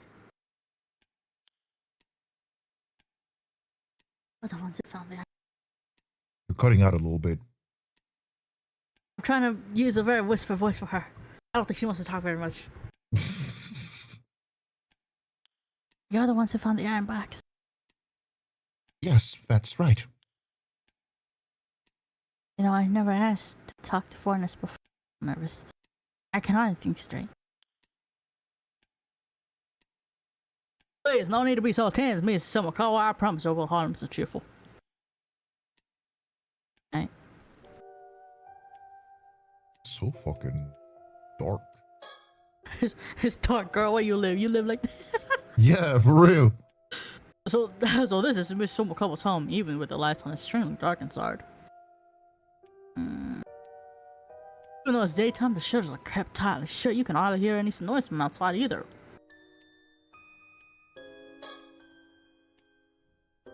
She is a descendant of the last Tashima survivor. The way she dresses makes her look older, but I say she's probably around my age. That should be difficult to deal with, but now that we've actually met her, I'd say it's more like she's extremely cautious, the type to never let her guard down. I can't even begin to imagine the kind of life she's led. Still, the fact that she's wearing traditional clothing is actually quite charming. Okay. I've hardly seen anyone wearing traditional clothes since coming to Japan, which was a bit of a shock, to be honest. Think. Willing to meet us than expected. That iron box proved more useful than I thought.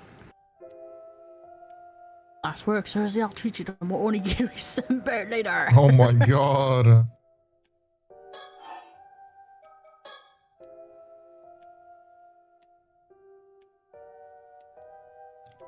Allow me to emphasize what an honor it is to meet a descendant of Tashima.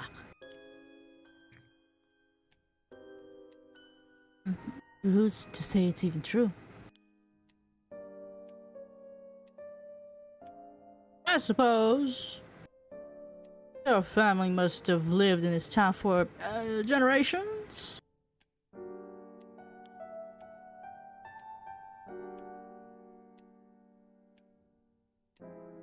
No. Okay. I moved here. Is back.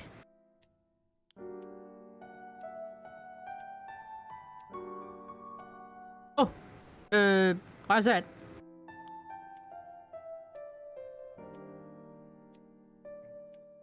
That's got nothing to do with the two of you.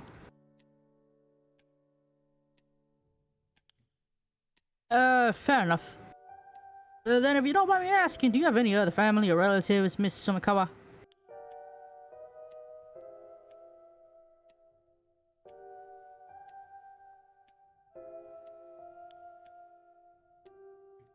Apologies, I was merely wondering if there were any other descendants. That I'm just asking.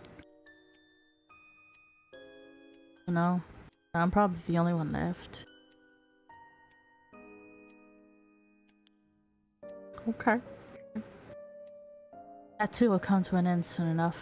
Oh, bye. Oh, what do you mean by that?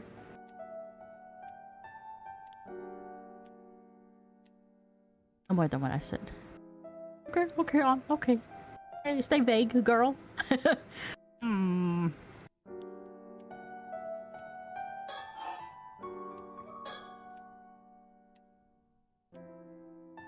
Where exactly did you come across the iron box?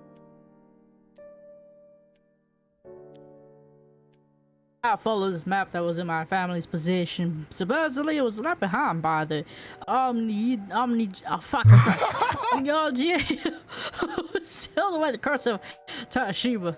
I was on a roll, man, until fucking Japanese map, you say. Hey, let us do that unboxing. Must have been resting at the bottom of Misa Bay. Since it's such a valuable artifact deeply connected to Tashima's lost history, you feel we absolutely had to tell you about it, Miss Sumikawa. Oh yeah? If I may say so, I noticed you're interested in the box. What's in it? Would it be you already knew of its existence? I didn't know it was a box, but I've been told something still remained on the island.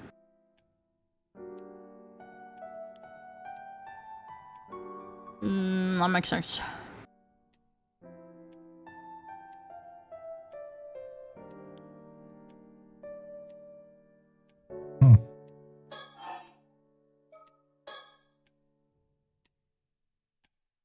Speaking of that box, I don't suppose there was something inside. Why didn't you check? Yeah, since I was a record detailing how Tashima was destroyed along with information on the curse of the raging waves.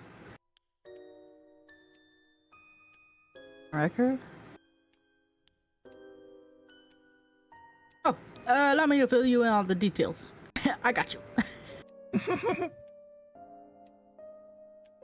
Oh, I spilled some chocolate. Oh no.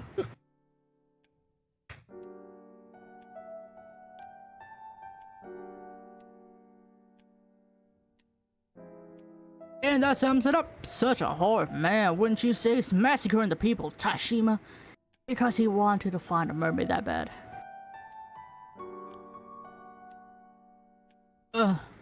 Grudges left behind by the events. Polesque into... I'm doing his fucking voice and I keep slurring the words. Into two separate curses. Ultimately, Tashima was destroyed along with everything else.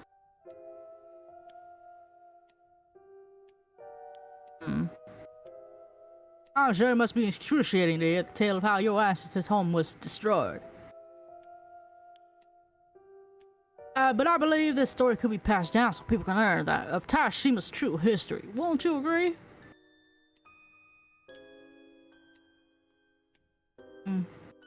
That was all recorded in that box. So she's been there the entire time. She's... A quick glance, I couldn't spot anything that looks like a Tamatabaka. Tamatabako? Yeah, sure. Tamatabaka. I suppose it makes sense she wouldn't just keep it out in the open. Of course. Oh. Oh. Oh, we better wait. We better wait before approaching this topic. We might scare her off. If she realizes we're after the tummy barrow, it'll make her more cautious.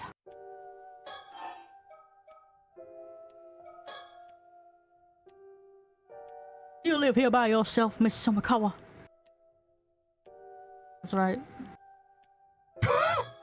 Okay. That was so funny. You live alone? Yep. Yeah. Refuses to elaborate. By the way, you may consider this curious whims of a fantasy author, but would you be able to elucidate me on some of the stories you have that have been passed down in your family? Wink, wink. I get it. You're so keen here because you wanted to ask about mermaids, eh?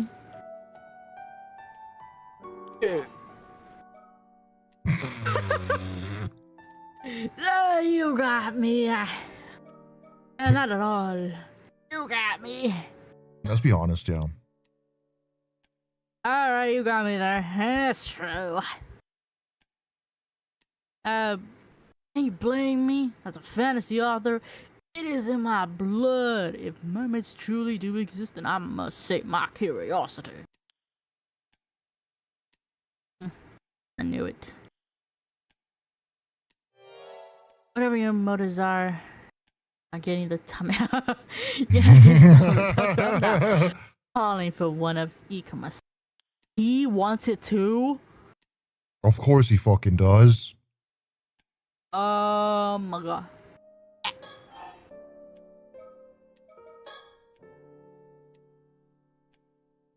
Did you just say that Ikamo is after the tobacco? Oh. So you didn't know? She looks so surprised. She's like, what the fuck? Well, yes, that's exactly why I hid it somewhere. No one else will find it. Yeah, okay, girl. I see. It must be very precious to you then. I'm relieved that Iron Box found its way to you then.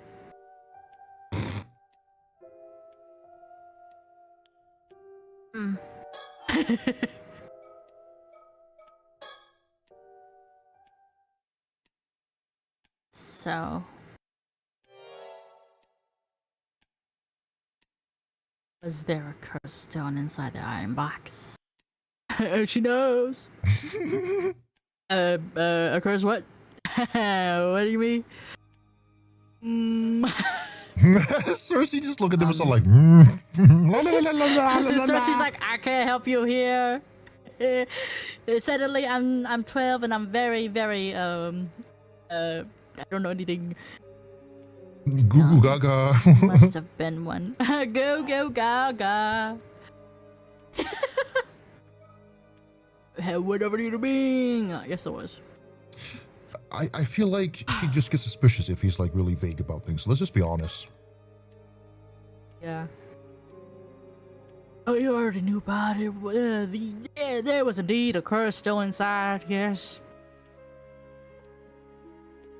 That's what I thought. Oh! How about a trade? You two want the top. Is that how she gets turned? She fucking offs herself? How about a trade?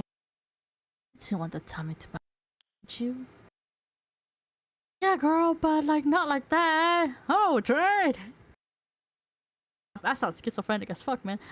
yeah. I was literally just fucking standing girl emoji in there as Cersei.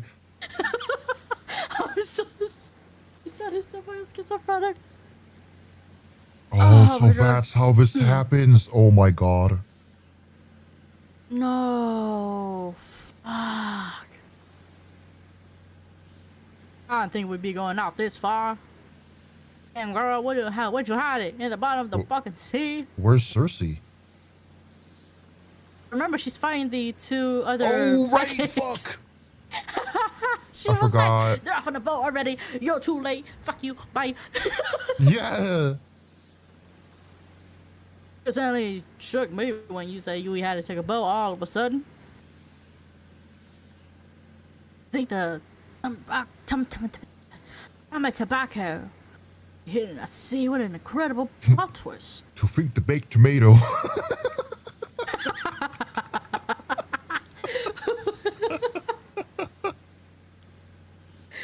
You leave me alone.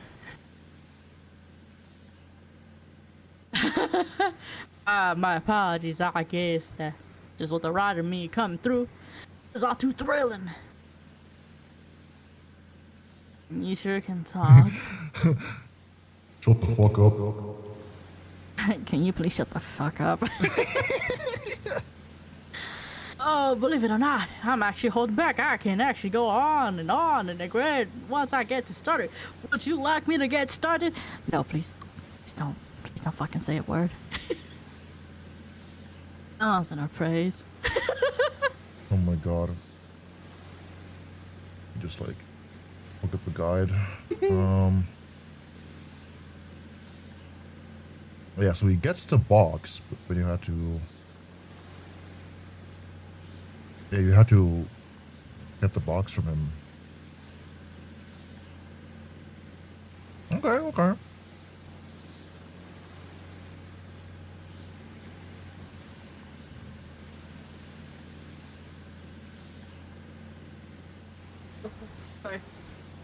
There's no one to run on an island. No matter where you go, someone's always near. Always too loud, gritty on the ears. Okay, girl.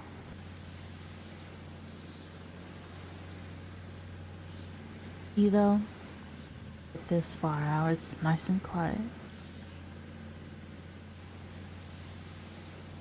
Nothing but the sound of the waves. No talking, no irritant folk or commotion. Only fish swimming without a sound. Huh? I like to think the boat's too loud. What'd you say? And what's this girl prattling about? What the hell?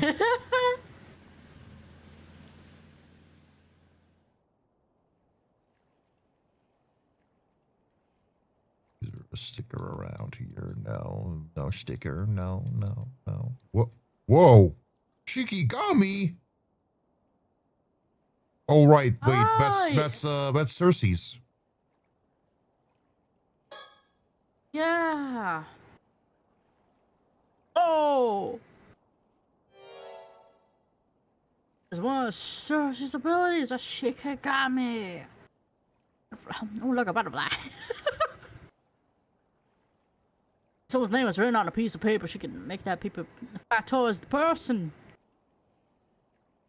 I see. They're great for delivering messages or tracking down someone. I was pretty spooked at first when I saw it, but I've gotten used to it.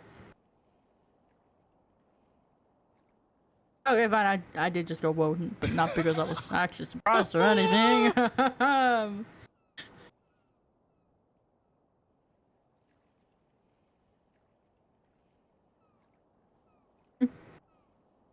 Something wrong? It's nothing. Don't mind me.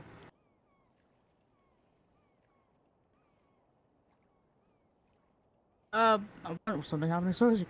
I better read the note. What the note say? Born of Barnum. Ran into two suspicious people. Oh, you could. Sorry, hold on.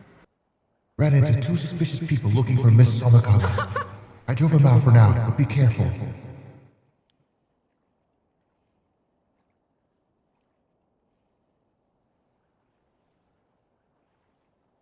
Seems like something happened on Cersei's then.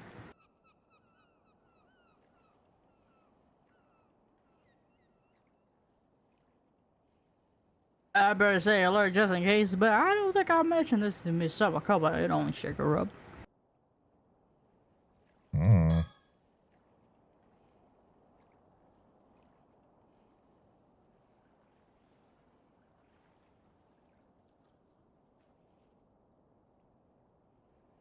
Somewhere off the coast of Toba City, accompanied by only sound of the waves and the cries of seabirds. Where the sky is clear. What? It's really high, the Tommy Cobb. Go here in a place with no landmarks whatsoever. Do you want me to like read some parts so you're not just fucking exhausting yourself alone? No, I should be fine. He possesses Okay. me. I'll carry. All right.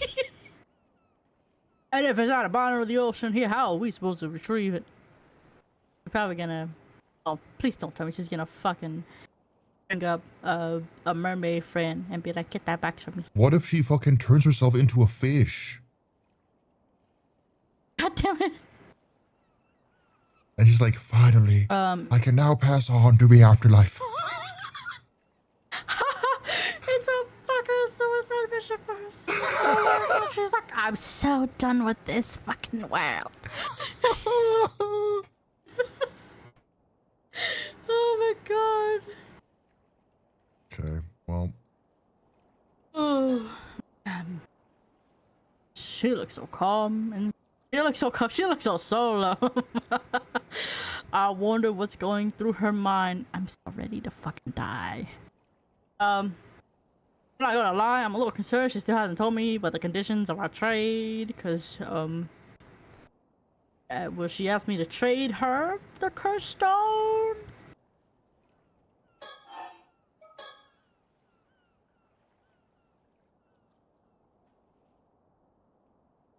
Oh, will you tell me what you want to trade for the tummy tobacco now?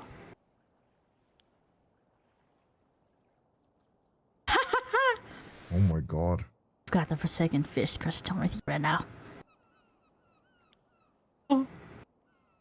Sure do. Have a good look. Forsaken Fish crystal. That's a mouthful still. Yep. Looks like the real deal, alright. Turn me into a fucking fish. You wanted to trade the stone for a ton of tobacco, right? I figured as much. Well, I'm fine with those terms. Let's do it. Oh, she's gonna be like, turn me into a fish now. No, that ain't it. Oh, that ain't it. What do you mean? What do you mean? What do you mean?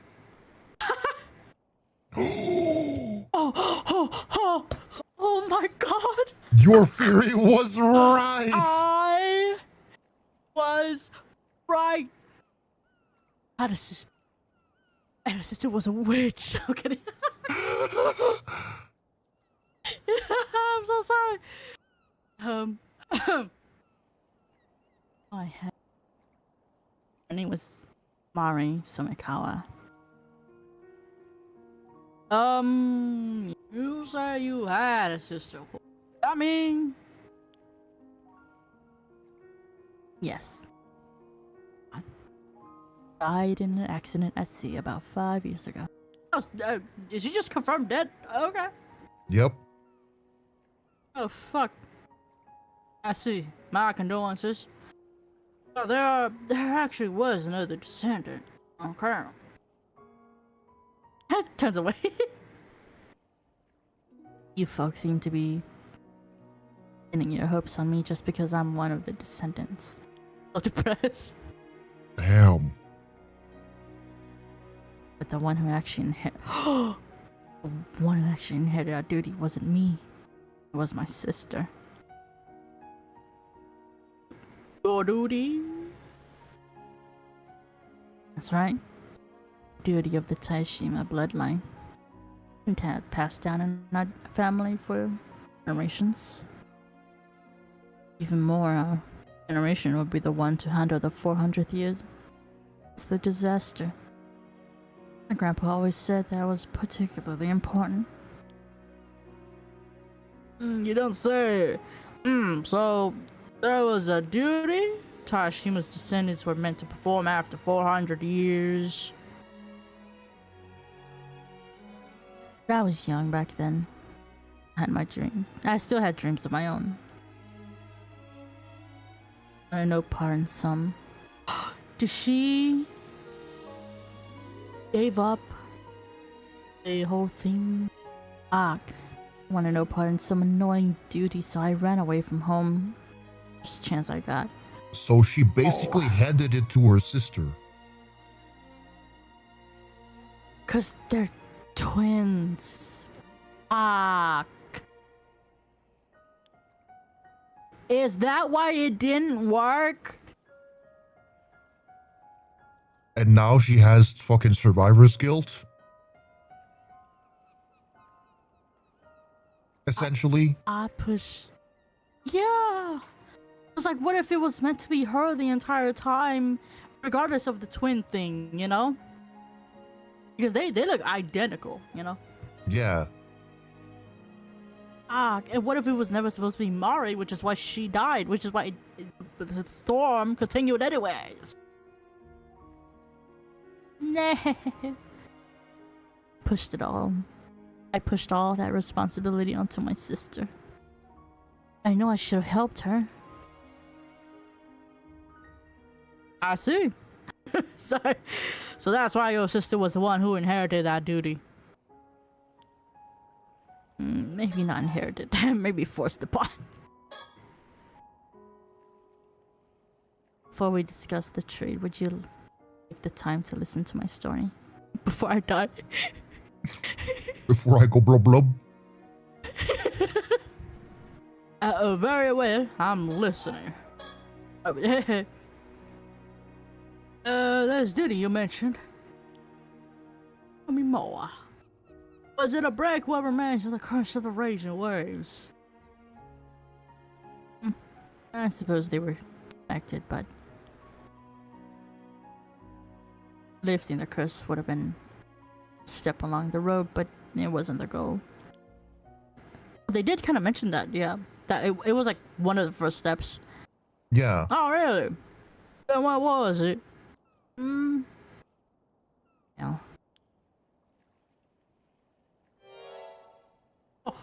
Oh, it was to return the mermaid that was left behind in the Easy Bay to Ryugu.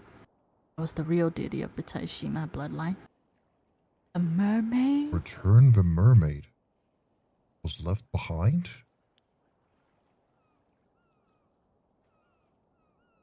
Return a mermaid? It was true, there really was a mermaid stuck in Issei Bay because she couldn't return to Ryugu. Oh. Sobae. Her name was Sobae. Bye. Oh, she's come up in our research, so she was real after all. You see? My sister that... Oh, fuck, okay. My sister that took on the family duty, it seems like she actually met Sobae herself. Okay, so her knowing a mermaid is also on track. Maybe Sobae helped make Yuza immortal. So that he could potentially end it instead when things went a little crazy. Yeah. Or just to save him in general, I guess. Like it was kind of like she was probably very close with that mermaid. She probably like begged that mermaid to like save her son. And you know, I don't think the mermaid with her human friend would be like, no, he can die too. I think she would have been like, if that's your wish, girl, I got you, you know? After leaving my hometown and making a living as an operator, I'd all but forgotten about the duty I left behind. I had no idea what our duty actually entailed. When I finally learned the truth, I was crushed by regret. Regret? Why? You know?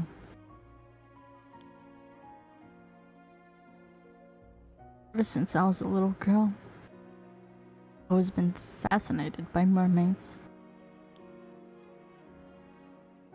Understandable.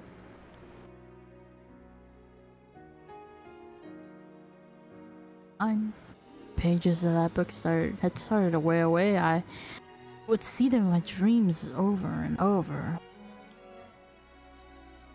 Back when I wanted nothing more than a become a mermaid, it was what? Oh shit! It was what led me to become an armor diver in the first place. But the true nature of the family duty is only revealed to those who inherit it. I see. What a bitter irony. And she missed her chance. Yeah. But couldn't you meet the mermaid after you learned the truth? Oh. My sister took pity on me and attempted to call her to meet me once in secret. My sister Mari even shared some of the things the mermaid had told her.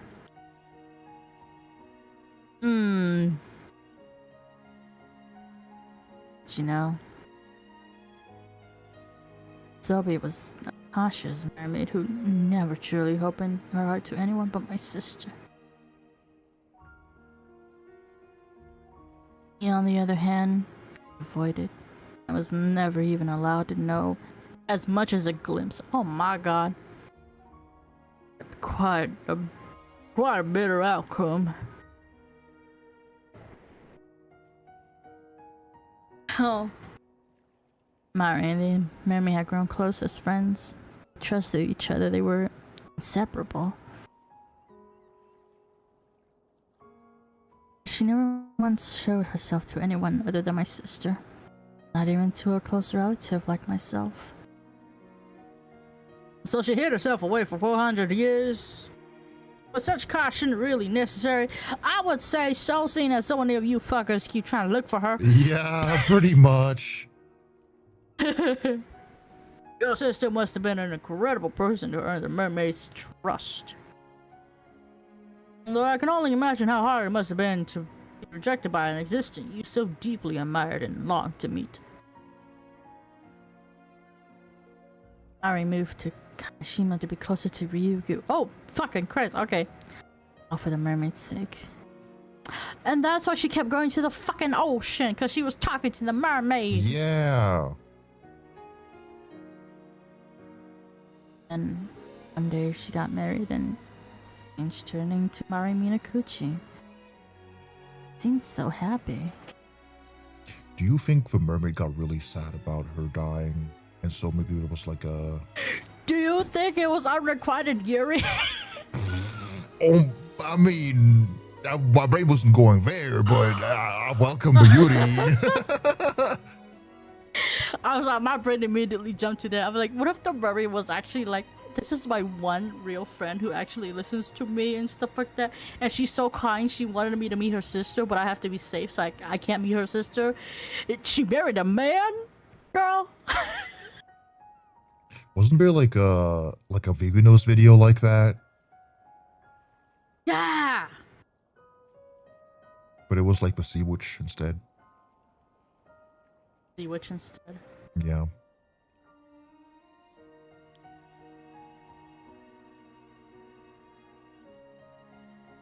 Oh, she got married on Kamishima. To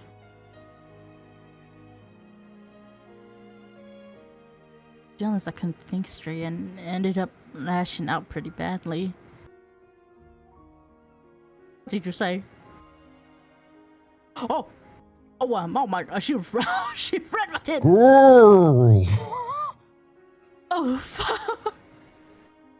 In an attempt to destroy my sister's relationship with my grandpa family heirloom and ran off. Hey, I don't know if that was the cause of her death or not.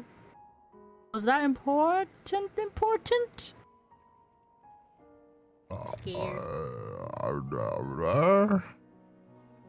Yeah, I think it was important. Damn.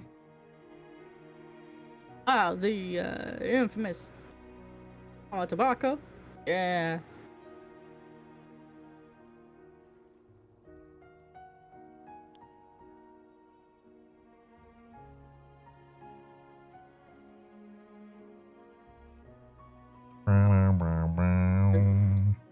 was supposed to take it back to Ryugu, so our family had carefully kept it for centuries.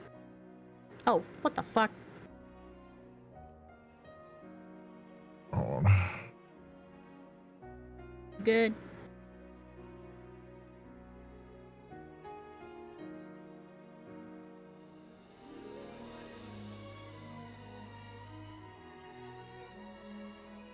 Yeah, we good.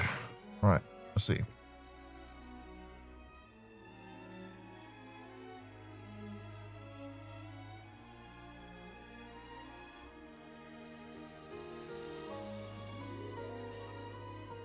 Hello? Oh, Sorry. years went by.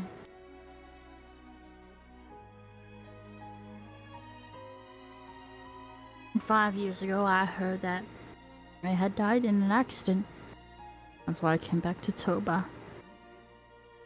Damn. But that maybe this meant the duty would be passed on to me. Girl! Damn. Of course. By then, our parents and all our relatives had already passed away. There was no one left who knew about our duty. There was nothing I could do. I didn't know a thing. Not where the mermaid was, know how to call her. I'd given up.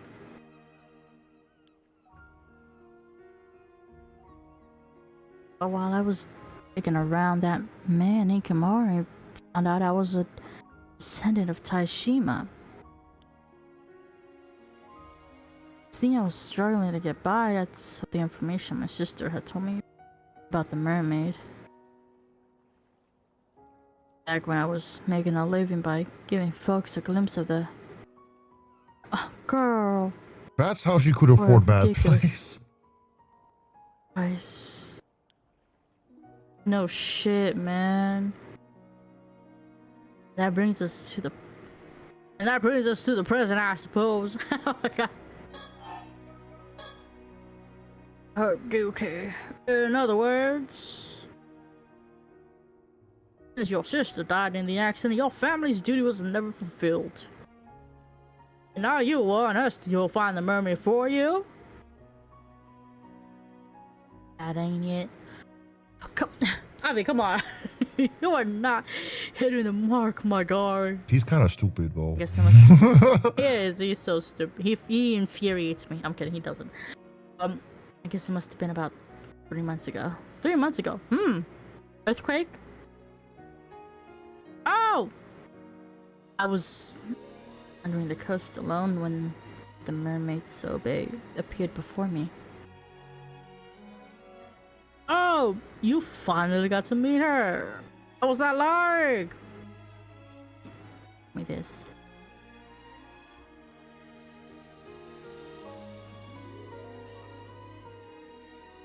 Oh, did she turn it or not? Seal on the Ryugu's gateway has been lifted, so I will be returning. Sister has done a great deal for me. I'll ask you to return the tummy tobacco. Tomato. Tomato. Wait. What? She was lifted. Oh, is that perhaps why the curse of the rage waves became active again? What about the tummy tobacco? Did you return it to the mermaid? I mean, I guess obviously not.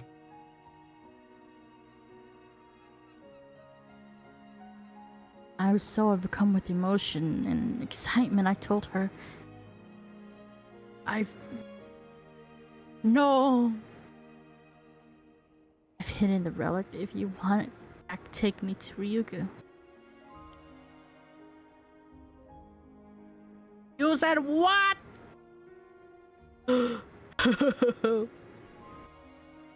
Not being able to fulfill my duty has been heavy on my heart. Girl, you continue to be fucking selfish. Why? Is the reason why she looks so busted and old, is it because it's like that story where the guy went to Ryugu and when he came back and he became old? Yeah. Because time passes differently, you know? Oh my god.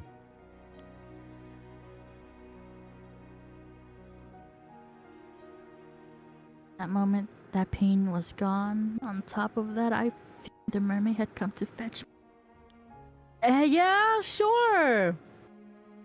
Being able to visit the land of the mermaid. Be no greater happiness than that.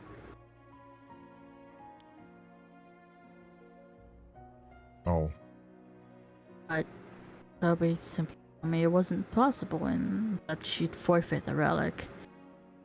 With that, she was gone. So she just got depressed and that's why she looks busted. Man, it just be pure depression. Yeah. The mermaid has all returned to Ryuga then. Ever since then, all I felt is despair and regret. Really empty inside. There's nothing left. I don't think there was anything there to begin with, girl. You are the worst twin. You are. I mean, she does kind of look like twin. me, because, you know, she's been sitting inside my dark fucking house with no vitamin D getting in. Oh, don't compare yourself to her. You're better than her. You're better than her. I mean, I got my gray hairs, though. I don't care. You're better than her. I mean, I didn't do, like, weird mermaid shit, but, you know, I just was state of her.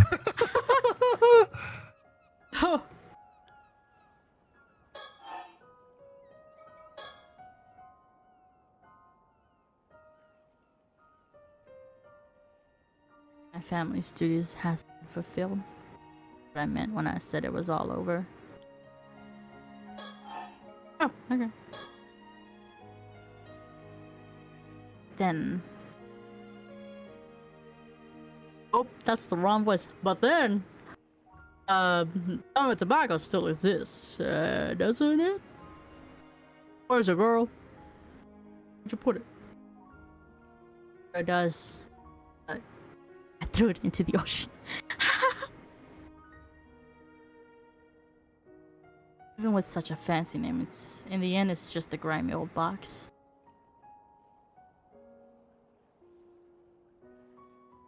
She opened it? She did open it, yeah. I opened it once. Hoping there'd be some elixir of eternal youth inside or something, but it was completely empty.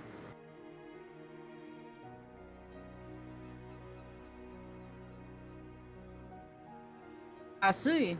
Even so, I'd still like to trade for it.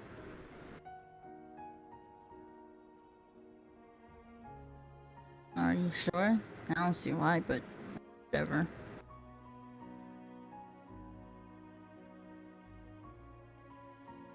It's not like anything matters anymore. I'm just sick and tired of it all. Ah.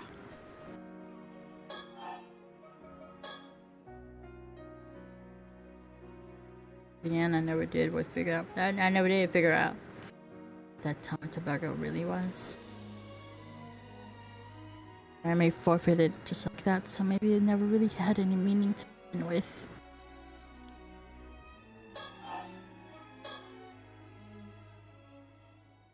So, what do you want in return? She wants to at least experience even just a little bit what it's like to be a mermaid. Maybe. Maybe. I'm gonna do whatever it takes. I fucking called it! She is in fucking sane.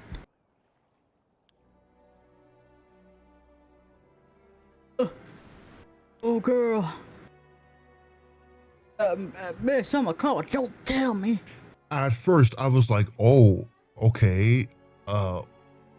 She's gonna ask him to turn her into a fish so she can get the box, and then she'll be like, my life sucked ass. Goodbye, I'm dying now. But no, this is like even worse than that. Yeah, this is... Man...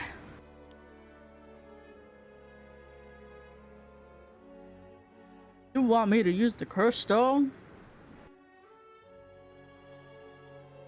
Simply returning to the sea, that's my only wish. Returning? No, listen, that... Oh, shit. Whatever it takes, she says. Yeah, even if it's like fucking 5 minutes.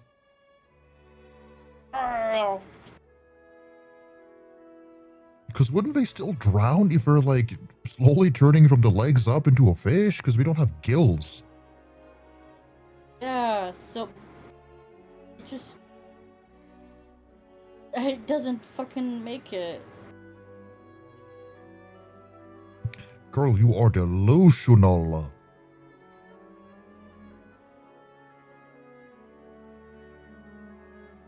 Ugh. I keep forgetting where I put my phone, but it's like I put it behind my tablet, so of course I don't see it. Out of sight, out of mind.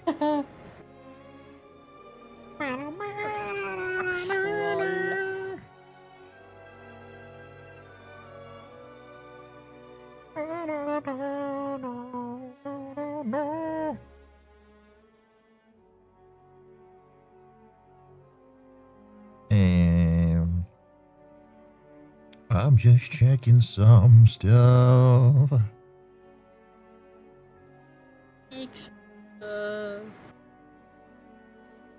Wow, wow, wow, wow, wow.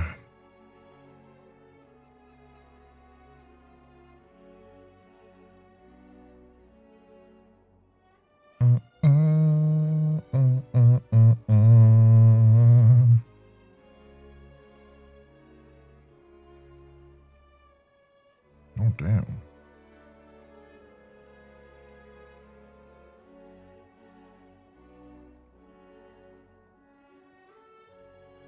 A fucking coloring tutorial on TikTok got 10K views. That's crazy.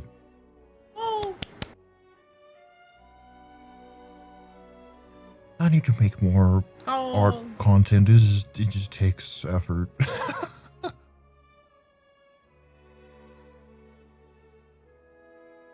Yeah. That content. Yeah, it takes a while. Well, I'm impatient, so you know. Yes, I know. Plus, like, depending if I don't often write scripts because it makes me sound really unnatural when I'm reading off a script or something. So when I was making my tutorial, I was just like speaking out of my ass, but that also led to me like having dramatic pauses in between because I was like also focused on drawing.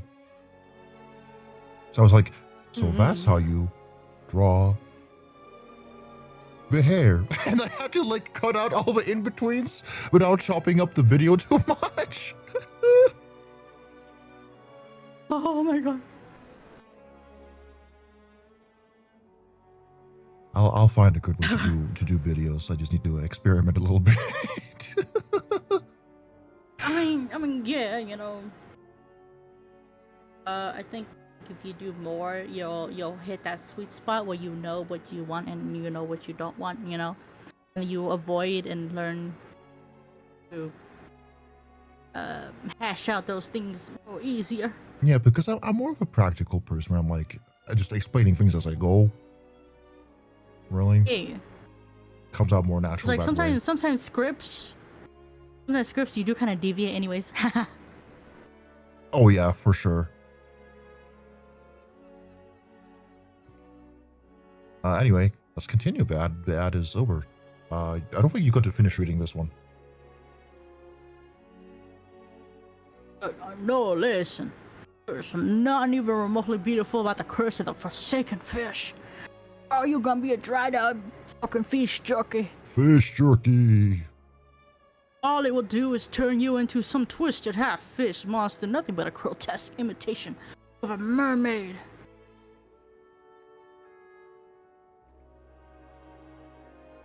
I know. That's fine with me.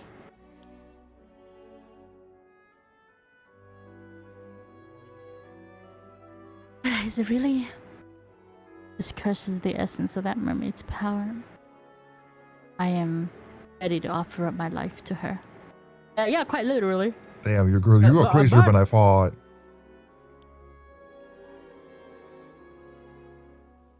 Oh. Whatever you do, just be drowning myself anyways. Girl. Hey. You want your hands? I think his hands plenty dirty. All you have to do is use the curse. My wish will be granted and you will be doing me kindness. That's all there is to it.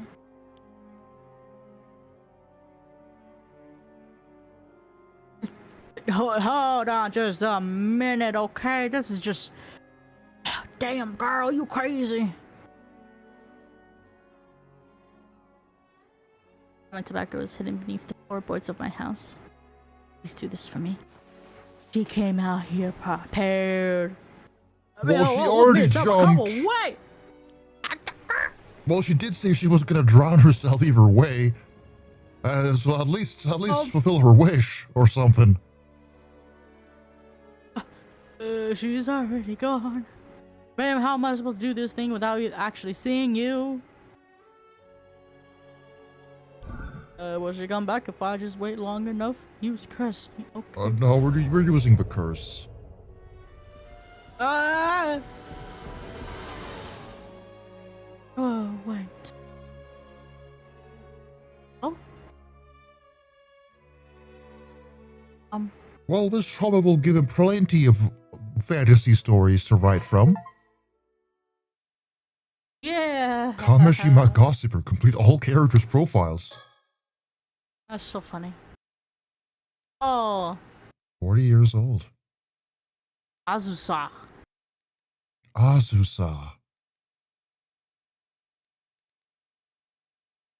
Send up Soul's right with Taishima. She is Little Mermaid obsessed.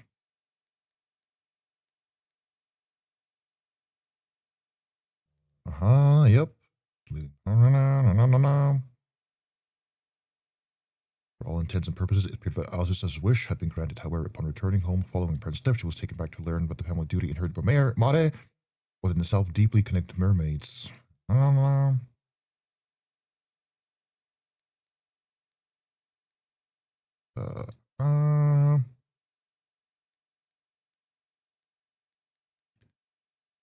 Amidst this despair, the curse of the forsaken fish that appeared before her seemed to be a final chance to have her wish granted. Driven by regret over what she perceived as a life of wrong choices and consumed by her obsession, she threw herself into Isig Bay and surrendered herself to the curse, ultimately dying due to its effects. Her form, writhing in the agony brought on by her sudden transformation, bore no resemblance to the mermaid she had once so admired as a child. Yet it is said that the expression on her face when her body was discovered a day later in Futomi Gouda seemed somehow content. So by years old. Turn to our home. Is fucking Sobae the mermaid in the main menu? I think so.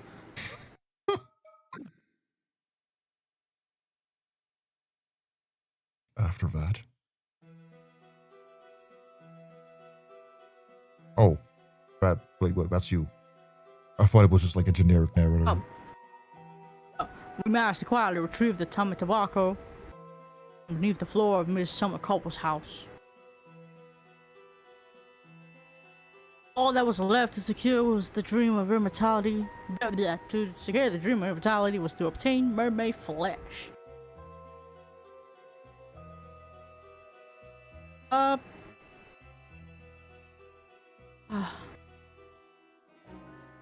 Agame? No, it might. Is it Agame or Sobe? What? Title screen. What? Because it said Sobe returned to Ryugu. Yeah, but she looked like she was in Ryugu on the main screen. At least from my impression. I don't know. Unless no. I don't know. I don't know anything. We placed our hopes on the last remaining mermaid, Nagame. Where is she? Hi. But we gotta act fast, otherwise Ikomo or even those paranormal affairs bureau physics words would get in our way. Psychics. Physics again. I'm so God sorry. damn, damn I physics. keep wanting to say damn that physics. It might have been the after effects of using the curse, but I got sick the next day and had to spend 4 days bedridden at the end. How pathetic. He calls himself pathetic, damn. Oh, at least he's honest, you know? That's when I heard news that 2 female divers had gone missing near Toba. The fact that I've been involved in those, well, the incidents made me feel even worse. Both? Huh? Yeah, the first one, and then the second one is the one that died just now. But he was Sorry. involved with the first one? Oh, Yeah, remember wait, he went to because go find... because he found the cube. I was like, what? Did he fucking kill Yeah, her yeah, too? he No, that was, he just discovered it. No, it Sorry. was just like a confirmed death, you know, because Yeah, he was a she's witness. nowhere to be found. And when Cersei heard the news, she just mumbled something with an unreadable expression on her face.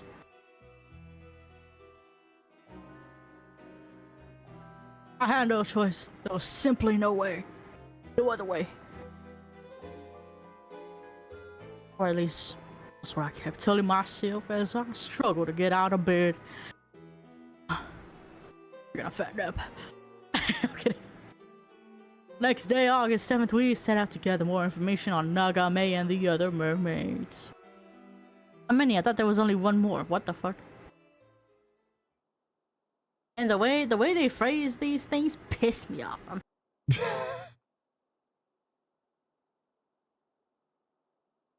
We traveled to Kamishima, the island where Mari Somakawa, or rather, Mari Minakuchi. I'm sorry, I keep saying Minakuchi boy. Minakuchi. Okay, we gotta play for this one, I guess. Arriving. I want to get at least one ending so bad. Come on, guys. Yeah, just one ending. It's gonna be a long ass stream.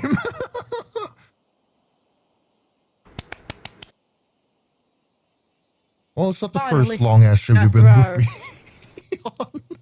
Oh, I've been to your 12-hour one before. Yeah. That one was crazy. Yeah, I don't remember Finally, what we after did. our long, I don't remember either. I think it was just like the longest watch party thing. But we were just watching videos. You were just hanging out pretty much, yeah. Yeah, we just hung out for 12 hours, I guess. That's not out of the ordinary, to be fair, though. No. Finally, after a long, arduous journey, we have arrived at the fabled island of Kamishima. Hey, you alright? You don't look so good. You mean you're completely fine? The whole area is literally oozing cursed energy. Didn't think it was so bad before. Is it getting stronger? Can't you just spell curses? Minor ones, sure, but this one is a whole nother level. I see. Might be best we don't stay here too long then. Let's just ask you how much we can. When you feel like we reach your limit, make sure to tell me, okay? I got you, girlie. Got it. I'll do my best.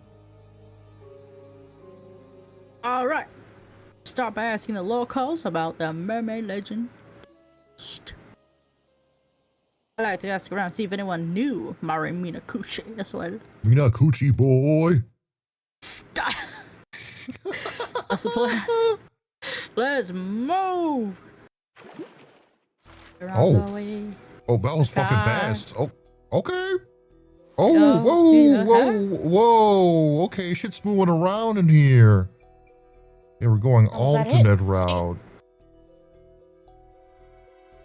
Okay, vision of the future. Yuza heads out to Asami to go diving before he suddenly mentions something he must do.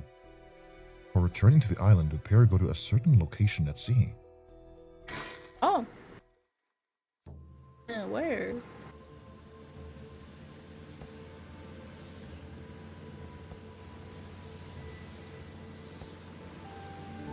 Asami, I don't know what voice to use for you. You made him like kind of casual. I'll just do my casual voice. Fuck it. Slightly energetic, but, you know, casual mostly. Yeah. Oh. What's the important thing you gotta do, user? Sounds like it must be a pretty big deal. Oh, It is. Shit, the southernness is coming in. I feel like the more southern you go, the more you mess up your sentences. Yeah. I just hope you'll believe me. Listen and don't play off the handle. So actually, I'm immortal. Oh, storyteller. Oh shit.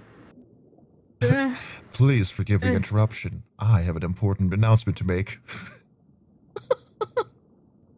Oh, what's up, man? You just makes me think of the Eggman quote.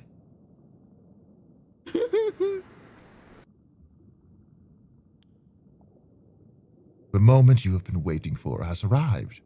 Everything is ready for you to proceed. What? On August 7th, upon returning to Kamishima after his dive, Yuzo Minakuchi embarks on the fight of a lifetime. For unbeknownst to him, at his precise moment in time, a slew of predicaments would await him everywhere he turned.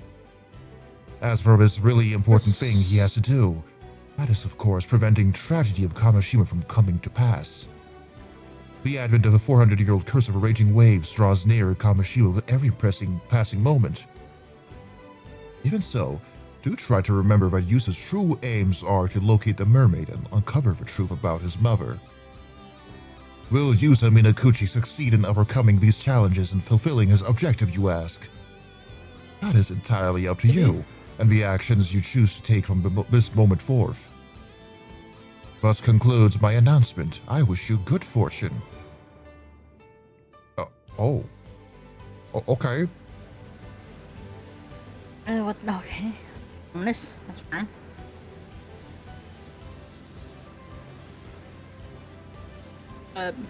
What?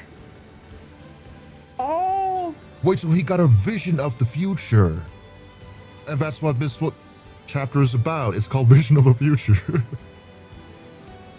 He imagined the bad ending? Oh, he imagined the bad. He goes, as I don't know how to tell you. I got a vision. Died. My head's gonna explode. I'm gonna get decapitated. And you'll be watching. And it's all Kikuko's fault. What, you think Kikuko is planning to work a curse that'll... There's a massacre on the island? Yes. You might find it hard to believe, but I'm sure about this. You're gonna have to give me a second to take this in. Jesus fucking Christ. This is way heavier than I was expecting. I have my southern triangles coming here. I mean, curse. I know I told you about the Okazu keeper.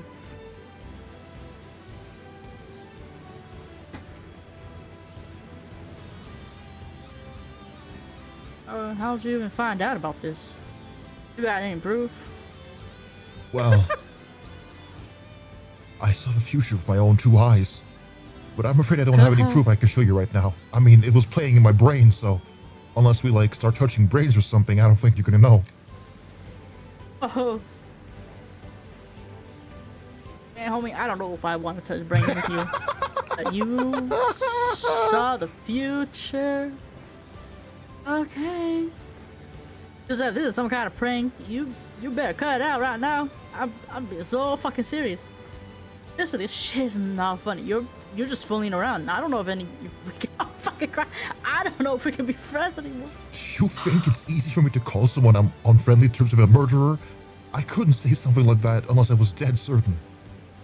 I need you to trust me on this, Azumi, before it's too late. Man, you're not making this easy, Yusa. I can't just, I've known her for so long. She just seems so normal. No, I understand. I won't ask you to believe me until I can present you with solid proof. Until then, I still need your help. I can't just sit back and let this happen.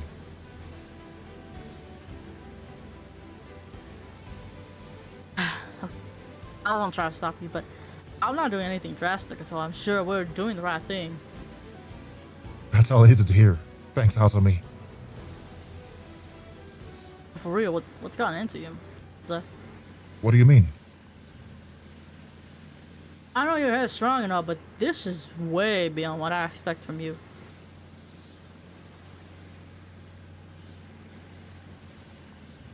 It's like you're a totally different person. Because I'm controlling you.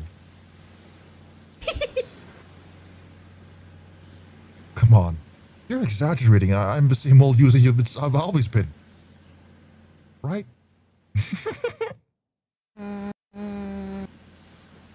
Doubt it. Haha. Kikuko! Hi, girl. We're not gonna like murder her out here, are we? Oh my god. Huh? What are you two doing here? And what's about get up, Yusa? Don't tell me you've been diving. Kikuko, do you have... do you have a minute? Turn around. Turn around.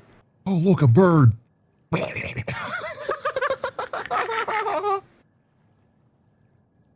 I heard you were heading out to the northern shore to fish in the bay today, so I came out to find you. Why did you hear that? Dolly just decided that this morning. I didn't even tell anyone. She's already suspicious. We haven't seen a sticker in a...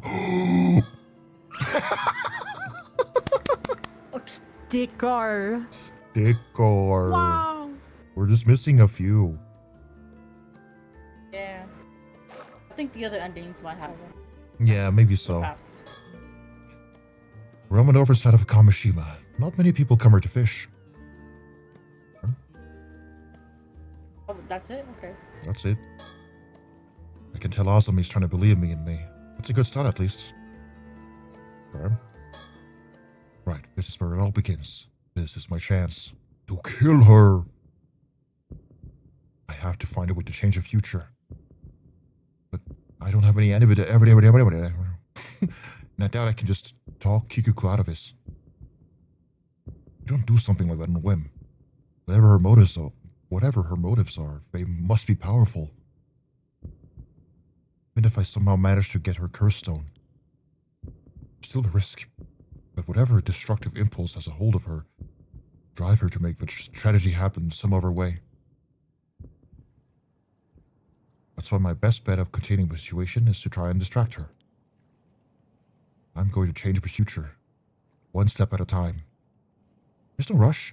Got this, After all, girl. since we came here, instead of heading back to the port, things are already different. Yeah.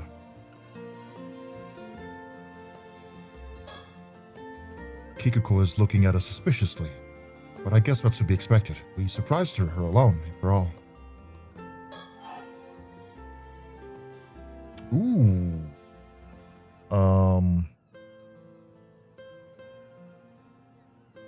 Okay, yeah, it's not where the ending thing is yet, because we need the Tamatabako first. Yeah.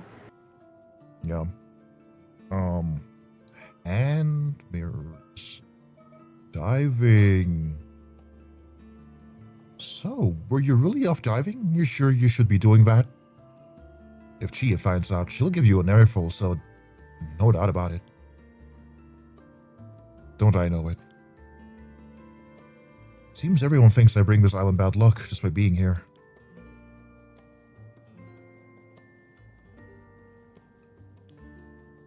Yusa. Well, sure, some folks might say that, but it's not as if you've done anything to deserve it kind of talk. I don't see a problem with you becoming an armor diver myself. I appreciate that. Just today, plenty of folks told me not to go diving because the storm's on its way. But when they don't talk sense, I just ignore them, and so should you. I've been wondering. You unhappy here on the island, Kikuko? What makes you think that? I don't know. Just get the feeling you're not planning to stay here as an armor diver forever. You normally play the fool, but turns out you're pretty sharp, Yusa. Truth is, I can't help thinking of the future. You can earn a decent living as an armor diver if you know what you're doing, but all these old rules and customs tend to get in the way. I try to change here and there, but it's no good. Everyone's too stubborn to listen. I see. No luck, huh? Mark my words. Nothing's ever going to change around here, and just between you and me. Well, Azumi's there too, but as much as I love being surrounded by nature on this island, culture here just isn't for me.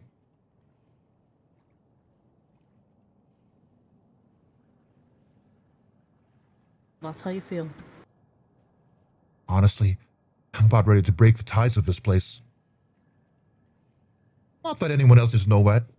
Don't go spreading it around now. So she was gonna leave anyway. Frankly, I had no idea you were so interested in diving, Yuza. Okay. Office work days. So, Kikuko, when you left the islands, you did some kind of office work, right? Huh? That's true and all, but why are you asking? I was, just wondering if you might have preferred your life back then. I mean, you must have had more opportunities to meet people and go out on dates and all that. Stop right there, as if I don't hear enough of that as it is. What's it got to do with you anyway? Sorry, I didn't mean to pry. I was just wondering if you still kept in contact with anyone. Sure. Few people. Just a few. Would you say any of them had a big influence on you? Wink, wink. Huh? Seriously, what's all this about? Oh, wow. Nothing really, I was just curious. Listen, working for that company wasn't exactly a huge break in my career. All I did was pour tea and answer the phone.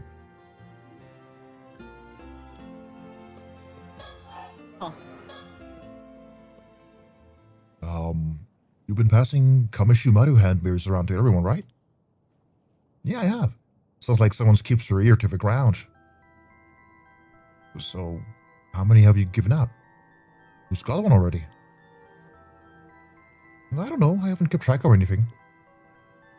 But if I had to guess, I reckon it'd be about 20 or so. Ivo, you want one too? God, we're gonna have to go find them? Oh, if so, I'll get one to you later. Oh, no thanks, don't worry about it. Huh? Oh, I can't kill you. Oh, man. Oh, man. Oh, we're out here in the vast open waters where no one can hear you scream. Suit yourself. They're pretty sweet little items, if I do say so myself. Anyway, Yuza, did you really come out all the way out here just to chat? Something like that, but I've wasted enough of your time. Thanks for hearing me out. Come on, Asami, let's go.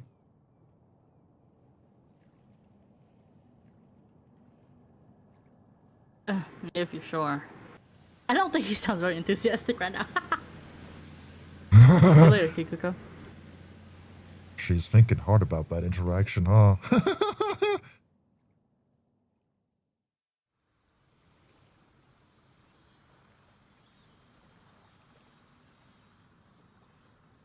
Normal clothes. Right. I know we just got back, but there's no time to waste. Gotta track down and collect all the Kameshimaru mirrors Kikuko handed out as soon as possible.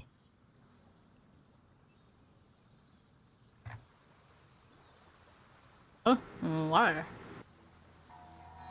If I'm right, those mirrors are actually the targets of the curse. Wait, seriously? Oh man, all this cursed business is a bit much. Look, given what people think of me, I'd have a hard time handling this on my own. I'm going to need your help, Azumi. I guess we'll have to try and convince everyone the mirrors are defective or something, but we'd better not let Kikuko find out what we're up to. Yeah, that would be unfortunate. 'Cause, I want to believe you, and I like nothing more than help you out, but before I lift a finger, there's something I gotta know. All right. See, I've got a pretty good idea of what made you change out of the blue like this. You're back from the dead, aren't you? Okay. You do?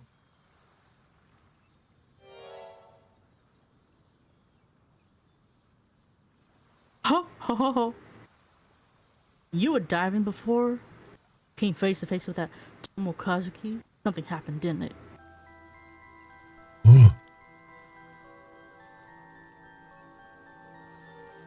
You have not been the same since then. Come to think of it, does this have anything to do with your search for a mermaid? You're right. I should have told you the full story to begin with. I've been in such a rush, I got ahead of myself. You're right, something did happen to me, and I'll tell you all about it right now if you want to hear.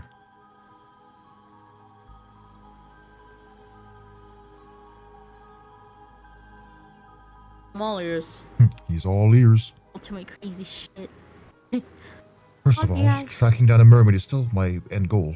That hasn't changed.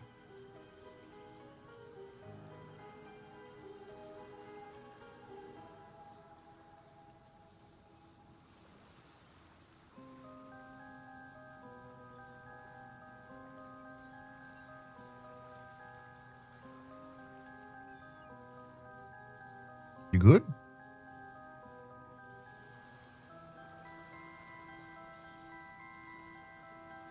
Data? My little brother came in. Oh. At least something's still the same. But what I'm trying to do right now started when I found out about the danger Kamashina is in. And realized I had to do something to prevent it. Are you with me so far?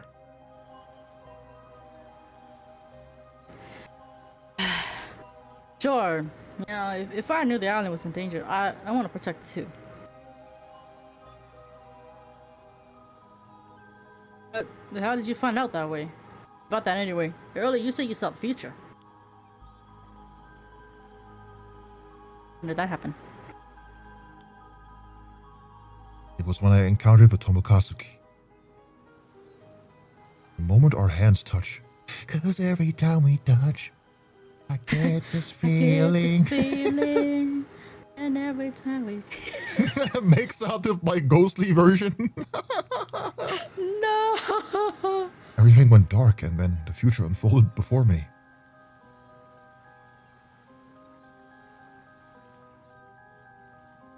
Oh, so it was kind of like a vision from the Tomokazuki? Warning? It's exactly what it felt like. A stream of images filled my mind all at once. Together with a rush of understanding, he fucking played the visual novel in his head. Oh my god. It's like they were imprinted into my memory. I don't know how it works.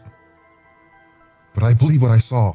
I know what's going to happen here in Kamashima if I don't do something to change it. That's what started all this, huh?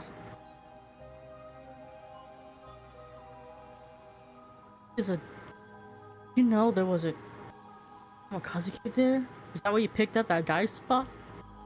No, it's like I told you. I was hoping to find a clue there, since that's the spot where I encountered a mermaid once before. 'Cause that's the fucking portal to Ryugu. Never would have dreamed if I end up seeing a vision of a tragedy like that. For all I know, this might have nothing to do with mermaids at all, but now that I know about it, I can't just forget it, can I?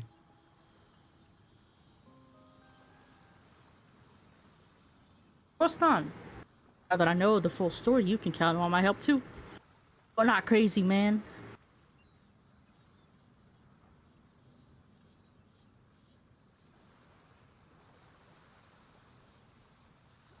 So, seeing as Kikuko is the culprit, I'm guessing we have to collect those hand mirrors to save everyone. Cookie. Yeah, but she's not the only threat. There's more to this. Or More. There are actually 2 calamities on the horizon for Kamishima today.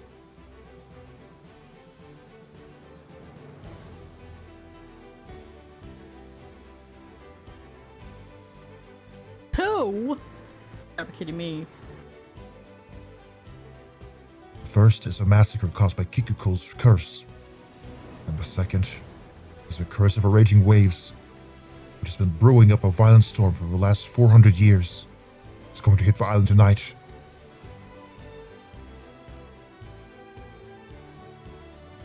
Hydrate time. Oh, fuck, man, now you lost me again. I can't keep up. It will do.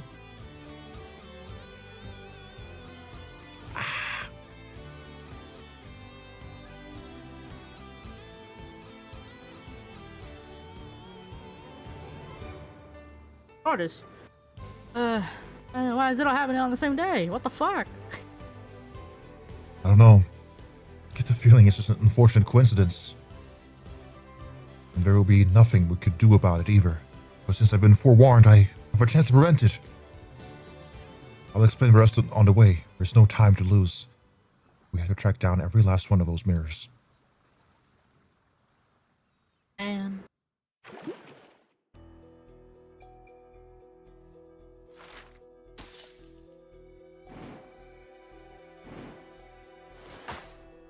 Whoa, there's like one over there too, damn. yeah. Okay, we got Yumeko. Oh, possessions! Fucking that's the thing we need. Okay, what's the Sato's? There's a claim chapter. I don't know if we've gotten that yet. Okay. That's probably the claim chapter right there. Yeah. This one we don't need to worry about too much, I think. Okay. Yeah, alright. Possessions. After arriving in Kamishima, Avi and Cersei continue to ask about mermaids, but this garners suspicion and they find themselves unable to gain any information.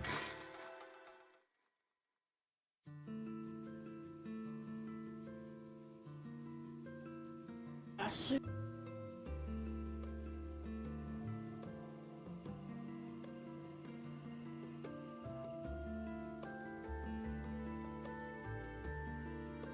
Well, so much for that.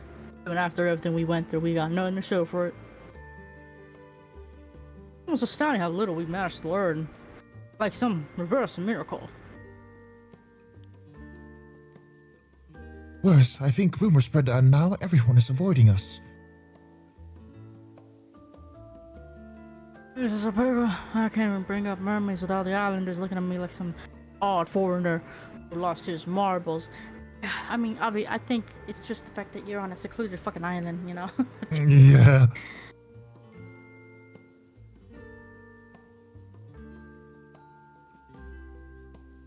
And for some reason, mentioning Mari Mitakuchi makes things worse. I kind of like how that hand pose is drawn. Me too. It's it so looks sassy. nice. Yeah. Man, I need to do more stuff like that. Exactly. Like, you gotta make more like fancy hand poses, you know, even if it looks weird. Oh yeah, for sure. I mean, I already do more hand poses, but like I elevate it for sure. Could be more, you know, could be more. Always. Yeah, it could be more dramatic. I think the only reason why I don't do them is because I find certain poses more appealing and I lean towards those more often. Plus, you do more like elegant poses than like dynamic poses, I feel like. I think I do elegant poses. Oh. Yeah, you're very like meticulous about like the posing and stuff. Meanwhile, I'm just like I'm fucking like, oh, maybe I do like a little bit of this, a little bit of that. splatter some paint on there. Okay, but the thing is, I like when I do dynamic poses, I want them to look cool and pretty too, you know? Yeah, that's what I mean by elegant. Meanwhile, like, I want them to look dynamic like they're poses do look a bit awkward, you know, like, you could have like a really dynamic pose, but that angle is like the worst selfie angle ever, and it looks like you have like triple double chins. Triple double chins. So, yeah. Triple double chins. Sure, man. But no, I know what you mean. I just I don't like pushing my boundaries that much. I know. I mean, almost no one does. No. That's how you improve at art. I need to like fucking do more studies and stuff. Yeah. Like I've been trying to like, sorry, since we're on this topic, I've been trying to like trace more, you know, so I can get like a better like memory. It's like I'm downloading hand movement memory. Yeah. as I trace along, and it's super nice because I feel like my hand hurts like a bitch all the time. With all the tracing, I get to like actually memorize how the lines go, and I start getting more confidence. Yeah, you get more efficient too. Again.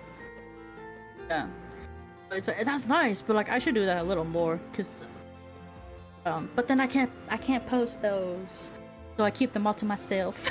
yeah, that's the thing. Unless I could discredit it, you know. I'm not saying I'm making them scratch. I do need to like look through the mangas that I have and look how they do like dynamic posing though. Yeah, some of the mangas actually do have like one of the best like dynamic poses. Yeah, because really Alexander, he gifted me like a few Gachi Akuta mangas, so I'm gonna look for them. Ooh. Yeah. Anyway, let's continue. Let's continue. People hate her or something? Just hearing her name makes them recoil with undisguised disgust. I thought it said undiagnosed. Undiagnosed disgust. Yes, I noticed that too. Though your way of asking probably doesn't help much. Well, how about we take a break from investigating and go for a little sightseeing instead? Seems like there's a shrine and a lighthouse around here, so we might as well drop by.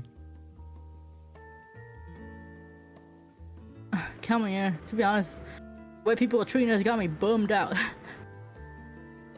Put me up. Maybe heading to the lighthouse to a wine debate wouldn't be such a bad idea. Let's go to the jetty. To the jetty. No, we must go to the jetty, and that's that. What? Oh, okay. Don't scare me like that. Oh, what's gotten into you all of a sudden? Premonition. Waves of my yearning soul keep crashing against my chest, insisting I seek out the shore. Must hold me back. I'm going to the water. Right. Sure, the usual then. Well then, off we go. La la la. La di da di da da la. Jetty. Jetty.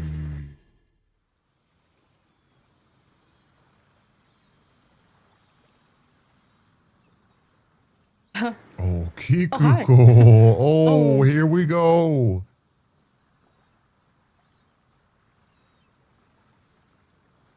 Oh, looks like we got ourselves a spunky young lady here. Maybe we should have a word with her. She did want to see tourists. Alright, this could be our last chance. Let's give it a go. Let's give it our all. Excuse me. Could we speak with you for a moment?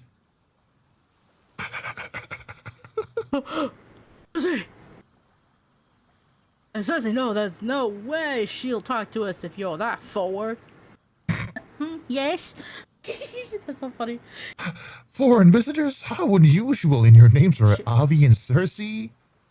Welcome to Kamishima. My name is Kikuko. I'm an armor diver. Kikuko, the armor diver. Such a pleasure to meet a charming young lady in such a place like this. Charming young lady, you say. Oh my, well, now you're allowed to ask me anything you like. Hey, you guys take this mirror. Items. Did you kill these people? Kidding. Oh. can look at my items. There's not a sticker around here, is there? Go where? Go I where? don't think so. I don't see anything. 10 hours later. I think so. Hydrate time. Hey. Hi. Yep. Big stretch. We're getting on to 10 hours soon. Because I want to get a never ending so bad. Ugh, stretch. Big stretch. This jetty was built to break the waves so fishing boats can come in and safely unload for a catch. But I suppose jet planes have nothing to do with this. No. Not at all. The structure over in the distance is called a breakwater. Built to keep the waves out. Seems like it's also a popular fishing spot. Okay. Anyway, Kikuko. Soldiers, yeah, that's right.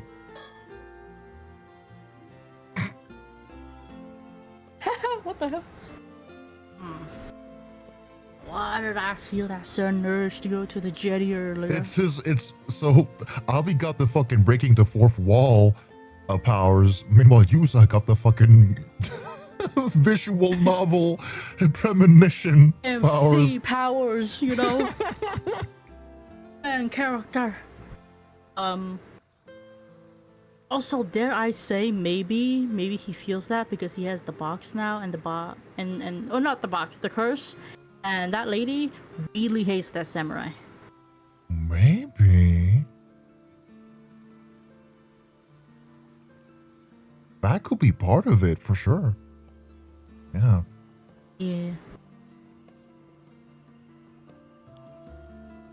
Thanks to that, we ended up running to Kikuko. Yeah, we got the bad ending first, the required bad ending, and now it was just like, oh, main character's like, oh, I just saw the future of a terrible ending. Oh, we gotta prevent this shit. So now we're on to this route. Talk about mermaids. This might be a bit out of nowhere, but you don't happen to know anything about mermaids, do you? Mermaids? You do know something. Tell me. When you say mermaids, you mean mermaids, right? The mythical creatures? Precisely the very same. The rumor has it that this island houses some kind of secret connection of mermaids, but I haven't been able to ascertain whether it's true or not because no one wants to fucking talk to me. Because I'm annoying as fuck. I'm an annoying foreigner. I'm an annoying foreigner. I'm yelling in your face. Tell me any mermaid secrets. Are you saying you really came all the way out here to look for mermaids? More or less, any information you may have could be a huge help. Sorry, I don't really have anything for you, but I do happen to be a little interested in mermaids myself. Fantastic. Another fan entranced by the mysterious. They say that eating the flesh of a mermaid will grant you immortality, right? That's right. Could you perhaps be interested in immortality as well? Hell no. Oh, I guess so. Not for myself. Not for yourself, huh, you say? She is working for the CEO. Does she I like think him? She wants replenishments. Maybe she might like him. Maybe. At least. Because I think, how old is she? She's like a similar age, or supposedly a similar age to him. Where the fuck is she? I don't want to read. Kikuko. Underneath 28, and he's supposedly 26 or something. Sure, Jan. Sure, Where is he? Jan. Sure, Jan. Wait, is he from Tokyo? yeah, Wait. Did you say Tokyo? Is he from Tokyo?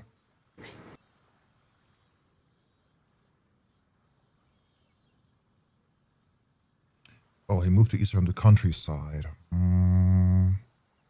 Yamashina. Okay. But he's with that guy. He's with Yamashina. And he did mention he had a younger person he was more interested in, like, handing things over to. Maybe it was Kipe. I don't think it's a maybe. I think it is Kippe. Yeah. Because he was going to give it to Nobu. Then Shinobu was kind of, you know, not meeting him halfway anymore. And the Kipe probably walked around, you know, all possessed, like, let that guy pick me instead. Yamashina has high expectations for him, so yes, he is doing this for the evil wizard-looking man. The evil capitalist man. Man. Could also be using, he could be using the evil man for his own personal gains, you know? Yeah. Because I do still believe he was that bitch that took Sato. Could very well be. I don't know.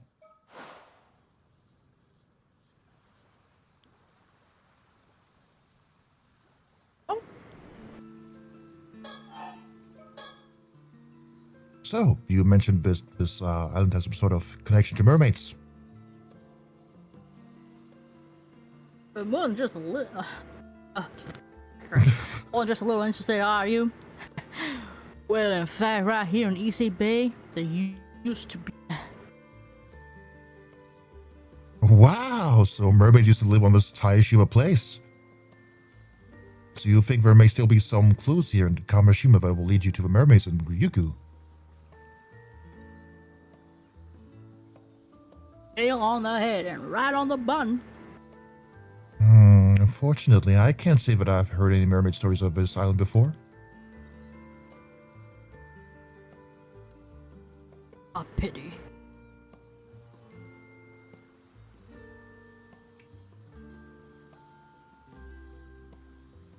Do you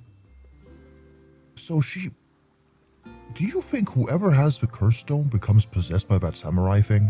Or do you already theorize this earlier? Oh, that could make sense as to why she, maybe it just triggers her emotion, you know, because she's already pretty ready to leave, doesn't really want to do anything, you know. And having the stone in her possession probably like amplified her aggression and resentment, you know. I was also thinking about that phone call. Yeah. Because what about the phone call? Because like, elaborate. Sato's name was the old name, Osato. My dear Osato. Mm-hmm. So if a guy isn't an immortal, what if he just got possessed? If he had originally the curse stone and it got handed to Kikuko to do the plan, it depends on the timeline though, obviously, but, you know. Maybe he's still possessed right now, but once he gives it over her, he kind of like is no longer possessed. Yeah, maybe. We'll see.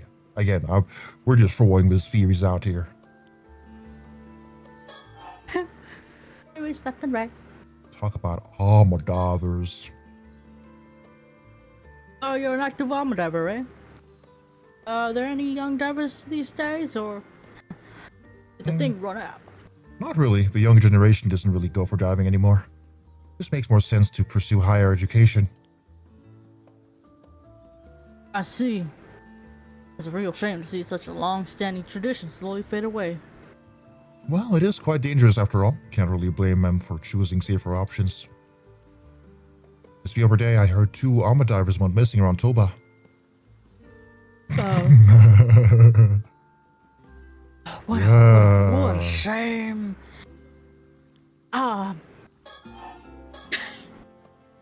Speaking of armor divers, I heard armor divers have a legend that if you go diving around here, there's a chance a Tomokazuki might emerge from the depths. Cozy enough with the stories, girl. You sure know a lot, don't you? You're right, it's a well-known legend. Not that I've seen it with my own eyes or anything. Don't know anyone who has either. Because we're dead. Huh. Maybe your Seiman and Doman symbols have kept you safe. Oh, those? I don't have any. I only go in for superstitions like that. Are you really okay without them? I think it's no more than an old tradition, and to remind us not to forget our gratitude and respect towards the sea. All those old-fashioned rules and traditions. Don't you think it's about time for reform? But isn't freediving close to a Shinto ritual in spirit? Isn't showing reverence and offerings to the sea god crucial? Oh, you're pretty devout for a foreigner. I'm impressed. But, I believe it's exactly because of tedious customs like that that young people are losing interest in diving. We should keep up with the times. Otherwise, there's no way this tradition will survive. Well, now that's very level-headed thinking. Maybe it's because I'm part of a so-called new generation. Some people don't like my attitude, but I get the job done.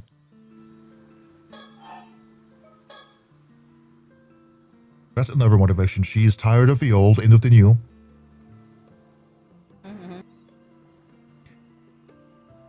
Some of the young divers go to high school on the mainland and then work as armor divers when they return home. I guess there's also that guy who just started working as an armor here. I saw him earlier. I didn't realize men could become armor divers too. It's not like it's forbidden. It's pretty rare though. This is the first time I've ever seen it happen. It's kind of like the whole like woman at sea thing where you can go up, like there are like women fishermen's out there. But it's higher percentage men because of like old traditions. Yeah.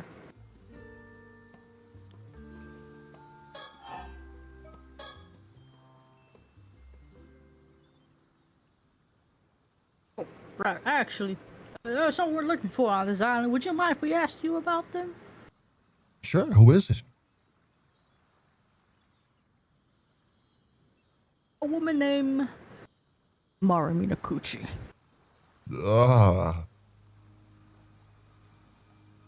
See, that's exactly how everyone else around here has been reacting when we asked about her. Why? No, it's just, I'm sorry, but that woman died in an accident at sea 5 years ago. Ah, yes, we are well aware she was passed away. We're looking for her bones. Then why do you ask?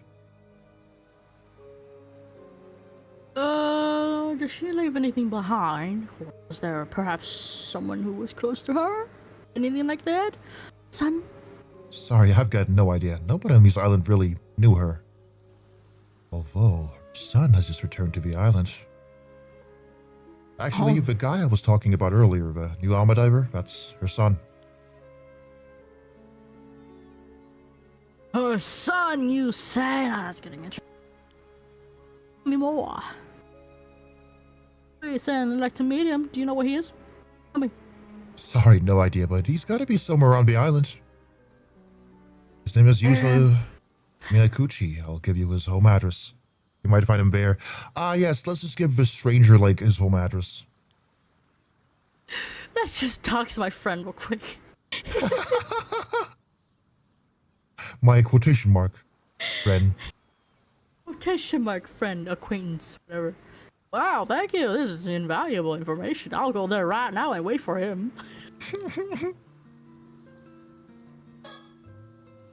She's the most approachable of all the people who've talked to us by far. Maybe this time we'll actually learn something. That is coming up.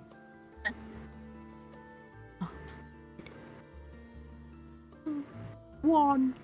La la la la la la.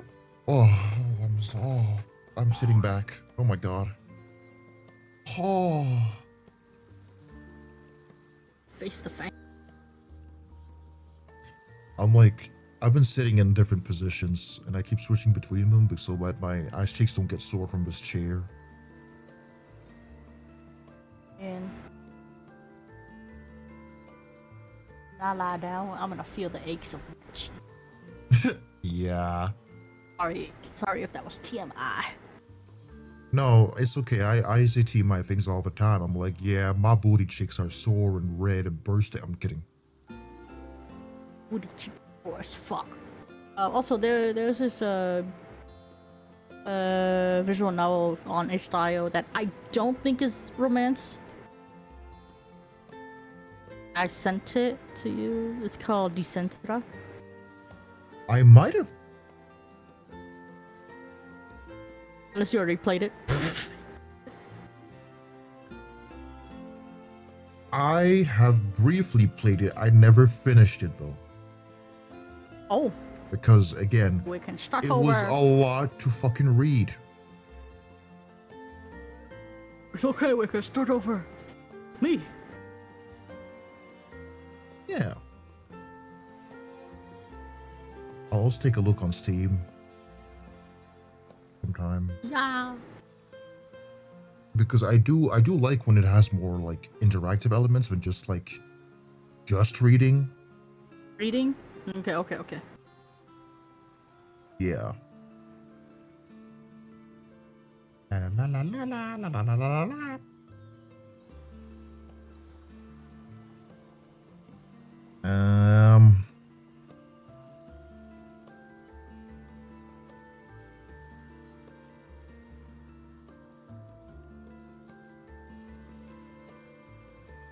Novel, don't give me romance.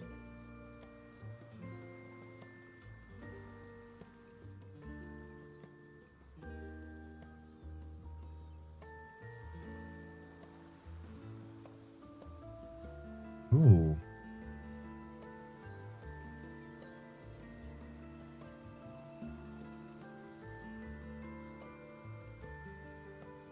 I see a few that's not like romance on H.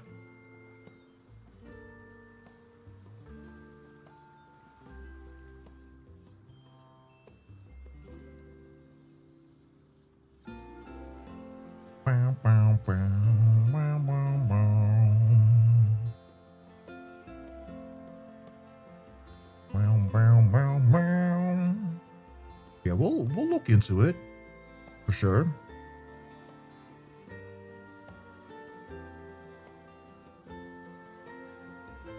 It is funny how like 99% is like romance visual novels as well. I'm sorry. I hate the romance, okay? I'm not sorry. I lied. I won't apologize for what I don't fucking like. You're never done right, okay? A lot of these fucking, like, romantic partners, quote-unquote, possible chances, they're so unlikable for me. I can't. I mean, you don't like people in general, well. I don't like people. These ones are like made of like people with specific tastes in mind. So it's not really for me either. Like I don't like Twinkie yandere boyfriend kind of things. I don't like that. I need like a proper man. Same. And I need him to be like maybe like a little pathetic or like weird in some way, but like not like a psycho killer. I'm not really into that either. Yeah, like 11% pathetic, 12% baby girl, 10% capable. He can be man. mystical even, but you know, I'm very picky about my anime style men, or just like romance focused game men in general. That's why I don't really play a lot of those. What also deters me is when they just look way too anime. I'm sorry. I like a certain, or like, I want them to look more on the mature side, but they look very baby anime, you know? Yeah, that's why I'm always a little. That's most of like by them.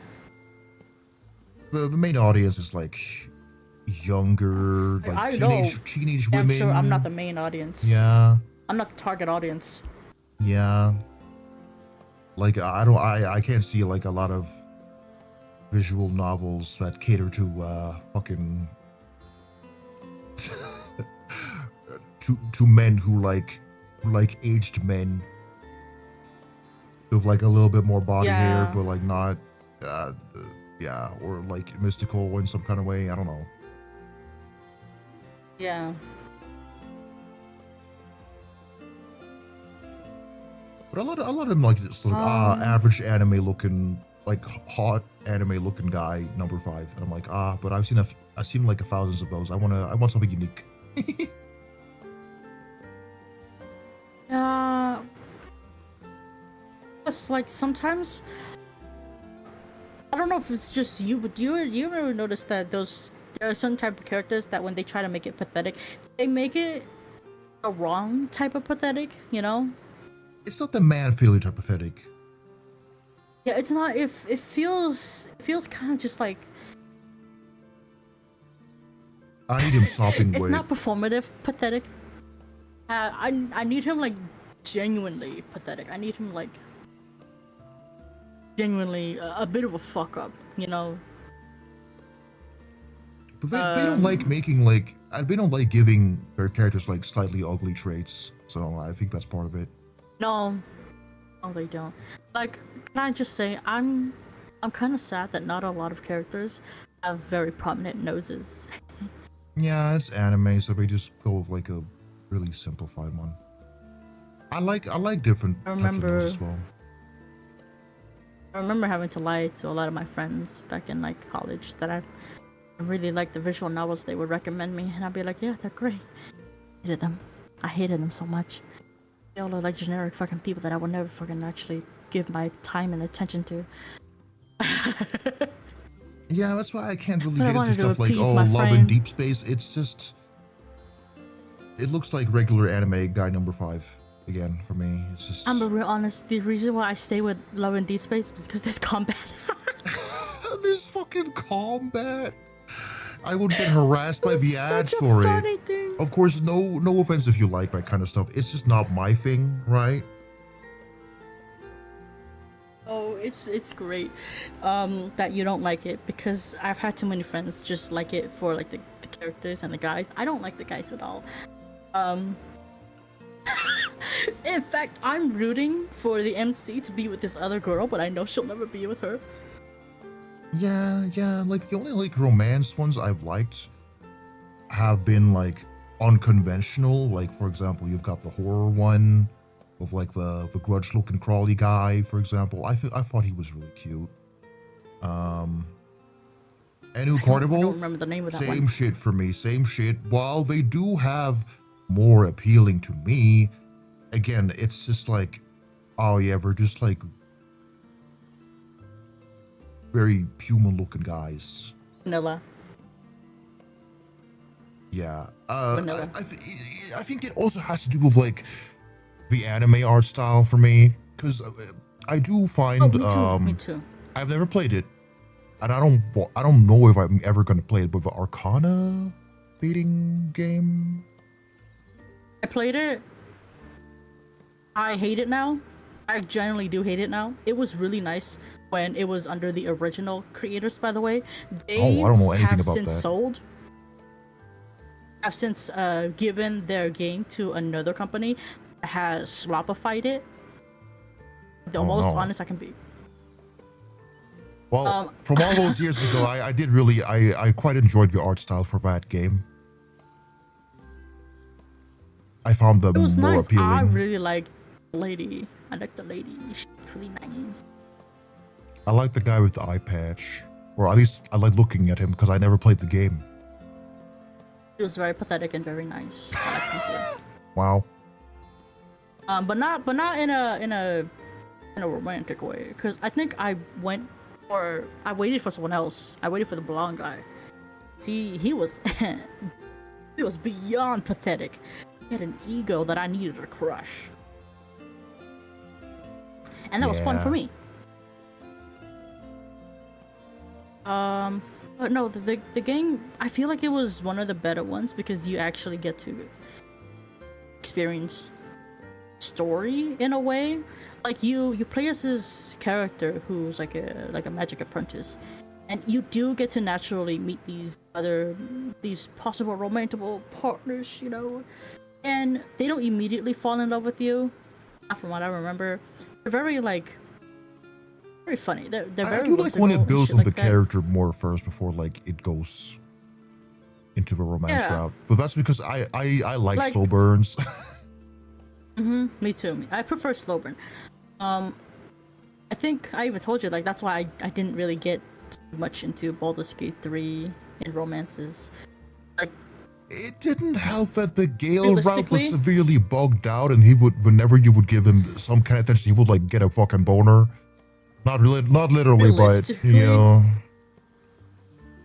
yeah, wasn't great for me because I tried a romance. I would never go through with it. I couldn't even do it with Shart.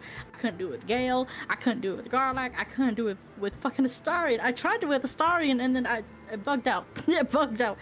It was just like you tried. Bye. Never mind. I Okay, do the only think one I some of the actually routes succeeded are more was slower. Lae'zel.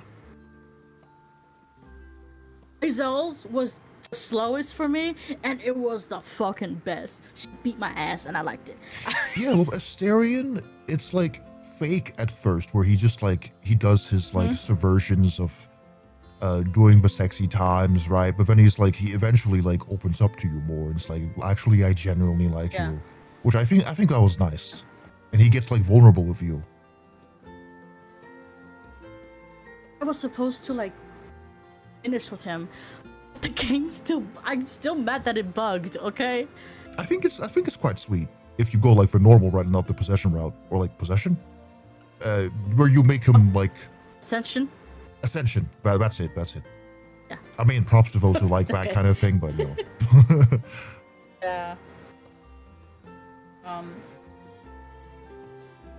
So I kind of saw a part of me in him at some point as I learned more about him. I mean, you know, he 'cause as is my first few a playthroughs. SA victim essentially. Yeah. So I was like, oh, buddy, I don't Maybe think it hits a bit too hard. But it's So, it's 'cause- quite meaningful wait- representation, though. I do really like his character. It is. It was very fun being his friend, though. That one of my most favorite moments was him just being evil, chaotic, and but kind of like like a bit of a whiny bitch when he didn't get his way, and I'd be like, cry about it later, whatever. We're gonna go save people. Come here. I think like the romances that hit the hardest for me in Baldur's Gate were definitely Astarions and Karlach's, I feel like, because Karlach, she is such a sweetheart, but she basically doesn't have long to live. Yeah, she's doomed. And like, she just wants was doomed from the to start. live, at least temporarily, have like a good life where she wants to get intimate. She likes being intimate. She likes feeling loved, right? That kind of thing. Yeah. So you know it's kind of doomed. Also, depending on what route you go with that. But it's like it's very bittersweet. It's very bittersweet. Yeah, very, very bittersweet. I like that a lot. With the others, it was a bit weaker. Lae'zel is pretty fun. Also, a lot of character development for her. I like that. She is quite horny. I mean, she's pretty upfront about it. She's like, I like when I smell your sweat after battle. And I'm like, oh, okay, girl. Okay, but the sunset scene with her actually low-key made me like shed a tear. Yeah. The only reason why I generally liked her was because I was about to abandon everything for I was so close. I was doing it with the Dark Urge run too, so I was so close to abandoning everything for Gortash because I was like, yeah, I like that stinky man, stupid stinky man. Oh my god. And then Lae'zel was like, "For my everything," and I'm like, "Oh fuck, bitch." Yeah, right, I will be your everything. Fuck that stinky man. He can ride. I don't care anymore. Like, she pulled me from the trenches. She knew I was down bad for the wrong man.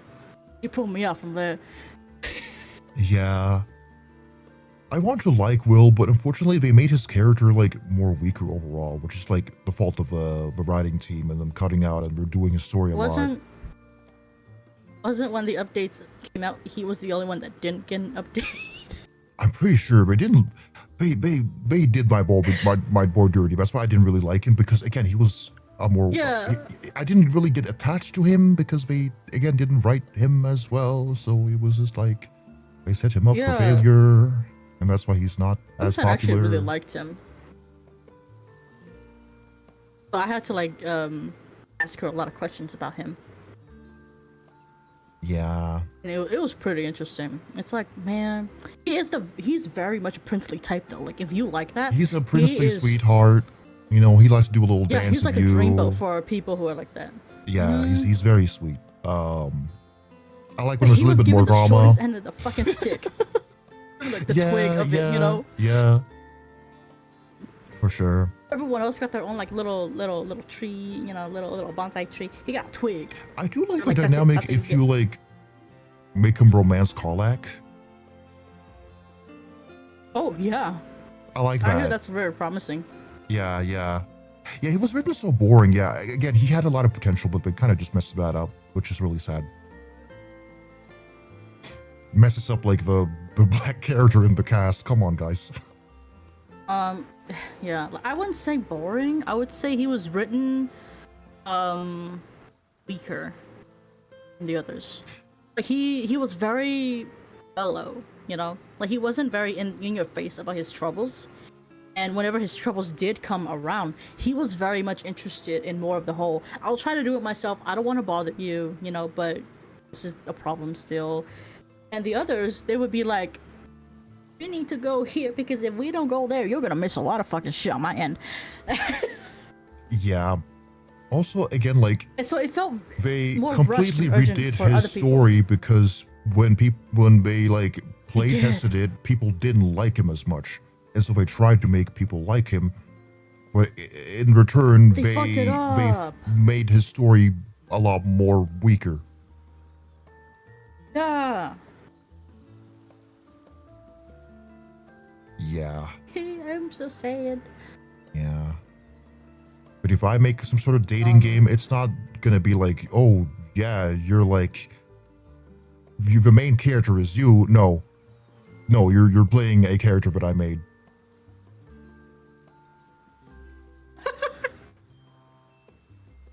Low key, I wish I could get into game making, but I've always think it's so interesting when people have to make their own character to romance their OCs, you know, like characters already established.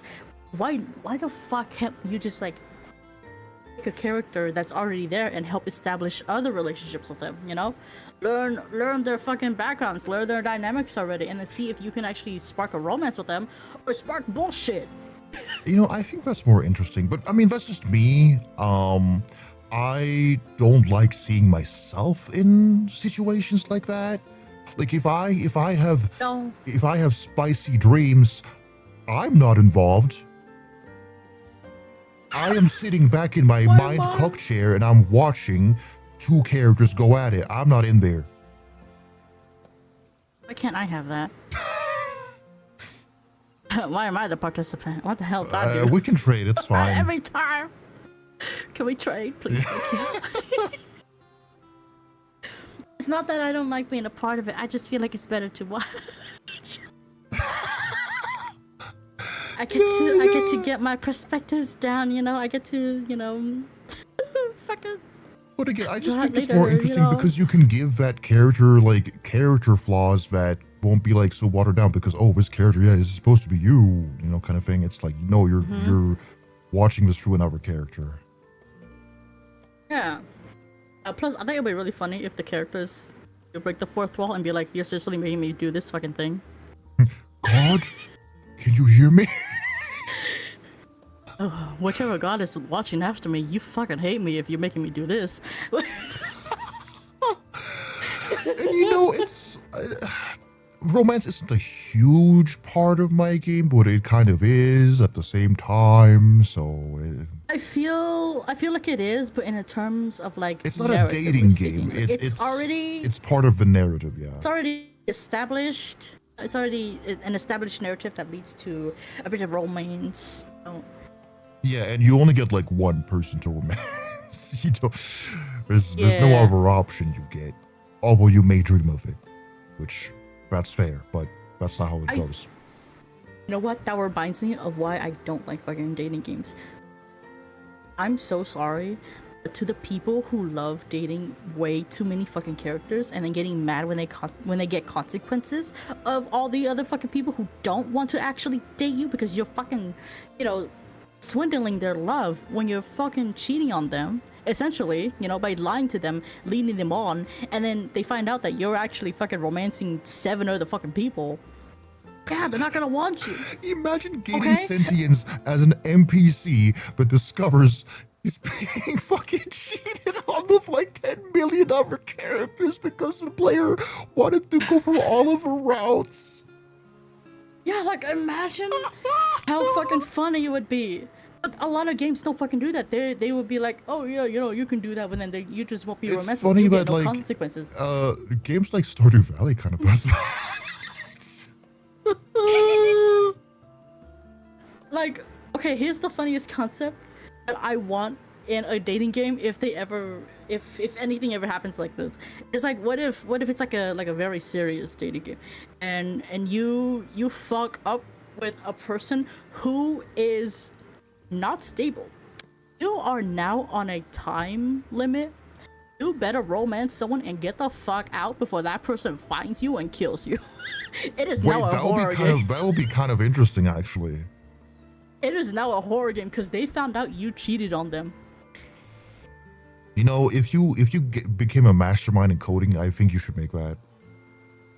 Okay, I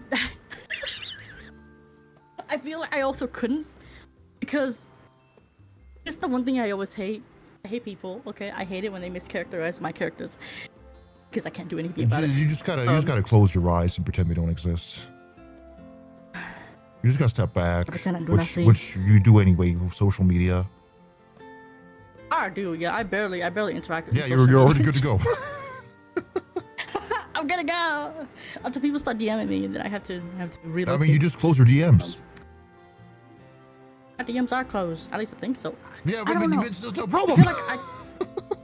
No, I close them, but sometimes people still reach out to me, and I'm like, how'd you get in? I mean, then you have it open somewhere. I mean, so that's on you. Oh, it's not my fault. It's the site's fault. It's all buggy since all this AI shit came around. They fucking everything up. He's want to complain, you know, no matter what. I'm like, okay, what if this? He's like, no, but then the voices will call me stupid. I'm like, no, what? Also, I just don't think my characters are likable. I prefer to keep them by myself. I mean, sometimes it's good to have characters that aren't likable, though. Imagine I get canceled for that. Canceled because the character is mean to you. Yeah. I've seen people get canceled for less. Yeah, I mean, again, if you're making a game for teenagers, then yeah, they're gonna they have no media literacy. They're gonna complain about shit. Making a game for adults, I feel like adults you're good. Media literacy, anyways. What? What do you say? I don't think most adults have media literacy, anyways. More than teenagers. More than teenagers, yes, but teenagers can still access shit. Okay, that's the thing. Yeah, but I'm talking about adults. Let's just continue. Again, every time I come up with a counter argument, he's like, "Man, but then the voices will kill me." I'm like, "No." Somehow they will find me and kill me. It's a little sad to be this happy just because somebody finally agreed to talk to us. Yeah, some people are into that. Like, people make BDSM shit all the time. They don't get canceled for making BDSM content. Unless people go out of their way just to get to the BDSM content, what is explicitly labeled as BDSM content. And they complain that there's BDSM in the BDSM game. Oh my god. Look, man. Like, why are you playing this game when you don't like it, huh? That says a lot about you as a person.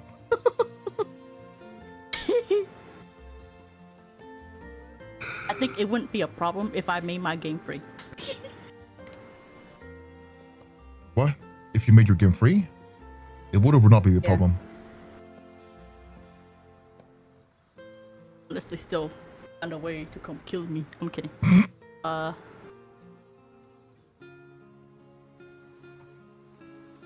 Yeah, I don't think people, if you explicitly label like, hey, 18 plus game, these themes are in the game. Not even 18 plus, 21 plus. 21 plus game. To be allowed to comment, you must be 21 plus, or just turn off the comment section. Yeah. If you don't like anything, don't talk to me. Don't even call me. Me when I go to the sauna and get mad, I'm sweaty. Keep it to yourself. Really, exactly. I don't know. I think I just don't want to be included at all. Like I just want to like make an anonymous account, abandon it. It's that easy. I mean, like people go under different names all the time. Then they'll know my fucking art style. I'm not gonna make. No, they won't. Do you fucking post anywhere? They're gonna find my personal fucking thing. They're gonna be like, oh my god, guys. Then I have to change my art style and I have to relearn everything. Me and Data go back and forth on this all the time.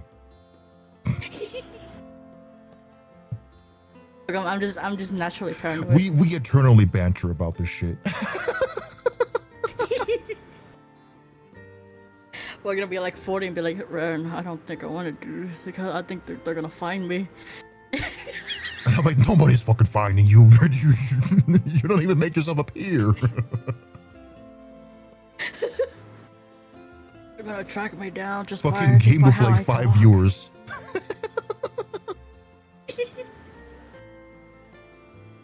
I'm paranoid, okay?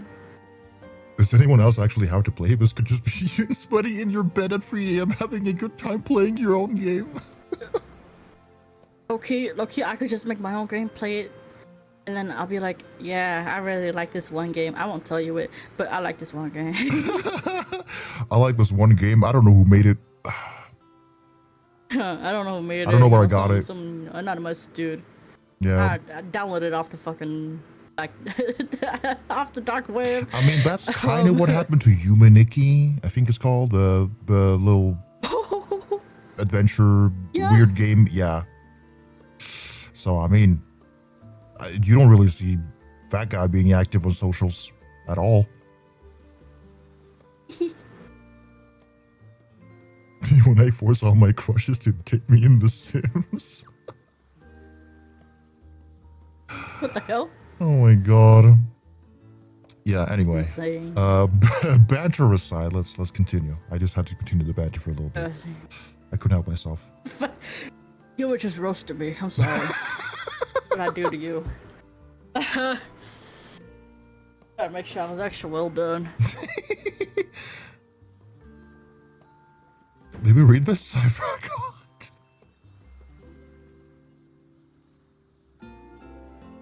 It's okay. We did. I did. I wonder who's to blame for that.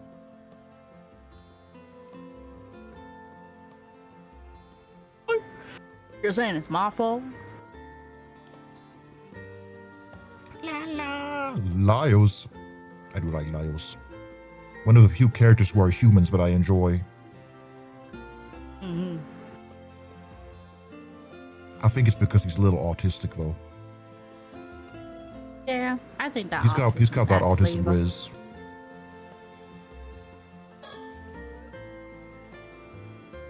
Looks like we made a solid first impression. She seemed genuinely excited to talk to us. After all the lengths we went to, I refuse to leave this place without at least a few answers. That's fair, man. Yeehaw. Yeah. By the way. Pardon me, oh my god.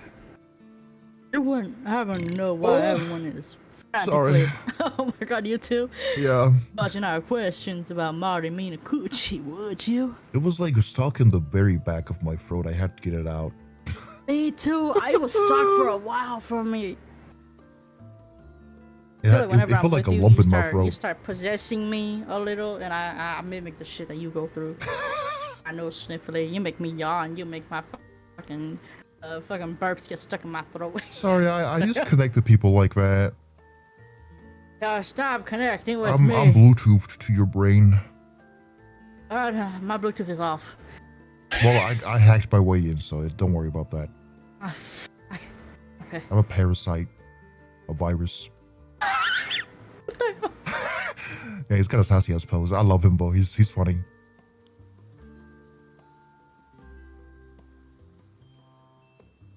Well, she's such a terrible person. I also love looking at the art and just seeing like, look at these brush strokes. They used like a semi-transparent watercolor brush for this.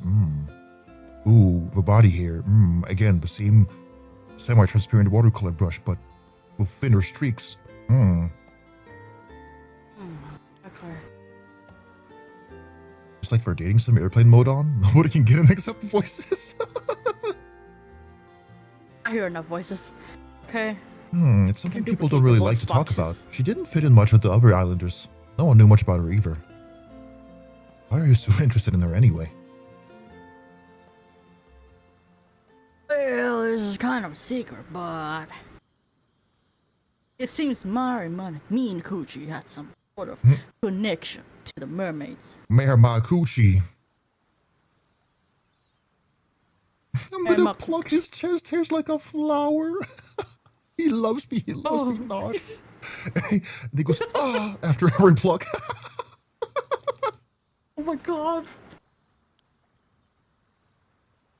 Oh, you don't say. I bet he does. I mean, look how dramatic it was. I see. That's why. Wait, that was me. Oops. It's okay. She just imitated him. It's all right. Oh, so did you remember something? Not really. It's just that I always thought she was a little off. Almost as though she wasn't actually human.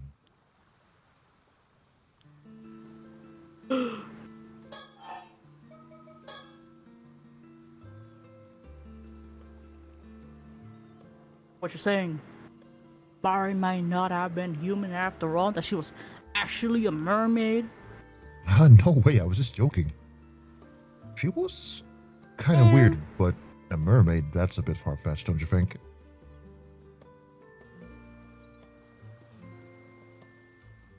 Right. The plot twist in the magical boy, yeah, sure. oh no, he's a mermaid. Oh, think? Come to think of it, I completely forgot about the still time mirror that come on, what us to look for. I'll just try my luck and ask. Mirror. Oh, right, I just remember. There's a particular mirror on this island that we're looking for. Do you happen to know anything about that?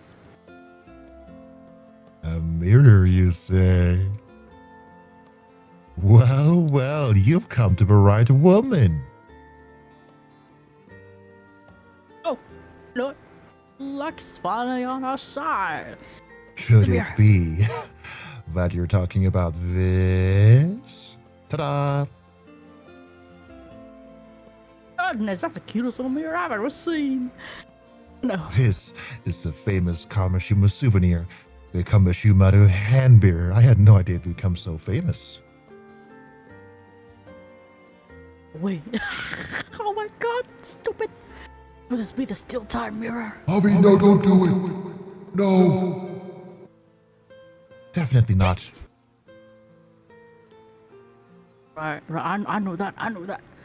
Oh, so this isn't the one you're after. Well, since you seem to have taken a liking to it, I'd still love to let you consider it a memento of our meeting today. Oh. Really lucky me, but I must have to. Actually, the voices in my head told me something else. I changed my mind. I don't need it after all. You sure? It's free, you know? Well, when you put it like that, oh, I'm sure I absolutely decline. The voices are telling me no. Okay, sure. If you feel that strongly about it, I won't press you.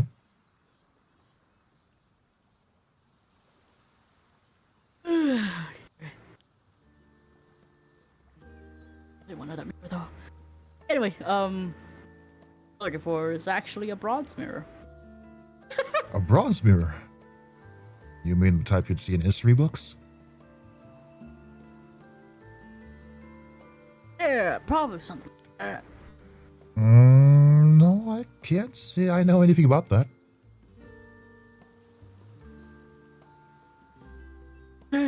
Shame. I've never heard anything about a bronze mirror on this island. Okay. Well, Cersei, what do you think? Nope. Oh! Oh my god, We're getting hello. rated by the underscore MOD. Oh god. Hi. Hello. Welcome. Oh my goodness. Shit, hi. We're Hello. getting rated by Hello. Willer Art Studio. Hello. Good morning, everybody. Good morning. Hi. It is almost 7 a.m. here. I hope you're all doing well.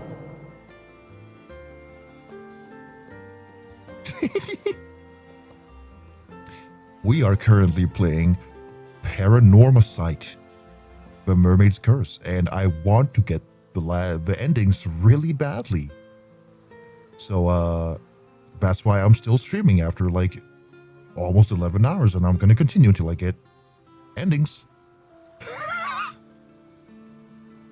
I'm here for the ride as well. Yeah, my just as what was it called when you're like sturdy, but like you hold out your energy, you've got a lot of stamina. My equally as stamina friend. I think I don't have that much stamina. I'm just stubborn. Well, that's the same shit anyway, but yeah, I'm almost a bit stubborn. Okay. You look beautifully unhinged. I am very beautifully unhinged. Thank you. But yeah, you guys have a good sleep, huh?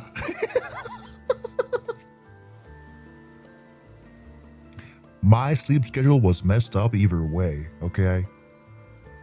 But yeah, quick summary.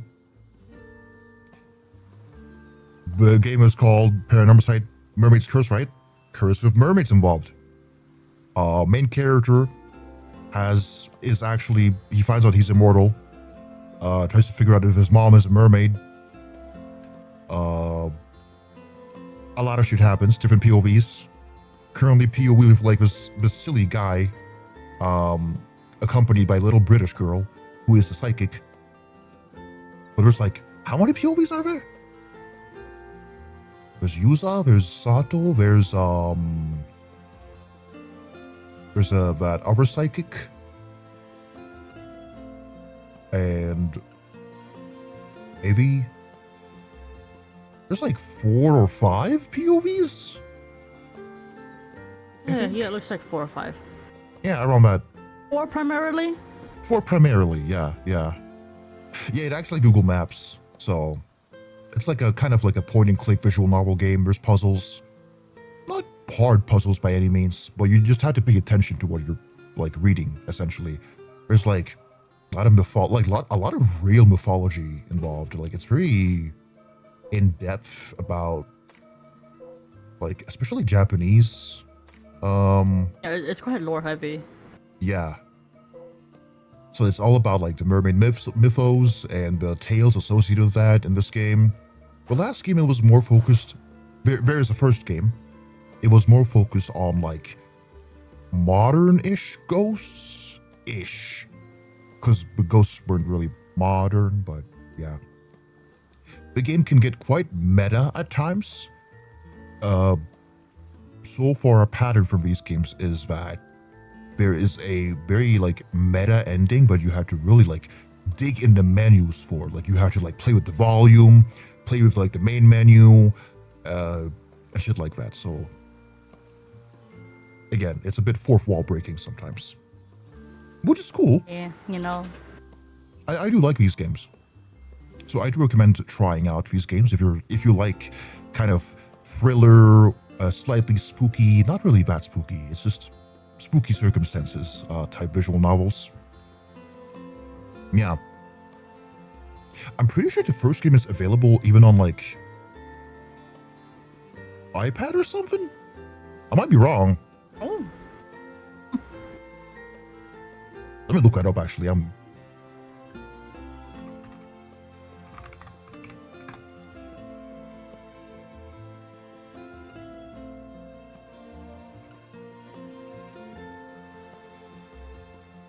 It is on Apple App Store.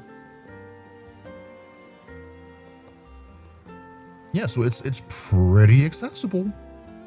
The first game does have like jump scares, but this one doesn't have as much jump scares. I don't think it has. Well, there was that one jump scare that was like a silly one. It wasn't a ghost or anything scary. It was just like a character like fucking behind you and shit. It's like practical jump scares, you know, like just by unexpectedness. Yeah. So if you're kind of jumpy, I guess maybe don't play the first one. They do reference like slightly the first one, but it's not connected. It takes place in Japan, both of them. So they will reference each other. Or, well, this game will reference the previous one. Pretty much. But yeah, anyway, let's continue. What the fuck do we do now?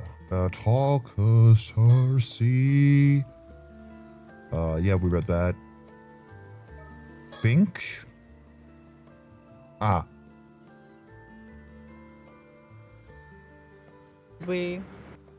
Okay. Learning my Mari Minakuchi's son is huge. That alone was worth coming here for. Damn. So Was that it? items.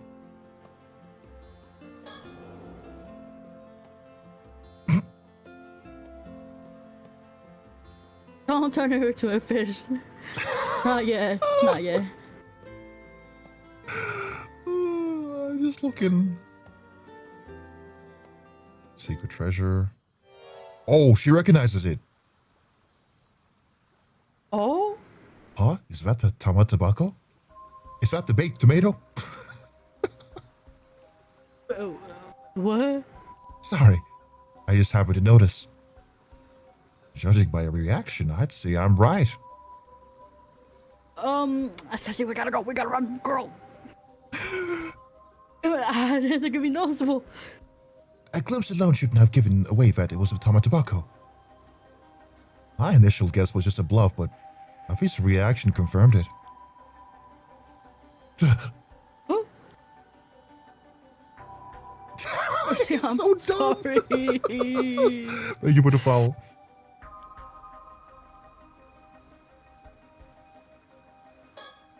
She's mad now. Oh my god.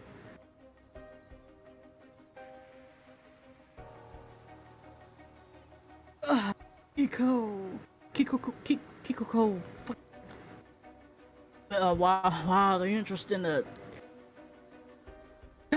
tobacco. Why you look like that, girl? You look like you about to bite me. It's some kind of Asian mermaid treasure, right? You fucking act like you don't know the specifics.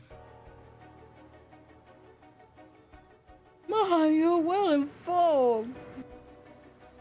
Would you be willing to hand it over to me? I'll make sure it's worth your while. Oh, girl.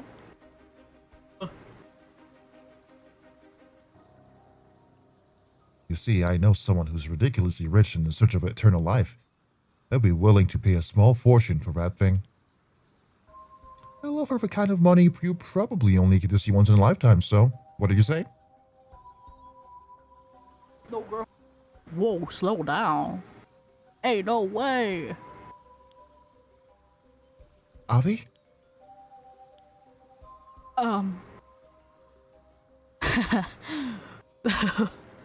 He's just thinking about it.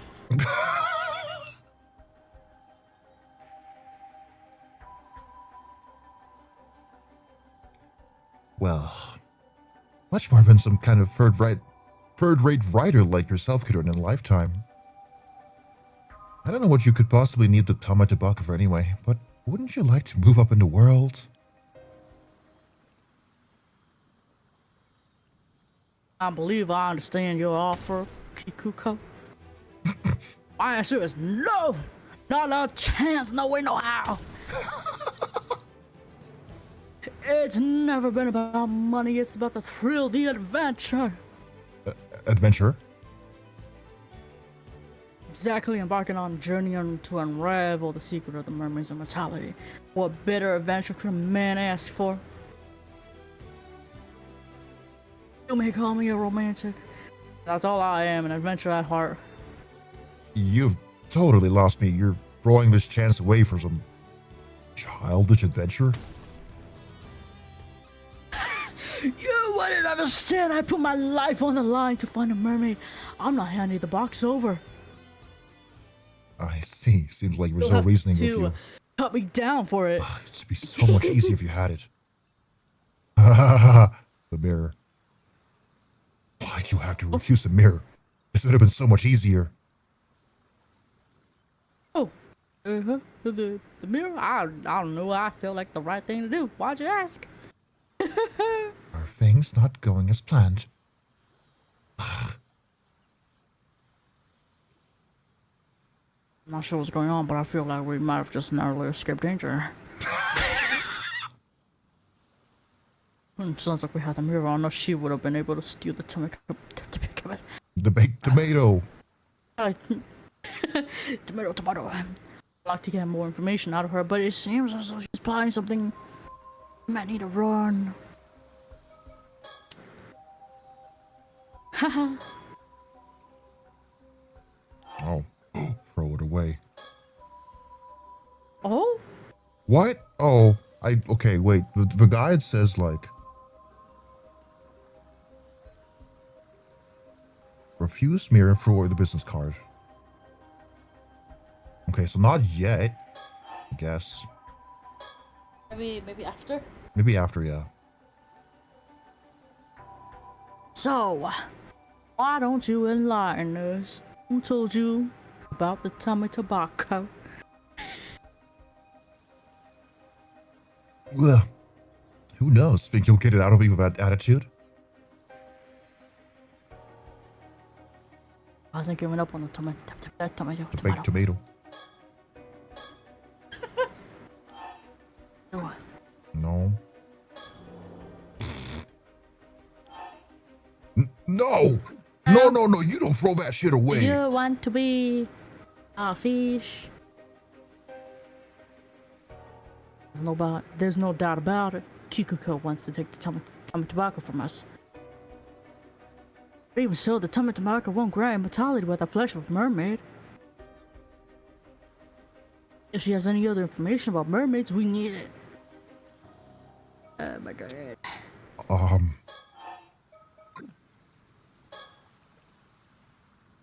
Yeah, bad feeling. Got a bad feeling about the way surrounding.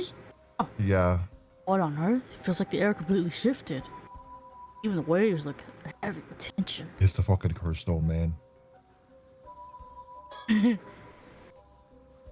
Curse is on high alert. The supernatural may be involved here. Avi, focus. I need you to listen to me without taking your eyes off Kikuko. Cersei, I'm looking at you right now. Okay, never mind. I got it. I'm pretty sure she has a curse stone.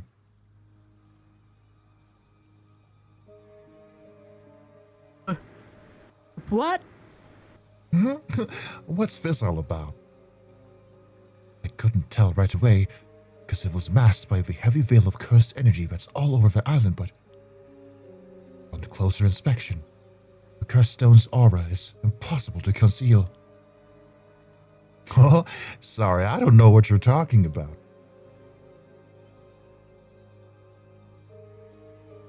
What if the condition to activate her curse was holding onto one of those mirrors?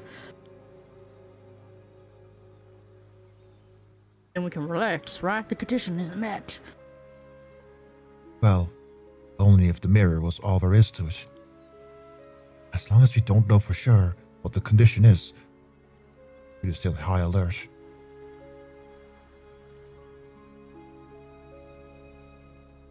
Hmm.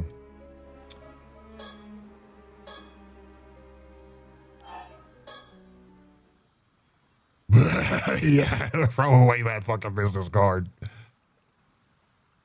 Just toss it. I'll just sneakily toss it. I don't think anyone noticed. It flies away in the wind. Let me just save as well, like. Yeah, we have not saved since the fucking beginning. I mean, there's 11 auto hours. save, but still.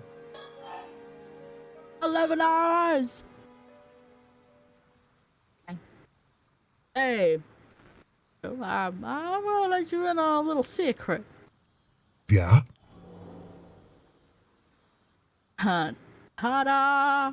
What are the odds? Turns out we both got cursed stones.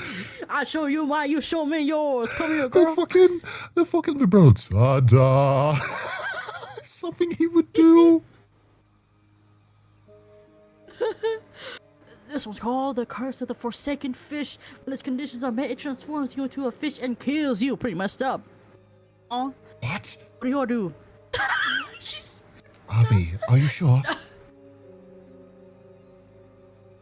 We're planning to use your curse stone on us to steal the tummy tobacco, weren't you? But you don't understand, girl. I got the power of the fourth wall breaking fucking shit, okay? Your curse stone requires us to have one of those hand mirrors, am I right? On the other hand, I can use my curse on you whenever I so please. Oh, blub blub, bitch. You're bluffing. Your curse stone must have a condition too. Yeah. Who's to say it hasn't been met yet? What if I just need to look at you? That's all. Oh, I like when it blinks, you see his little wrinkles. That's cute. Yeah. I never noticed that. Oh. I was looking at his boobs.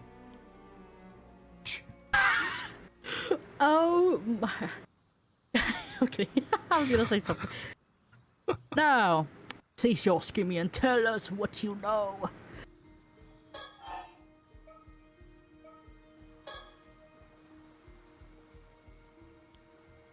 No. Oh, okay. Okay, so okay. We got to continue. Oh, sure. Do you really have resolve to kill someone with a curse? Who's talking? Well, I'm not exactly keen on it, but I'm prepared to defend my life if necessary. Really? I wasn't expecting that from such a kind gentleman. You look like you wouldn't hurt a fly. Indeed, my heart is pure, but trust me, I'm quite capable. Experience has hardened my resolve. Quite recent experience, huh? Quite recent experiences. You know, may not have killed 2 people. I'm kidding. You're saying you've actually used it before.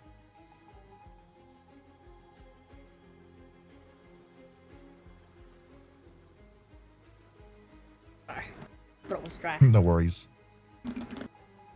Lubricate. I am lubricated. At this point, what difference does one more death tally make? My hands are already stained. Damn, so you're a proper criminal. Maybe I should report you to the cops. Wait, no, not the police. Be my guest. I wonder which is faster, my curse or your phone call. Avi, oh my god. What about your lady friend? Well, are you okay with this? I'm afraid there's no restraining Avi. I've pretty much given up on him at this point. So it would be great if you could just give up and hand over the curse stone. The fuck is this? You guys are absolutely insane. Oh my god. Oh, come on. I think we can agree that we both have our issues.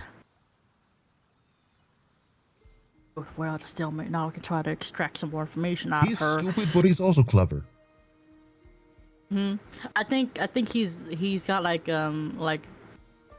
main character shit where he thinks and acts like a novelist main character. He's so confident that works. Yeah. Like, I think he's It might as well just observant do in out that of he luck. is an author. but it takes some time to click. Yeah.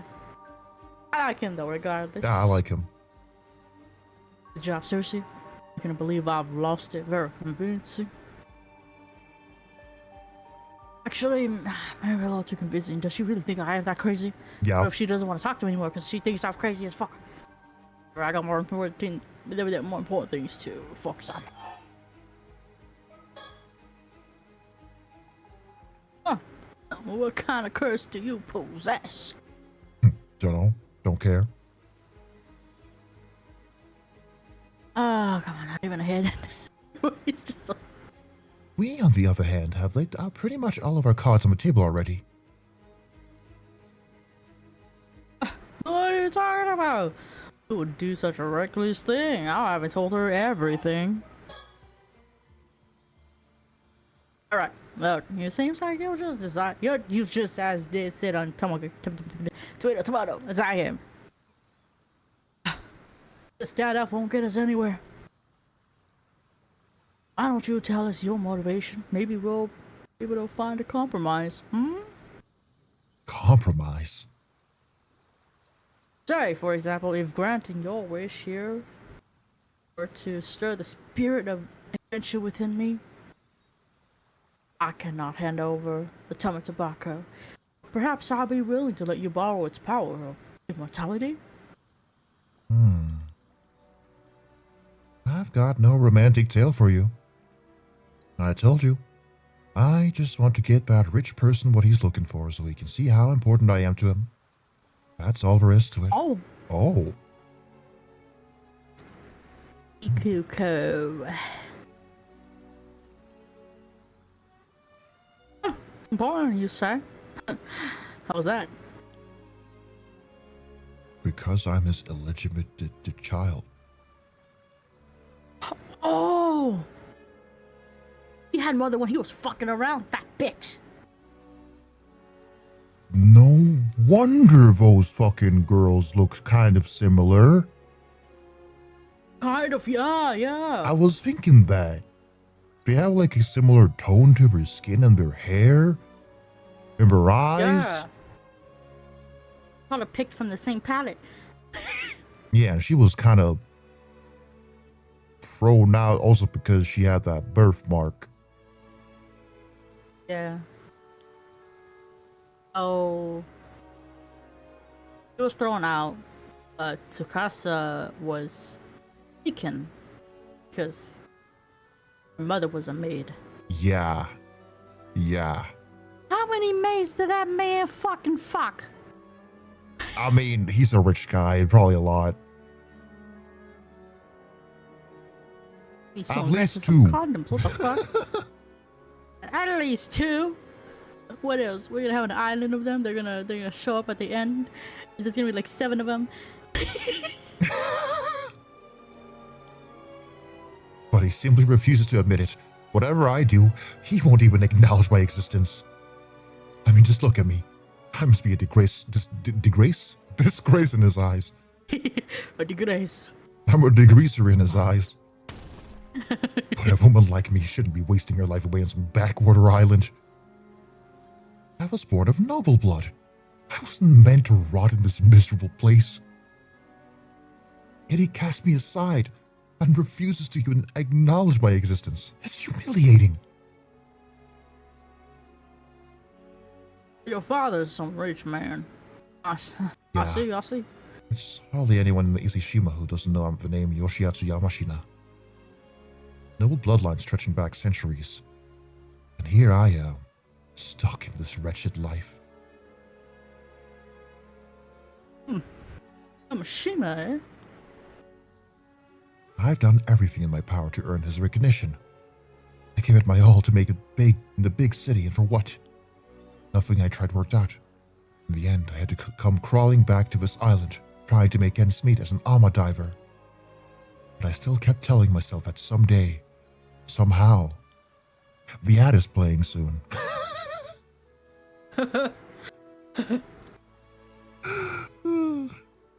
Yeah, lubricate my throat now. Lubricate.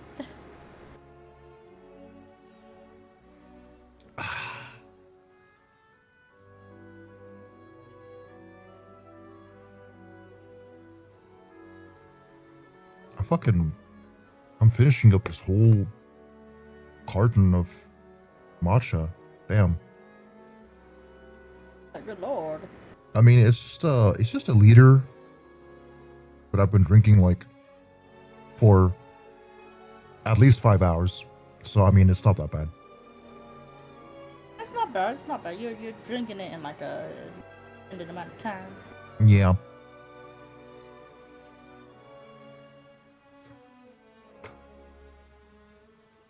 La la la la la.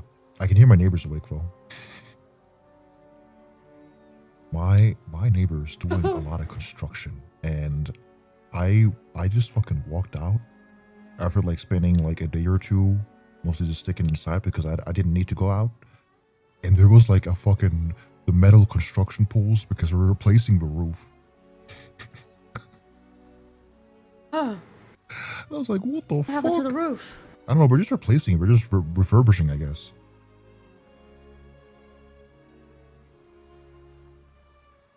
I don't know, I didn't ask. So the noises I've been hearing outside have just been like the guy she hired to just like fucking replace the roof with. He working, man. He working hard. Yeah. So hopefully there won't be like pretty loud construction noises soon, but you know, I don't know. I think it'll be fine. I think it won't be too loud. Yeah. La la la la la la la la. Let me check my stuff real quick. Hold on. Go.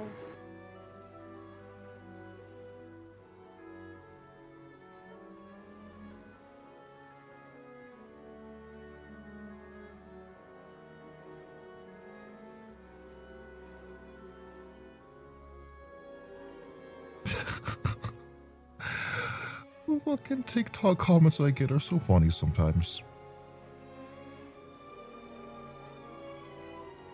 This comment. What are some? Oh yes, the brush. Keep talking about the brush. Yeah, I mean it's like the sticker of a drawing of a regular guy with a blank face, but then there's a lower opacity drawing behind him with like a freaky face rubbing his palms together.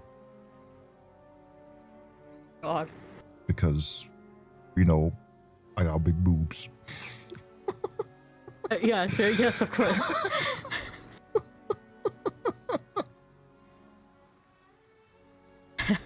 Yes. What was blinked it? It amuses me. Anyway, welcome back, guys. Let's continue. Do you read this? I don't think you did. I see. So you figure that since Yamashina is seeking entirely, you could leverage the box to get what you want at the same time? Yeah. I used to work at the small company. The young CEO replaces basically Yamashina's protege. I knew it. Oh, so she doesn't like him. Damn. But he likes Papa. She just wants Papa's approval. Yeah. That's all. I guess he felt sorry for me, so he let it slip that Yamashina was after immortality. Or he knew how she was going to be like.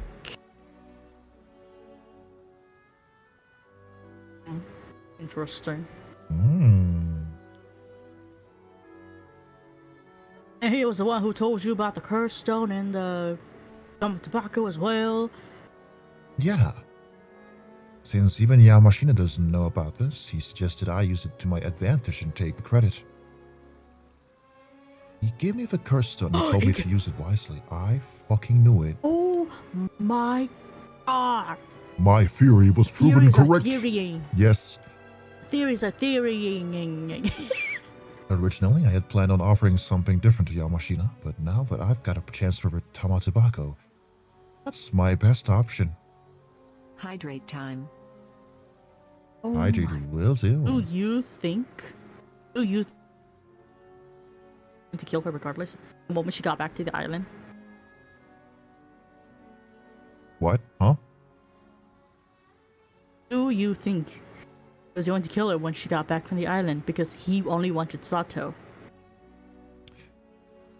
That could be the case. Because he does use people. He would. Yeah, he does use. He would also want the curse stone back, you know? Yeah. Like, what if he's like that crazy and he misses the curse stone? Because without it, he's a little psychotic. Losing his mind a little. He misses the voices in his head. Maybe. Something's fishy going on. Pun intended. I'm speculating. Something fishy as hell. Yeah.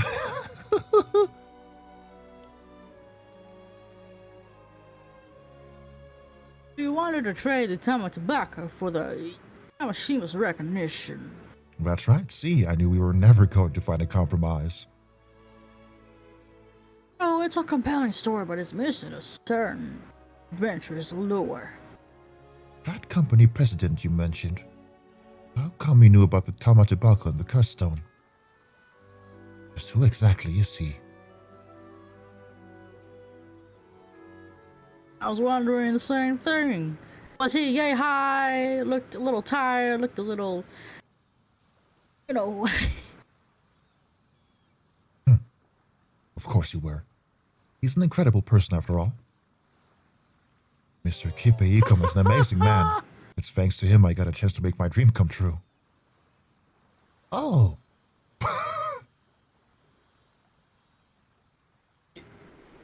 Say, you go what? Yeah, that's why you threw away the business card, because it gave you a real bad feeling, and look how it turned out. Oh my god, the voices are right. Oh fuck. I'm kidding, I'm being dramatic. You better come on, you say.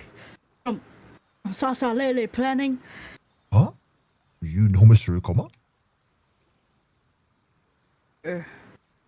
Dude, just met him the other day. In fact, I even got his business. I don't have it anymore. I have his business card that I threw in the wind. Huh? You have Mr. Ukoma's business card? I think we weren't supposed to throw it away until later. I think that was part of a condition, though. Like, either that or if he gave a business card. Oh, that too. Like, I what if his think it was condition more like was that. the business card? Yeah. What if his condition was the business card, but hers were the hand mirrors? And even though she still had the curse stone, those are still conditions being met. I think it's whatever they hand over to another person. Yeah, so it still would maybe carry over, you know? Yeah. Maybe. And it has to be I don't know. something that they hold on to. So something desirable of some kind. Yeah. Yeah. Oh, never mind, my I bad. can't believe this. I must have left it out the end. Still on the grind? Yep, because we need to get the ending. I want to get the ending. Percy, We're stubborn. I think we escaped death another time. Oh, what is it? The voices in my head. I figured it out. The condition. Really? What is it? The symbol. A fucking symbol! Oh my god, no wonder when they threw it away it didn't fucking work anyways, because she still got them. Anyways, sitting on the hand mirror all along. Wasn't it also on his business card? Yes. That symbol over there, I just couldn't shake the feeling I've seen it before. Yeah. Exactly! Sure enough, Ecoma's business card had the exact same symbol on it. Oh, you're right. This mirror is suspicious in a business card with the same symbol as the suspicious hand mirror is equally suspicious simple as that. He uses too many S's, too many P's. Oh my god. Yeah. So that's why you threw the card away earlier. You noticed the way in the wind. Yeah, the way Yosihiko's reaction to hearing we had one of his business cards told me everything I needed to know. I mean, I guess it was close enough to the answer. it was a symbol, Yeah. but it has to be on an item Yeah, handed you know, to them. we had the item. Yeah. We had the item. You know. Enough with the whispering already. I just fucking sitting there like. I see we gotta run because this girl fucking. He's laughing. The jig is up, young lady. Condition for your curse is the mysterious symbol inscribed on both the hand mirror and the business card. I don't think she moaned like that. You see, you have nothing more to fear. Cersei, your turn. Cersei, I choose you. Apologies. I'm going to have a bit of rough. Have to be a bit rough. You may experience after effects. Oh my god. Cersei, don't kill her though. Oh my god. I can't yell too loud. I don't want to be too loud in the morning. Oh no, it's okay. Me too. Me too. And so. Oh. We managed to apprehend Kikuko. Sutsui. Whatever. Apparently, Cersei's mind spell weakens those untrained to the spiritual. He wasn't untrained yet. In the spiritual arts, caused them to fall into a dazed, almost intoxicated state. Before losing consciousness, they quietly surrendered and handed over the cursed stone. Oh, what the fuck? They haven't. Unfortunately, it appears she really knew nothing more about mermaids after all. Didn't have any idea how Ikubo came into possession of a cursed stone either. He was a pawn. I'm sure she couldn't interfere any further. We restrained her at home and made sure she could remain asleep for the time being. Honkshoe. Honkshoe. Much later that very night, we learned that Kikuko had planned to massacre the island's residents using the hand mirrors she distributed. Oh my god. By sheer coincidence, our actions had prevented a mass slaughter. Yes, by sheer coincidence. Sheer coincidence, not these voices in my head.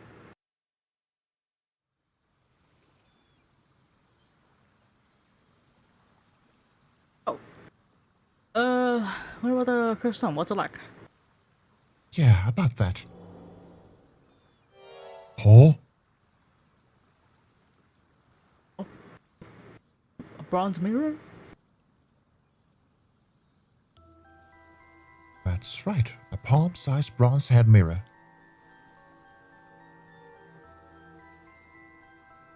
Oh my god. No, hold on a sec. What the fuck?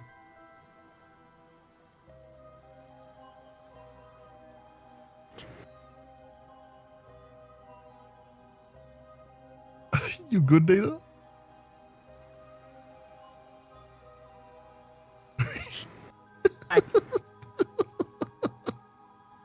I'm good. I'm great. You connecting the dots now?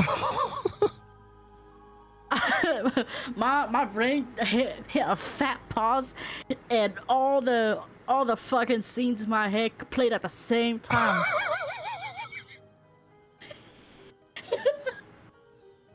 Oh, I didn't expect that.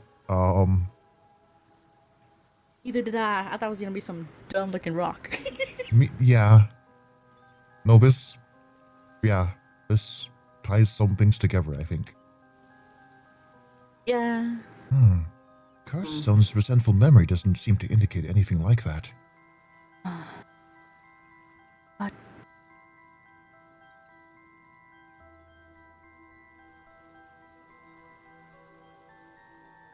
Mr. Avi?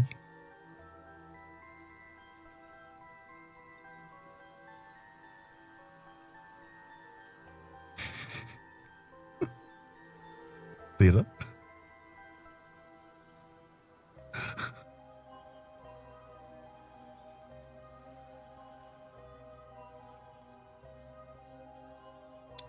Matcha drink.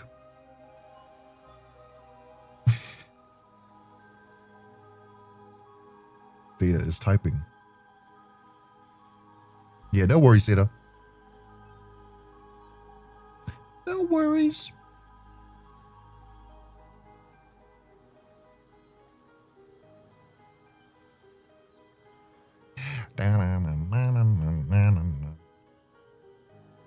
Yeah, okay. Okay, we'll wait. We'll wait for you.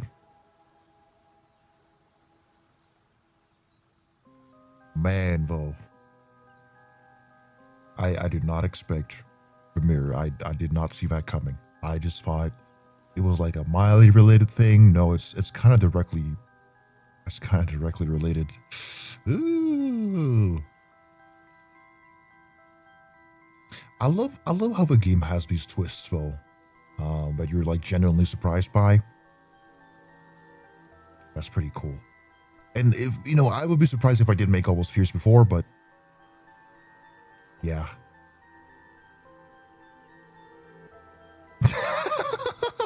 They sent a GIF. Me when the mirror. Wait, can I? Oh yeah, I can open it. Open a new tab, please. Thank you. Thank you. That's why is blue sky there? Hello? No blue sky. No. This one. Yes, that one. Me with the mirror.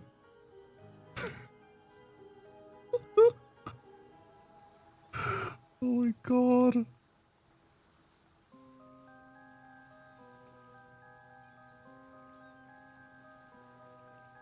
I gotta go, but I would like to catch a stream some other time. This is very fun. Hey, yeah, I'm glad you stuck around for a while though, so yeah. Well, see you next time though.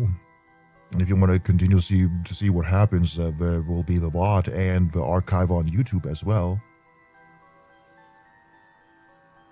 Good day, good night.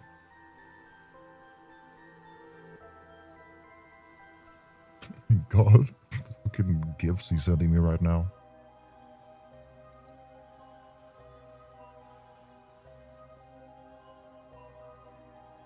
Dun, dun, dun.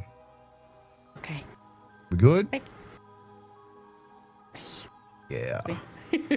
All right, let me just like look. So this cursed stone had resentful memory too. What'd you learn? So much information. It's hard to make sense of it. Here, take a look for yourself. Girl, I don't want to touch it. The last time I touched one of them, they fucking invaded my mind with memories. This poor man. Oh, don't just toss it around like that. It's a cursed stone, not a baseball. So you're not gonna look?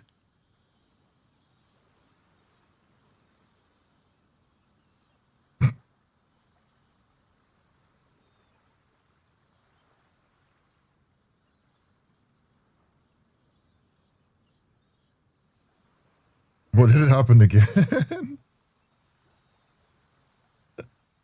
She's yapping to you again.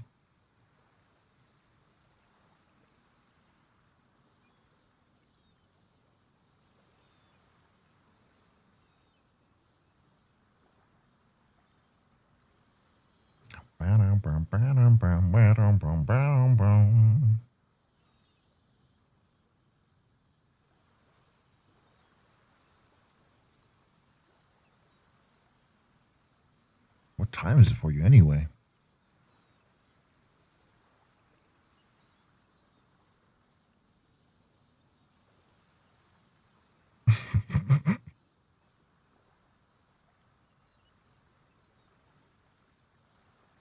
Like 10 p.m.?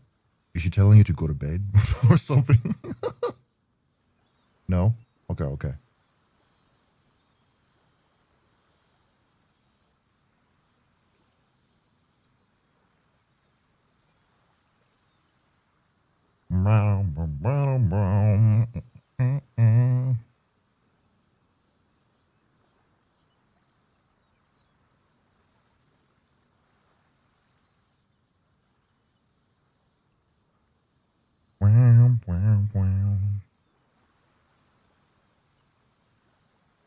Oh, telling sister to fuck, I can't read. To wash the dishes, she only to rinse, but she's on her tablet. She's being an iPad baby right now. Ooh.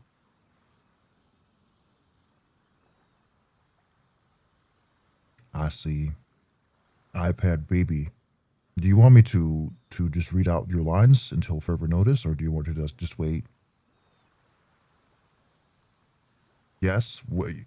Yes, read? Okay, okay. Of course I am.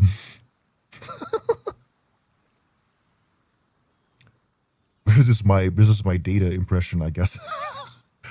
Let's see. I can't do it well, actually. Wow. So this is a real deal? Oh, a mermaid. There's a mermaid on it.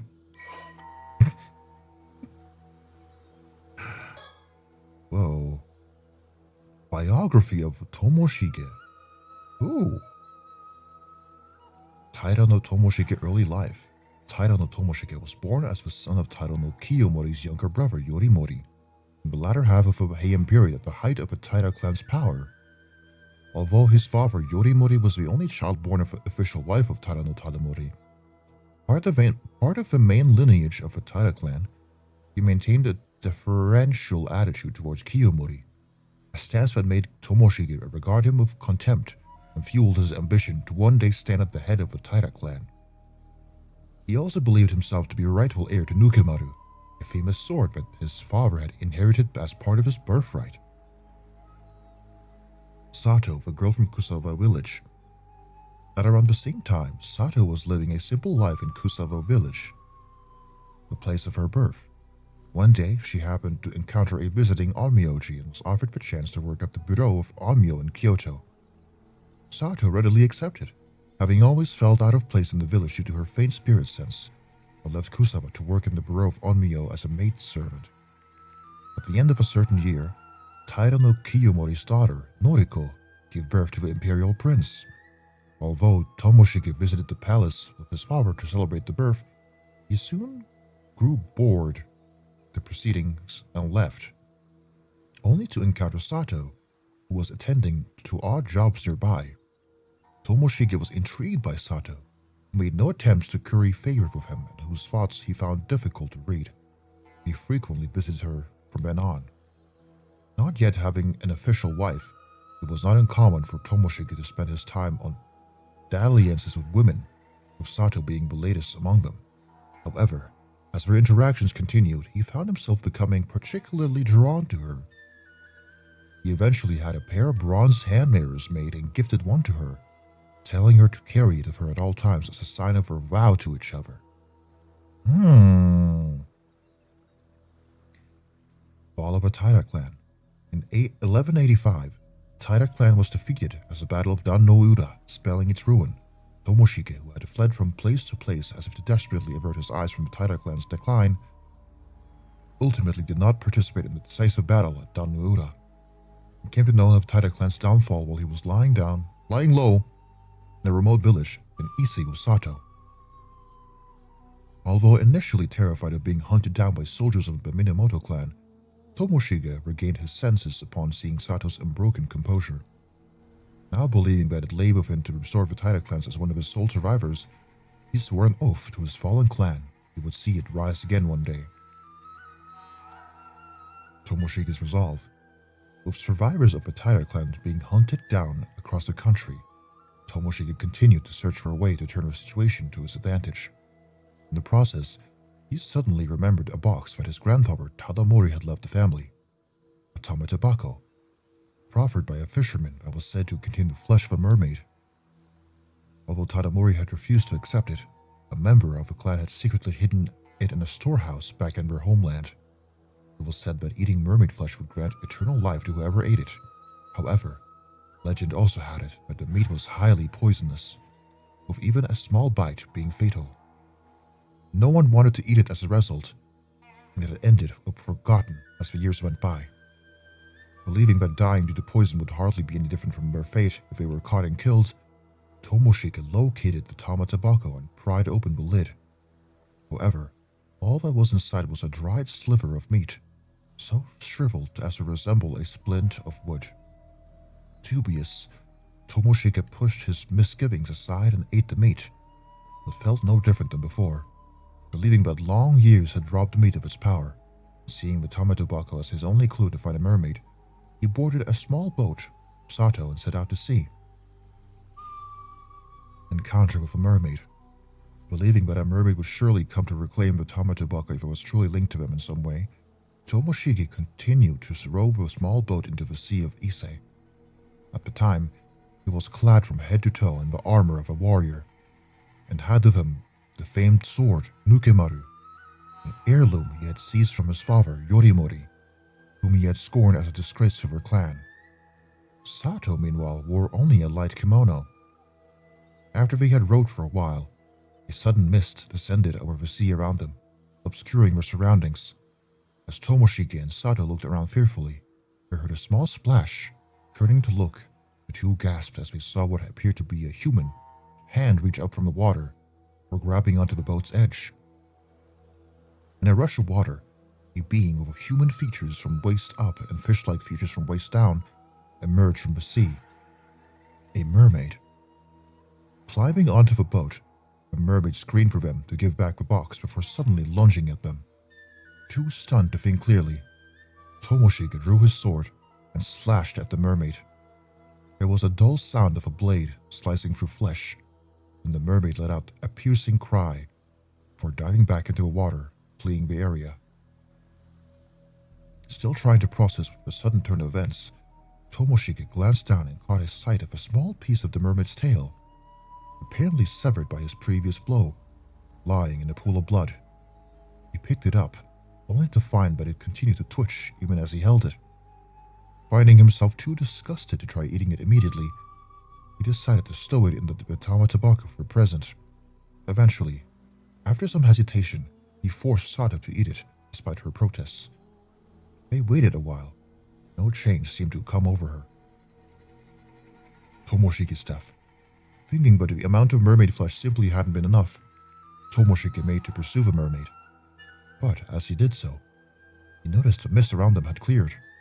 As the two looked around, they realized that their small boat was surrounded by ships belonging to a band hunting down remnants of a Taira clan. Alarmed, they tried to flee, but with their attackers pressing in on them from all sides, were unable to find any means of escape. Amidst the chaos, Sato was struck in the head by an arrow and fell into the sea. Tomoshige, still determined to retaliate, continued to frantically resist with the sword. However, he was vastly outnumbered, and unable to break through his attacker's ranks, was ultimately cut down in a single stroke. On the brink of death, Tomoshige's gaze fell on the crests formed by his pursuers. That's where the symbols come in. Consumed by bitter regret at his failure to restore his clan, he directed the full brunt of his resentment towards the symbols as he sank beneath the waves, cursing his enemies and clinging to his vindictive hatred until the very end.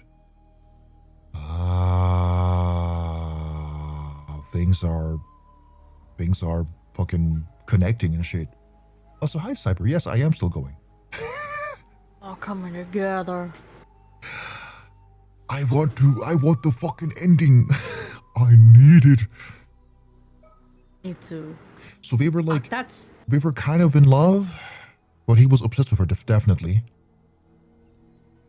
I feel like she was bound to fall in love, but a lot of things happened and she never actually fell in love. She just liked him, you know? And I think the curse amplified this obsession because it's a curse. So it's like a resentful ghost. Yeah. So the emotions are more intense.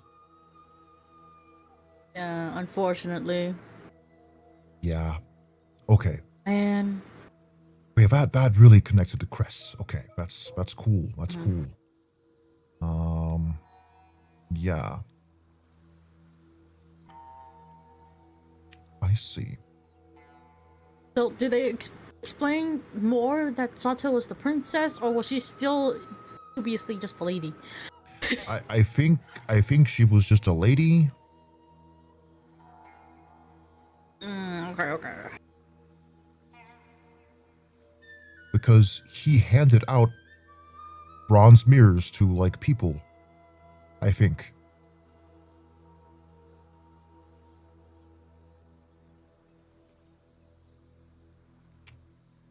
So there's more than one different bronze There mirror. might Okay. be. I know there's 2 copies of one because he made it for her, you know, like for each of them to have, for them both to have. Yeah.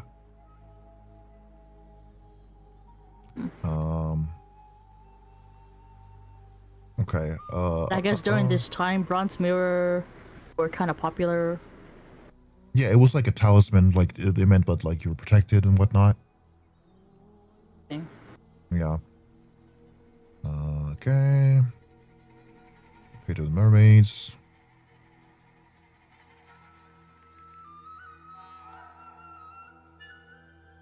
Okay, curse stones. Yep. Which were not actually stones, but yeah. I mean, they're hard like a stone.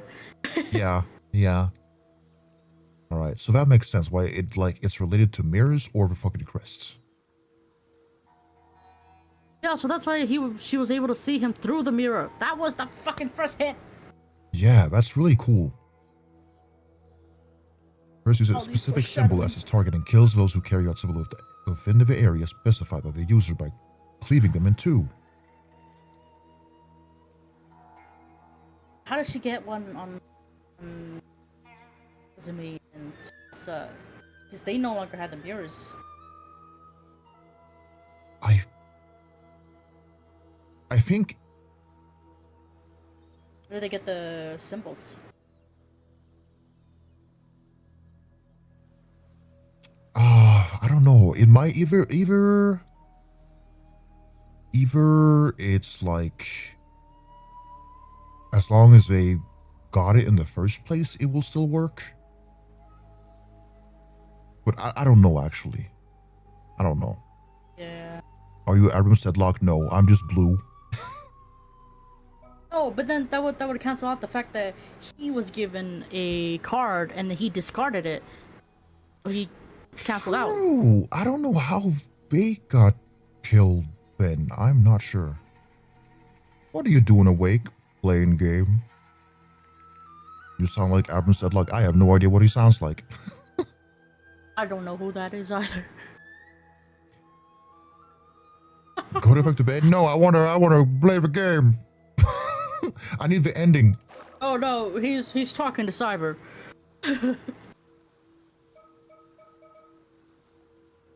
What the hell?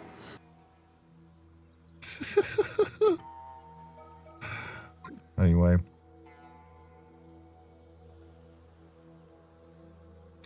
Till rent's done? That might take a while. We'll see. Hey, no way.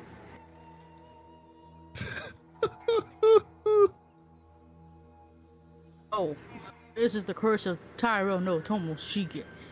I grew over 800 years ago. 800 years, long years, what the fuck? Yeah. Taira no Tomoshige. Never heard of him. It wasn't exactly what you called a historically important figure, even within the Heike. He was just a samurai with a status. That's about it. It seems as though he sought out the mermaid's power of immortality to restore the Heike, but his pursuit ended in failure. A resentment must well within the Tomoshige's bronze mirror, eventually turning it into a cursed stone. Cursed stone. Okay. It's really okay.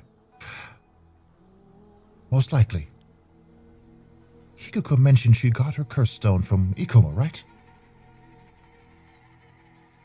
Exactly. Do you think that slippery snake was sneaky enough to put the curse markers on his own business cards? I'll deal with that slippery snake later. I'll deal with his snake later. Okay. That come on, guys. Seriously dangerous. I was way too close. Good thing we were I cautious. almost called him too. Especially since it seems he's after the tobacco, the baked tomato too. Yeah, seems like working without him turned out to be the right call. Although he may grow suspicious if he can't contact Kikuko anymore. Considering he's after the baked tomato, there's a chance he might still chase after us. We need to keep our guard up. I think it's safe to assume he already knows about Miss Sumkoa and the tobacco. I do wonder why he told us to go look for a still-tied mirror, too. Well, got this mirror, and we've got no reason to follow his orders. So, yeah, there are multiple mirrors. Yeah. He probably wants to find the other mirror because it belongs to Sato. He wants to find Sato still. That's his primary thing so far, for what it seems like it. Yeah.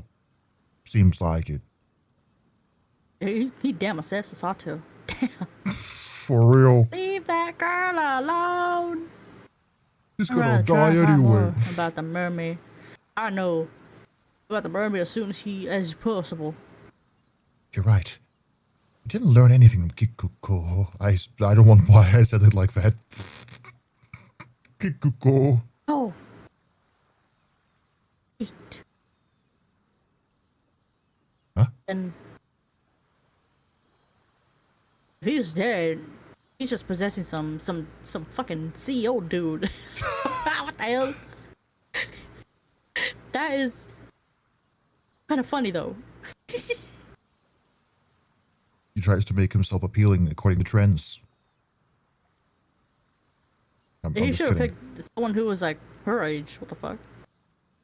And then again, he would be a really weird kid. He'll be like, "Hello, my fellow youth." Hello, my fellow youth. I do not know of taxes. I only know of toys and having fun and watching TV. I love toys. I love TV. Yeah. I love playing soccer.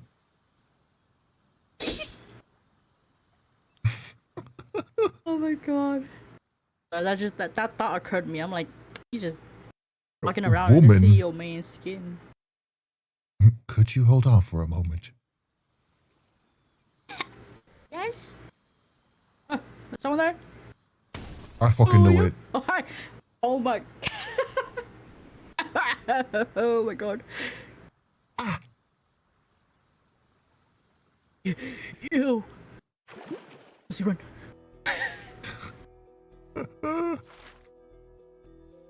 Ooh. Oh my god. Oh hello. So that one's so we fucking have to continue this shit. But I want to get to the ending fast. We could always continue, you know, like if you're Are you good? Yeah, I'm good.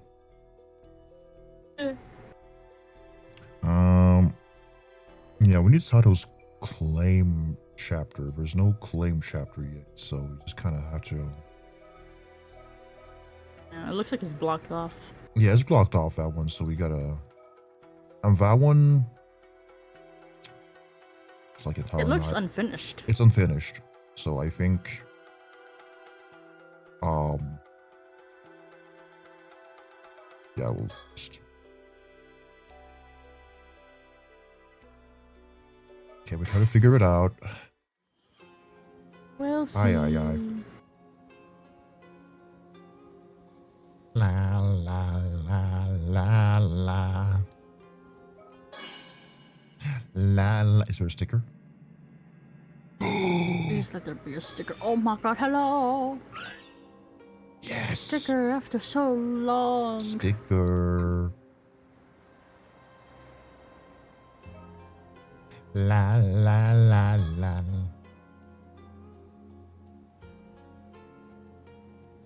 I was making back this this large bridge spanning on Nora Bay in Tulpa City is known as the Nora Bridge.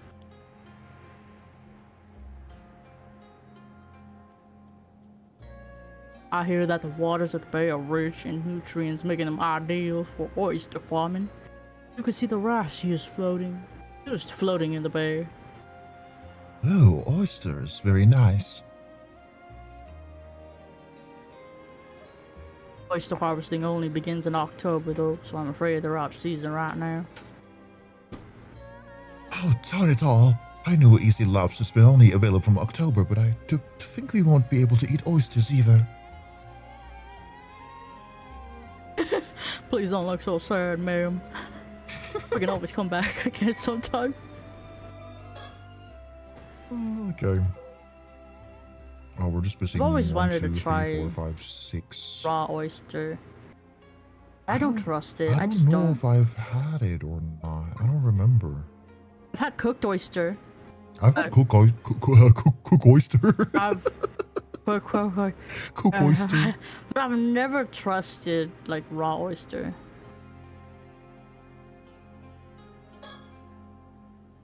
Soto gives off the impression of being all business, but he often goes along with any suggestion I make to stop and take in the scenery.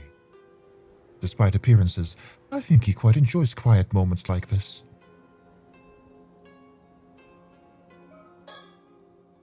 After discovering the mermaid found in Futomigodo this morning was in fact Somikawa's transfigured corpse, we headed to Ichika town for further investigation and are now on our way back. Oh, we know what happens. This feels like as good as an opportunity as any to take stock of our current position and talk about our next move. I nod. Yeah. Now then, as much as I'd like to relax and enjoy our surroundings, shall we take this chance to review the current situation and talk about our next move? Sound idea, yes. First, Detective Ide contacted us this morning, informing us that a mermaid corpse had washed up in Futomigodo. However, when we went to investigate, we discovered that the corpse was in fact that of Miss Somikawa, whose whereabouts we were looking into. She had been transformed into a fish by curse. Quite the troublesome development. She was shaping up to be a key figure in a number of incidents. With that in mind, the most likely culprits are the 2 foreigners we ran into the day before yesterday in Ichika. Yes, one of them was seen taking Miss Somikawa out by boat. Oh my god. I regret not doing more to pursue them at the time. It's possible we could have saved her if we had. I don't think so. I don't think she was gonna die one way or another. Yeah. I'm sorry, that was poor judgment on my part. I keep changing her voice, but I'm just doing whatever's comfortable for my throat at the moment. Oh, me too. And the other half of the pair was a young exorcist attached to the paranormal affairs. I believe her name was Cersei, yes. That's also quite worrying. I wonder what she could be up to. If it turns out she's been using curses on ordinary people, we at Paranormal Affairs will probably be held responsible. Though I doubt the Bureau would agree to act as custodian for someone who would behave so recklessly. Yeah, but don't worry, it's not her, it's the It's the crazy foreigner guy. Even though she's also a foreigner, but like he's extra foreigner because he's not even studying. He's a tourist.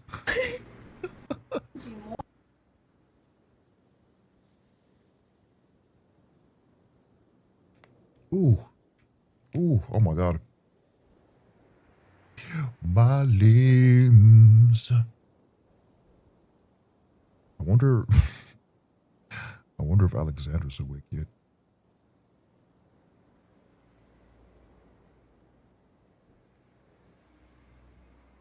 I think he might be a little bit surprised. Yeah, should I read just alone while you're occupied, Data? Oh, never mind. I'm here again. Okay. She keeps doing it. I don't know why she keeps doing it. No worries. Anyways, I like to believe some manner of circumstances are at hand, yes. Well, I suppose if anything happens, I can just get the higher-ups to take responsibility. That's what higher-ups are for, aren't they? Being responsible for their subordinates.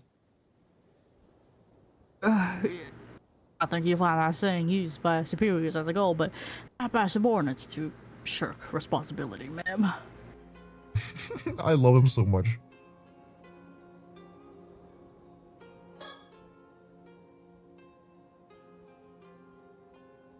Despite her abilities, I doubt that girl will be able to use the curse of the second fish. Regardless of who wielded it, I think it's safe to say that the cursed stone was involved. Agreed. We have two people from the same town falling victim to the same curse after all. I think it's reasonable to assume this was due to overzealous use of the curse stone. Yes, the first victim was Suma, who succumbed to the curse 2 days ago. The second was Miss Somikawa from yesterday. The state they were found in hasn't been publicly disclosed, but they're still being officially treated as missing. Still, curse stone housing the curse of a forsaken fish, eh? I'm wrong, ma'am. The curse of a forsaken fish is one of the curses mermaids can use, you see. For it to have become a curse stone, the mermaid in question must have experienced overwhelming resentment. An example might be if they were killed while bearing a powerful grudge against someone. Sounds like it would be a rare event indeed. Why do I get the feeling that there was a mermaid who died like that, though? Yes, you are onto it. We already know this, Yumiko. Oh, who was it? Feels like the name's on the tip of my tongue. Could it be a memory from that time? A memory? Although I imagine many of your older memories have faded by now. Is she a mermaid? Oh my god. Oh my They god. talk about a mermaid who stayed behind because of love, and she really likes being a housewife because she keeps calling herself a housewife. Is it crazy to say? Also, she's really knowledgeable on mermaid stuff specifically. Is it crazy to say she's a mermaid? No, I think she's a mermaid. Oh my god. Also, now that I think about it, she kinda looks... She has psychic vision, which would make sense if she had some, crumbs of power from when she was a mermaid and she converted into being a human.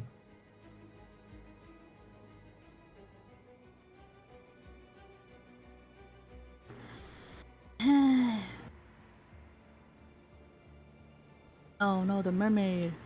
Sorry, ma'am. The mermaid looks too young to be her. Well, I don't think she's that mermaid, but like she's a mermaid. Yeah. Fuck. I was looking at the mermaid from the screen title again. I had to pull it up. Oh shit. What was that mermaid's name? Fuck. I forgot it was. It's okay. We can look at the file. There's a say in here. No. The other one. The Mermaid Legend. Ryugu?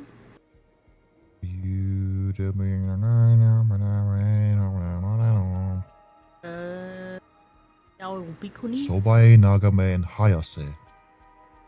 Hayase. It was Hayase? Hayase was the one that was like brutally murdered.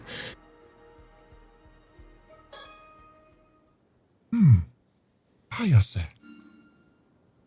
That's right. Her name was Hayase. I can't believe it. I'd completely forgotten, but it just suddenly popped into my head. I also hear voice. What? No, it's just whenever like there's a moment of like things being involved, I'm also like, wow, they also